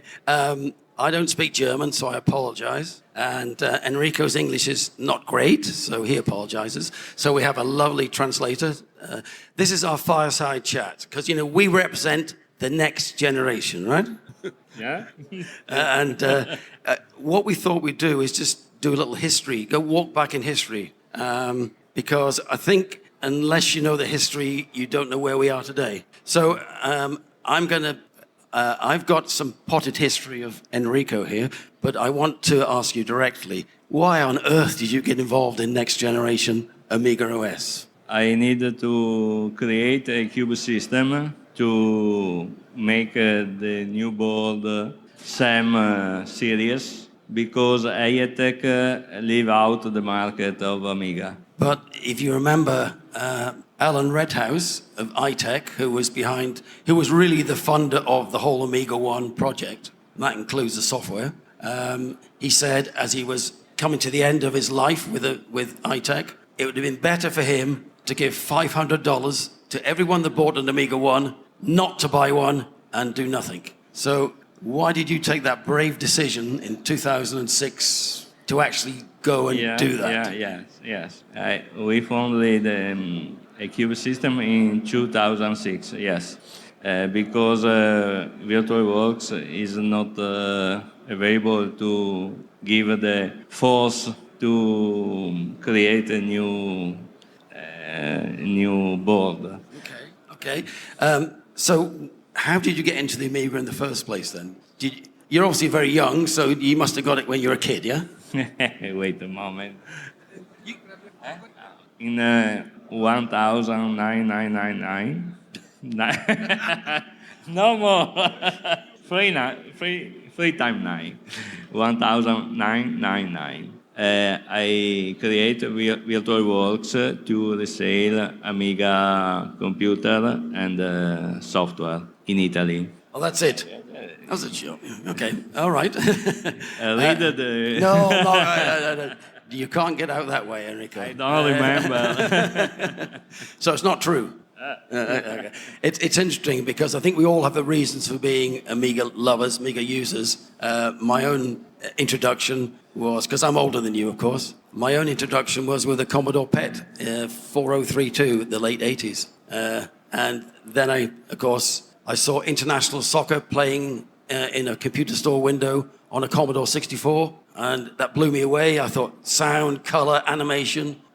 And so I actually sell my Commodore PET so I could get a Commodore 64, and then 128, and then I got transferred to the States for the company I was working for, and in an electrical storm in Texas, hit the house, destroyed my Commodore 128.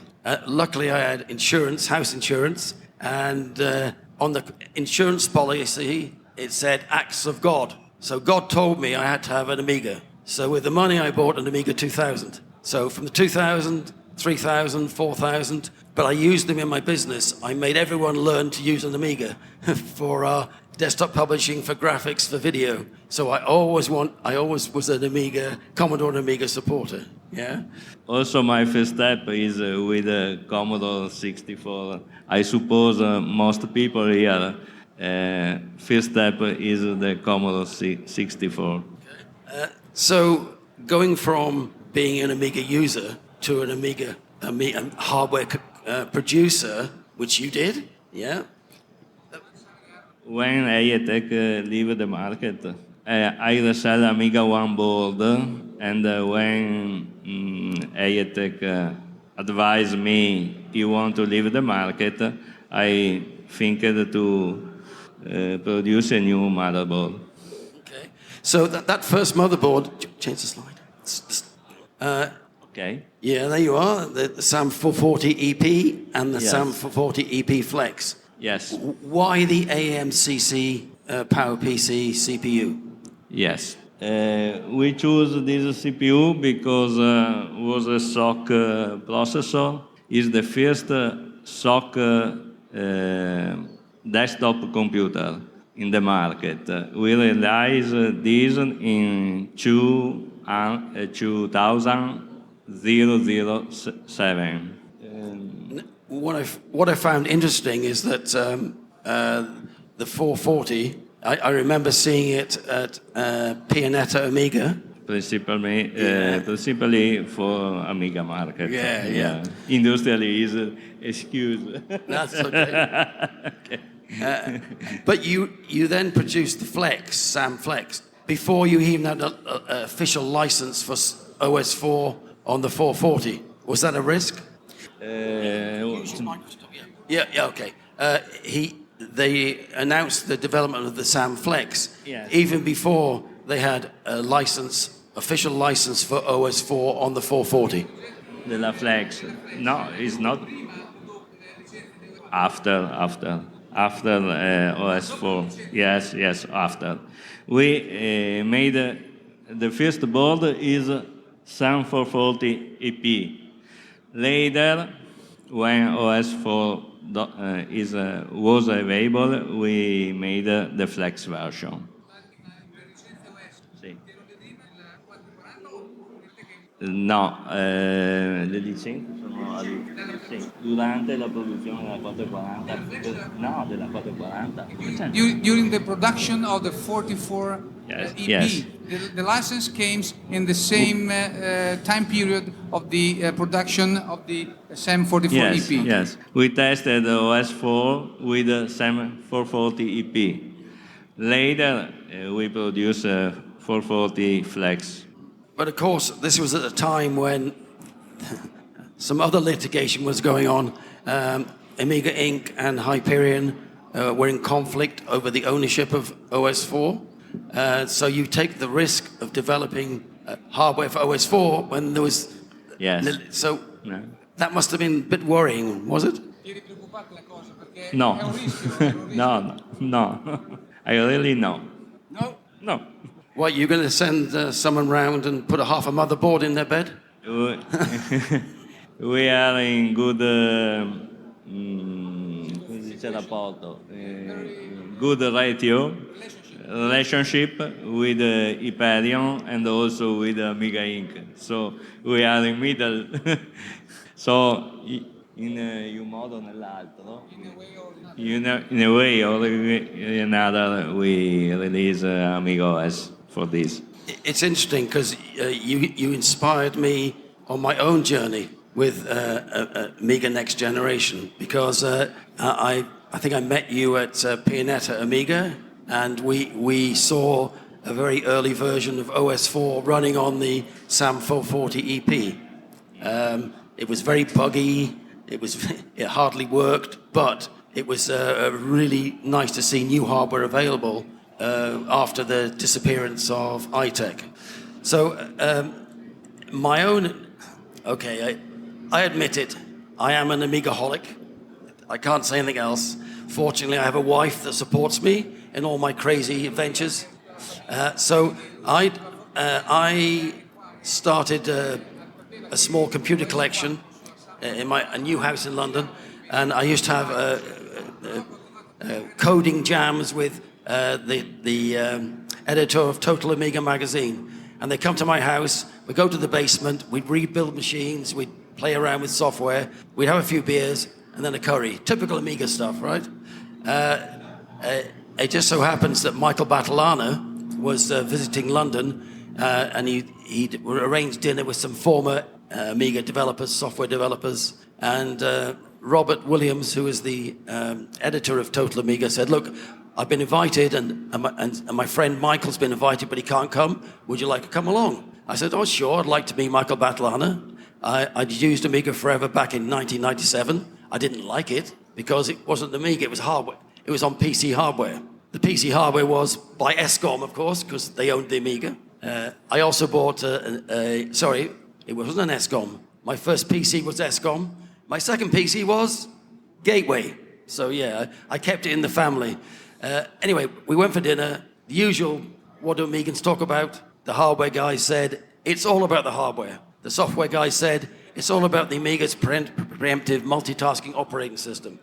So I said it's about both because it's the combination. I've always been a smart ass, right? After that, I said to Mike, you're staying in town with your girlfriend, who's now his wife, okay?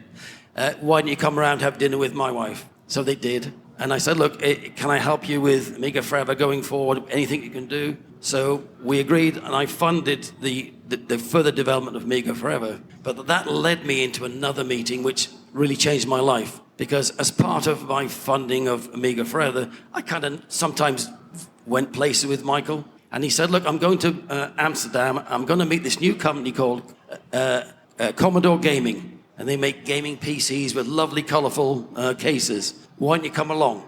I thought, well, yes, fine. I'll go to Amsterdam, have a beer, be great.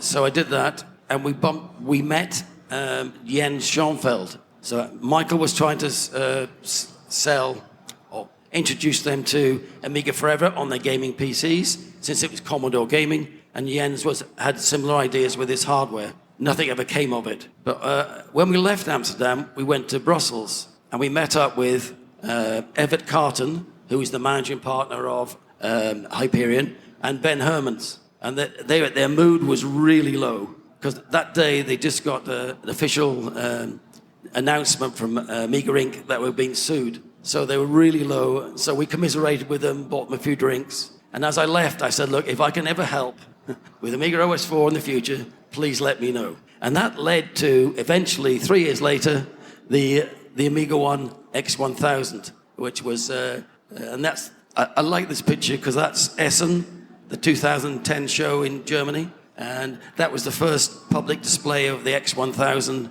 in Germany. And we had, and we had, I think we had 2 machines working, and not very reliably, because the software was still very rudimentary, and one machine, one board, one motherboard, so that people could pick it up and look at it. So that's when I got involved in the X1000. And when that project was finished, which I thought was a real technical success, but it wasn't a commercial success. And I remembered Alan Redhouse saying I should have given $500 for people not to buy it. By 2012-13, inflation, the number had gone up. I should have paid people not to buy it. But that started me on my journey with the next generation. But A-Cube, of course, is not just about Amiga and next generation hardware. You were one of the first companies to build the Minimig. Yes. Based on Dennis's designs. On Dennis' design, yes. This is the first FPGA board available to the market. So the evolution is near in the market for Amiga. We made an agreement with Dennis and produced many boards. Okay. Yeah. Yes, I think I must have been one of the early purchasers of a Minimig version 1 from you. So don't worry, it's okay. I did. I purchased one. I don't remember now. But then you went on to create another PowerPC-based Amiga for Amiga OS4. More than OS4 eventually, but for OS4. The SAM 460 SAM 460, yes, is around the same time of X1000, yeah? Because we want to add a PCI Express port and more powerful CPU with a more modern interface, okay? So the SAM 460 is already in production with the limited edition. Yeah, no. So, and that was very successful. I mean, I know you sold a lot of SAM units. No. SAM 460 units. This is the last version. This is the pre-production board. The board in production was black with some little changes, but is all okay. We made a 10 prototype for test it's all okay, and it is. So when will that be available? The SAM 460 LE. How many? No, when? When? Yeah. Next month, November. And the price? I don't remember the price. Is in the website there is the price. Okay, good. Okay. Back. Yeah. X5000. Just despite the lack of commercial success with the X1000, I realized that there was a real demand still for high powerful next generation hardware custom built for Amiga users. And so rather stupidly I decided that we should fund a new development which became the X5000. The reason we called it the X5000 or the 5000 is because I used to joke with my kids. I always wanted the next Amiga. So my 4000, I wanted a 5000. And my kids used to say, well, it'll fly, it will levitate and transport. I said, yes, of course. Well, I didn't quite get there, but at least they got the number 5000. So we being Matthew Lehman and I, by this time, I'd created a company in the UK called Aeon Technology. We funded the development of the X5000. You say, well, why? You had the A1000. Why do you need the X5000? Okay, I'll tell you why. We had a deal with PA Semi, the supplier of the CPU, for 2,000 CPUs for the X1000 project. And then Apple bought PA Semi and said no. So the managing director of our hardware partner, Varisys, wrote to Steve Jobs and said, dear Mr. Jobs, we're a small British company. We've got this big contract with some retro computer people, and we really need these PA Semi CPUs. If you could really release them, it'd be great. There's a lot more than that, but that was the gist of the email. He got a reply from Steve Jobs, sorry, and that was it. He didn't give up, he wrote again, and he said, look, our business is, we're small, but this is an important contract for us. We really need them. We need it for the future of our business. And Jobs replied longer this time. He said, well, if the future of your business depends on this contract, then your business model is broken. 3 weeks later, PA Semi agreed to sell us CPUs. Now, whether Steve Jobs said yes, given those crazy guys the CPUs, I don't know. But what they did say is, you must take 1,750 CPUs at $500 each and pay us up front.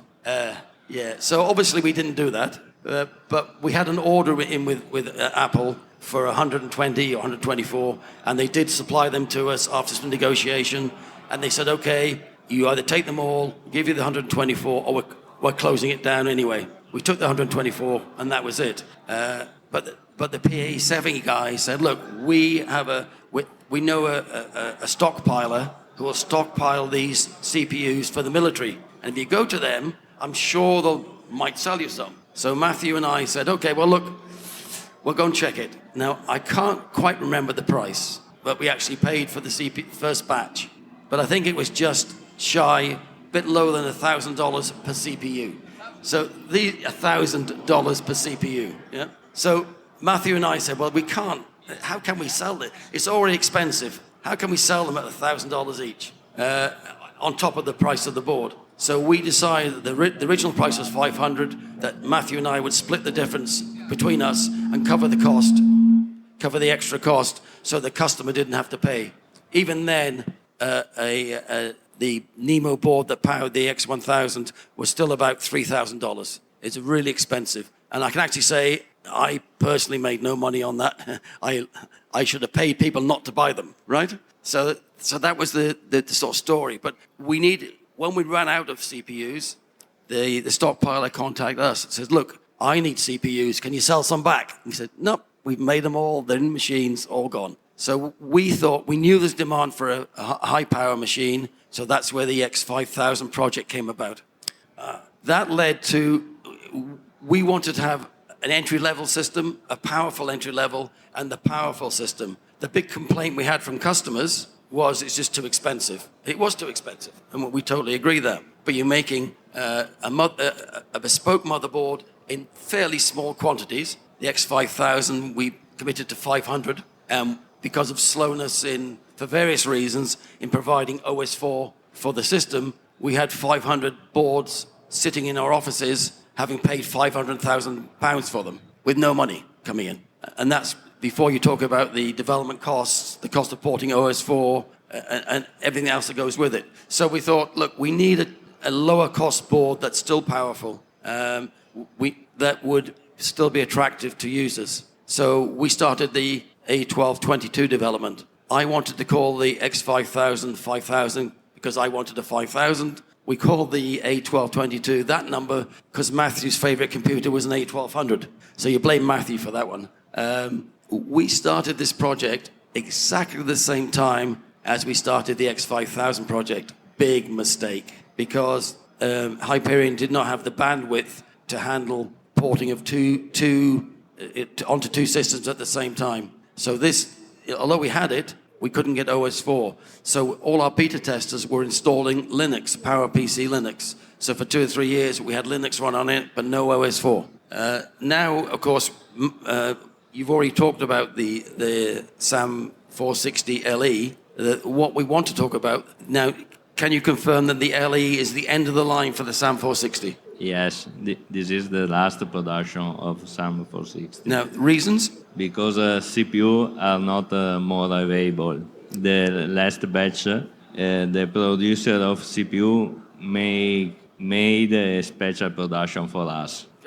What we decided to do, the A1222, we decided that, I haven't told you the whole story, we committed to 1,000 A1222s, which at the time was, and we prepaid for 1,000 CPUs for those boards. That was in 2014-15. 4 years later, we still didn't have OS4. 3 years later, didn't have OS4. And that we had the prospect of 1,000 boards coming in at about, we prepaid the CPUs already, and the boards were just under £300 each. So another 300,000 being paid with no money coming in, pounds. So fortunately, Matthew was able to delay the shipment and the commercial arrangement with Varisys, so we didn't have to buy them. But we really wanted to go on with this project. So in 2019, we approached A-Cube and Enrico, and we said, look, let's do a joint project. If you can take over the production of these boards, the testing of these boards, and let's commercialize them. And all was looking really good. And then COVID hit. Yes, we can take the list of good needed, the material needed to realize the board, analyze all the list, prepare the new BOM, and make the first free prototype. So, yeah, this is the first pre-production board realized for Aeon. It's all okay. We tested all, and they work very well. Now, this is the OS4 needed some little change, but basically the board work great. Yeah, we did run a beta test program for the original A1222, and there are 50 units out in the field with beta testers, and OS4 runs really well on it. This is a new board altogether, commissioned by Aeon, but built by A-Cube through their network. So that is a new board, and we have committed to producing 200 boards in the first run. And what's slowing us down is the effects of COVID worldwide on supply of electronics, the availability of components, and the availability of people to manufacture it. Would you want to add anything to that, Enrico? Sure. I am in perfectly accord with you. The problem with COVID and the more speculation on financial market and the availability of electronic components is very, very dangerous for our little market. For one example of that is, fortunately, we have all the CPUs. We have a load of CPUs. The price for the CPU is almost 4 times what it was. But we've already, due to shortages, availability. Now, $64,000 question. Sure. When are we going to see this in the wild? I can promise you. Maybe Christmas or January. The reason is not because we don't want to do it. We both want to do it. The problem is getting a manufacturer, and you're using one of your known manufacturers, yes? One of your known, one of the manufacturers to actually get all the components together so we can produce the boards in one go. After that, just depending on how the boards are received, then we'll decide what we do in the future for further runs. But I really want, personally, I really want to see this project come to fruition. I think it's a great little board for running PowerPC, Amiga OS 4, and Linux. One thing I didn't say, and I'll go back to it, the SAM 460 also supports MorphOS, AROS, Linux. Yeah. And the X5000 supports a number of PowerPC Linux distributions. We've got a fantastic core Linux team headed by Christian Zagotsky and his team of who work with him, and they make sure that all of our products, X1000, X5000, etc., are in the mainstream Linux support. So thanks for that, Christian, if you're here. But the X5000 also supports MorphOS, and if you went to the MorphOS display today or yesterday, that big screen they've got is an X5000 running MorphOS. And we also have one on the Amiga Kit Amiga stand down below. Another thing that, with all the uncertainty over what's happening in the Amiga world, over the future of Amiga OS, Amiga OS 4, one of the things that Aeon has done is put a lot of money into software development and a lot of money into graphics drivers, video accelerators, 2D graphics drivers, 3D graphics drivers. So really trying to keep OS 4 relevant in the 21st century. So the enhancer software pack is really a bit like, if you think about Commodore's original enhancer pack, it enhanced what the operating system was. That's what the enhancer is for OS 4. We're also working on I must admit, and I'm probably in this camp as well, a lot of developers don't like to mess up their system partition. So what we did is created another version of enhancer which allows you to create an OS partition of its own right, which doesn't mess with the system partition, but takes some components out of the system partition and creates a self-booting partition. So you can boot with you can boot with OS 4 from Hyperion, or you can boot with OS 4 modified by Aeon, but it's still OS 4, and it still requires an OS 4 license, so no difference there. Another thing that's not really a Aeon development, but it's quite an important one, is the exec for Amiga OS. Exec SG is the second generation exec. The first generation was obviously created by Commodore. This is the generation for PowerPC. This is what allows us to port to any hardware. Now, due to financial constraints, and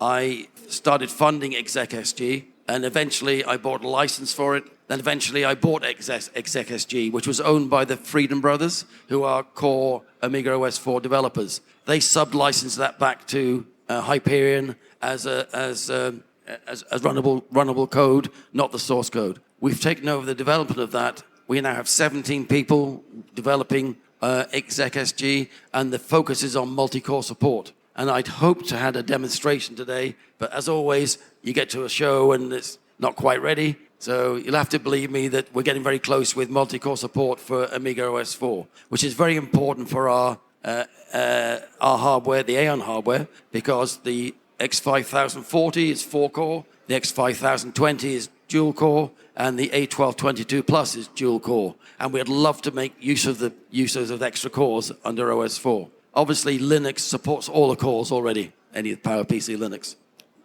Now, being in control of Exec SG is quite important because it allows us to port to any hardware that's compatible. Now, you've been working on or commissioned to work on a laptop project for quite a long time. Yeah. Can you say it's a PowerPC-based laptop project aimed for PowerPC, originally for Linux, but of course, Exec SG, OS 4, you can see some sort of nice collaboration there. So do you want to say anything about the laptop project? Yes. We started the cooperation with the Linux PPC community to realize a new laptop. It's very, very hard to find the money. So he made a crowdfunding, yeah, and commissioned it to me the realization of this project. Now the project is at prototype stage. I see you now, but it's the same of photo you can see here. You can see we use MXM video card, so you can upgrade or change the card so your need. This is a high-level machine with a good big battery, not the slim battery in the usually notebook market che non dura niente, come si dice non dura niente. This is a full HD screen, backlight keyboard, nazionalized, international localization, and webcam. Sorry, all the components you need in a notebook. We have two speakers left to right and a subwoofer for better audio quality. Two slots for DDR3 memory, slot for M2 SSD disk, SATA disk, and more. You need more, but Ethernet, Wi-Fi, so USB 3. And what is the PowerPC chip that's you will install? The chip is the more powerful PPC chip CPU available at this moment. Is the T2080 with Altivec. So you can use software write for G4 with Altivec. Thanks, Enrico. The prototype will be ready in November. So we are involved in the free front, SAM 460, notebook, and a 1222. Okay. We are very small, but we made it possible for the Amiga community. Yeah. I think it's worth emphasizing that A-Cube and Aeon, we've been in the market longer than Commodore was with the Amiga. It's kind of scary, really, and we've achieved so much with so little. You know, even though I talked about some big numbers, it's a drop in the ocean compared to the money that was available to develop things under Commodore times. So I think it's quite remarkable that, you know, A-Cube and Aeon are still here, are still producing hardware and software for Amiga OS. And, you know, sometimes I have to hit myself and pinch myself and say, look, actually, we're not doing that bad, really, despite all the criticism you might see sometimes on the forums.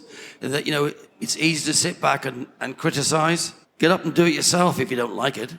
Okay. Do you want to add something? It's okay.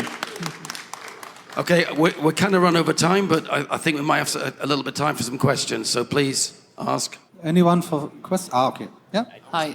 So what is the like a main difference between A1222 and the SAM 460? I can answer some of that, and I guess Enrico can answer some as well. The A1222 was a later development, and the idea was to create something that was really small, but still quite powerful, and at a lower price. And so the original idea was to be able to sell that for 450 euros. With the worldwide increases and shortages, you know, we're going to struggle to get anywhere near that, I think. But it's a dual-core P1022 CPU, twin SATA, and one memory slot up to 16 gigs. And it was trying to actually create something that was entry-level price but mid-level performance. Now the SAM is more expandable. Do you want to say more about SAM? Yeah. Do you want to say anything about the SAM 460? So, Yes, but- so it seems that I could connect more different stuff to SAM. Both have a. I'll let. The CPU basically. The CPU of SAM is AMCC 460. The CPU for i8 1000. A1222. Not only. Is the NXP battlefield scale processor. This is a dual core with, but the frequency is the same. So if you use in monocore is But not only. That's The the the new SAM doesn't have onboard graphics, onboard audio, onboard IDA. So you have to add on the SAM board a PCI card to add audio, graphics, and so on. While the Tabor, can I call it Tabor? No. Have already I can have already onboard audio, onboard IDE, 2 channels, and so you have a PCI slot to add graphics. Correct. I'd prefer to. Although it's got onboard a video and it does work, thanks to the work of Tony Wyatt, we do use a PCIe, a modern PCIe graphics card, which OS4 supports because of our work on graphics. Yeah. But also the form factor. The Tabor is a mini ETX board, and SAM 460 is a micro ETX board. So you can use a standard case, more expandable. Yeah. Okay. Yeah, so first of all, thank you very much for all of your support of the Amiga community. Sorry. First of all, thank you so much for all of your support of the Amiga community. I'm just curious, in terms of the future of the Amiga, do you ever see it being more than a very successful cult product? In terms of, I'm fascinated by this idea of a laptop in terms of something you could actually use on a day-to-day basis, in the same sense that now we're seeing Linux distributions like Ubuntu, where you can actually use it as a home computer. The question, if you didn't hear that, was: do we see it be a bigger market really for the hardware, software we produce? I think it's. If you asked me that 5 years ago, I would say no. It's a market for us geeks, which we love, and we want to continue doing the hardware. But the retro craze we're seeing over the last few years in all computer systems and consoles, that's driving interest in a wider market for that. And I always thought we were so cool because we were unique, but everyone else thinks they're cool and unique as well. But I think there's more potential now. Will we be a mainstream to compete with Microsoft and Apple? Sorry, no. But can we still be a very unique community? I think this show's proved we can. Look at this. This is the biggest Amiga event in the 20th century, 21st, well, this century, the biggest one. And I think Marcus said, 2,000 registrations? Wow. So there's definitely an interest in what we're doing, for all of us. And let's face it, Enrico and I, what are we? We're Amiga enthusiasts, aren't we? Yeah. Look at the ties. Proves it. Yeah. In my opinion, the question is the software. We need the software on this board. It's not important if it's SAM 440, SAM 460, or Tabor, or X5000. We need the software, like LibreOffice on Amiga OS. Oh, with this, you can use some like power computer, personal computer, sorry. And browser, yes, we have a browser with some limitation, but we have. We needed to develop more software for this, and you can use all days. One more question? Ja, ich komme. Niels? In German or Danish? Vi kan godt tage det i dansk, men okay. It's about XSG. You obviously own XSG.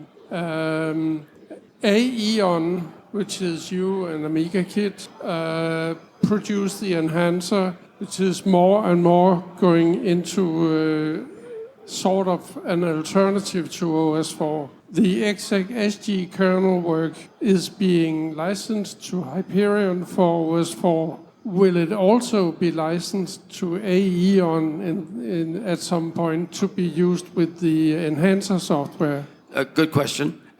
The one thing about the agreement that the Freedom Brothers originally had with Hyperion was that a code exec-SG, they sub-licensed it to Hyperion. It was a non-exclusive license. So my license also is non-exclusive because it's based on that. So yeah, I could actually license it to anybody. Yeah, but we're here as Amiga OS, Amiga OS 4 people. My intention is not to create another operating system like Me Too OS. I'm an Amigan. I want Amiga OS, whether that's OS 4 or whatever. So that's not the intention. And not only that, to run, let's say, the enhancer version 54, which is the standalone version, it's standalone, but it still needs OS 4 components. So it still needs a license. But it's prudent to have the ability to continue to develop new software as we are, because we're releasing another version of Enhancer 2.3 before Christmas. We're continuing development all the time. And unfortunately, because of outside influences, Hyperion's not been able to do that so much. Hopefully, well, I'm talking about the legal action, hopefully that will be resolved in the not too distant future, but these things take time. So for me, I see it being complementary to OS4, because it is OS4. So I don't think you can add anything to that one, really, because it was a question for me, so I'll leave that one. But exec-SG, we need to look at, after this, after laptops, after what's the next hardware platform we support. So those discussions are now starting to think, okay, can we find a way to get an even less expensive, but powerful hardware developed for Amiga OS 4? What should we port to next? Do we have to make custom hardware, which is very expensive, or can we utilize off-the-shelf hardware? What I don't want to see, and it might sound silly, I don't want to see OS 4 running on a PC, because, Will we ever see the kernel running on a non-PowerPC platform? Yes.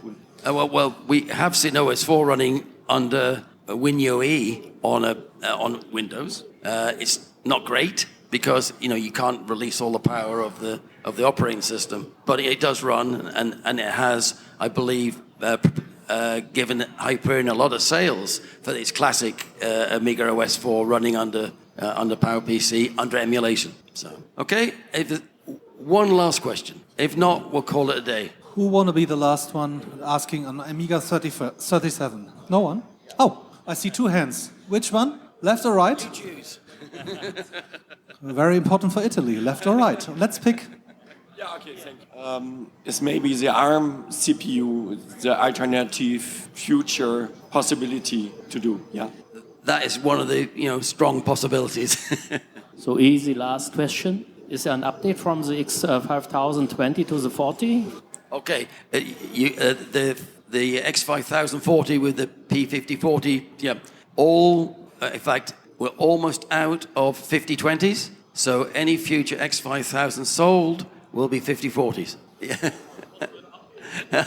You go and speak to Amiga Kit or to Amidia, and they'll give you the answer on that one. But you cannot upgrade the CPU on the board. No. No, let's go. So on behalf of myself and Enrico, thanks for staying.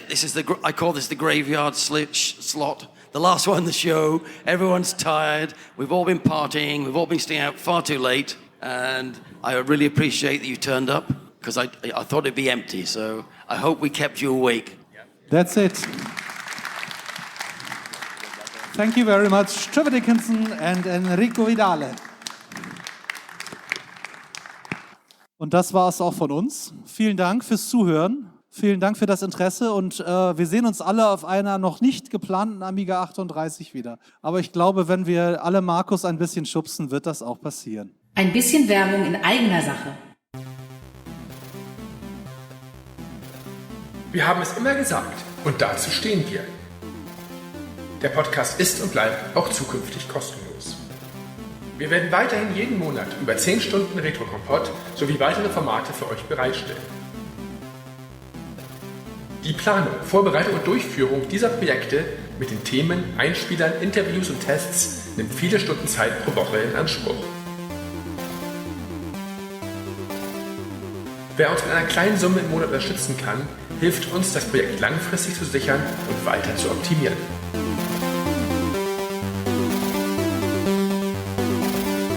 Unterstützen kann man uns zum Beispiel bei Patreon oder Steady. Unterstützer erhalten noch mehr Content und sichern damit auch den Fortbestand unserer Projekte. Wir freuen uns auch über spontane Spenden über PayPal, falls euch zum Beispiel eine Sendung oder ein Thema besonders gut gefallen hat oder ihr unser Museum in Hamburg unterstützen möchtet. Mindestens genauso wertvoll wie finanzielle Unterstützung ist Mithilfe im Backoffice. Wer Lust hat, Interviews mitzusetzen oder zu transkribieren oder Inhalte auf der Webseite zu pflegen, kann sich jederzeit bei uns melden. Zeigt uns mit eurer Unterstützung, dass der Versuch, einen kostenlosen Podcast durch die Community, also durch euch, langfristig zu sichern, tatsächlich möglich ist. Weitere Informationen findet ihr auf unserer Homepage www.retrokompott.de.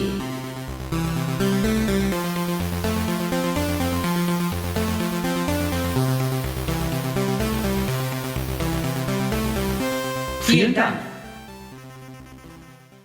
Bevor wir noch einmal zur Amiga 37 zurückkehren und einen kleinen Rückblick machen und das Ganze noch einmal resümieren, gibt es aber auch in dieser Podcast-Ausgabe natürlich ein Quiz.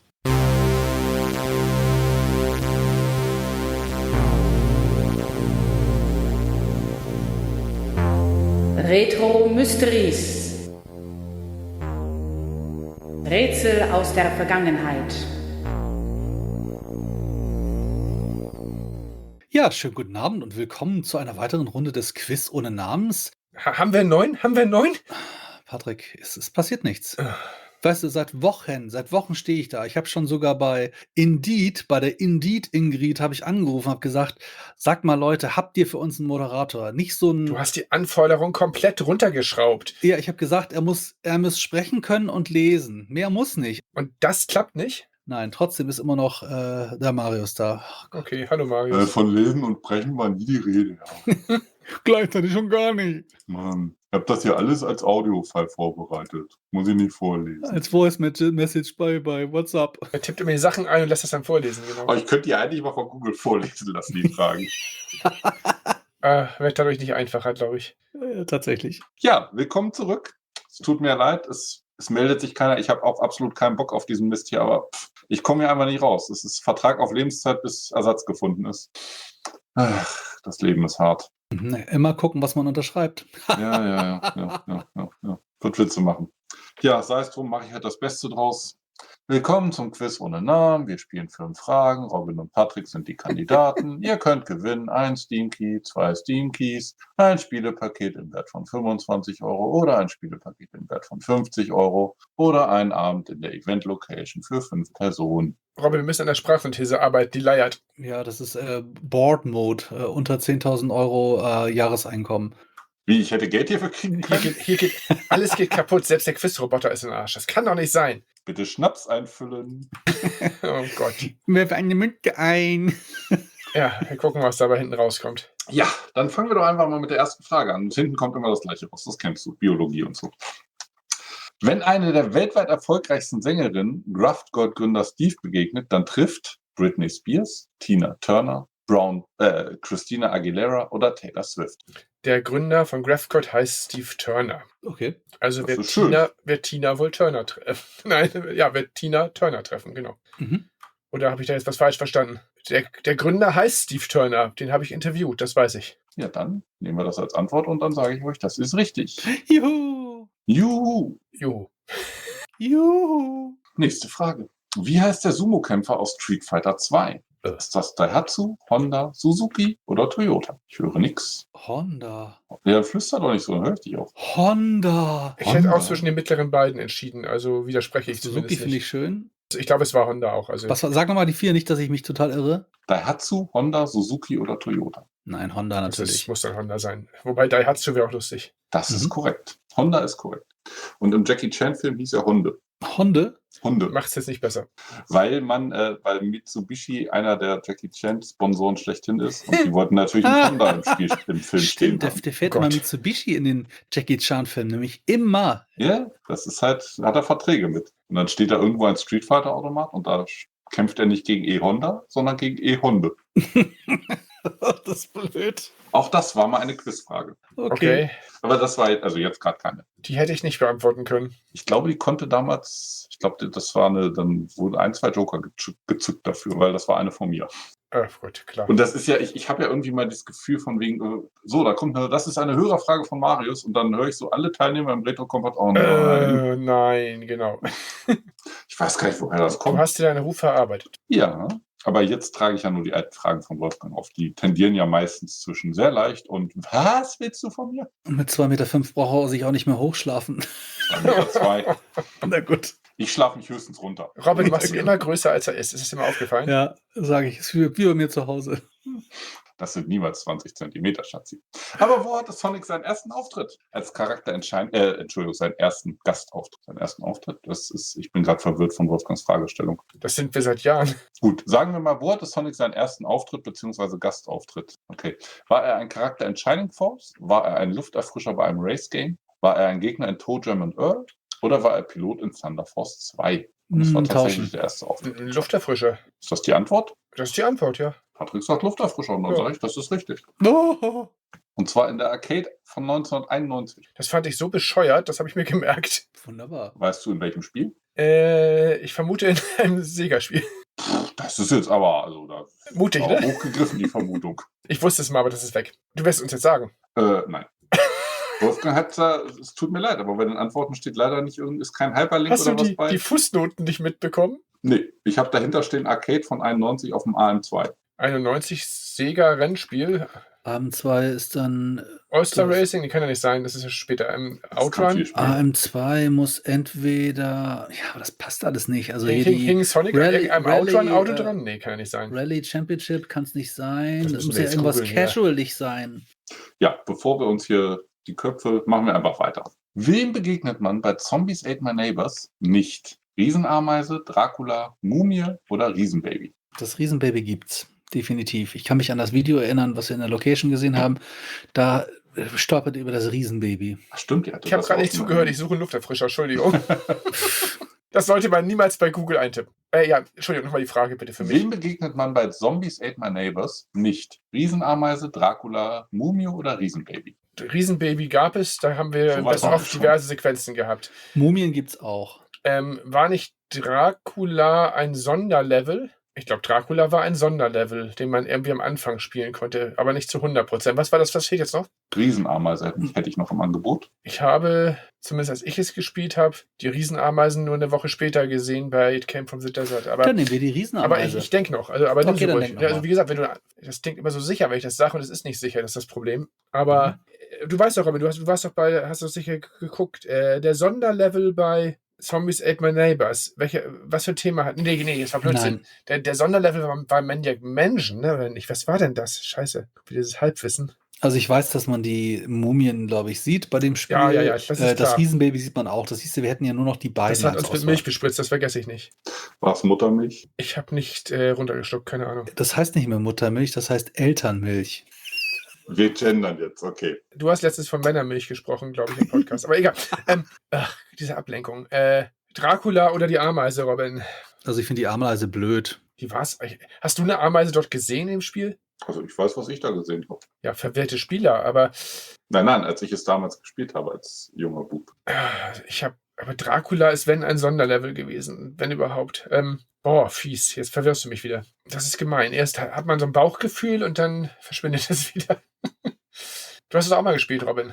Nein. Ich habe euch dabei beobachtet, wie ihr es gespielt habt. Ich kann mich Und? nicht. Hast du eine Ameise gesehen oder Dracula? Ja, das weiß ich nicht, dass ich die beiden gesehen habe. Ich glaube, das letzte Mal haben wir es auch falsch beantwortet. Das ist toll. Oder war da doch eine Ameise? Das Problem ist, bei Ameisen habe ich immer das andere Spiel vor Augen. Gab es da eine Ameise? Gab es da noch ein Level irgendwie in der Wüste hinterher? Nee. Dann nimm du das, beantworte du die Frage. Oder wir Wer wechseln sagt sie. denn, dass Ameisen nur in der Wüste sind? Ich will die nicht beantworten, das ist mein Problem. Oder wir tauschen tatsächlich mal wieder, Robin, ich weiß es nicht. Dann tauschen wir, komm. Wir schinden mal Zeit, wir tauschen. Okay, es wird getauscht. Auf was hättet ihr euch denn? Also Riesenameise hätte ich genommen. Ich hätte Dracula genommen. Dann wäre Patrick tatsächlich richtig gewesen. Riesenameise habt ihr letztes Mal schon falsch beantwortet. Ja, sag ich doch, wir hatten es falsch. Irgendwas war falsch. Das ist toll, Robin, dass du dir merkst, dass wir es falsch beantwortet haben, aber nicht warum. Und war Dracula ein Sonderlevel? Vielleicht. Also die Riesenameise war tatsächlich ein Sonderlevel und zwar der erste, in den man überhaupt reinkommt. Das ist ziemlich am Anfang, weil ich selber bin in dem Spiel nie weit gekommen, aber die Riesenameisen habe ich gesehen. Okay. Darauf wieder ein paar Nüsse. Ja, egal. Wir tauschen ja, wie gesagt. Wir tauschen, gut. Heute spielen wir als Tauschfrage mal, was bin ich? Ich werde euch eine Reihe von Charakteren, Orten, Items oder Ähnlichem aus einem Spiel nennen, aus einem Spieluniversum. Es reicht mir als Antwort, wenn ihr mir das Universum dazu sagt. Computerspiel. Achso, Entschuldigung. Beide haben Augen. Ich werde euch natürlich Antwortmöglichkeiten geben, aber ihr müsst euch dann auf eine einigen. Ich werde euch einfach mal 5, 6 Namen um die Ohren schmeißen und mal gucken, wie weit ihr damit kommt. Ich hätte hier zum Beispiel Professor Hojo, ich hätte Zack Fair, ich hätte Myrna, ich hätte Sephiroth und ich hätte Vincent Valentine. Sind das Namen aus Secret of Mana, also aus der Seiken Densetsu-Reihe? Sind das Namen aus dem Final Fantasy-Universum? Sind das Namen aus dem Resident Evil-Universum? Oder sind das Namen aus dem Metroid-Universum? Ich wollte unbedingt ein Steam-Key loswerden, aber Robin hat vielleicht was anderes. Sephiroth habe ich schon mal gelesen. Wollte ich gerade sagen. Glaube ich, Final Fantasy. Ja. Final Fantasy, glaube ich. Glaubst du oder weißt du? Nein, ich glaube ich nur. Dann nehmen wir das. Komm, dann nehmen wir es, auch wenn es falsch ist. Glauben ist besser als gar nichts wissen. Dann nehmt ihr Final Fantasy und das ist richtig. Ja! Yeah. Guck mal, dass ich mir das nicht merken wollte. Das fand ich so lustig, Sephiroth. Ja, dein Name sagt noch irgendwas, aber ich habe die ja allesamt mir nicht angeschaut, logischerweise. Ja, es ist ein JRPG, das ist ja nicht das. Du willst ja lieber hacken. Ich erinnere mich da an so eine Runde von... Das war eine tolle Funktion, also ich betone das immer wieder. Also, wenn man eine spannende Aufzeichnung von Zelda sehen möchte, man kann lange Rasen mähen. Es war Secret of Mana. Oh Gott, Entschuldigung. Das ist gut. Ich würde auch bei Zelda Rasen mähen, sagen wir es so rum. Ja, das Traurige ist, es funktioniert sogar. Patrick wird überall Rasen mähen. Ja, da muss ich das Spiel nicht spielen. Dann kann ich dir Bulli die Ehrenrunde empfehlen. Da gibt es als Minispiel tatsächlich Rasenmähen. Ich dachte, den Landwirtschaftssimulator. Ja, das ist ja langweilig, das kann ja jeder. Kommen wir zur letzten Frage des Tages. Welcher Spieltitelzusatz lügt? Elite Plus, Panzer General 3D, Railroad Tycoon Deluxe oder Turbo Outrun? Was macht er? Panzergeneral 3D, das ist nicht 3D. Also lügt, ich habe Lukt verstanden. Okay, Panzergeneral 3D ist definitiv nicht 3D, nee. Nee, der ist isometrisch, aber in keinster Form 3D. Richtig. Dann habt ihr heute mal wieder einen Durchmarsch. Juhu. Kein Steam-Key rausgehauen. Ja, gut. Ich glaube, wir behalten den Moderator noch ein bisschen. Warum? Och nö, muss das sein. Ja, bis nächstes Mal. Mano. Ja, dieses Mal gibt es also keine Steam-Keys für euch. Aber vom letzten Mal müssen wir noch auflösen. Da gibt es nämlich tatsächlich einen Steam-Key, nämlich der Sascha, der hat gewonnen. Die Superheldenstadt, die gesucht wurde, war Gotham. Trotzdem wollen wir euch auch etwas Gutes tun in dieser Ausgabe. Ihr habt ja schon über 10 Stunden durchgehalten und wir haben euch etwas mitgebracht von der Amiga 37. Nämlich ein Buch The Commodore Story und ein Kartenspiel zum Thema Amiga. Und das würden wir verlosen, und zwar unter allen, die uns ein Audio schicken, eine Audiodatei mit Kommentaren zu eurer Beziehung zum Amiga. Das spielen wir dann das nächste Mal ab und wie gesagt, das Los entscheidet dann, wer das Buch und das Kartenspiel bekommt. Schickt eure Dateien wie immer an unsere E-Mail mail@retrokompott.de. Und wir gehen jetzt noch einmal zurück zur Amiga 37 und bringen das Ganze dann zu einem Abschluss. Retro Credits. Kurz vor Schluss. Die Panels des zweiten Tages sind vorbei, die Amiga 37 ist vorbei und wir wollen noch ein bisschen resümieren. Heute haben wir uns ja aufgeteilt. Ich habe die ersten 3 Panels anmoderiert, Robin die letzten 3. So hatten wir noch mal eine Chance, ein bisschen rumzugehen. Auch die O-Töne teilweise für euch noch aufzunehmen, die ihr ja teilweise schon gehört habt. Und auch selber mal zu schauen, was es so alles an Dingen zu kaufen gibt und was alles so präsentiert wurde auf dieser Veranstaltung. Ja, zu den Panels selbst. Das waren hauptsächlich Vorträge. Die einzige Ausnahme war das Panel mit Jens Schönfeld, das habt ihr gehört. Da haben wir spontan entschlossen, dass wir daraus ein schönes Zweiergespräch machen. Und das fand ich auch sehr schön, weil da konnten wir dann auch ein bisschen mehr auf Details eingehen und recht flexibel reagieren. Wie waren deine Panels, Robin? Wie fandst du die so? Also ich habe tatsächlich schon beim Lesen des Panels gedacht, boah, das ist eigentlich nicht mein Bereich. Und auch wenn da jemand über Computergehäuse redet, die er herstellt, ist es irgendwie... Das ist nicht mein Bereich. Oder über eingebaute Displays, die er mitverkauft. Nein, das ist nicht meins. Dafür bin ich zu wenig Commodore-Fan, um zu sagen, ich interessiere mich dafür, wenn jemand für alte Technik einen Flachbildschirm verbaut. Das ist ja kein Retro. Also das ist irgendwie so dieses Hybride hier. Also wir reden über Retro-Systeme, Retro-Betriebssysteme, die teilweise noch aktualisiert werden. Und dann die Nutzer, die für viel Geld versuchen, das dann zu modernisieren, finde ich manchmal ein bisschen seltsam, weil die Quintessenz ist nachher, sitzen sie wieder alle auf ihren auf den Testprogrammen, um zu zeigen, dass das System XYZ schneller geworden ist. Aber persönliche Meinung, wenn ich nicht gerade super produktiv bin zum Gerät, ist doch eigentlich der Amiga ein Gerät für die Unterhaltung. Und unterhalten kannst du dich auch nur mit Spielen, und die meisten Spiele sind halt geschrieben für die Phase bis Amiga 500. Vielleicht noch ein paar AGA-Spiele, die halt auf dem 1200, 4000er ganz toll aussehen. Aber dann ist irgendwo auch die Berechtigung irgendwie so ein bisschen weg, und da schalte ich halt ab. Deswegen meine Panels waren für mich so ein bisschen, als ob ich irgendwie jemanden zuschaue, der über Nähgarn spricht. Also wenn dann über irgendwelche Notebooks berichtet wird, die bei Aeon und dem Italiener dort produziert werden, wo er dann erzählt, was da für Prozessoren drin sind. Und ich denke, ja, das sind uralte Prozessoren und ja, kosten dann trotzdem 700, 800 Euro. Dann denke ich, ja, es ist natürlich für Fanboys ganz spannend, aber ihr könnt damit nicht produktiv sein und ihr könnt auch nichts viel Modernes, und Surfen ist sowieso schwierig, weil dauernd also es ist eine seltsame Welt, und ich habe da nicht so richtig Freude dran gefunden. Da fand ich den ersten Tag für mich deutlich spannender, und ich muss dann auch sagen, dass dieses Hälfte war eine gute Entscheidung, weil mehr als 3 von diesen etwas langweiligen Panels hätte ich dann auch nicht durchgehalten. Also langweilig ist vielleicht die falsche Formulierung, aber sie waren sehr speziell, und wie Robin schon sagte, eher für die Fanboys. Das stimmt. Also ich fand das, wie gesagt, mit dem Jens Schönfeld sehr interessantes Gespräch, weil da haben mich auch persönlich ein paar Sachen interessiert, wie da also die Entwicklung war. Das konnte man da wunderbar einbringen. Und ja, beim Rumlaufen habe ich auch noch ein bisschen geguckt, was da so alles angeboten wurde. Wollte noch ein Interview machen mit einem Herrn vom Mister, und der sagte mir dann schon, ja, der Mann mit dem Puschel war doch schon hier. Also das hatte Robin mir verschwiegen. Ihr habt es ja vorhin schon gehört. Robin hatte den Herrn ja schon im Gespräch gehabt. Und was ich da ganz hübsch fand, Amiga passend, gab es auch ein Mister-Gehäuse mit geflextem Amiga-Design. Das war ganz hübsch. Das konnte man hinstellen. Das war graviert. Und an den Seiten wurden die USB-Ports rausgeführt, damit es auch genauso stehen bleiben kann beim Betrieb. Gut, ich möchte mein Mister nicht das sage ich jetzt nicht so, wie ich sagen wollte. Ich möchte mein Mister nicht Amiga gebrandet haben. Ich wollte gerade ein Wort sagen, was dem nicht gerecht gewesen wäre. Deswegen, ich möchte es nicht Amiga gebrandet haben, weil ich mache auf dem Gerät ja Amiga 60 und vieles mehr, wofür es auch da ist. Und da war noch eine interessante Diskussion am Stand, oder ein Gespräch am Stand, wo jemand sich überlegte, ob er sich lieber für den Amiga eine Vampire holt oder den Mister. Und ich sagte irgendwie 2, 3 Sätze, und die Vampire flog ihm davon im Gehirn, und er sagte, ich brauche einen Mister. Also, weil er eigentlich ja was ganz anderes wollte, als was die Vampire als Beispiel kann. Auch das ist ja wieder ein zwar tolles Produkt, aber halt Amiga bezogen, und mit dem Mister kann man natürlich ganz andere Sachen machen. Fand ich wieder ganz interessant, diese Gesprächsgrundlagen da, sag ich mal. Ja, und ansonsten waren da viele interessante Stände. Habe auch nochmal so wieder geguckt, nochmal über die Schulter geguckt bei Richard, als er wieder die Leute sein Reshoot Proxima spielen lassen hat. Ich habe mich nicht nochmal rangetraut. Beim ersten Versuch bin ich kläglich gescheitert. Hattest du es gespielt, Robin?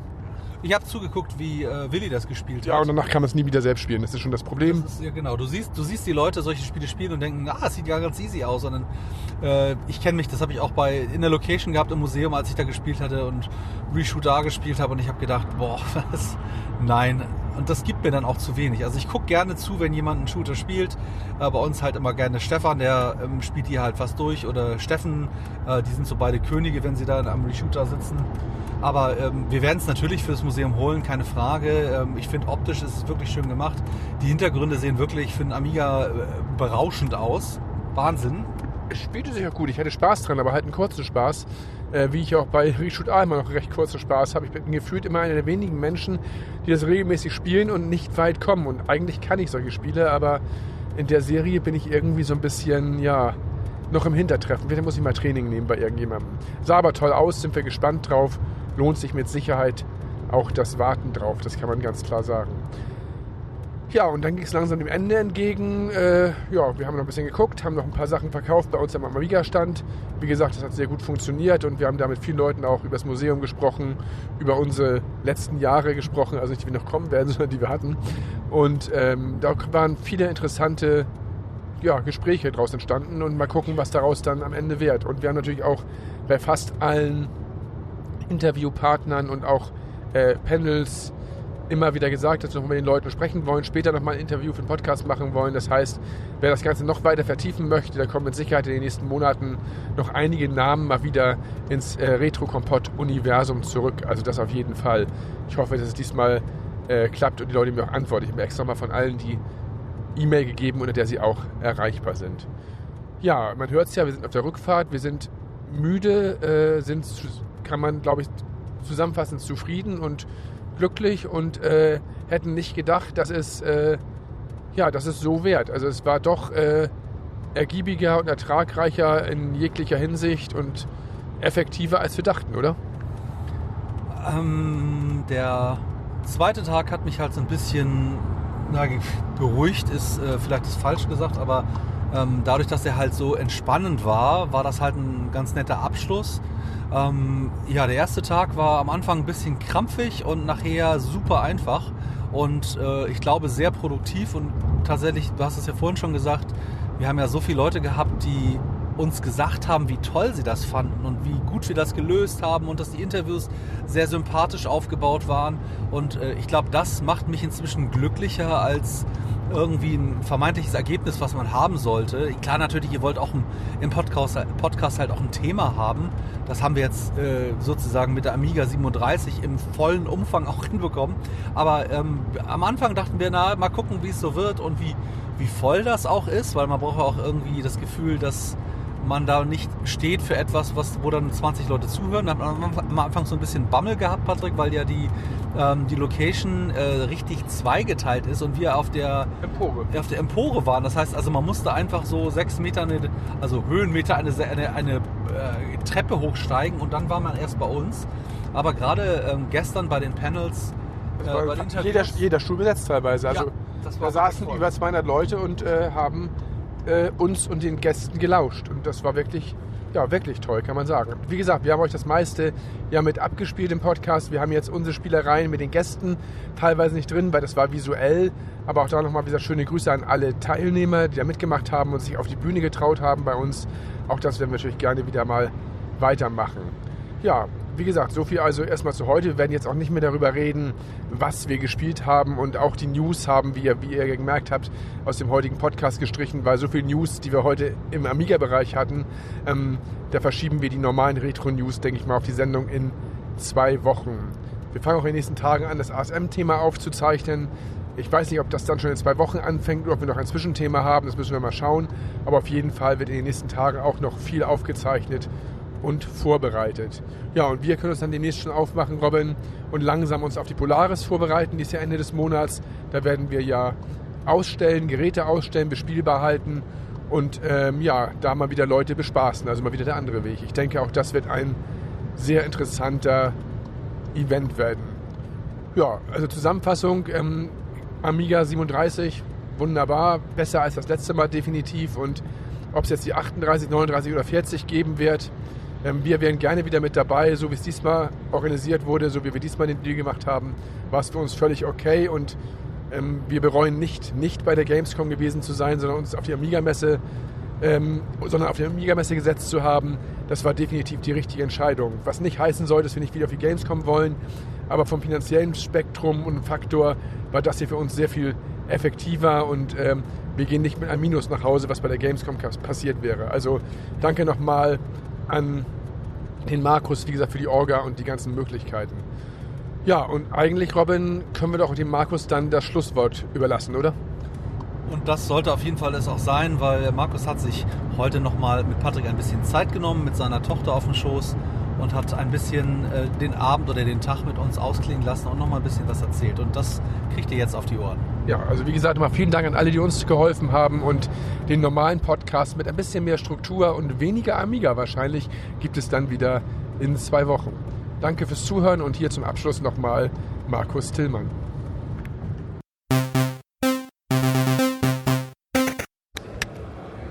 Ja, es ist still geworden. Die Amiga 37 geht langsam zu Ende und wir haben ja einige Panels jetzt gehört. Ein paar Stunden lang hier sozusagen konnten ja auch unsere Hörer mitschnuppern. Und ja, wir möchten natürlich den Abschluss einer Person widmen, die auch hier eigentlich, ja, auf Deutsch gesagt, sich den Arsch aufgerissen hat und das sicherlich froh war, nach 3 Jahren mal wieder sowas machen zu können. Der Markus Tillmann sitzt neben mir und ja, einmal mal vielen, vielen Dank, dass du uns gebucht hast für die Veranstaltung, dass wir dabei sein durften, und natürlich für die ganze Community, was hier abgegangen ist. Ich würde so vom Gefühl sagen, ich war nun auch schon auf einigen der Veranstaltungen, das war noch mehr und noch besser als sonst. Ich weiß nicht, wie dein Gesamteindruck ist. Ja, erstmal danke, dass ihr da wart. Das war ja auch lange nicht klar, gerade in der aktuellen Situation. Und das habt ihr auch erstmal super gemacht.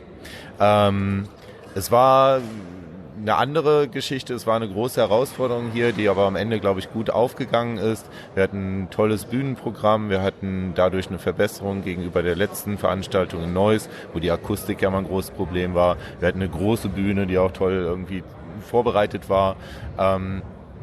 Der Samstag war mega voll. Wir hatten sehr, sehr viele Besucher hier. Wir hatten sehr viel zu sehen. Die Leute hatten, glaube ich, auch unheimlich viel Spaß. Wir hatten ein tolles Rahmenprogramm mit einer richtig guten Abendveranstaltung in einem Club, wo halt... Das muss ich auch sagen, ich war begeistert. Wir haben auch vorhin schon drüber geredet hier im Podcast. Das nächste Mal sag uns vorher, wer da alles ist, weil Fastloaders habe ich in London mehrfach live erlebt, noch zusammen mit Ben Daglish. Und das war sensationell, als dann auch noch John Hare auf die Bühne kam. Das war der Knaller. Das war einfach... Das waren Retro-Momente für die Ewigkeit, würde ich sagen. Also das habt ihr auch toll hinbekommen. Und auch die Geschichte im Brauhaus. Top-Qualität, alle freundlich, alles super. Also das hat dieses Jahr wunderbar geklappt. Das kann auch nochmal von uns da ein Dankeschön. Das war wirklich cool.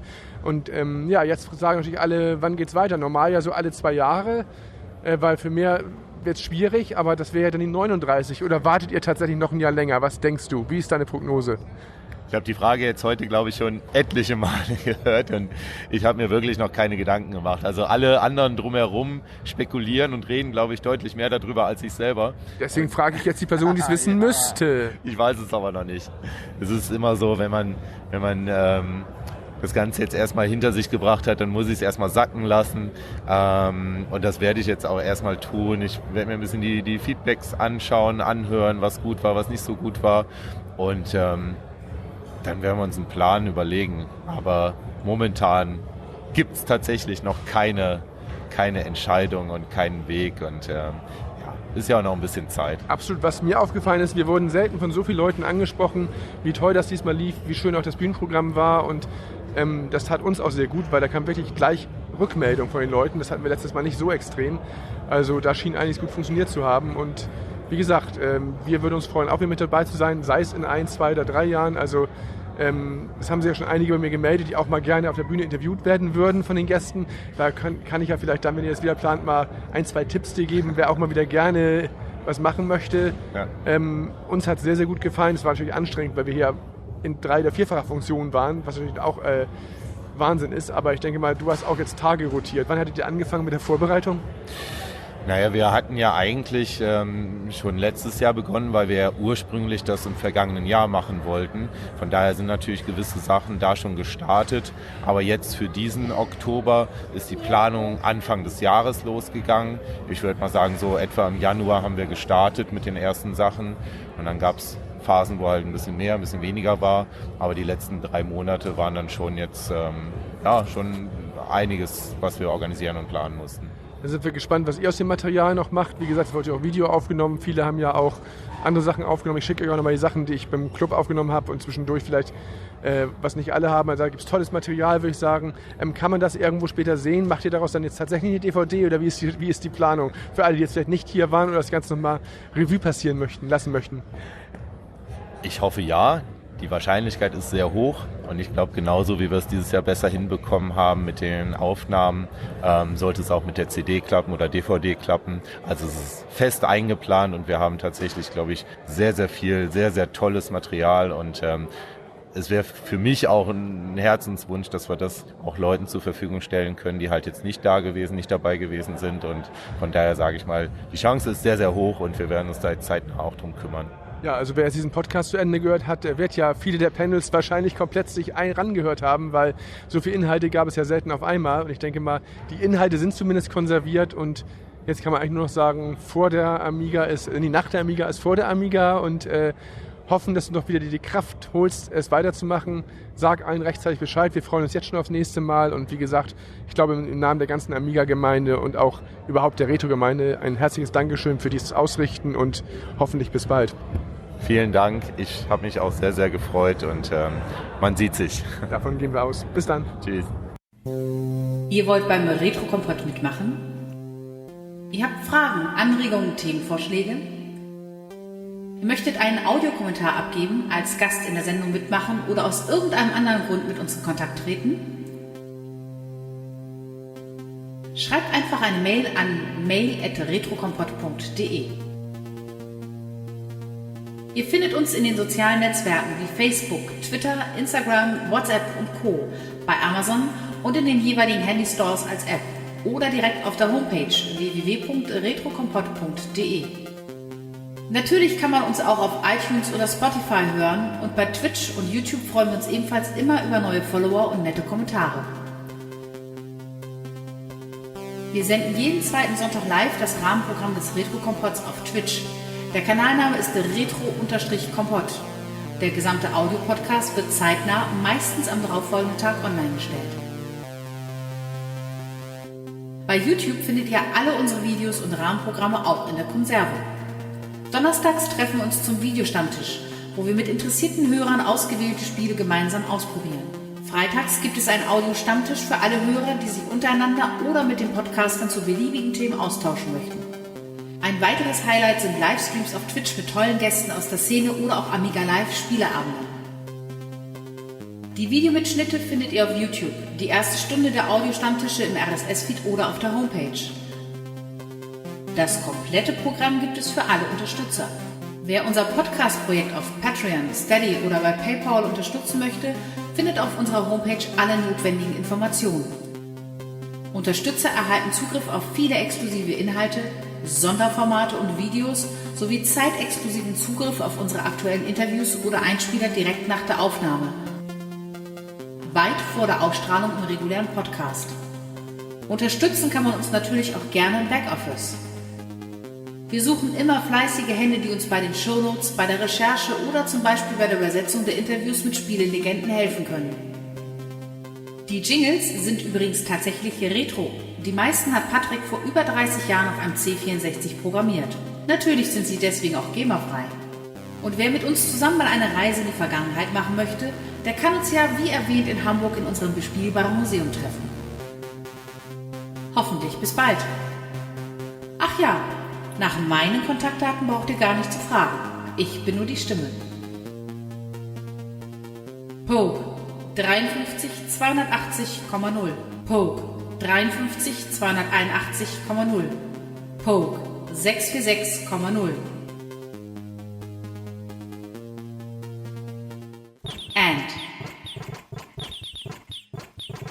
Die Podcast-Kompott-Reihe ist eine Produktion der Firma Comillusion GbR, Medienpublikation, Presse- und EDV-Service.